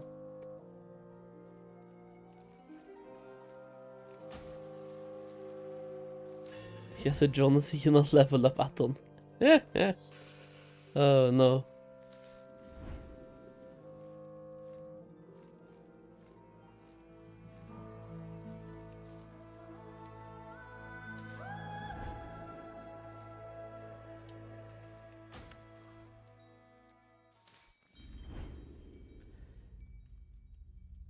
Makes engineering that much better just for the ocean house? Yeah.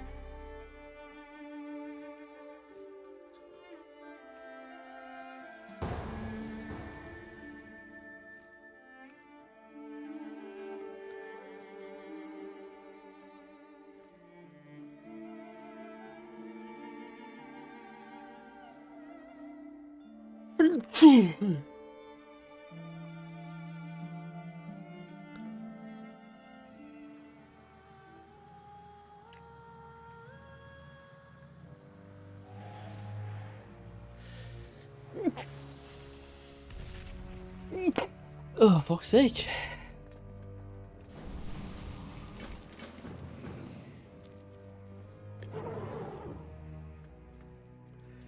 Well, let's move the map back now for the dungeon, then we move it to the middle again later.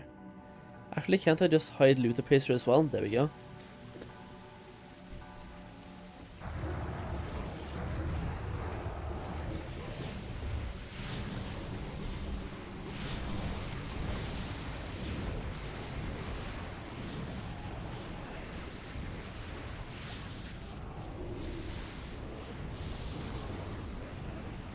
Warlocks are good in Pandaria in general. Yeah, and for farming, yeah. Double yes. They might not be the best for farming, but they're definitely good.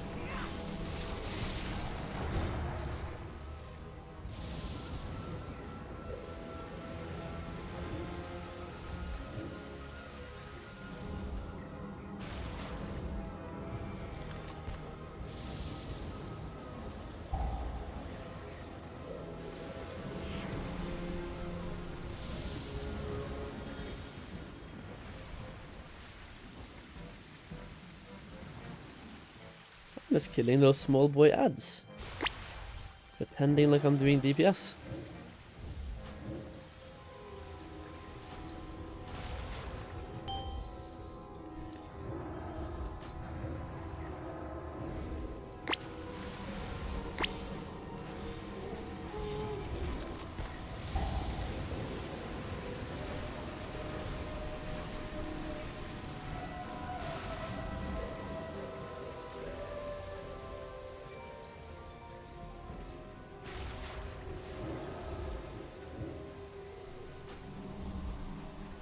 Is there a class that is bad for farming?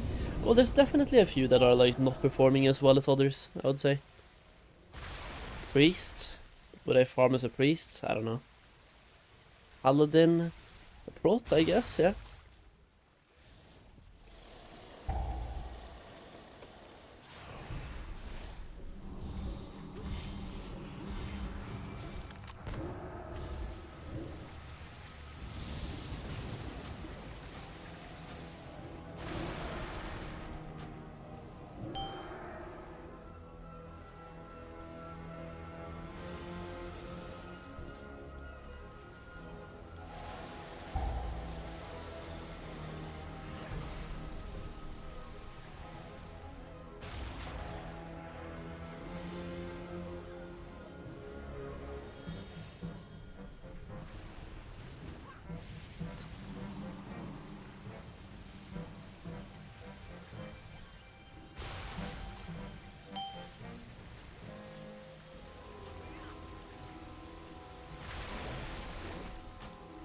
No. Why would you guys kick for low DPS? We haven't even done the boss yet.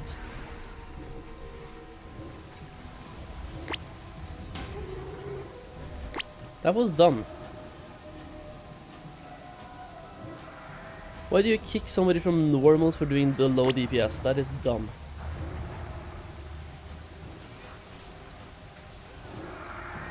Especially before the first boss, dude.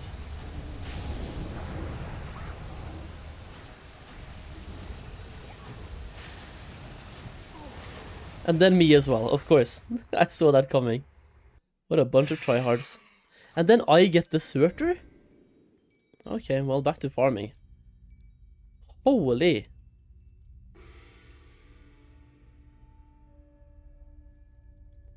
How do you kick somebody and they get deserter? And during a boss fight? Fucking sweats, dude.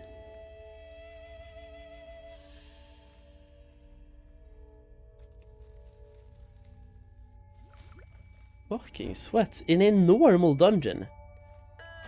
And then I get deserter. They should get banned for that shit, yeah. They give people deserters.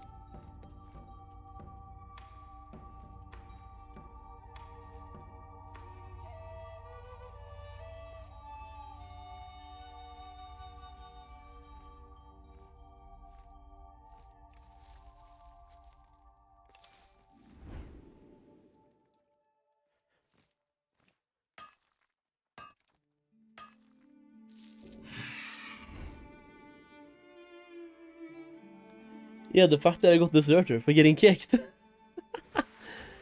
It's even more fun though, like, first of all, I should probably have equipped my actual helm. But also, kicking somebody for doing low DPS in a normal, like, if you're going to go that tryhard, at least have a 5-man group and a farm. Like, if you're gonna be tryhard like that, that is the dumbest thing I've seen. Like, those people are the dumbest people I've seen. I'm sorry, like, literally the dumbest people.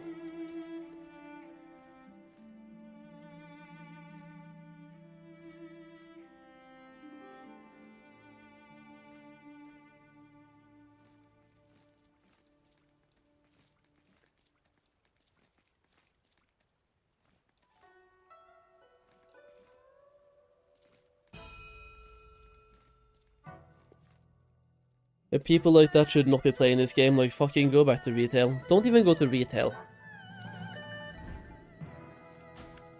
That pissed me off. I'm just happy I don't have to deal with those people on a regular basis.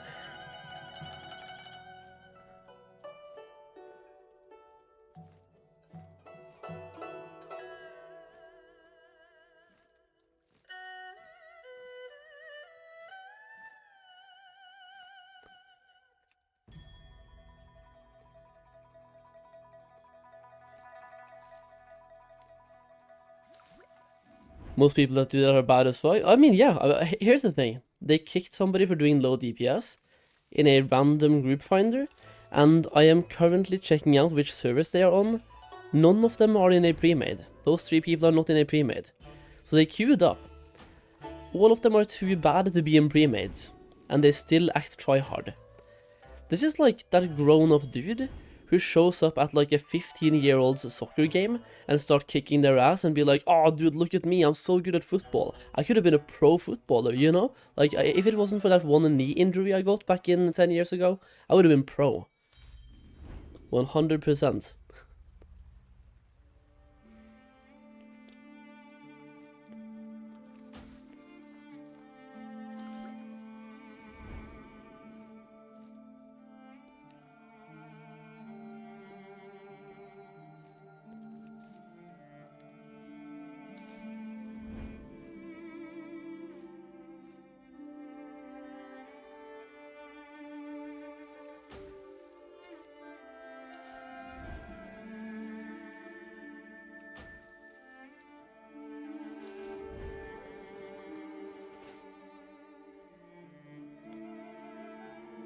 This is another reason why we hate fire mode players, right? 2 of them were fire mode players. Man, dude.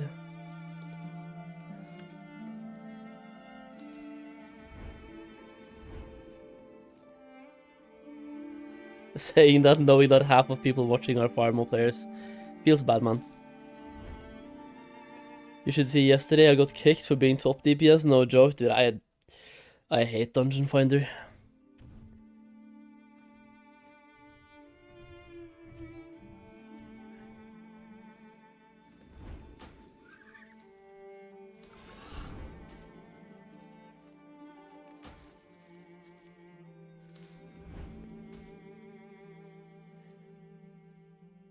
I feel like those people should be permanently banned because it would make the game better.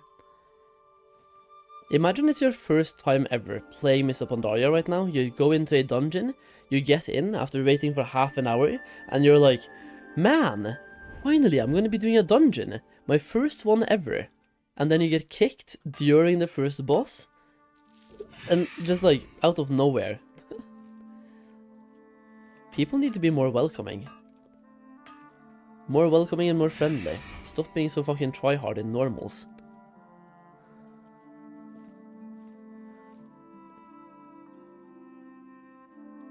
I would understand if you did like absolute dog shit DPS. But on that boss, I don't understand, dude. Some people need an IQ check. Yeah, no, Militank, I was kicked, not just me, they kicked the Warlock for bad DPS first, and I clicked no, because I said, why kick somebody for low DPS? I clicked no, but they all clicked yes. And then I started talking about why would you kick somebody for doing low DPS? And then they fucking kicked me as well. For doing low DPS in a, like, leveling dungeon. On a boss fight, in Temple of the Jade Serpent, by the way. Where, like, on the first boss fight, on Wise Mary. Where the boss is fucking immune.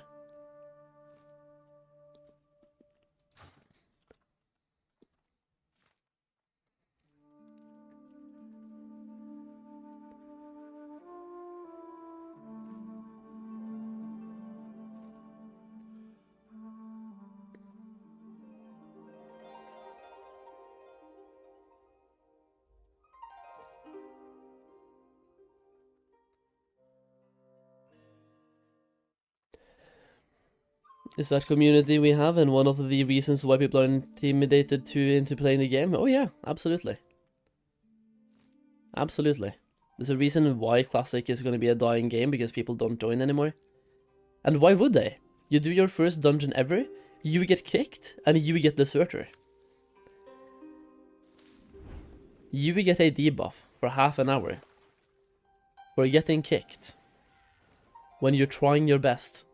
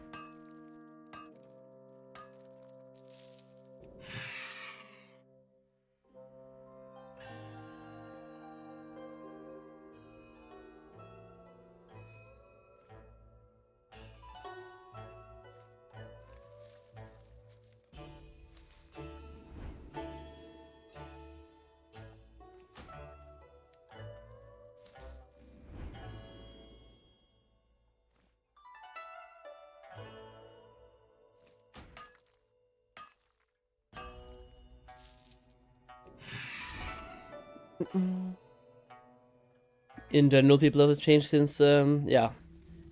People have become more toxic, but some people are taking it to the extreme.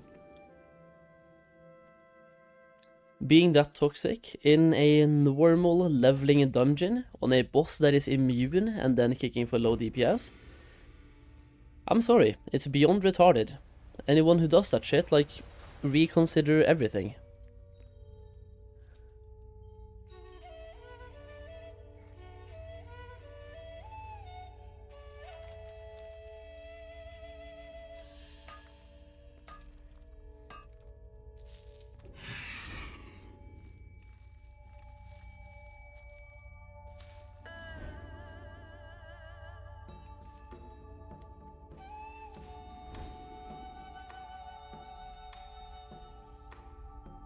Their precious XP per hour, that's all.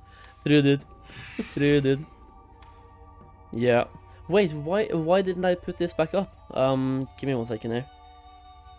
Session resume, boys.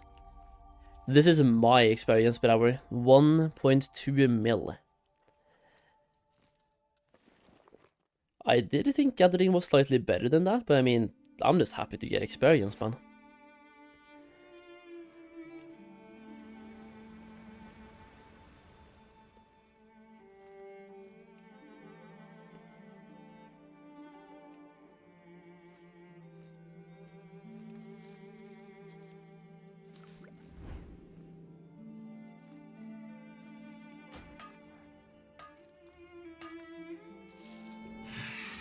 Yeah, Kia. Yeah.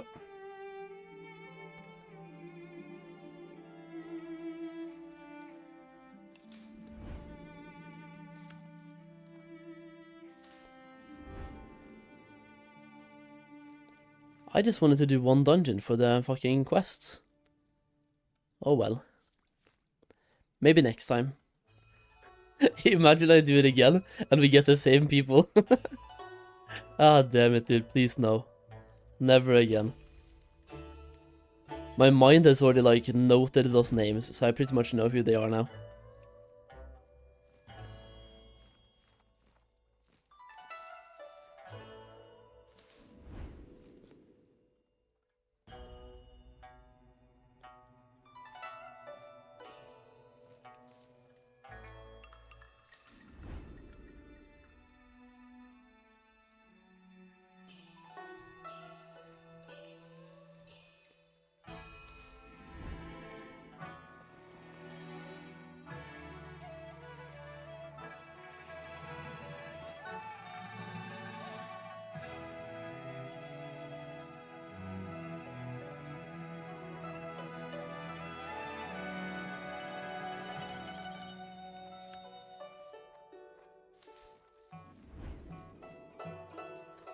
It's not only even the one who initiates the vote, but the other people who vote? Yeah, exactly.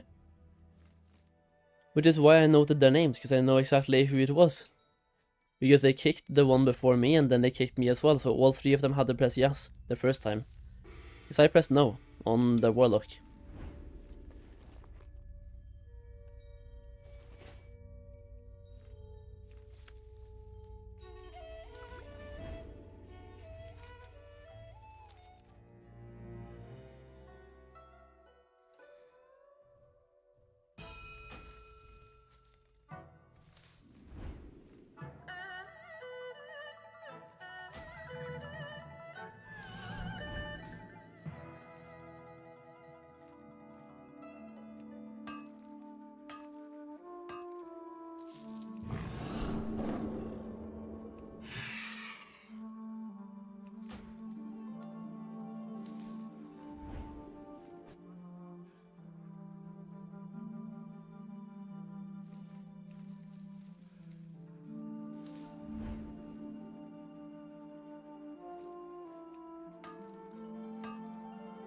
I always press no on a vote kick unless it's somebody perma DC'd or AFK. I mean, kinda same. The thing is, I can see kicking somebody for bad DPS if they have absolutely terribly dog shit DPS and they're very undergeared. In that case, it kind of makes sense. Just tell them kindly to go and do a quest or two, if you know they have some pretty big upgrades waiting for them, which we do in Pandaria. The only thing is, neither me or the Warlock was terribly geared. Like, I'm 354. It is not terribly garbage. It's 325 required to get into the dungeon, so like 354 is okay.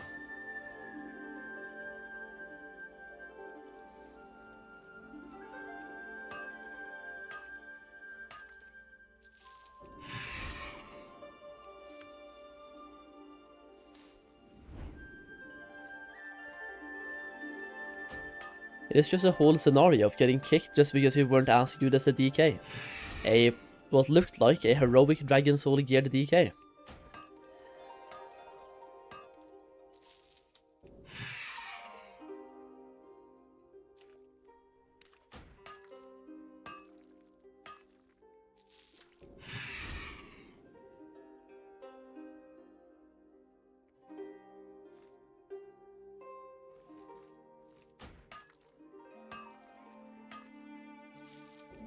So many herbs and minerals, yep.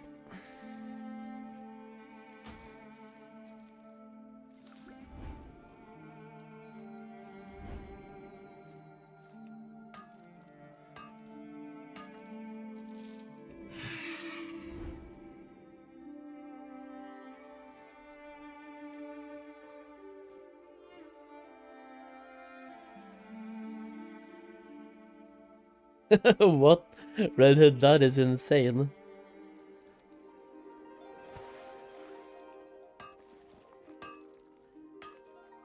I do need to go to the mailbox soon though, because my bags, they are getting full.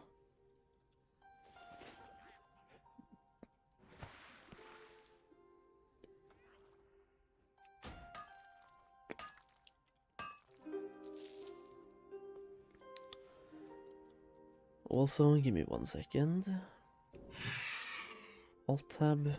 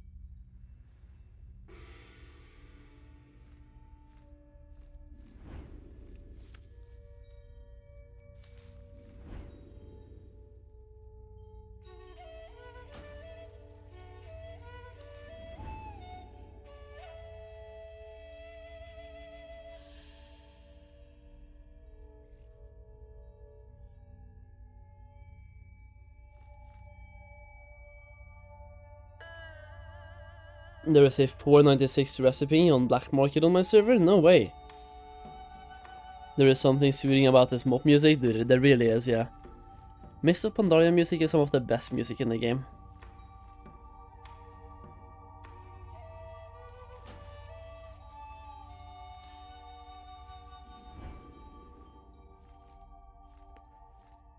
Also, I was gonna get myself some snacks today at some point.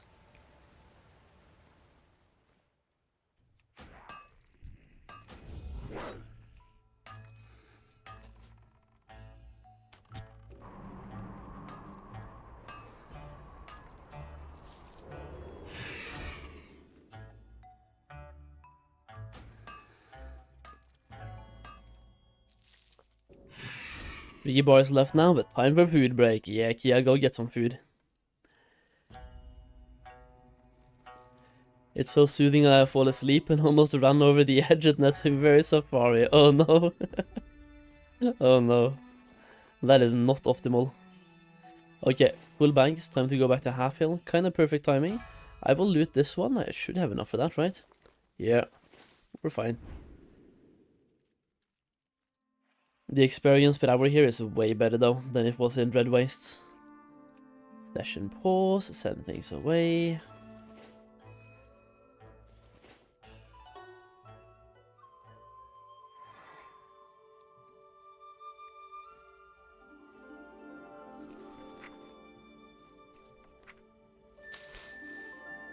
Oh yeah, dude, we got one more gem today.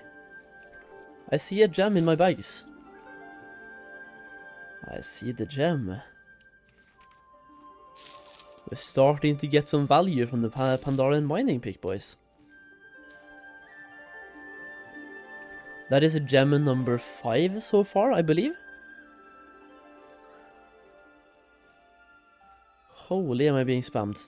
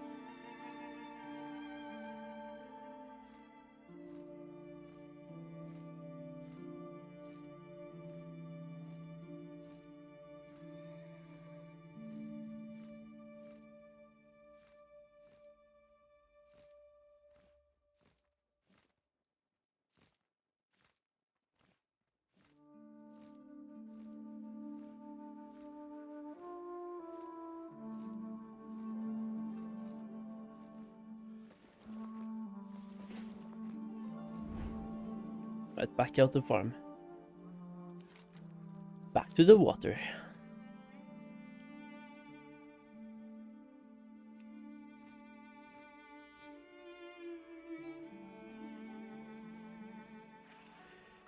Basically 1 hour of farming done as well. 15.4k, not really fully efficient though. A little bit AFK and some alt tabbing, still fine. Not bad.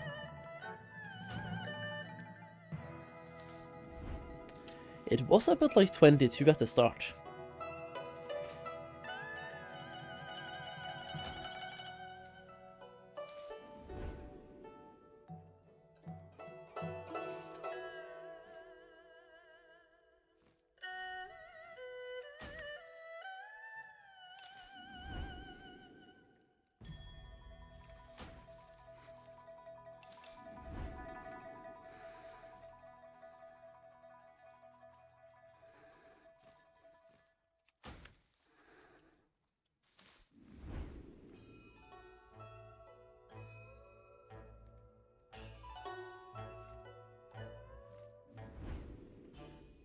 Really wish I was rocking dual gathering now. Yeah, dual gathering is super chill and very good value.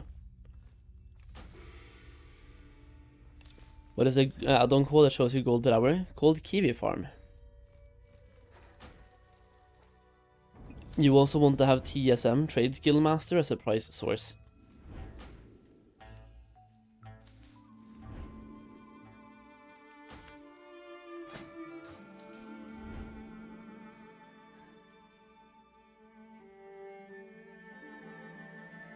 Got Urban Alchemy though. Hey, let's go Alchemy. Which one are you doing? Potion, Elixir, or Transmute? On the Mastery. I'm probably going to be spending some gold today setting up my Alchemist as well. I mean, I say spending some gold. I've been farming mostly everything myself. There is one herb I still have to buy. But for the most part, farming myself. I mean, the one that I have to buy, I could also technically farm, but I can just sell some stuff.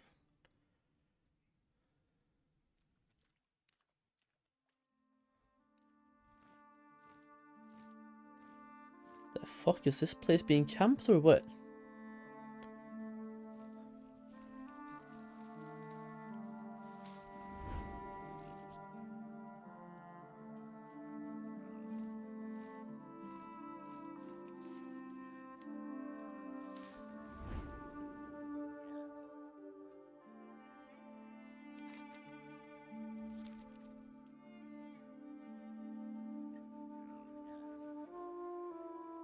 Where are these dread waste mobs strong as fuck? It starts scaling pretty much, yeah. You will see a gap. It's basically a level 90 zone, right? So you're in a level 90 zone right now.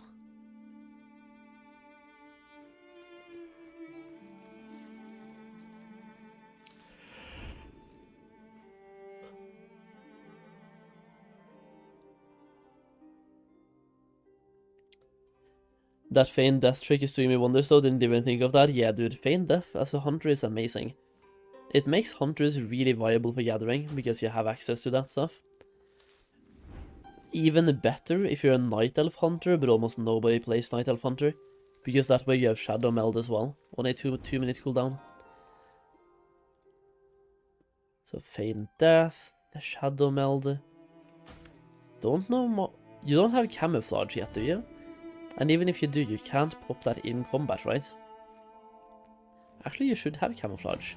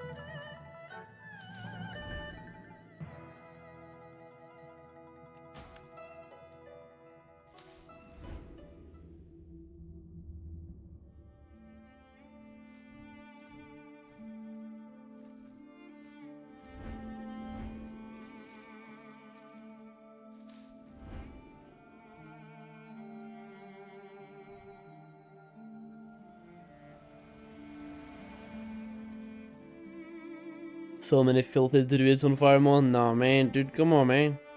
What do you mean, dude? The druids are love, the druids are life.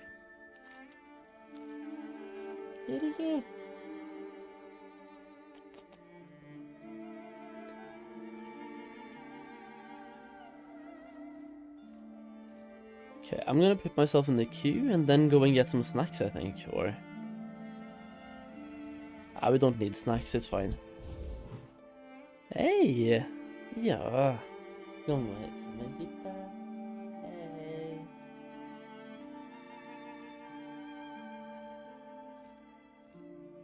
Hey.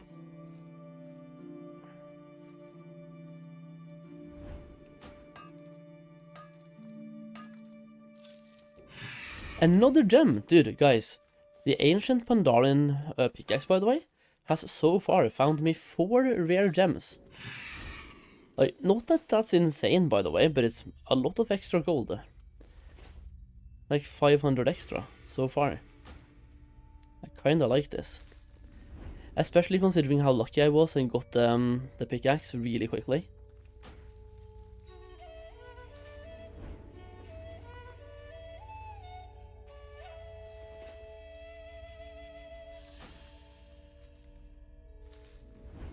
Also, it's time to once again queue up for a dungeon and hope to not see those people again. Holy.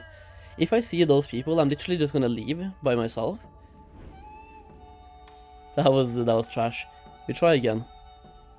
8-minute queue. We can farm. Best of luck in dungeons, thank you. Well, I'm just doing 1 or 2. The goal is to do each one once, just for the items. Yeah, like the quests. They give free upgrades, and I kind of want those upgrades.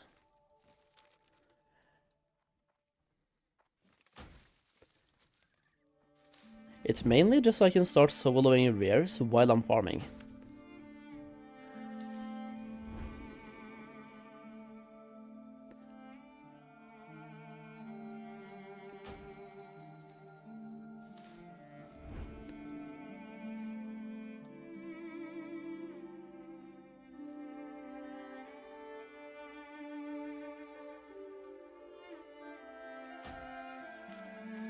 Not use Potion of Luck, getting the money back so fast because the bags contain ore. Yeah, but I don't get those bags while I'm doing herb and mining. You need to kill stuff to get potions. The lag and the constant able to do quests because of long respawn timers is so frustrating. Yeah, I believe you. So far, I've had 1 lag spike, but I'm playing on a much lower population server. The big pop servers, they are interesting. I wanted to say unplayable, but that's not really true, but yeah. They're struggling. There we go. That's a good word.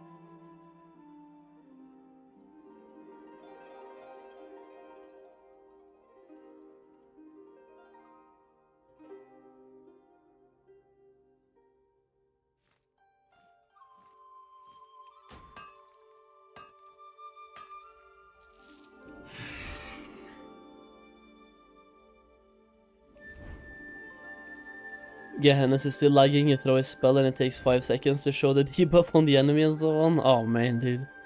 Blizzard needs to upgrade their internal systems, like for real. There's no reason why classic servers should be lagging. We have layers now. They can just activate layers.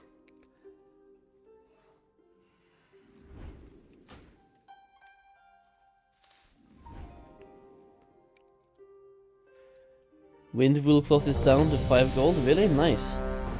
That's kind of cool. That's kind of good. Time for the truth, boys. Time for the truth. We're gonna find out.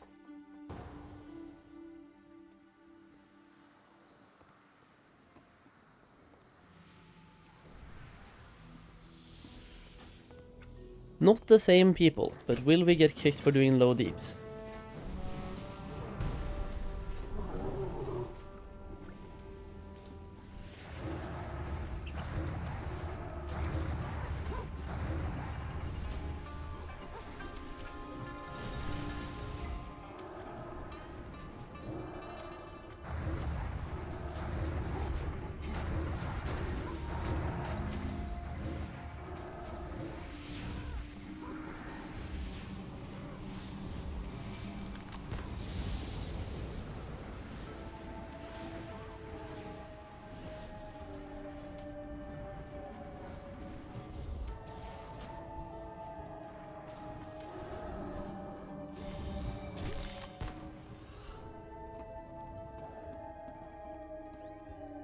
That hunter is slapping now, holy.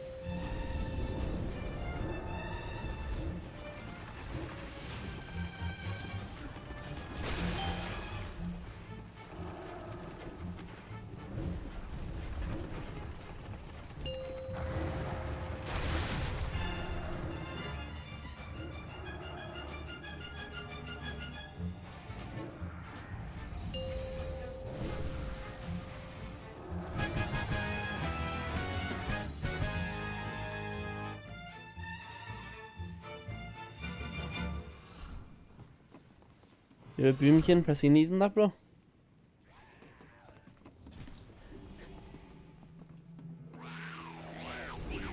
I'm just gonna give it to you, because I have no intention of being feral anyway at the moment. No intention. I am boomkin, bro. I just want to see if he's gonna equip it. Please equip it as a boomkin.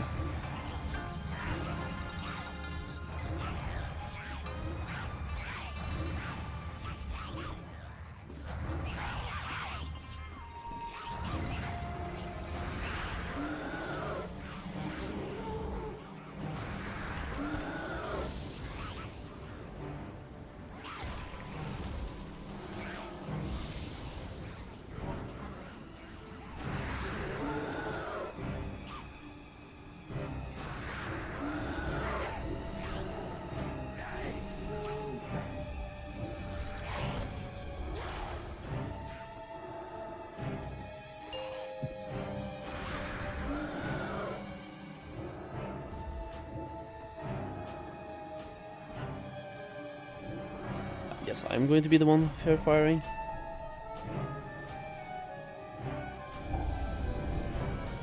Even though it does nothing here compared to what it used to.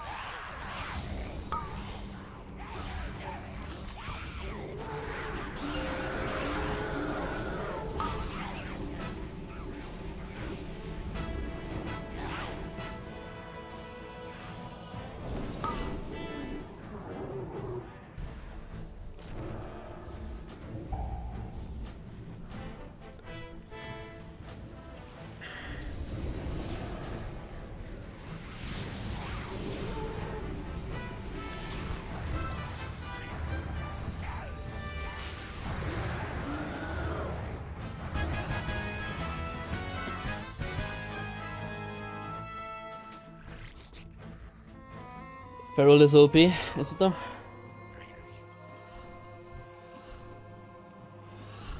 Oh, come on, where is he? He equipped it as a boomkin. How do you have 372 on almost everything?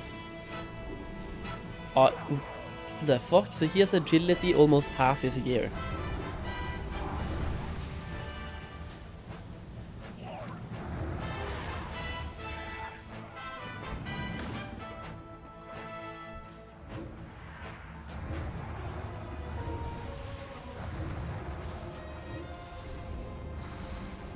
Probably gonna be changing to feral. I just want my quest items, man. Actually, what do we get here? Storms Out Brewery. This one, cloak, and this one, gloves. I mean, two pretty good upgrades. I got blue cloak and blue gloves.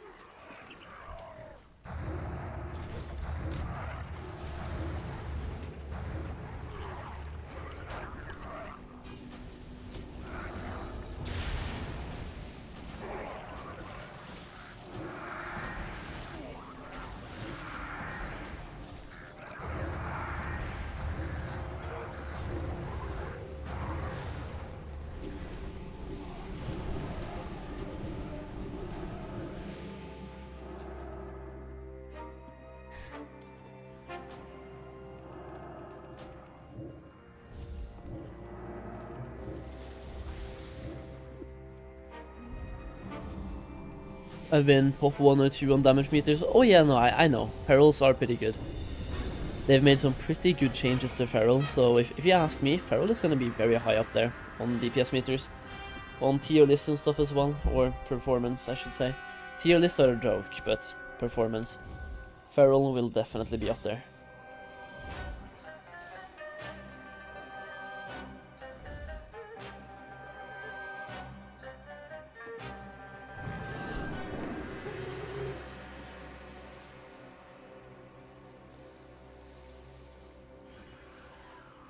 They also seem like they might have some pretty interesting snapshot mechanics when it comes to trinket usage and cooldown usage.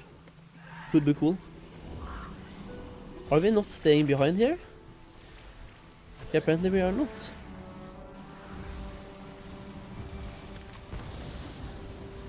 Yeah, no, he's just staying out there, so...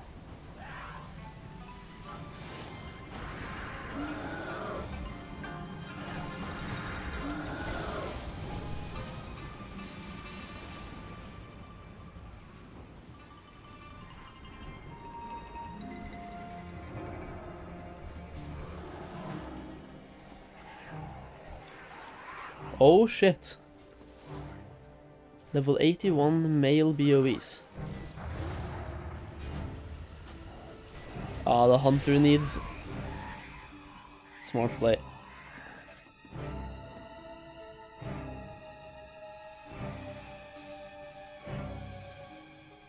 That for level 81 though. Holy shit.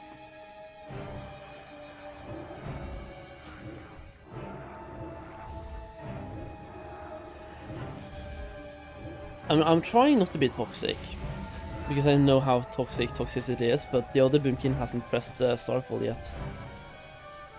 I just wanted to point that out in a fun meme worthy way, okay? No toxic, only if you fun meme.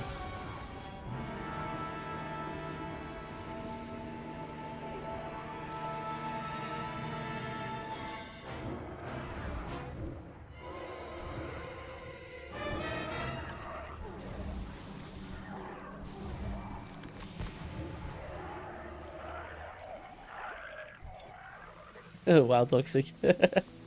Yeah, I know. I am part of the problem.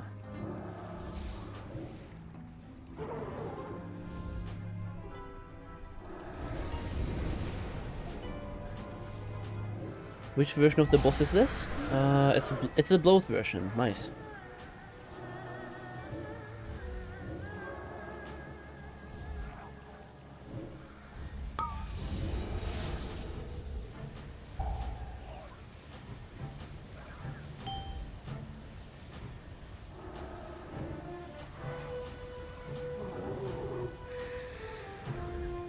I have completely forgot how to play Boomkin, by the way. Like, I've only been farming on this guy recently, haven't played him since P1 Cataclysm. I have no idea what I'm doing. Oh yeah, okay, never mind, have to do the thing. There we go. How many 90s what do you have and why is it 10? I only have one. Yeah, I only have one. I've been farming, bro. How are you doing, Ike? What's up?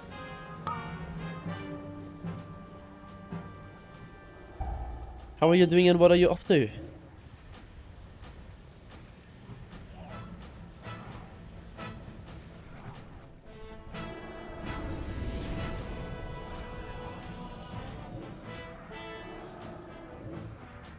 I do feel bad for this other Boomkin, by the way, because he has better gear than me, and is doing 1/4 of my DPS.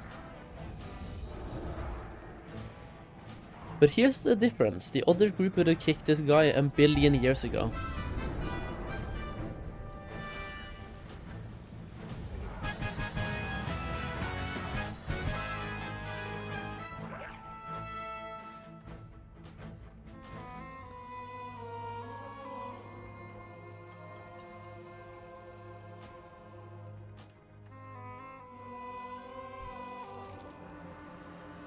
Intellect.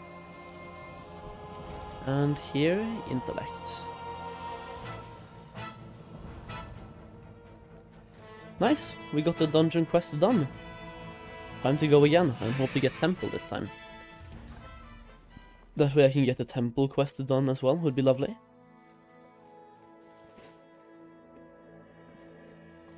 Not much. The weather is slowly draining my mentality and I haven't been able to sit down at the PC for more than 30 minutes in over 2 weeks. You know, completely understandable. Over here as well, the only way to sit where I'm sitting now is to have air condition on. And not just on, but full. Have it on max. It's the only way. Now we're at 3. I went up like almost 10 item levels, by the way, from one dungeon. And I didn't even get any loot, just 2 quest items. Okay, we keep farming while we're in the queue.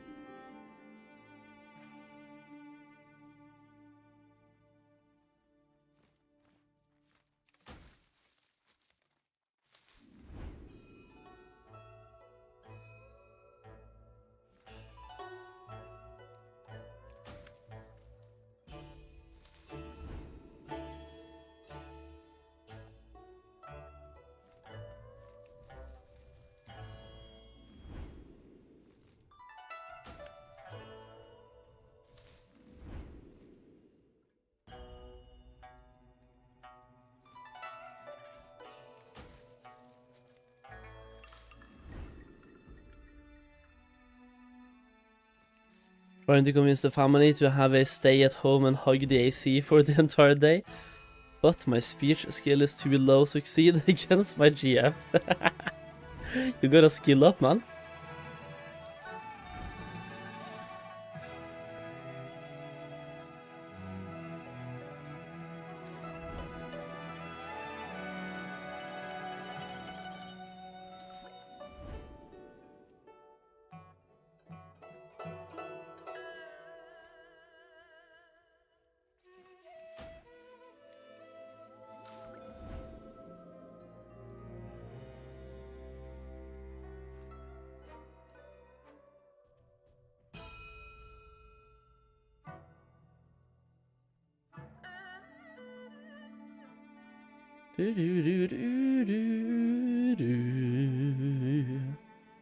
Am I from Norway? Yes, I think so.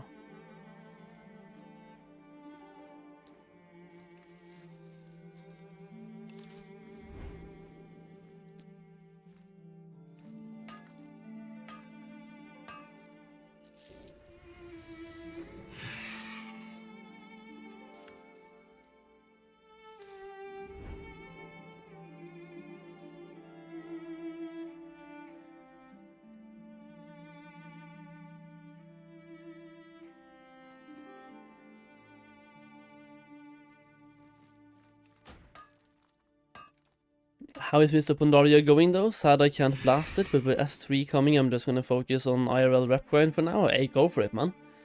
I think Mists of Pandaria is going great, and way more hype than I was thinking. Like, I was not expecting that many people to play Pandaria. But there's so many people playing it. People even had a queue on Gehennas for logging into the game. Queue to log in, dude. When's the last time we had queues? It's been a while, that's for sure.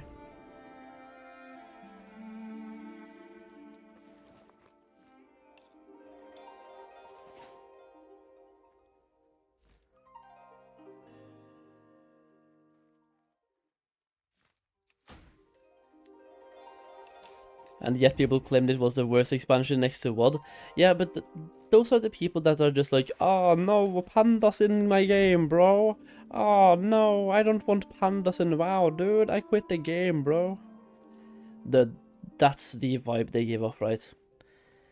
It was the exactly same thing back in the day, by the way. Pandaria was a crazy good expansion, and it just had the people that had to hate on it because, oh no, pandas. I don't know what people have against pandas. They're cool. And the vibe they bring to the game is cool.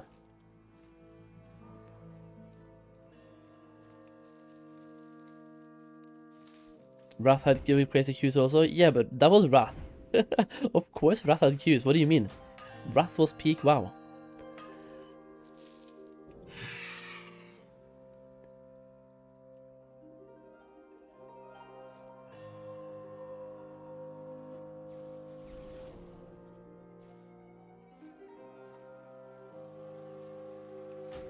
The MOP was basically when all the classes were at their best. Yeah, kind of.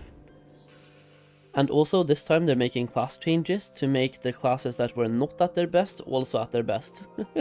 So we're getting like a very improved version, I think. I want to call this close to Mists of Pandaria Plus, man. With the changes we're getting, it's a very close to MOP Plus. It's Mists of Pandaria with the changes you didn't know you needed, but you kind of wanted to have.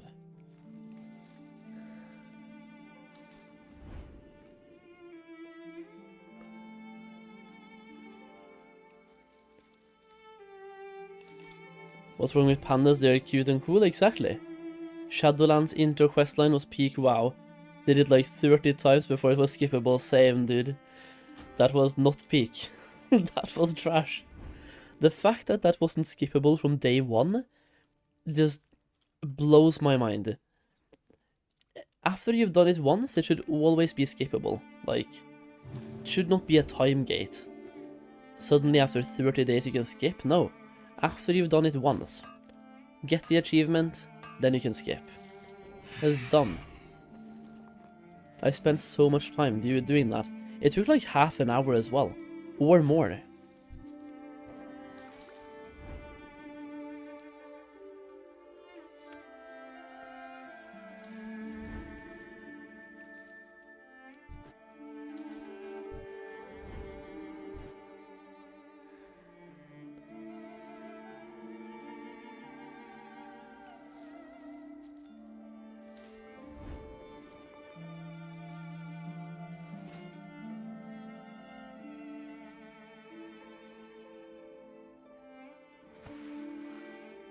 Wait, let me move the map to the middle as well while we're farming.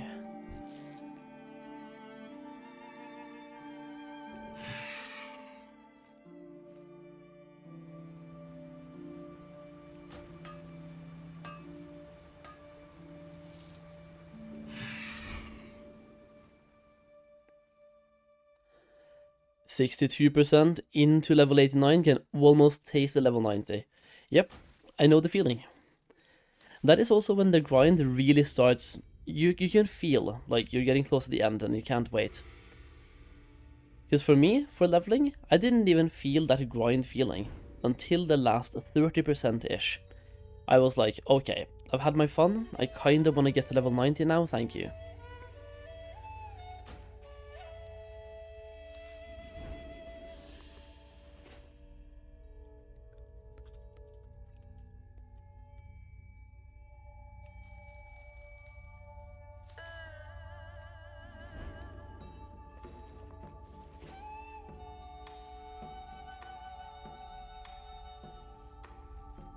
Dreadways is rough at the last level.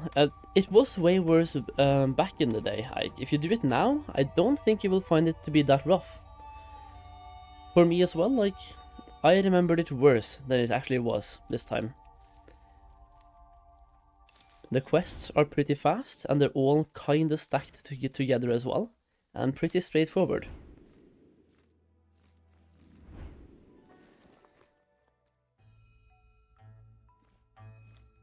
We've been through worse now? Yes, we have.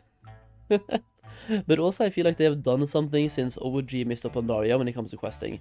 Either we need less experience now, or the quests are giving more experience. I'm not completely sure.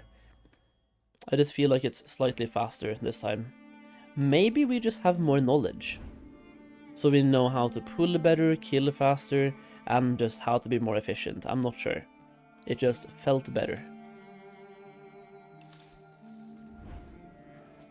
130 pet battles.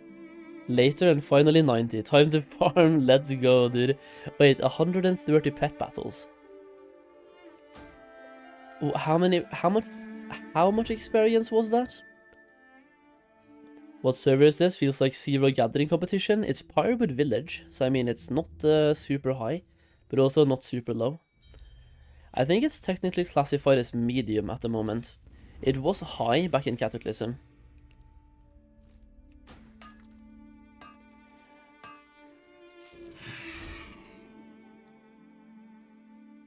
Speaking of competition, somebody just flew in and took my herbs. What do you mean, bro? It's high at the moment. Ah, there we go. Yeah, so back to high. That's perfect. Because I don't want this to be full. I don't need that many people, but high is perfect. Medium is when you start being like, is the server dying? Like, is it...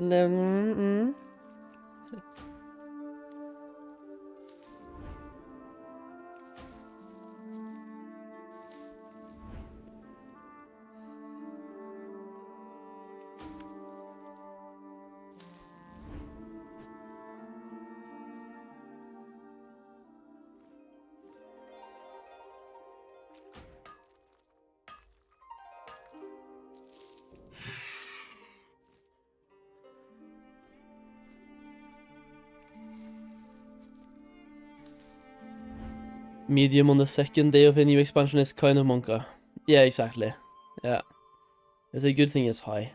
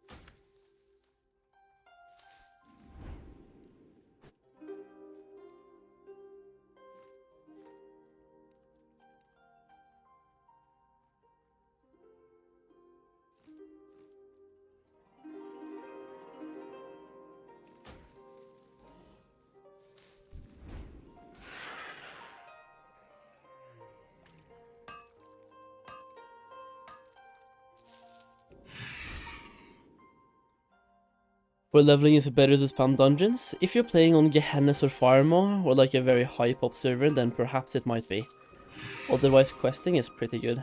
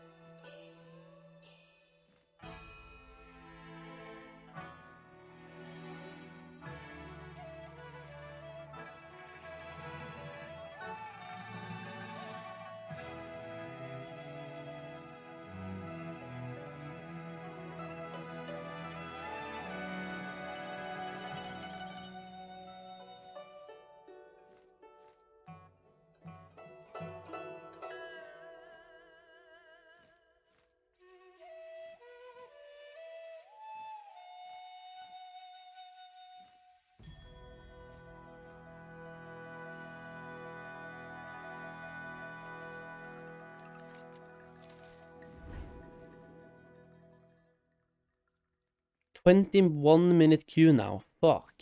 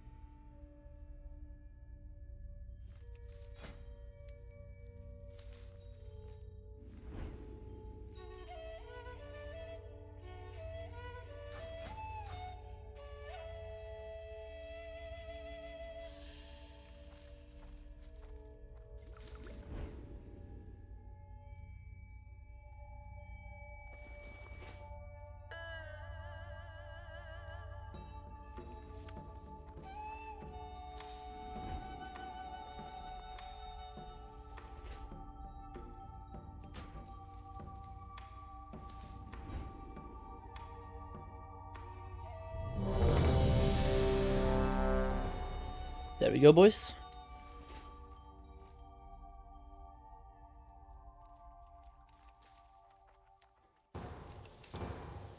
Yes, temple, perfect.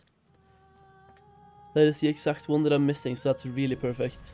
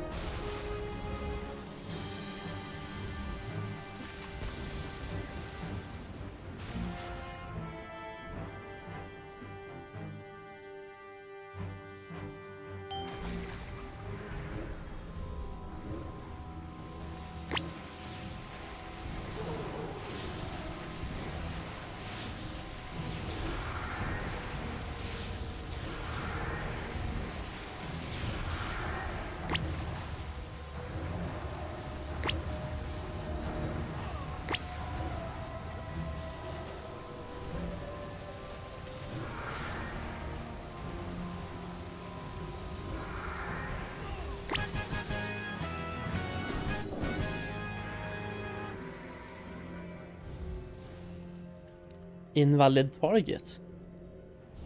The fuck?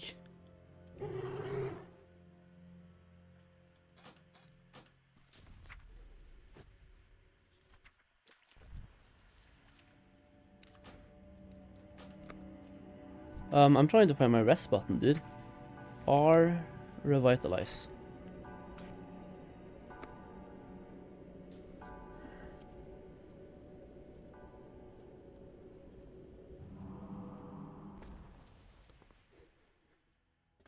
It keeps giving invalid target.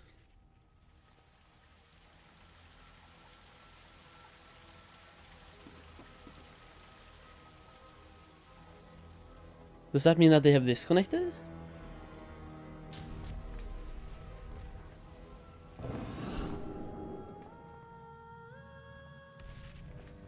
Yeah, it was a DC.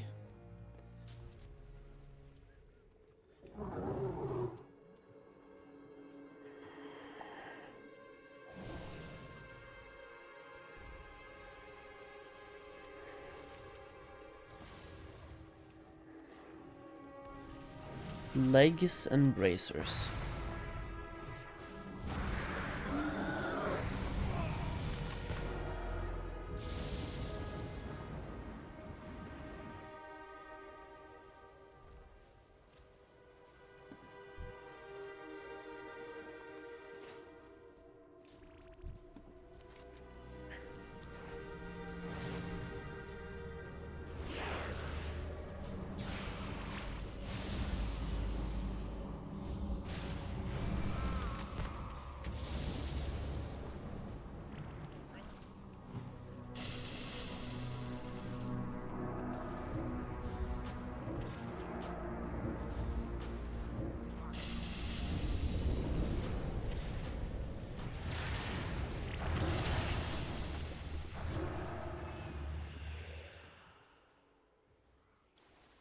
I wasted my combat rest when he didn't take it. Man, dude.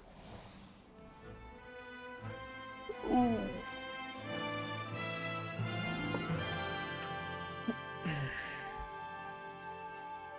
"45 minutes in the queue for dungeons at level 8 and 9. That's still nothing. Man, dude.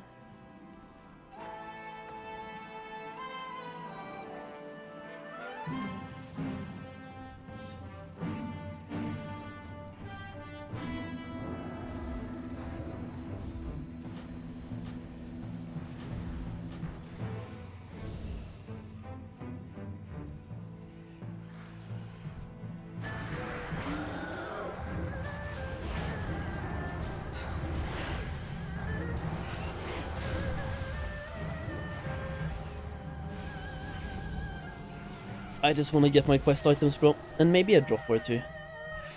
If I can get a drop, that would be great as well. What loot can I even get? We have, this guy gives nothing. Leo can drop a back, but I already have a back, so that's like not... Shah? Wait, I think it's bugged in combat. Maybe it's bugged in general. It only says this. Druid. There we go. Two-handed staff, a chest piece, and the boots. I'm getting boots. Chest piece would be great. That's from the Shah. So Shah can drop 2 items that I need. The chest and the staff. Spending today sending 10 scribes and 10 tailors, getting crafts going. Dude, nice. I did that yesterday. Today I'm doing alchemists.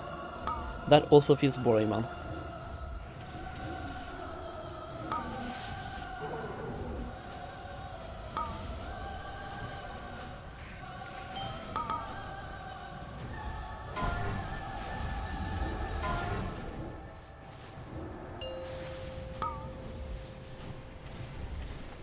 Also, yo, by the way, Monk, just heal. I can innervate you when you need. Just absolutely spam heal.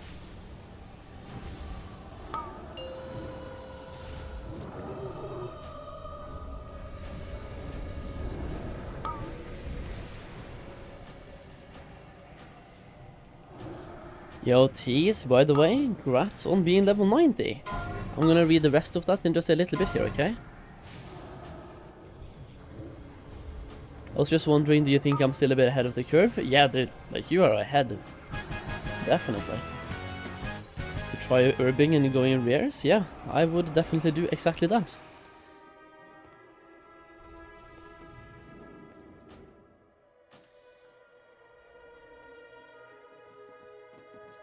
I would say get your dailies done as well though, like that's something you kind of want to do every single day.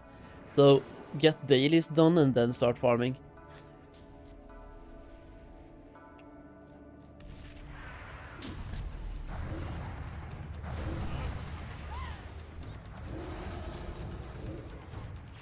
I don't have a combat res.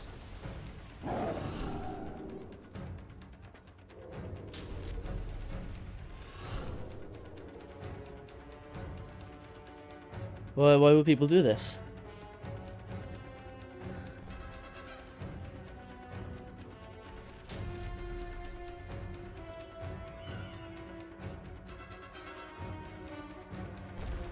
Which dailies are prior, would you say? On what your goals are. If it's raiding, I think Klaxi is important, and August Celestials. And otherwise, like, if you want to farm, Tillers is good to have for gold making, right? I would say all of them, though, are important.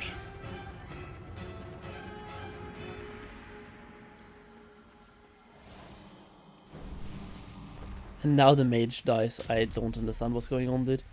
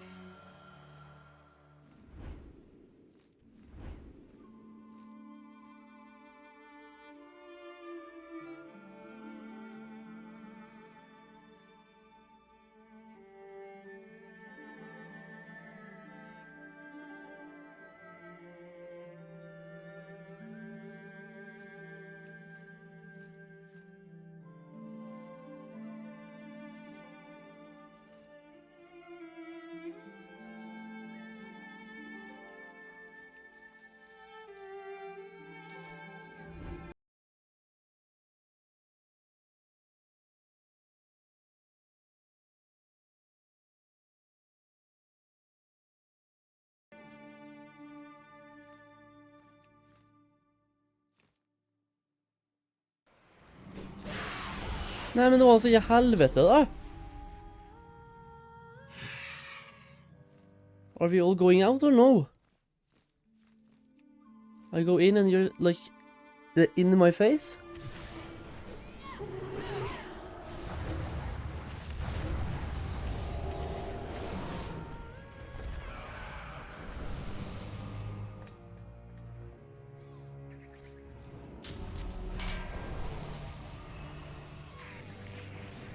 How you could train flying before level 90? You have to have a level 90.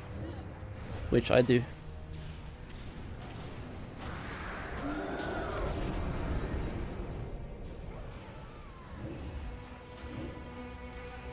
I can't even do any AoE because the shaman deletes them all.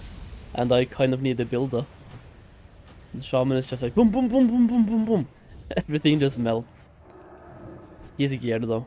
I wanna see how geared he is though. Maybe it's normal or LFR? Nah, this is okay, dude. Yeah, yeah.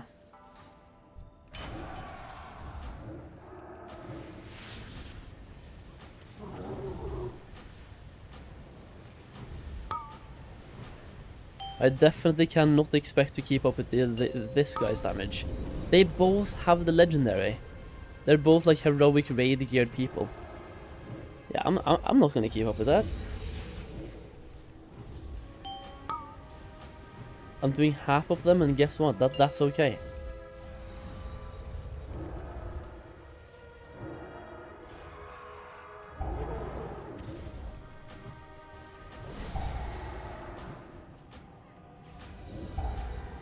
I'm doing like 66% of the shaman's DPS though, at the moment, so I'm happy with that. Those are numbers that I can live with.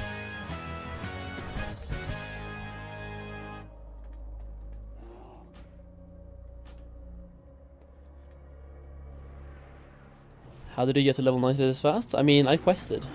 Took me 15 hours. If I wanted to keep questing, I would have 2 level 90s by now, at least.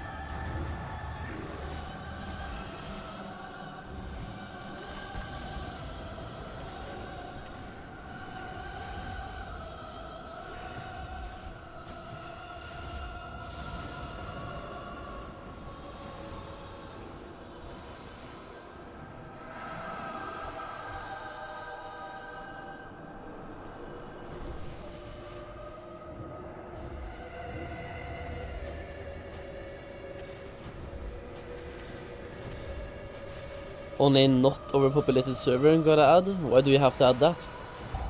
Spamming dungeons is like pretty fast as well. So just spam dungeons. I know lots of people that were level 90 on Gehennas around the same time I was. If you just don't go to sleep and you don't suck at the game.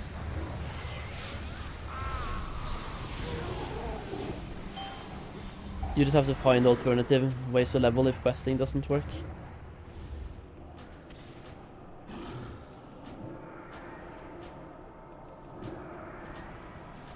Got a previous trinket on first heroic dungeon? Nice, dude.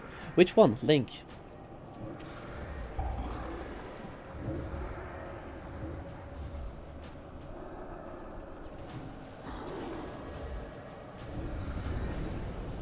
I'm doing the same DPS as the tank, dude.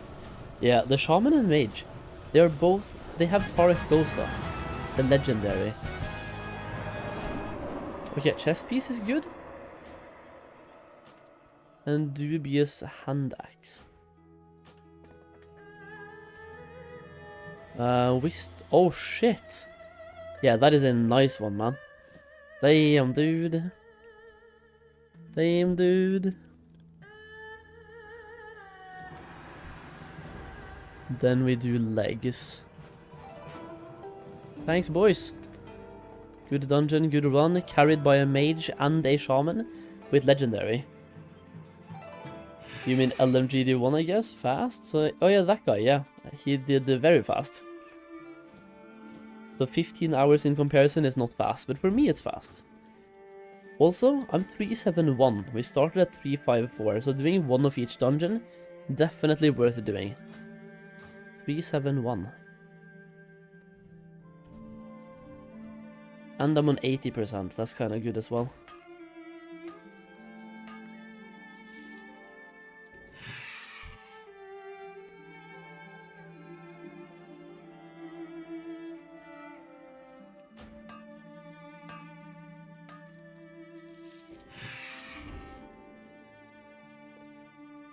What will be a good class for you for Pandaria? Exactly the class you want to play. They are all very much likely going to be good. Hunter is going to be good, Warrior. Hunter and Warrior, between those classes you said. They're both okay.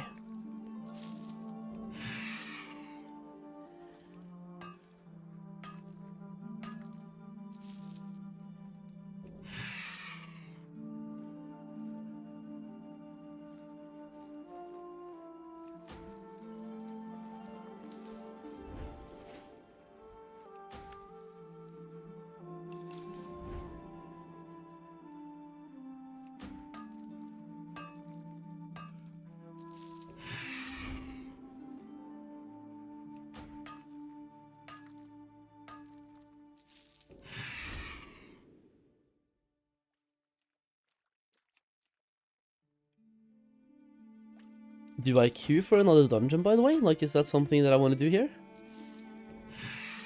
Or am I just going to keep farming the last 20%? That would take a long time, though. In that case, we get to 87 tomorrow, probably.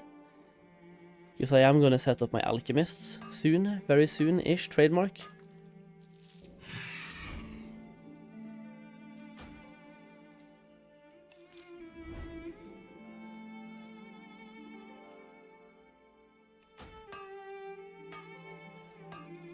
Dumb question from dumb person. Can leatherworking on 85 can craft the MOP thing? So need to level through previous expansion leatherworking. You need to level through previous expansions leatherworking leatherworker.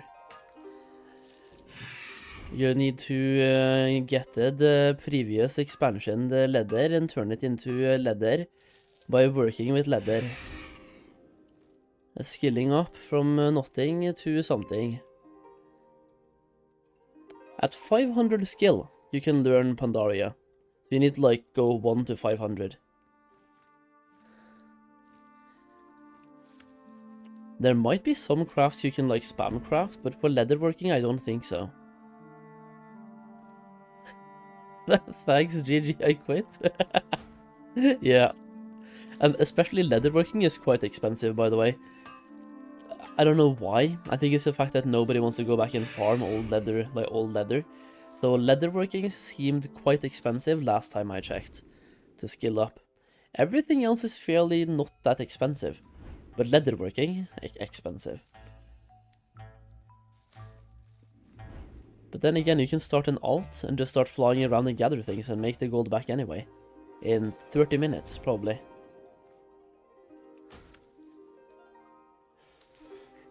Why you think queue for dungeon takes so long at 8 and 9 if there's so many people playing? You're probably queuing as a DPS. That's why. Because like you said, there's so many people playing, and 99.67% are DPS.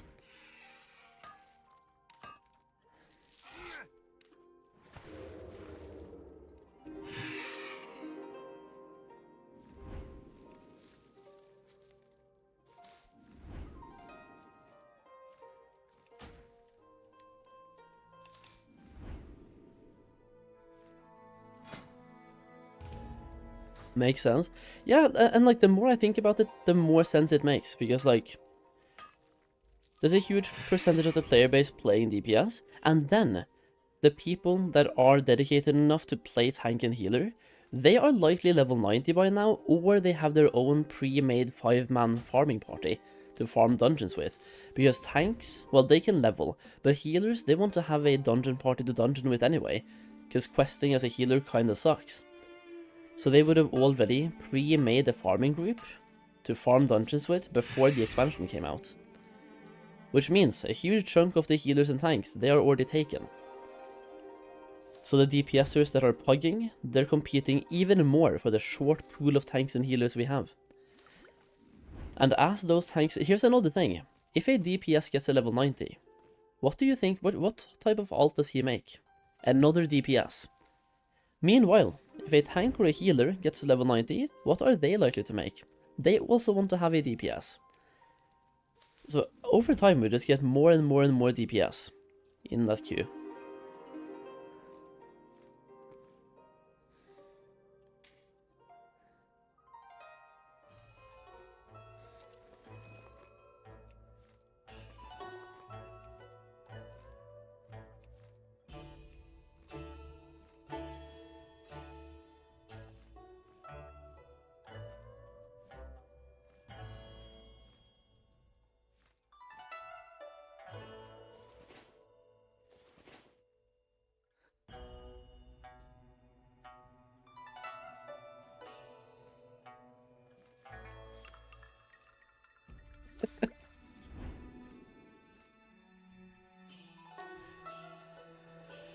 Do you think VOTFW? Oh my days. What is a JF then? Jade Forest. Oh, we need to stop with these shortenings, man. That took me like half of my brain to comprehend.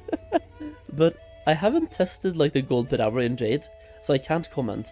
But I feel at the moment Valley is the best, yeah. It does feel that way.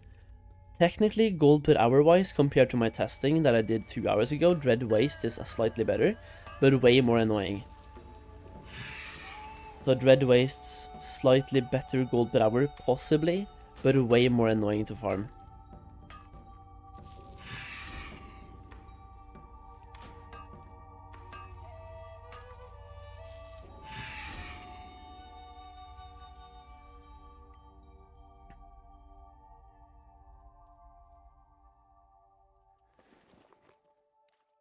That's another gem, gem number 6.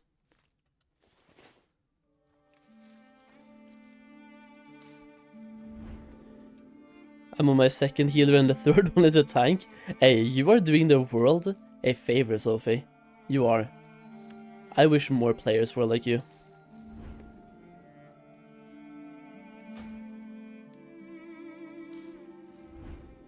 Rep is shared between alts now, or are you dumb? Well, I mean, rep is not shared between alts, and you are dumb. So, yeah. That is one of the fastest queues I've had.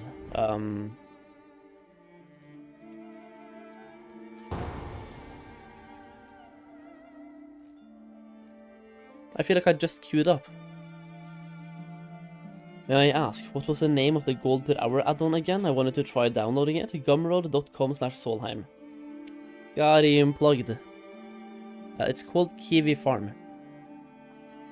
The name of the best fruit and farm at the end.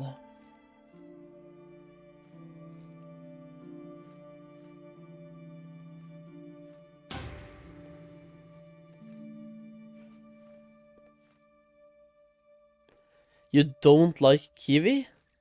You need to like stop. You don't say those things.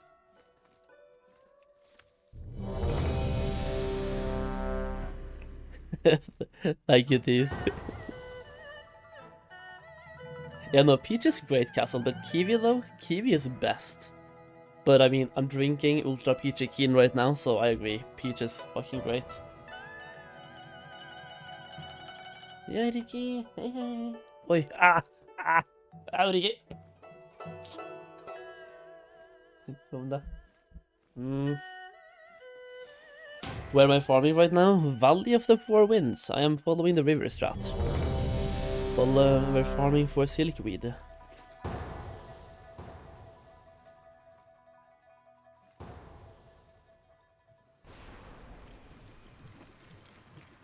Okay.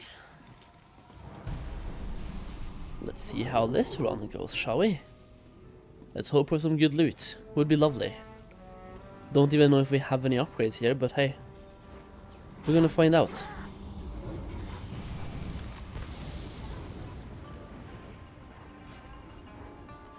Storm Stout Brewery. The mace can't use, sword can't use.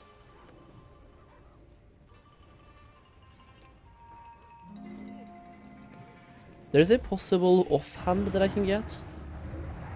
Other than that, it's trash. Bad dungeon for casters.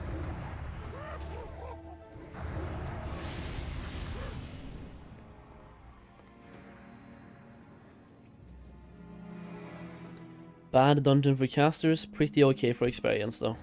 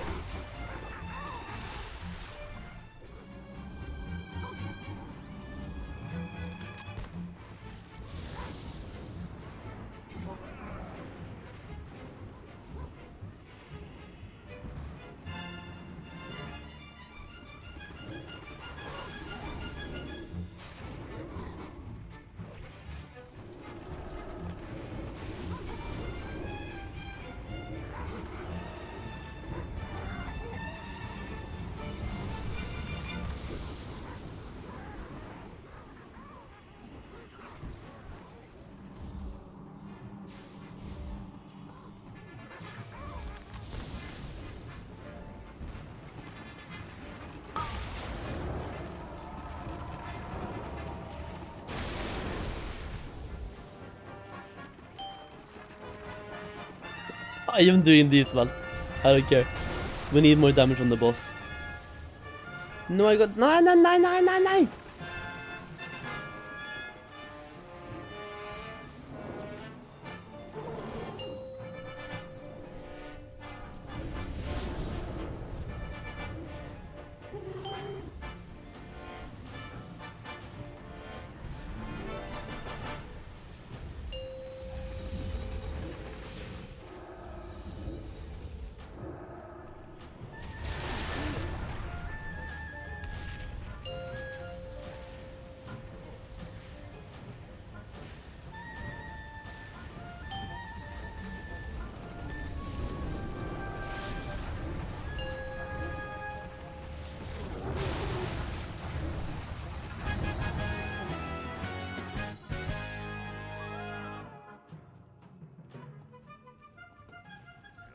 You have the dumbest group ever, but why? What are they doing?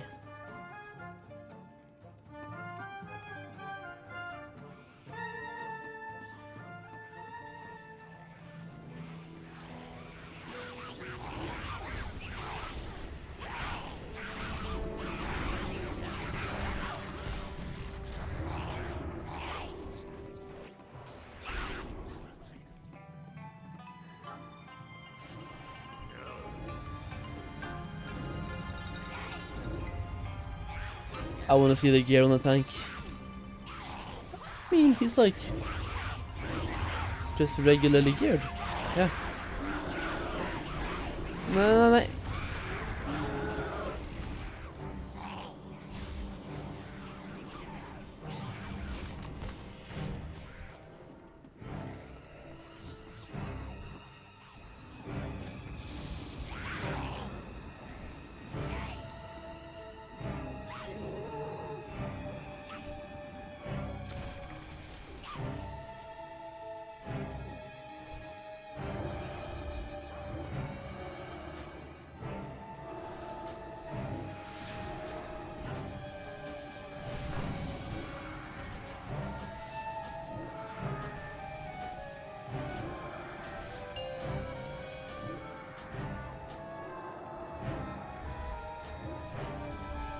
No nameplates? No.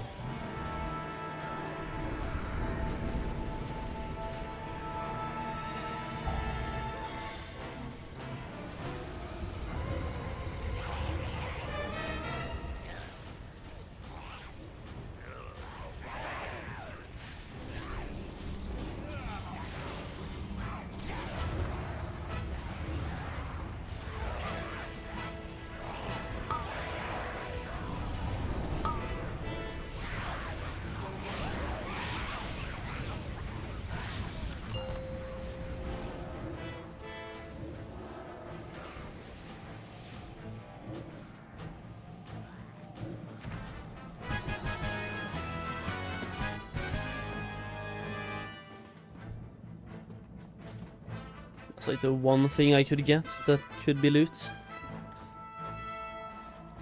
Need a one-hander for it though, plus the mage won it anyway, so he's chilling. Do you have a one-hander? You have a 404 already, fuck's sake. Oh well. I technically have a staff already, so... yeah. By the way, wasn't there a bound on account offhand? Engineer? No, archaeology, right? Am I leveling another alt or is it your main? This is my alt, yeah. It's my gathering alt that I'm just doing a couple of dungeons on because I can.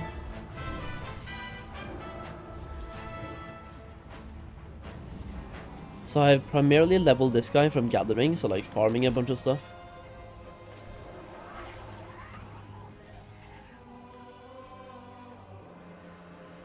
I do think though, after this dungeon, we might spend some time setting up crafting characters. Because now we have farmed a bunch today, and it's time to get some alchemists going, and also time to do our daily scribe stuff and daily tailoring.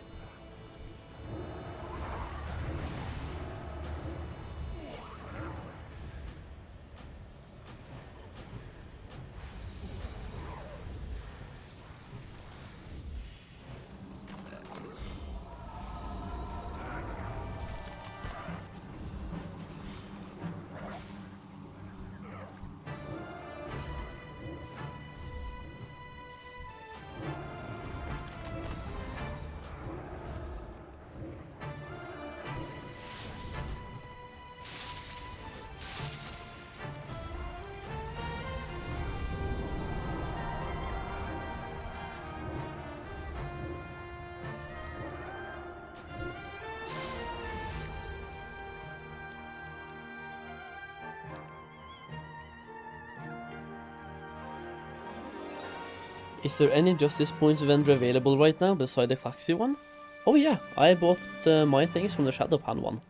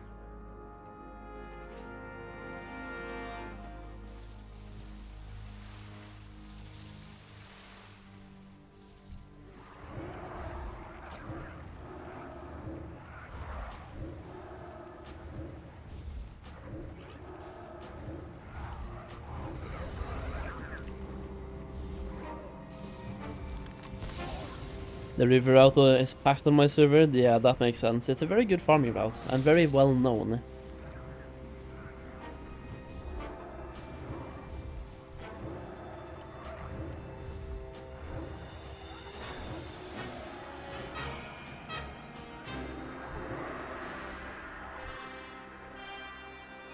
It's like one of the most popular farming routes in Pandaria, I want to say.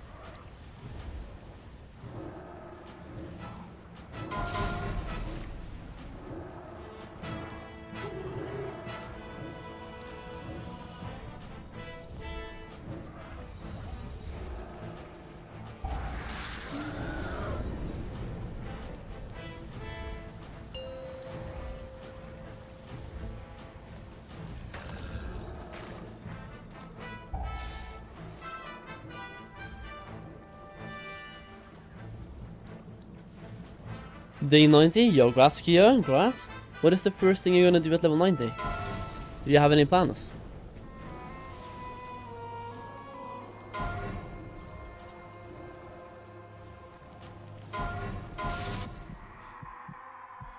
Oh wait, it was Blackout, the brew, and the things. I suck so hard.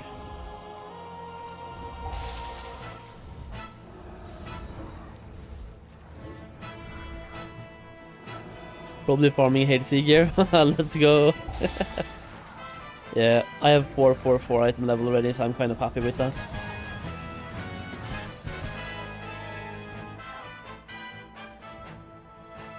Alright, there we go. That is 90% on the level. Are they gonna queue again? Nah, one of them left already. One of them left already. Alright, let's farm some things on our way back, I suppose. Gotta clear our bags very soon as well.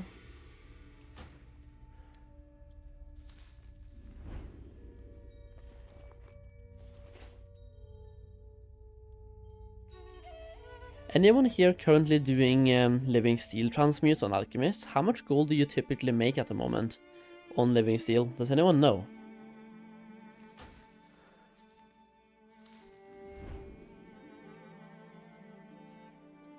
So I'm wondering how valuable that is to set up right now compared to just spending another hour farming. Or one or multiple hours farming.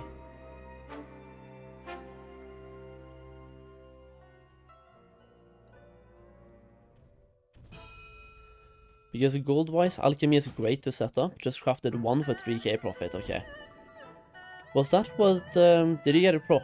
A juicy proc? It's less than 2k per. That is still very good. I have 20 alchemists. That could be 40k per day. The faster we get that profit rolling, the better.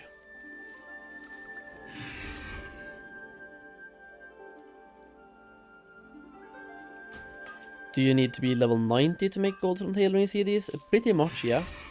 Not really, but pretty much. Because in order to turn the Imperial Silk into anything tradable, you need reputation. And they are gated behind level 90.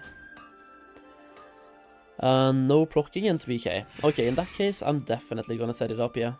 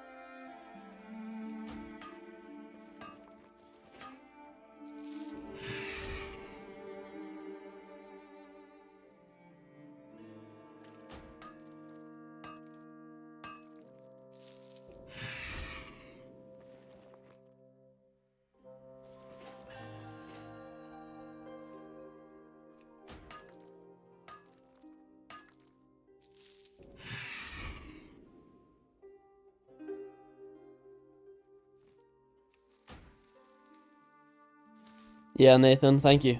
Thank you for writing that out. That's exactly what I did. Yeah, thank you. I didn't know exactly how to explain. But that is where I bought my BOEs. Not BOEs, fuck's sake. Justice point items on the Warlock.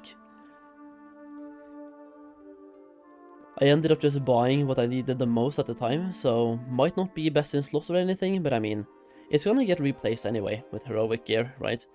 So I bought the biggest upgrades, item level wise.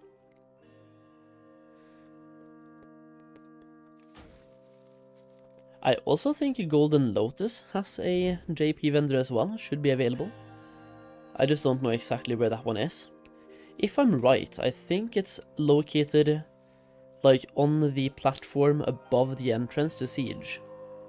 Exactly where I'm hovering over now, I think, perhaps, maybe.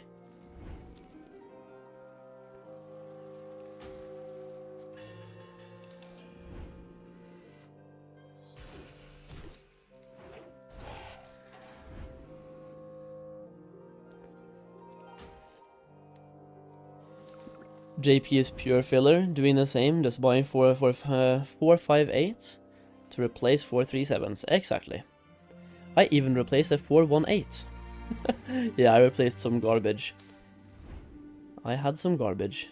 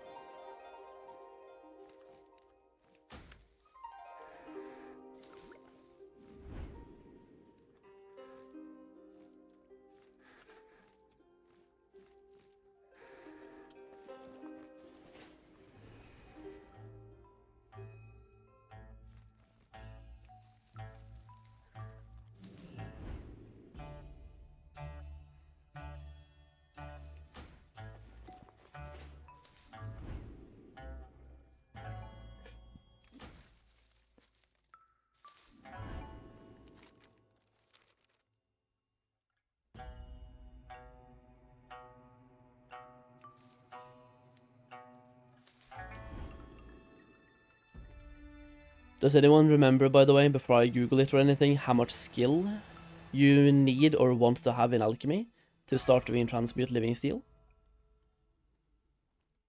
Because I'm betting it's kind of skill-based, but you also have to learn the recipe, right?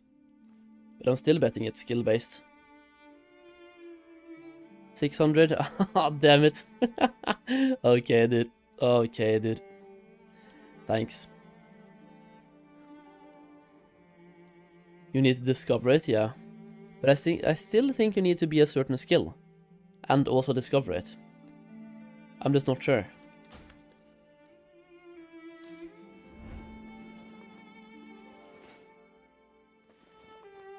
That is why I've been farming like crazy, because I have to discover that thing on 20 alchemists.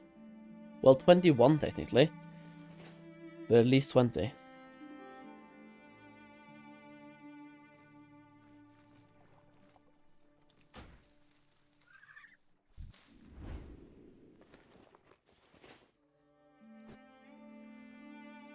You got it at 580. Okay. So it's all about discovery then.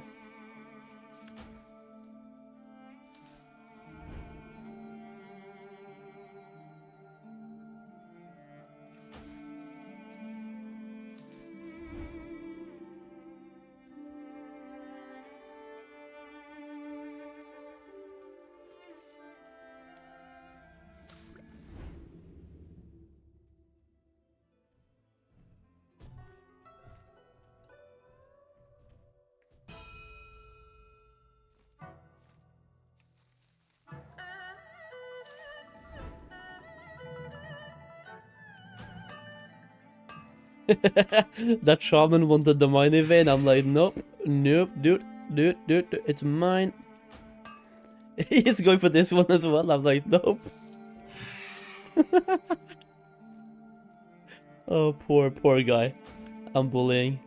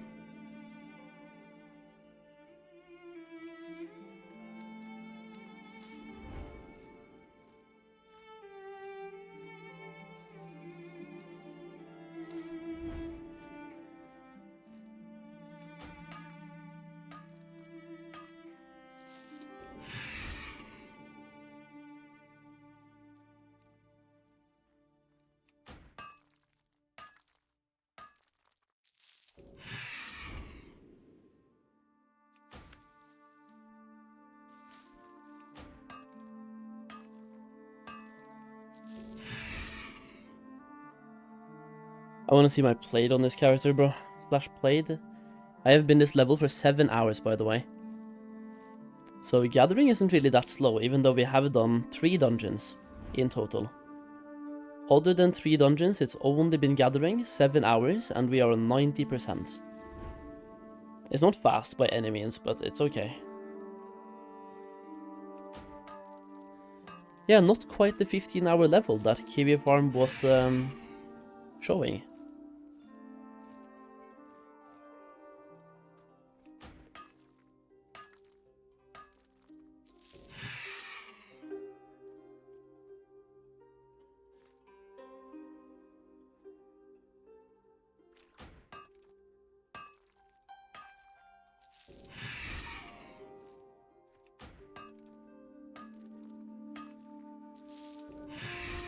How are you gathering without mousing over? I need this tech. If you go to options and control, look at this, interact with target. Enable this and give it a key. And then you click this one. That will allow you to, for example, use that key to mine stuff, pick up flowers, pick up quest items, talk to quest givers. It's all about like any interaction can be done with that key now. And it's like, it doesn't replace right click, because I can still hover over and click as well. It is just another way of doing it.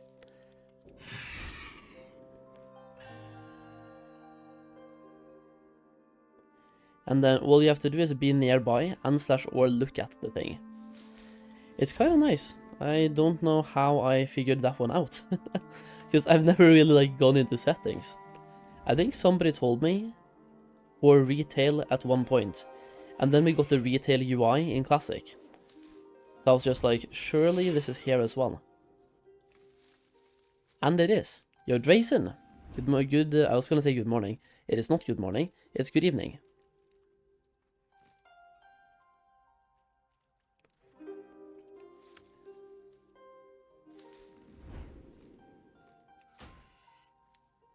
How much money am I making by doing this? Here we go. If I pull it up again.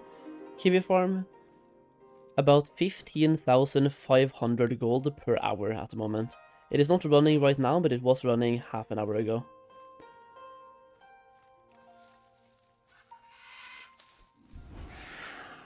So almost a WoW token per hour at the moment.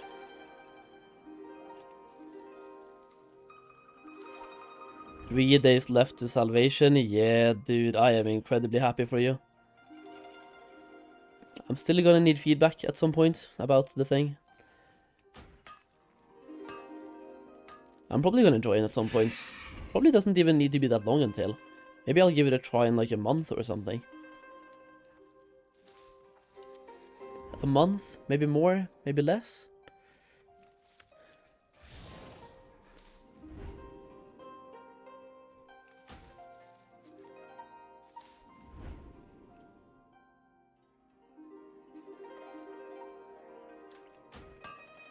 Voldemort server about to drop? Yeah.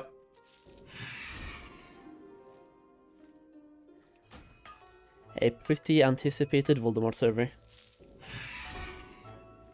Arguably the most anticipated one since the turtle. The turtling.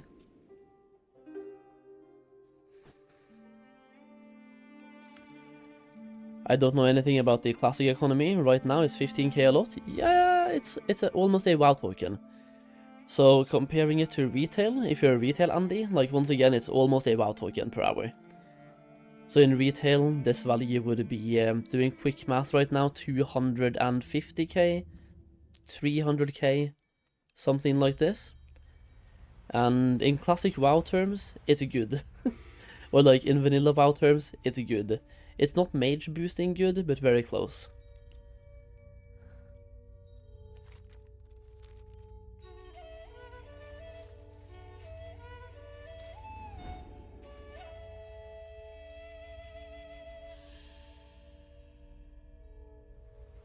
How do you sync Kiwi Farm with the hedge? Right click, go down to prices of items, and well here, prices of items, and then hook off on what you want it to be. For me, it's TSM min buyout, aka the minimum buyout of my server right now. So I always get the right value according to what I'm gonna sell it for. Can engineering do farming mound now? I think that is in the Throne of Thunder patch. So the second to last patch. Phase 4, right? I think.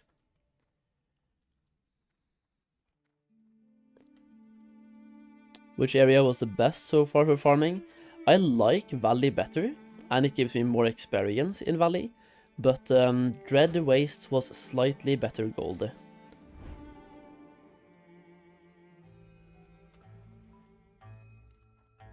So pure gold farming, Dread Waste seems slightly better. But also more annoying. Dread Waste was not really a fun place, especially at last level 86.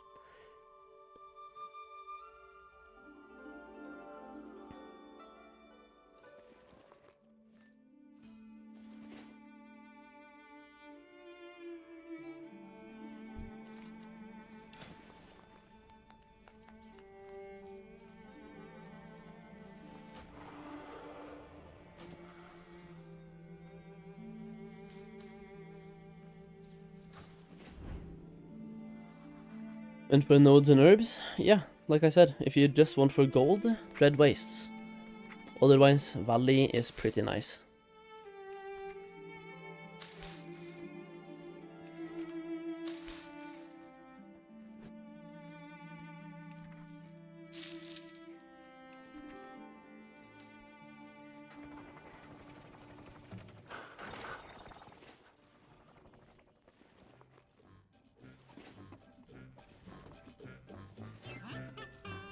Oh, this music, man, is so nice, dude. It's lovely.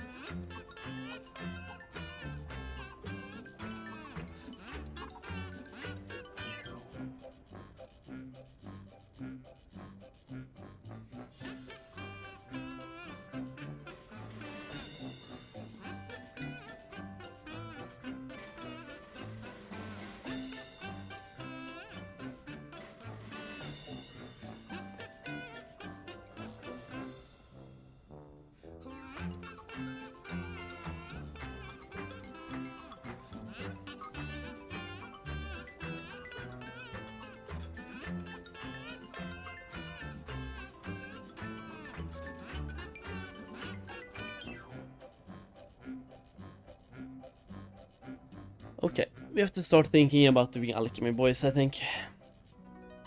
We have to at least start thinking about this. Let me pull up my spreadsheets.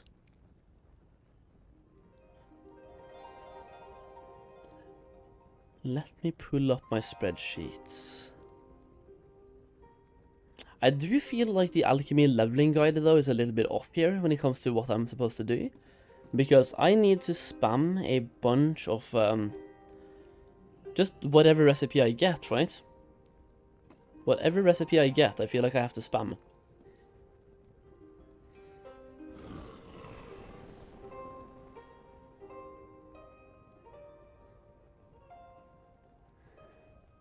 Choose only one.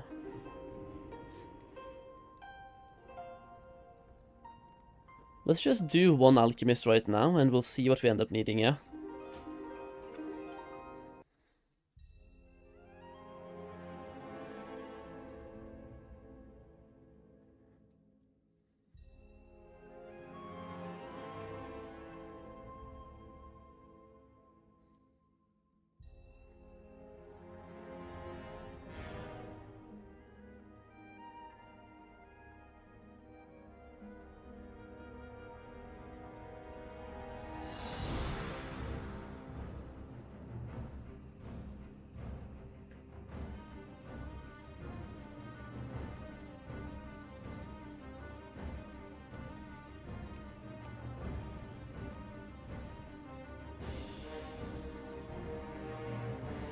And we also don't have to go back to the trainer pretty much ever. The only thing is if I'm low on vials, I have to send myself vials.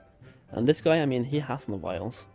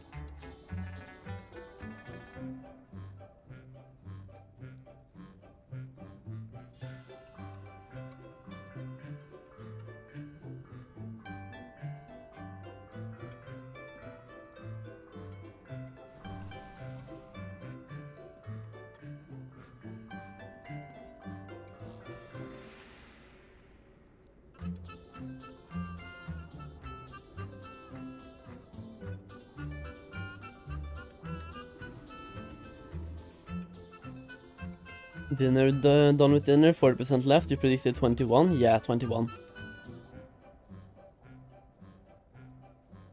Nah, Benji, I'm staying here, bro.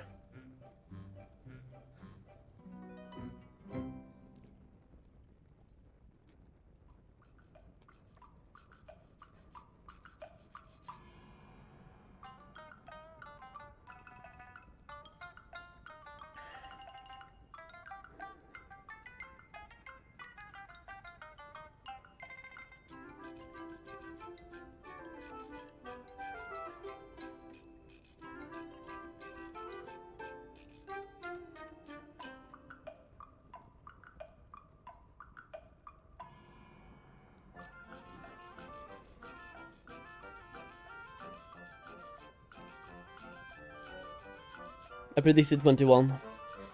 So if you have 40% left, you have one... Oh, that's gonna be tight, dude. If I had to give a new prediction now, it's gonna be 21-30.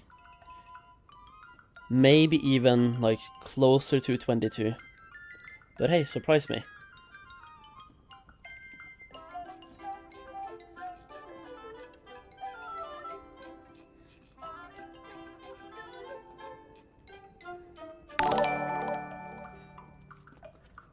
It might be the angle to buy some gold eventually, or buy gold really, buy gear. Oh no, Blizzard, don't ban me, bro. Don't ban me, man. Oh, we got him. Got him, dude. Yo, dude, Rog, what's up? Thank you so much for the prime, dude. I appreciate that. What are you up to?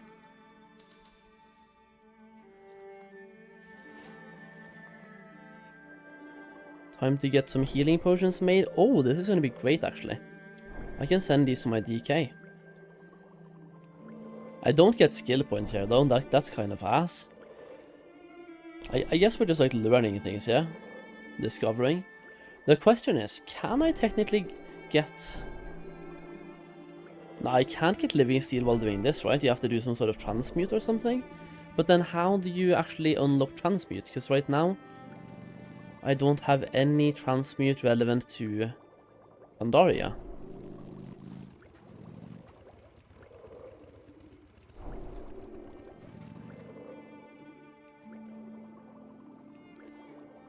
It's a RNG craft proc, so I just keep spamming this.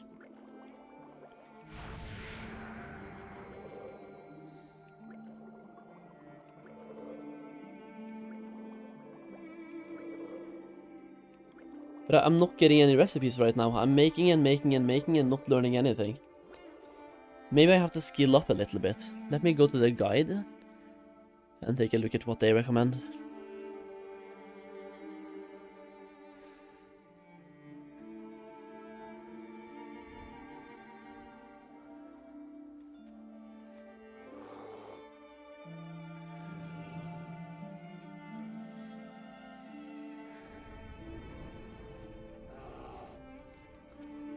It might be the angle to buy some gold eventually, or buy gold really, buy gear. Oh no, Blizzard, don't ban me, bro. Don't ban me, man. Oh, we got him. Got him, dude. Yo, Pixie, thank you for the prime. Thank you, I do appreciate that. Thank you.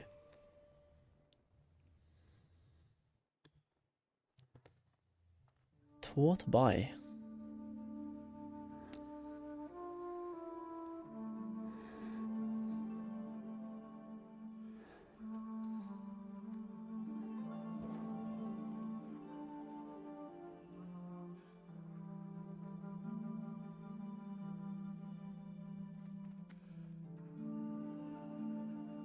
Okay, so I want to skill up anyway, because we want to get like 560-ish. What are the best ways to skill up then? I mean, mana potions, no.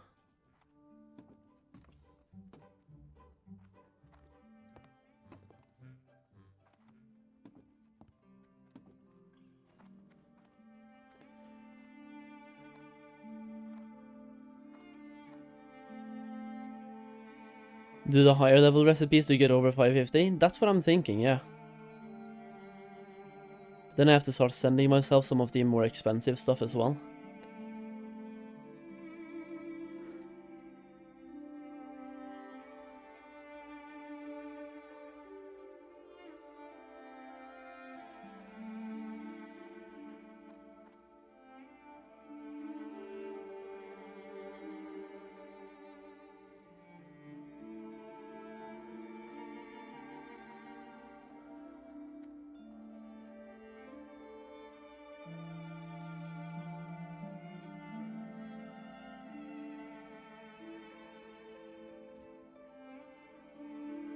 Okay, I'm just gonna have to send myself some stuff.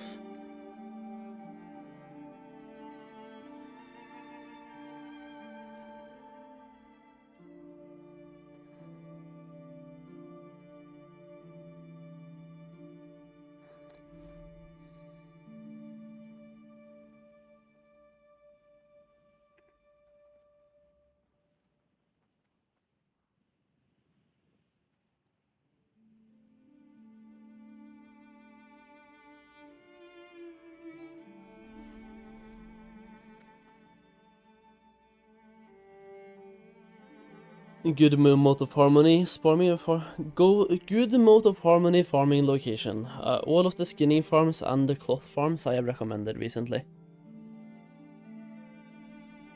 Shamelessly spent 30k on herbs today. Haha, nice. That is pretty insane. I do need some rain poppies though, so this one, rain poppy. Please don't be too expensive. It's not that expensive. It's expensive-ish, not super. Well, if I'm gonna buy as many as I want to have, it's gonna be a bit expensive. I just spent 8.4k. But I think that's fine.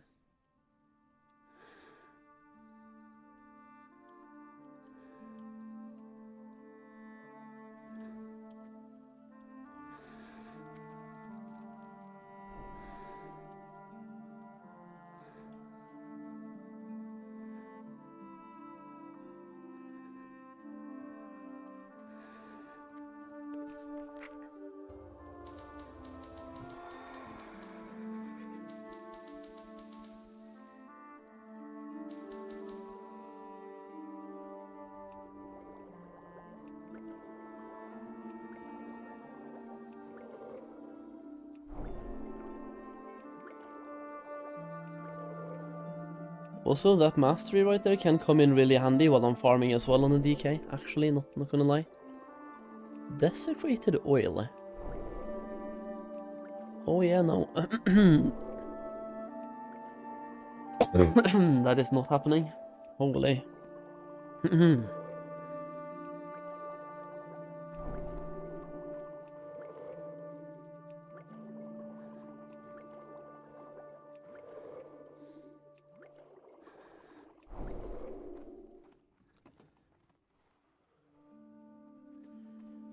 Mad Hose Elixir? Nope.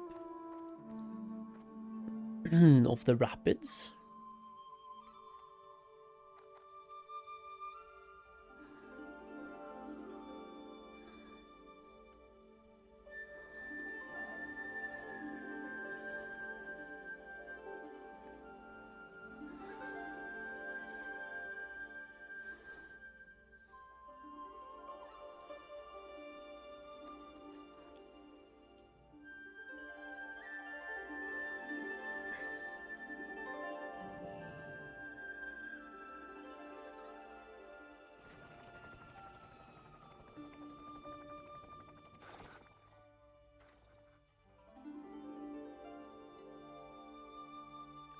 Think it's better to hold on to DMF cards and wait for the fair this weekend?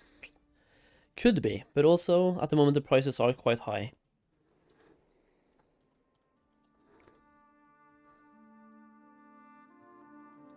For me, I think I would just sell at the moment. Like, if the prices stay as high as they are right now, I think it's a good time to just sell and get some gold back while you can. I mean, it's launch rush, right? Launch rush is typically a good time to sell things. Snag the coffee press on your rat? Nice! Hell yeah, dude. I'm just gonna try to get some gold back on the crafts that I'm doing here. Potion of Luck. That one is lovely. Requires a golden lotus to make though, and you basically lose gold on it as well. Transmute Trillium Bar. You start getting those transmutes now. And I mean, you basically get your gold back on this one. Even make profit on it as well.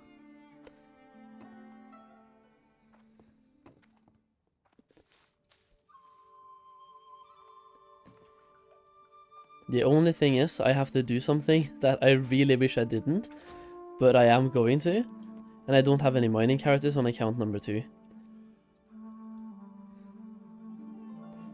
Pizza tonight, boss? I already had one. Yeah, I beat you to it this time. Also, why am I logging out here instead of just going to the innkeeper, just to get, like, I don't know, one singular mob kill more of rested experience?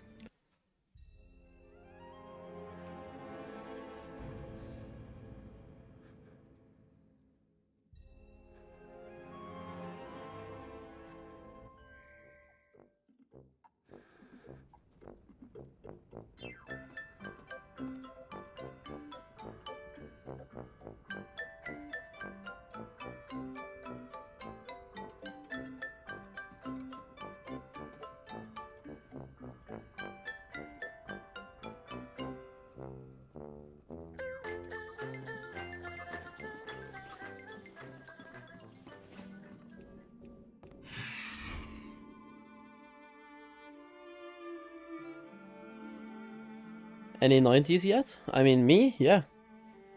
I've had one for a long time.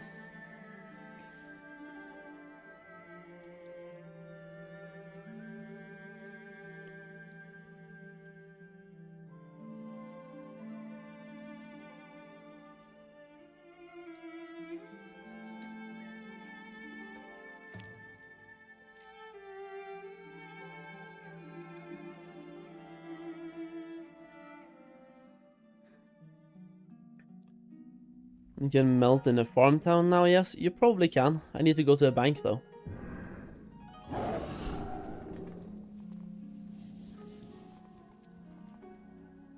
And while I'm at the bank, I think I'm just gonna go back to wait, banker, auctioneer. There we go. I'm just gonna go and melt where I'm used to melting.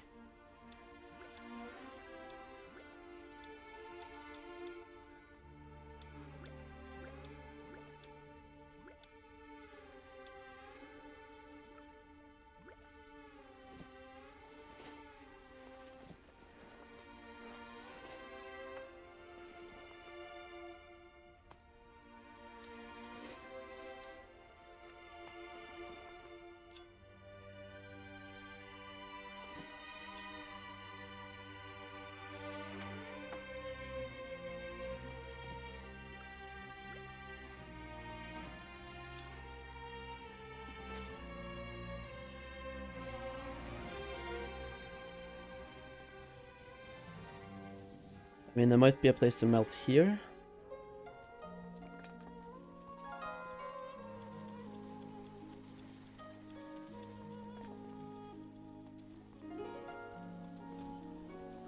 Is there a place to melt at the farm?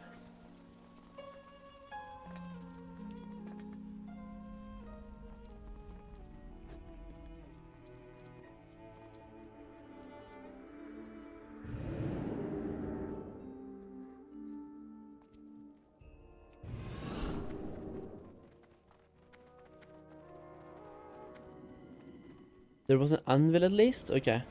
I'm gonna have to find that out.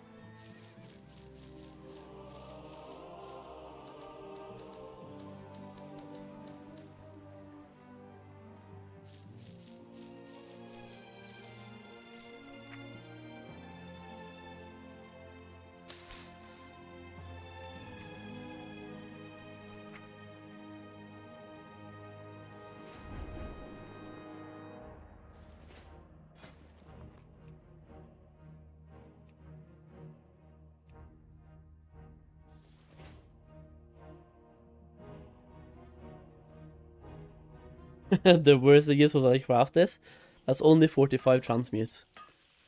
That's kind of sad times.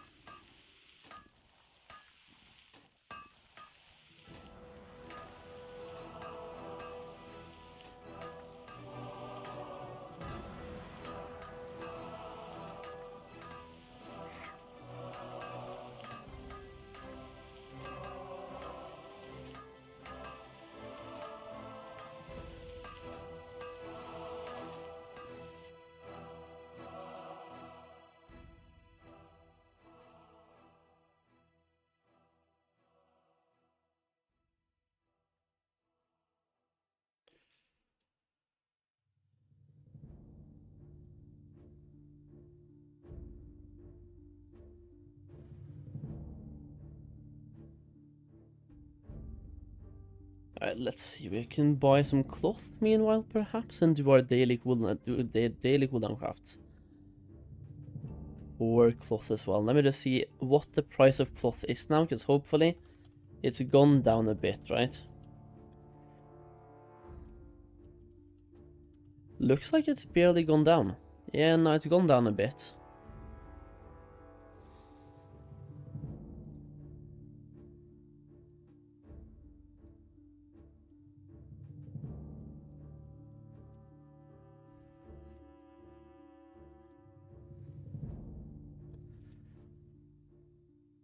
Do I know what armor you should use? I mean, huh? What armor you should use? Plate, if you're a warrior. Cloth if you're a mage.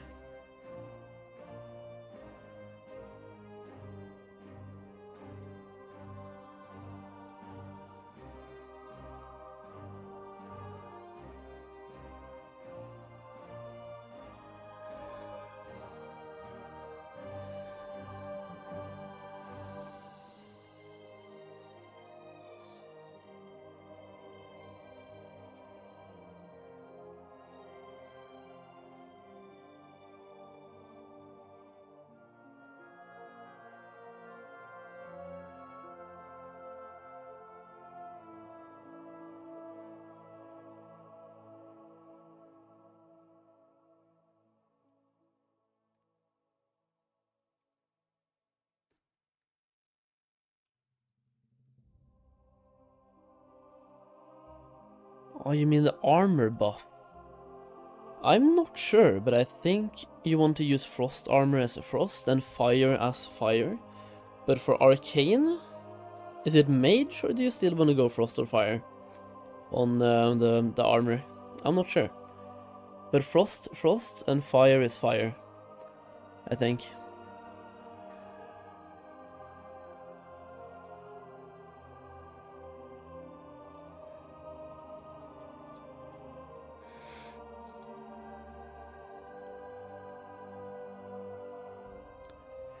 I was so confused. But it makes sense now what you just said, yeah, but I was so confused there for a second.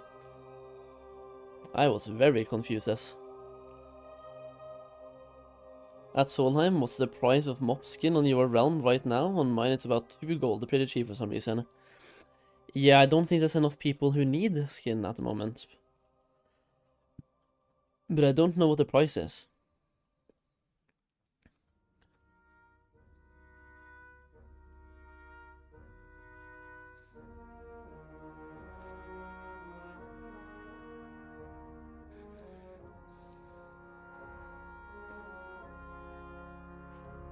So each tailor needs 60 bolts for their daily cooldown craft, right? So 60 bolts every single day is what I need.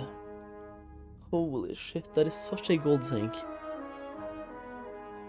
That is 60. That's like 3,000 gold per day spent on daily for tailoring. Hey, Silver. Hey.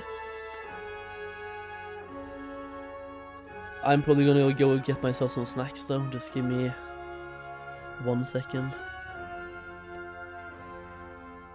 Yeah, I'm pretty sure that for mages, like frost mages use the frost buff and fire mages use the fire buff, but I have no idea about arcane. The whole idea about arcane is so new to me because they weren't really ever good. In this expansion, you wanted to play frost until fire, and then, yeah, those two specs. But with the buffs to arcane, arcane is playable. Not just playable, they absolutely demolish. I'm gonna BRB in like 2 minutes.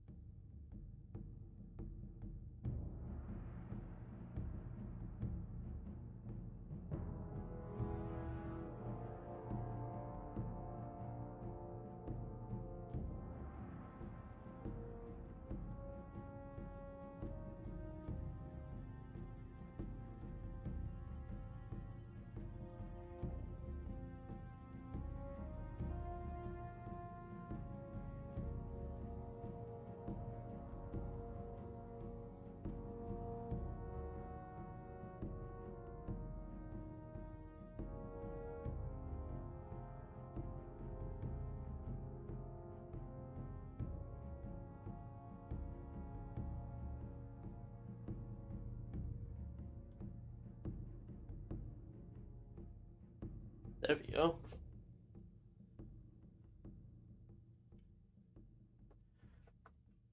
Got myself a snack bowl. Wait, has it started? Is it finished crafting? No way. It's finished? I think I have a few more though.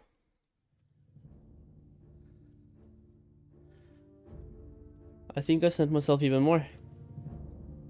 This is not enough bars.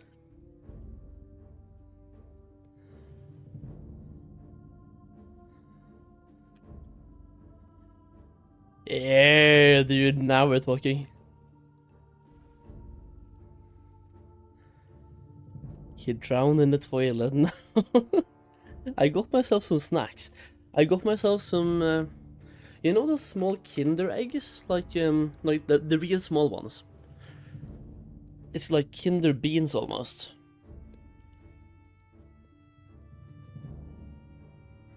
They are really good.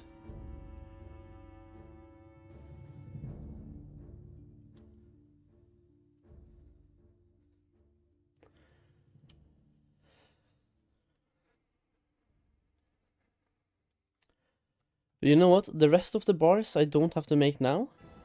We can come back and make these later. Just gonna send these bars to that guy. Send all the bars really to that guy. And then we can keep doing alchemy stuff. The bars we just make later. That is second monitor work while doing whatever else. Bottom riddle of steel proc? Wait, what do you mean? Boom! Grats. Grats.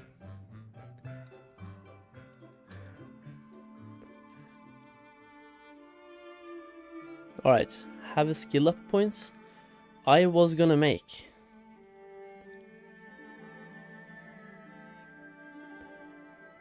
I mean, now they're all yellow. Right, I was gonna start transmuting, wasn't I? Trillion bars. With the ghost iron. Or do I keep making this for a while? I do lose gold every craft here though. Transmutes, I do make gold. Or we get the gold back. I think that's the best thing we can do.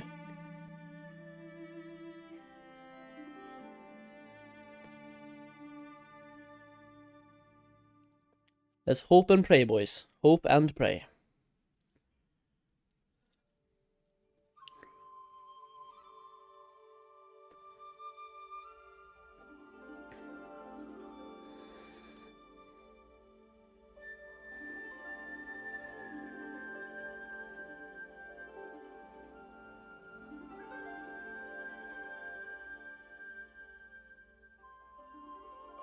Bruh, I'm 600.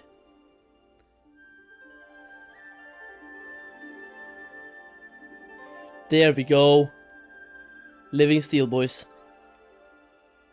Living fucking steel.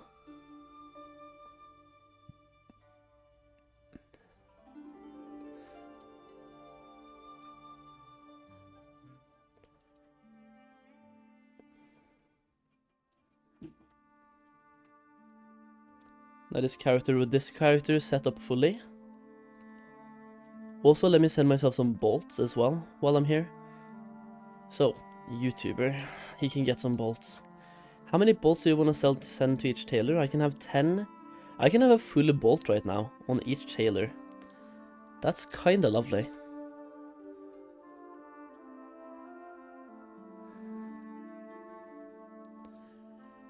Let's hope pray proc, yeah? Let's hope pray proc. Fuck's sake. Suck ass. Suck ass, bro. Shit game, man. The game is trash, dude.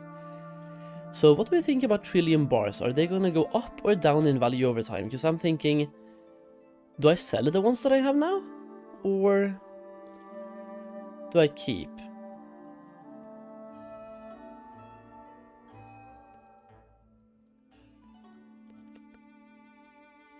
Holy moly. I went to bed and got up and you're still on. Yo, Wired, how are you doing, bro?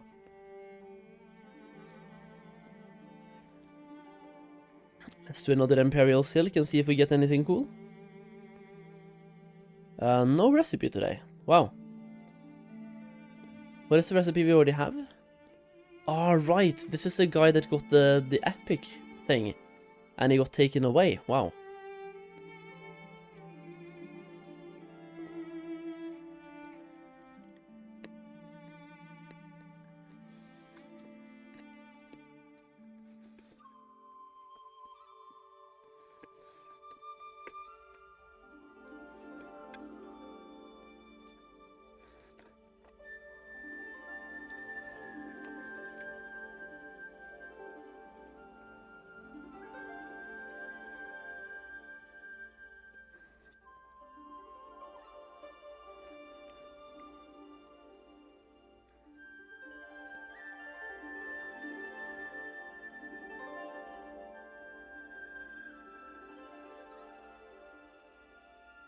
You think I should sell 50% of the trillium bars as well?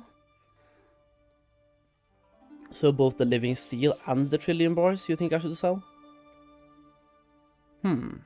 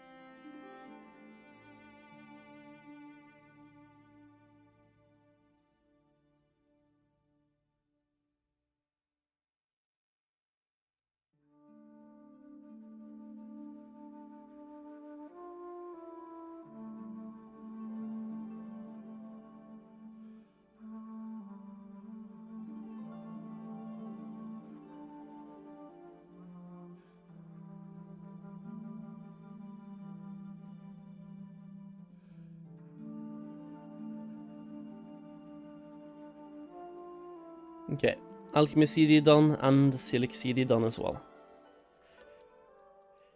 That is one alchemist setup, boys.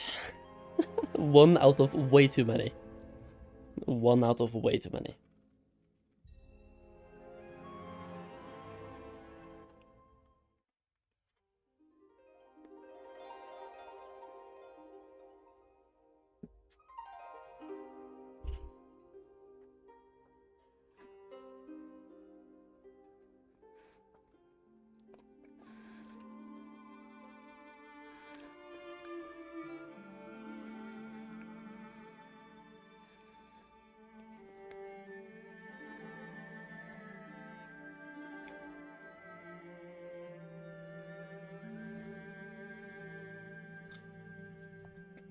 %, nice. That's dude. The last push. The pattern I crafted yesterday has now gone. What happened?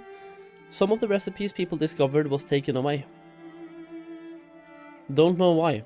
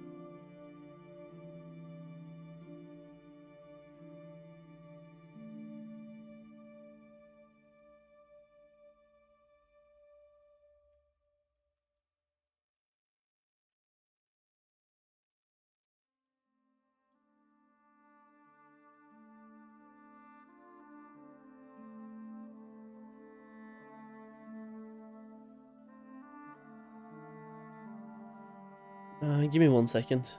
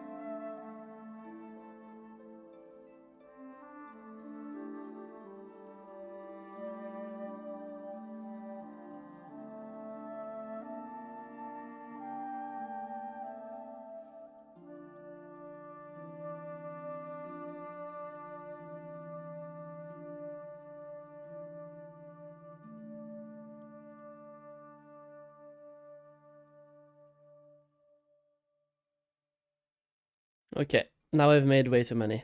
I will say AFK. But that's fine. At least we got this one that we can make. Gonna make quite a few of that one.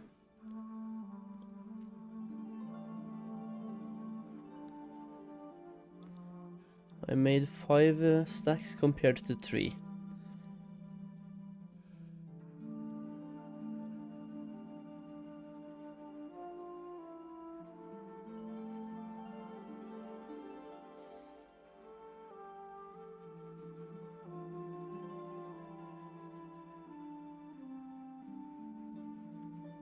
Elixir of the Rapids.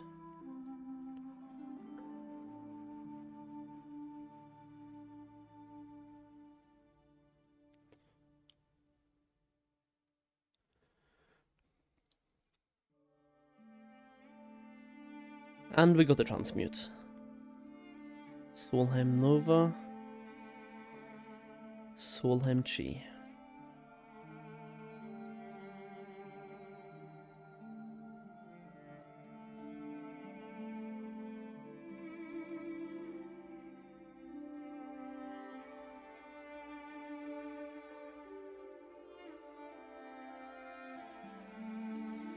I will need to send myself way more bars though.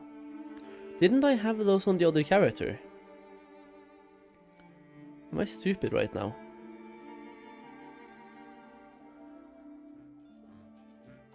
I'm gonna log over and check it out. I did proc 4 on the Trillium Craft though, that's lovely.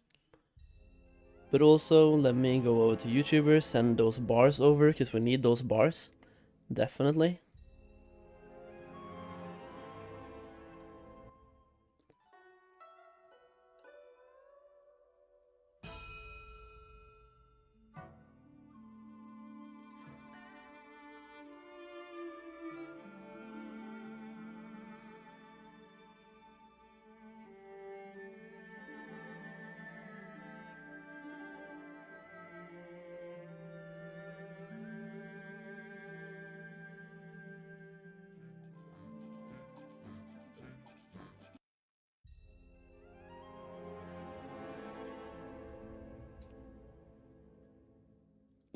You can't discover recipes if you're just crafting grey items. You can discover recipes that are up to that skill. But ideally you want to get to 560 as soon as you can, and then just craft whatever you want to. 560 is like the magic number that you really want to get to.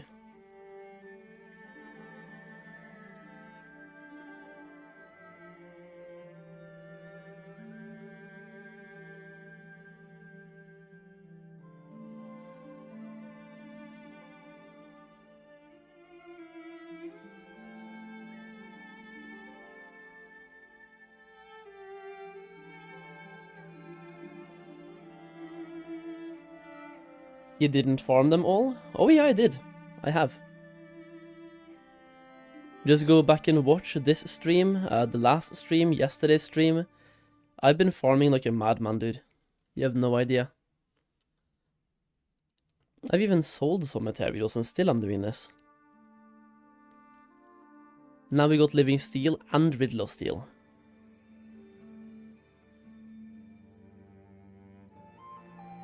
Still no proc though, that's really sad.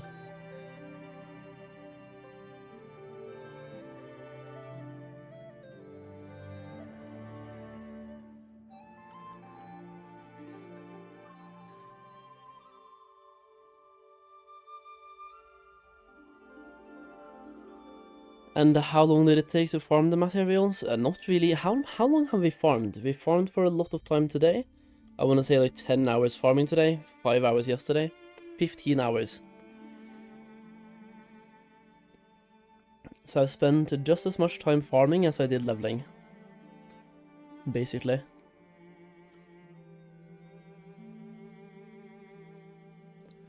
Imperial Silk. Wait, yo, one of my 522s are still here. The fuck? No, now it went away. Let me see if it was due to the have a skill up thing. Yeah, now it went away. On my first craft, it went away. Ah, interesting.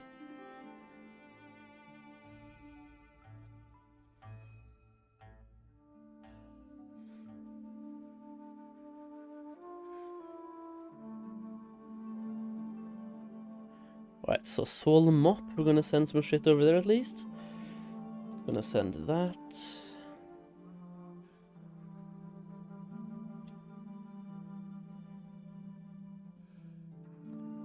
I'm gonna send the flasks as well that I have. The potions are really not worth that much. And then we send Solheim DK the potions. I think I'm just gonna start vendoring potions now as well, because like, then there's no point in having this many. Oh yeah, I have to send these. And then we go to the next character. Now we have 2 of 2 on this one.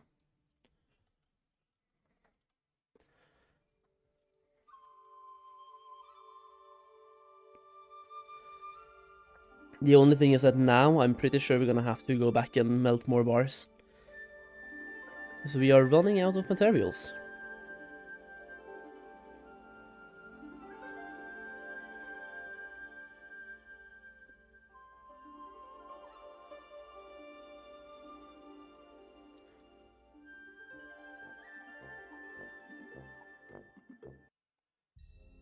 Oh yeah, by the way guys, while I remember, the stream has been up for 11 hours and 43 minutes.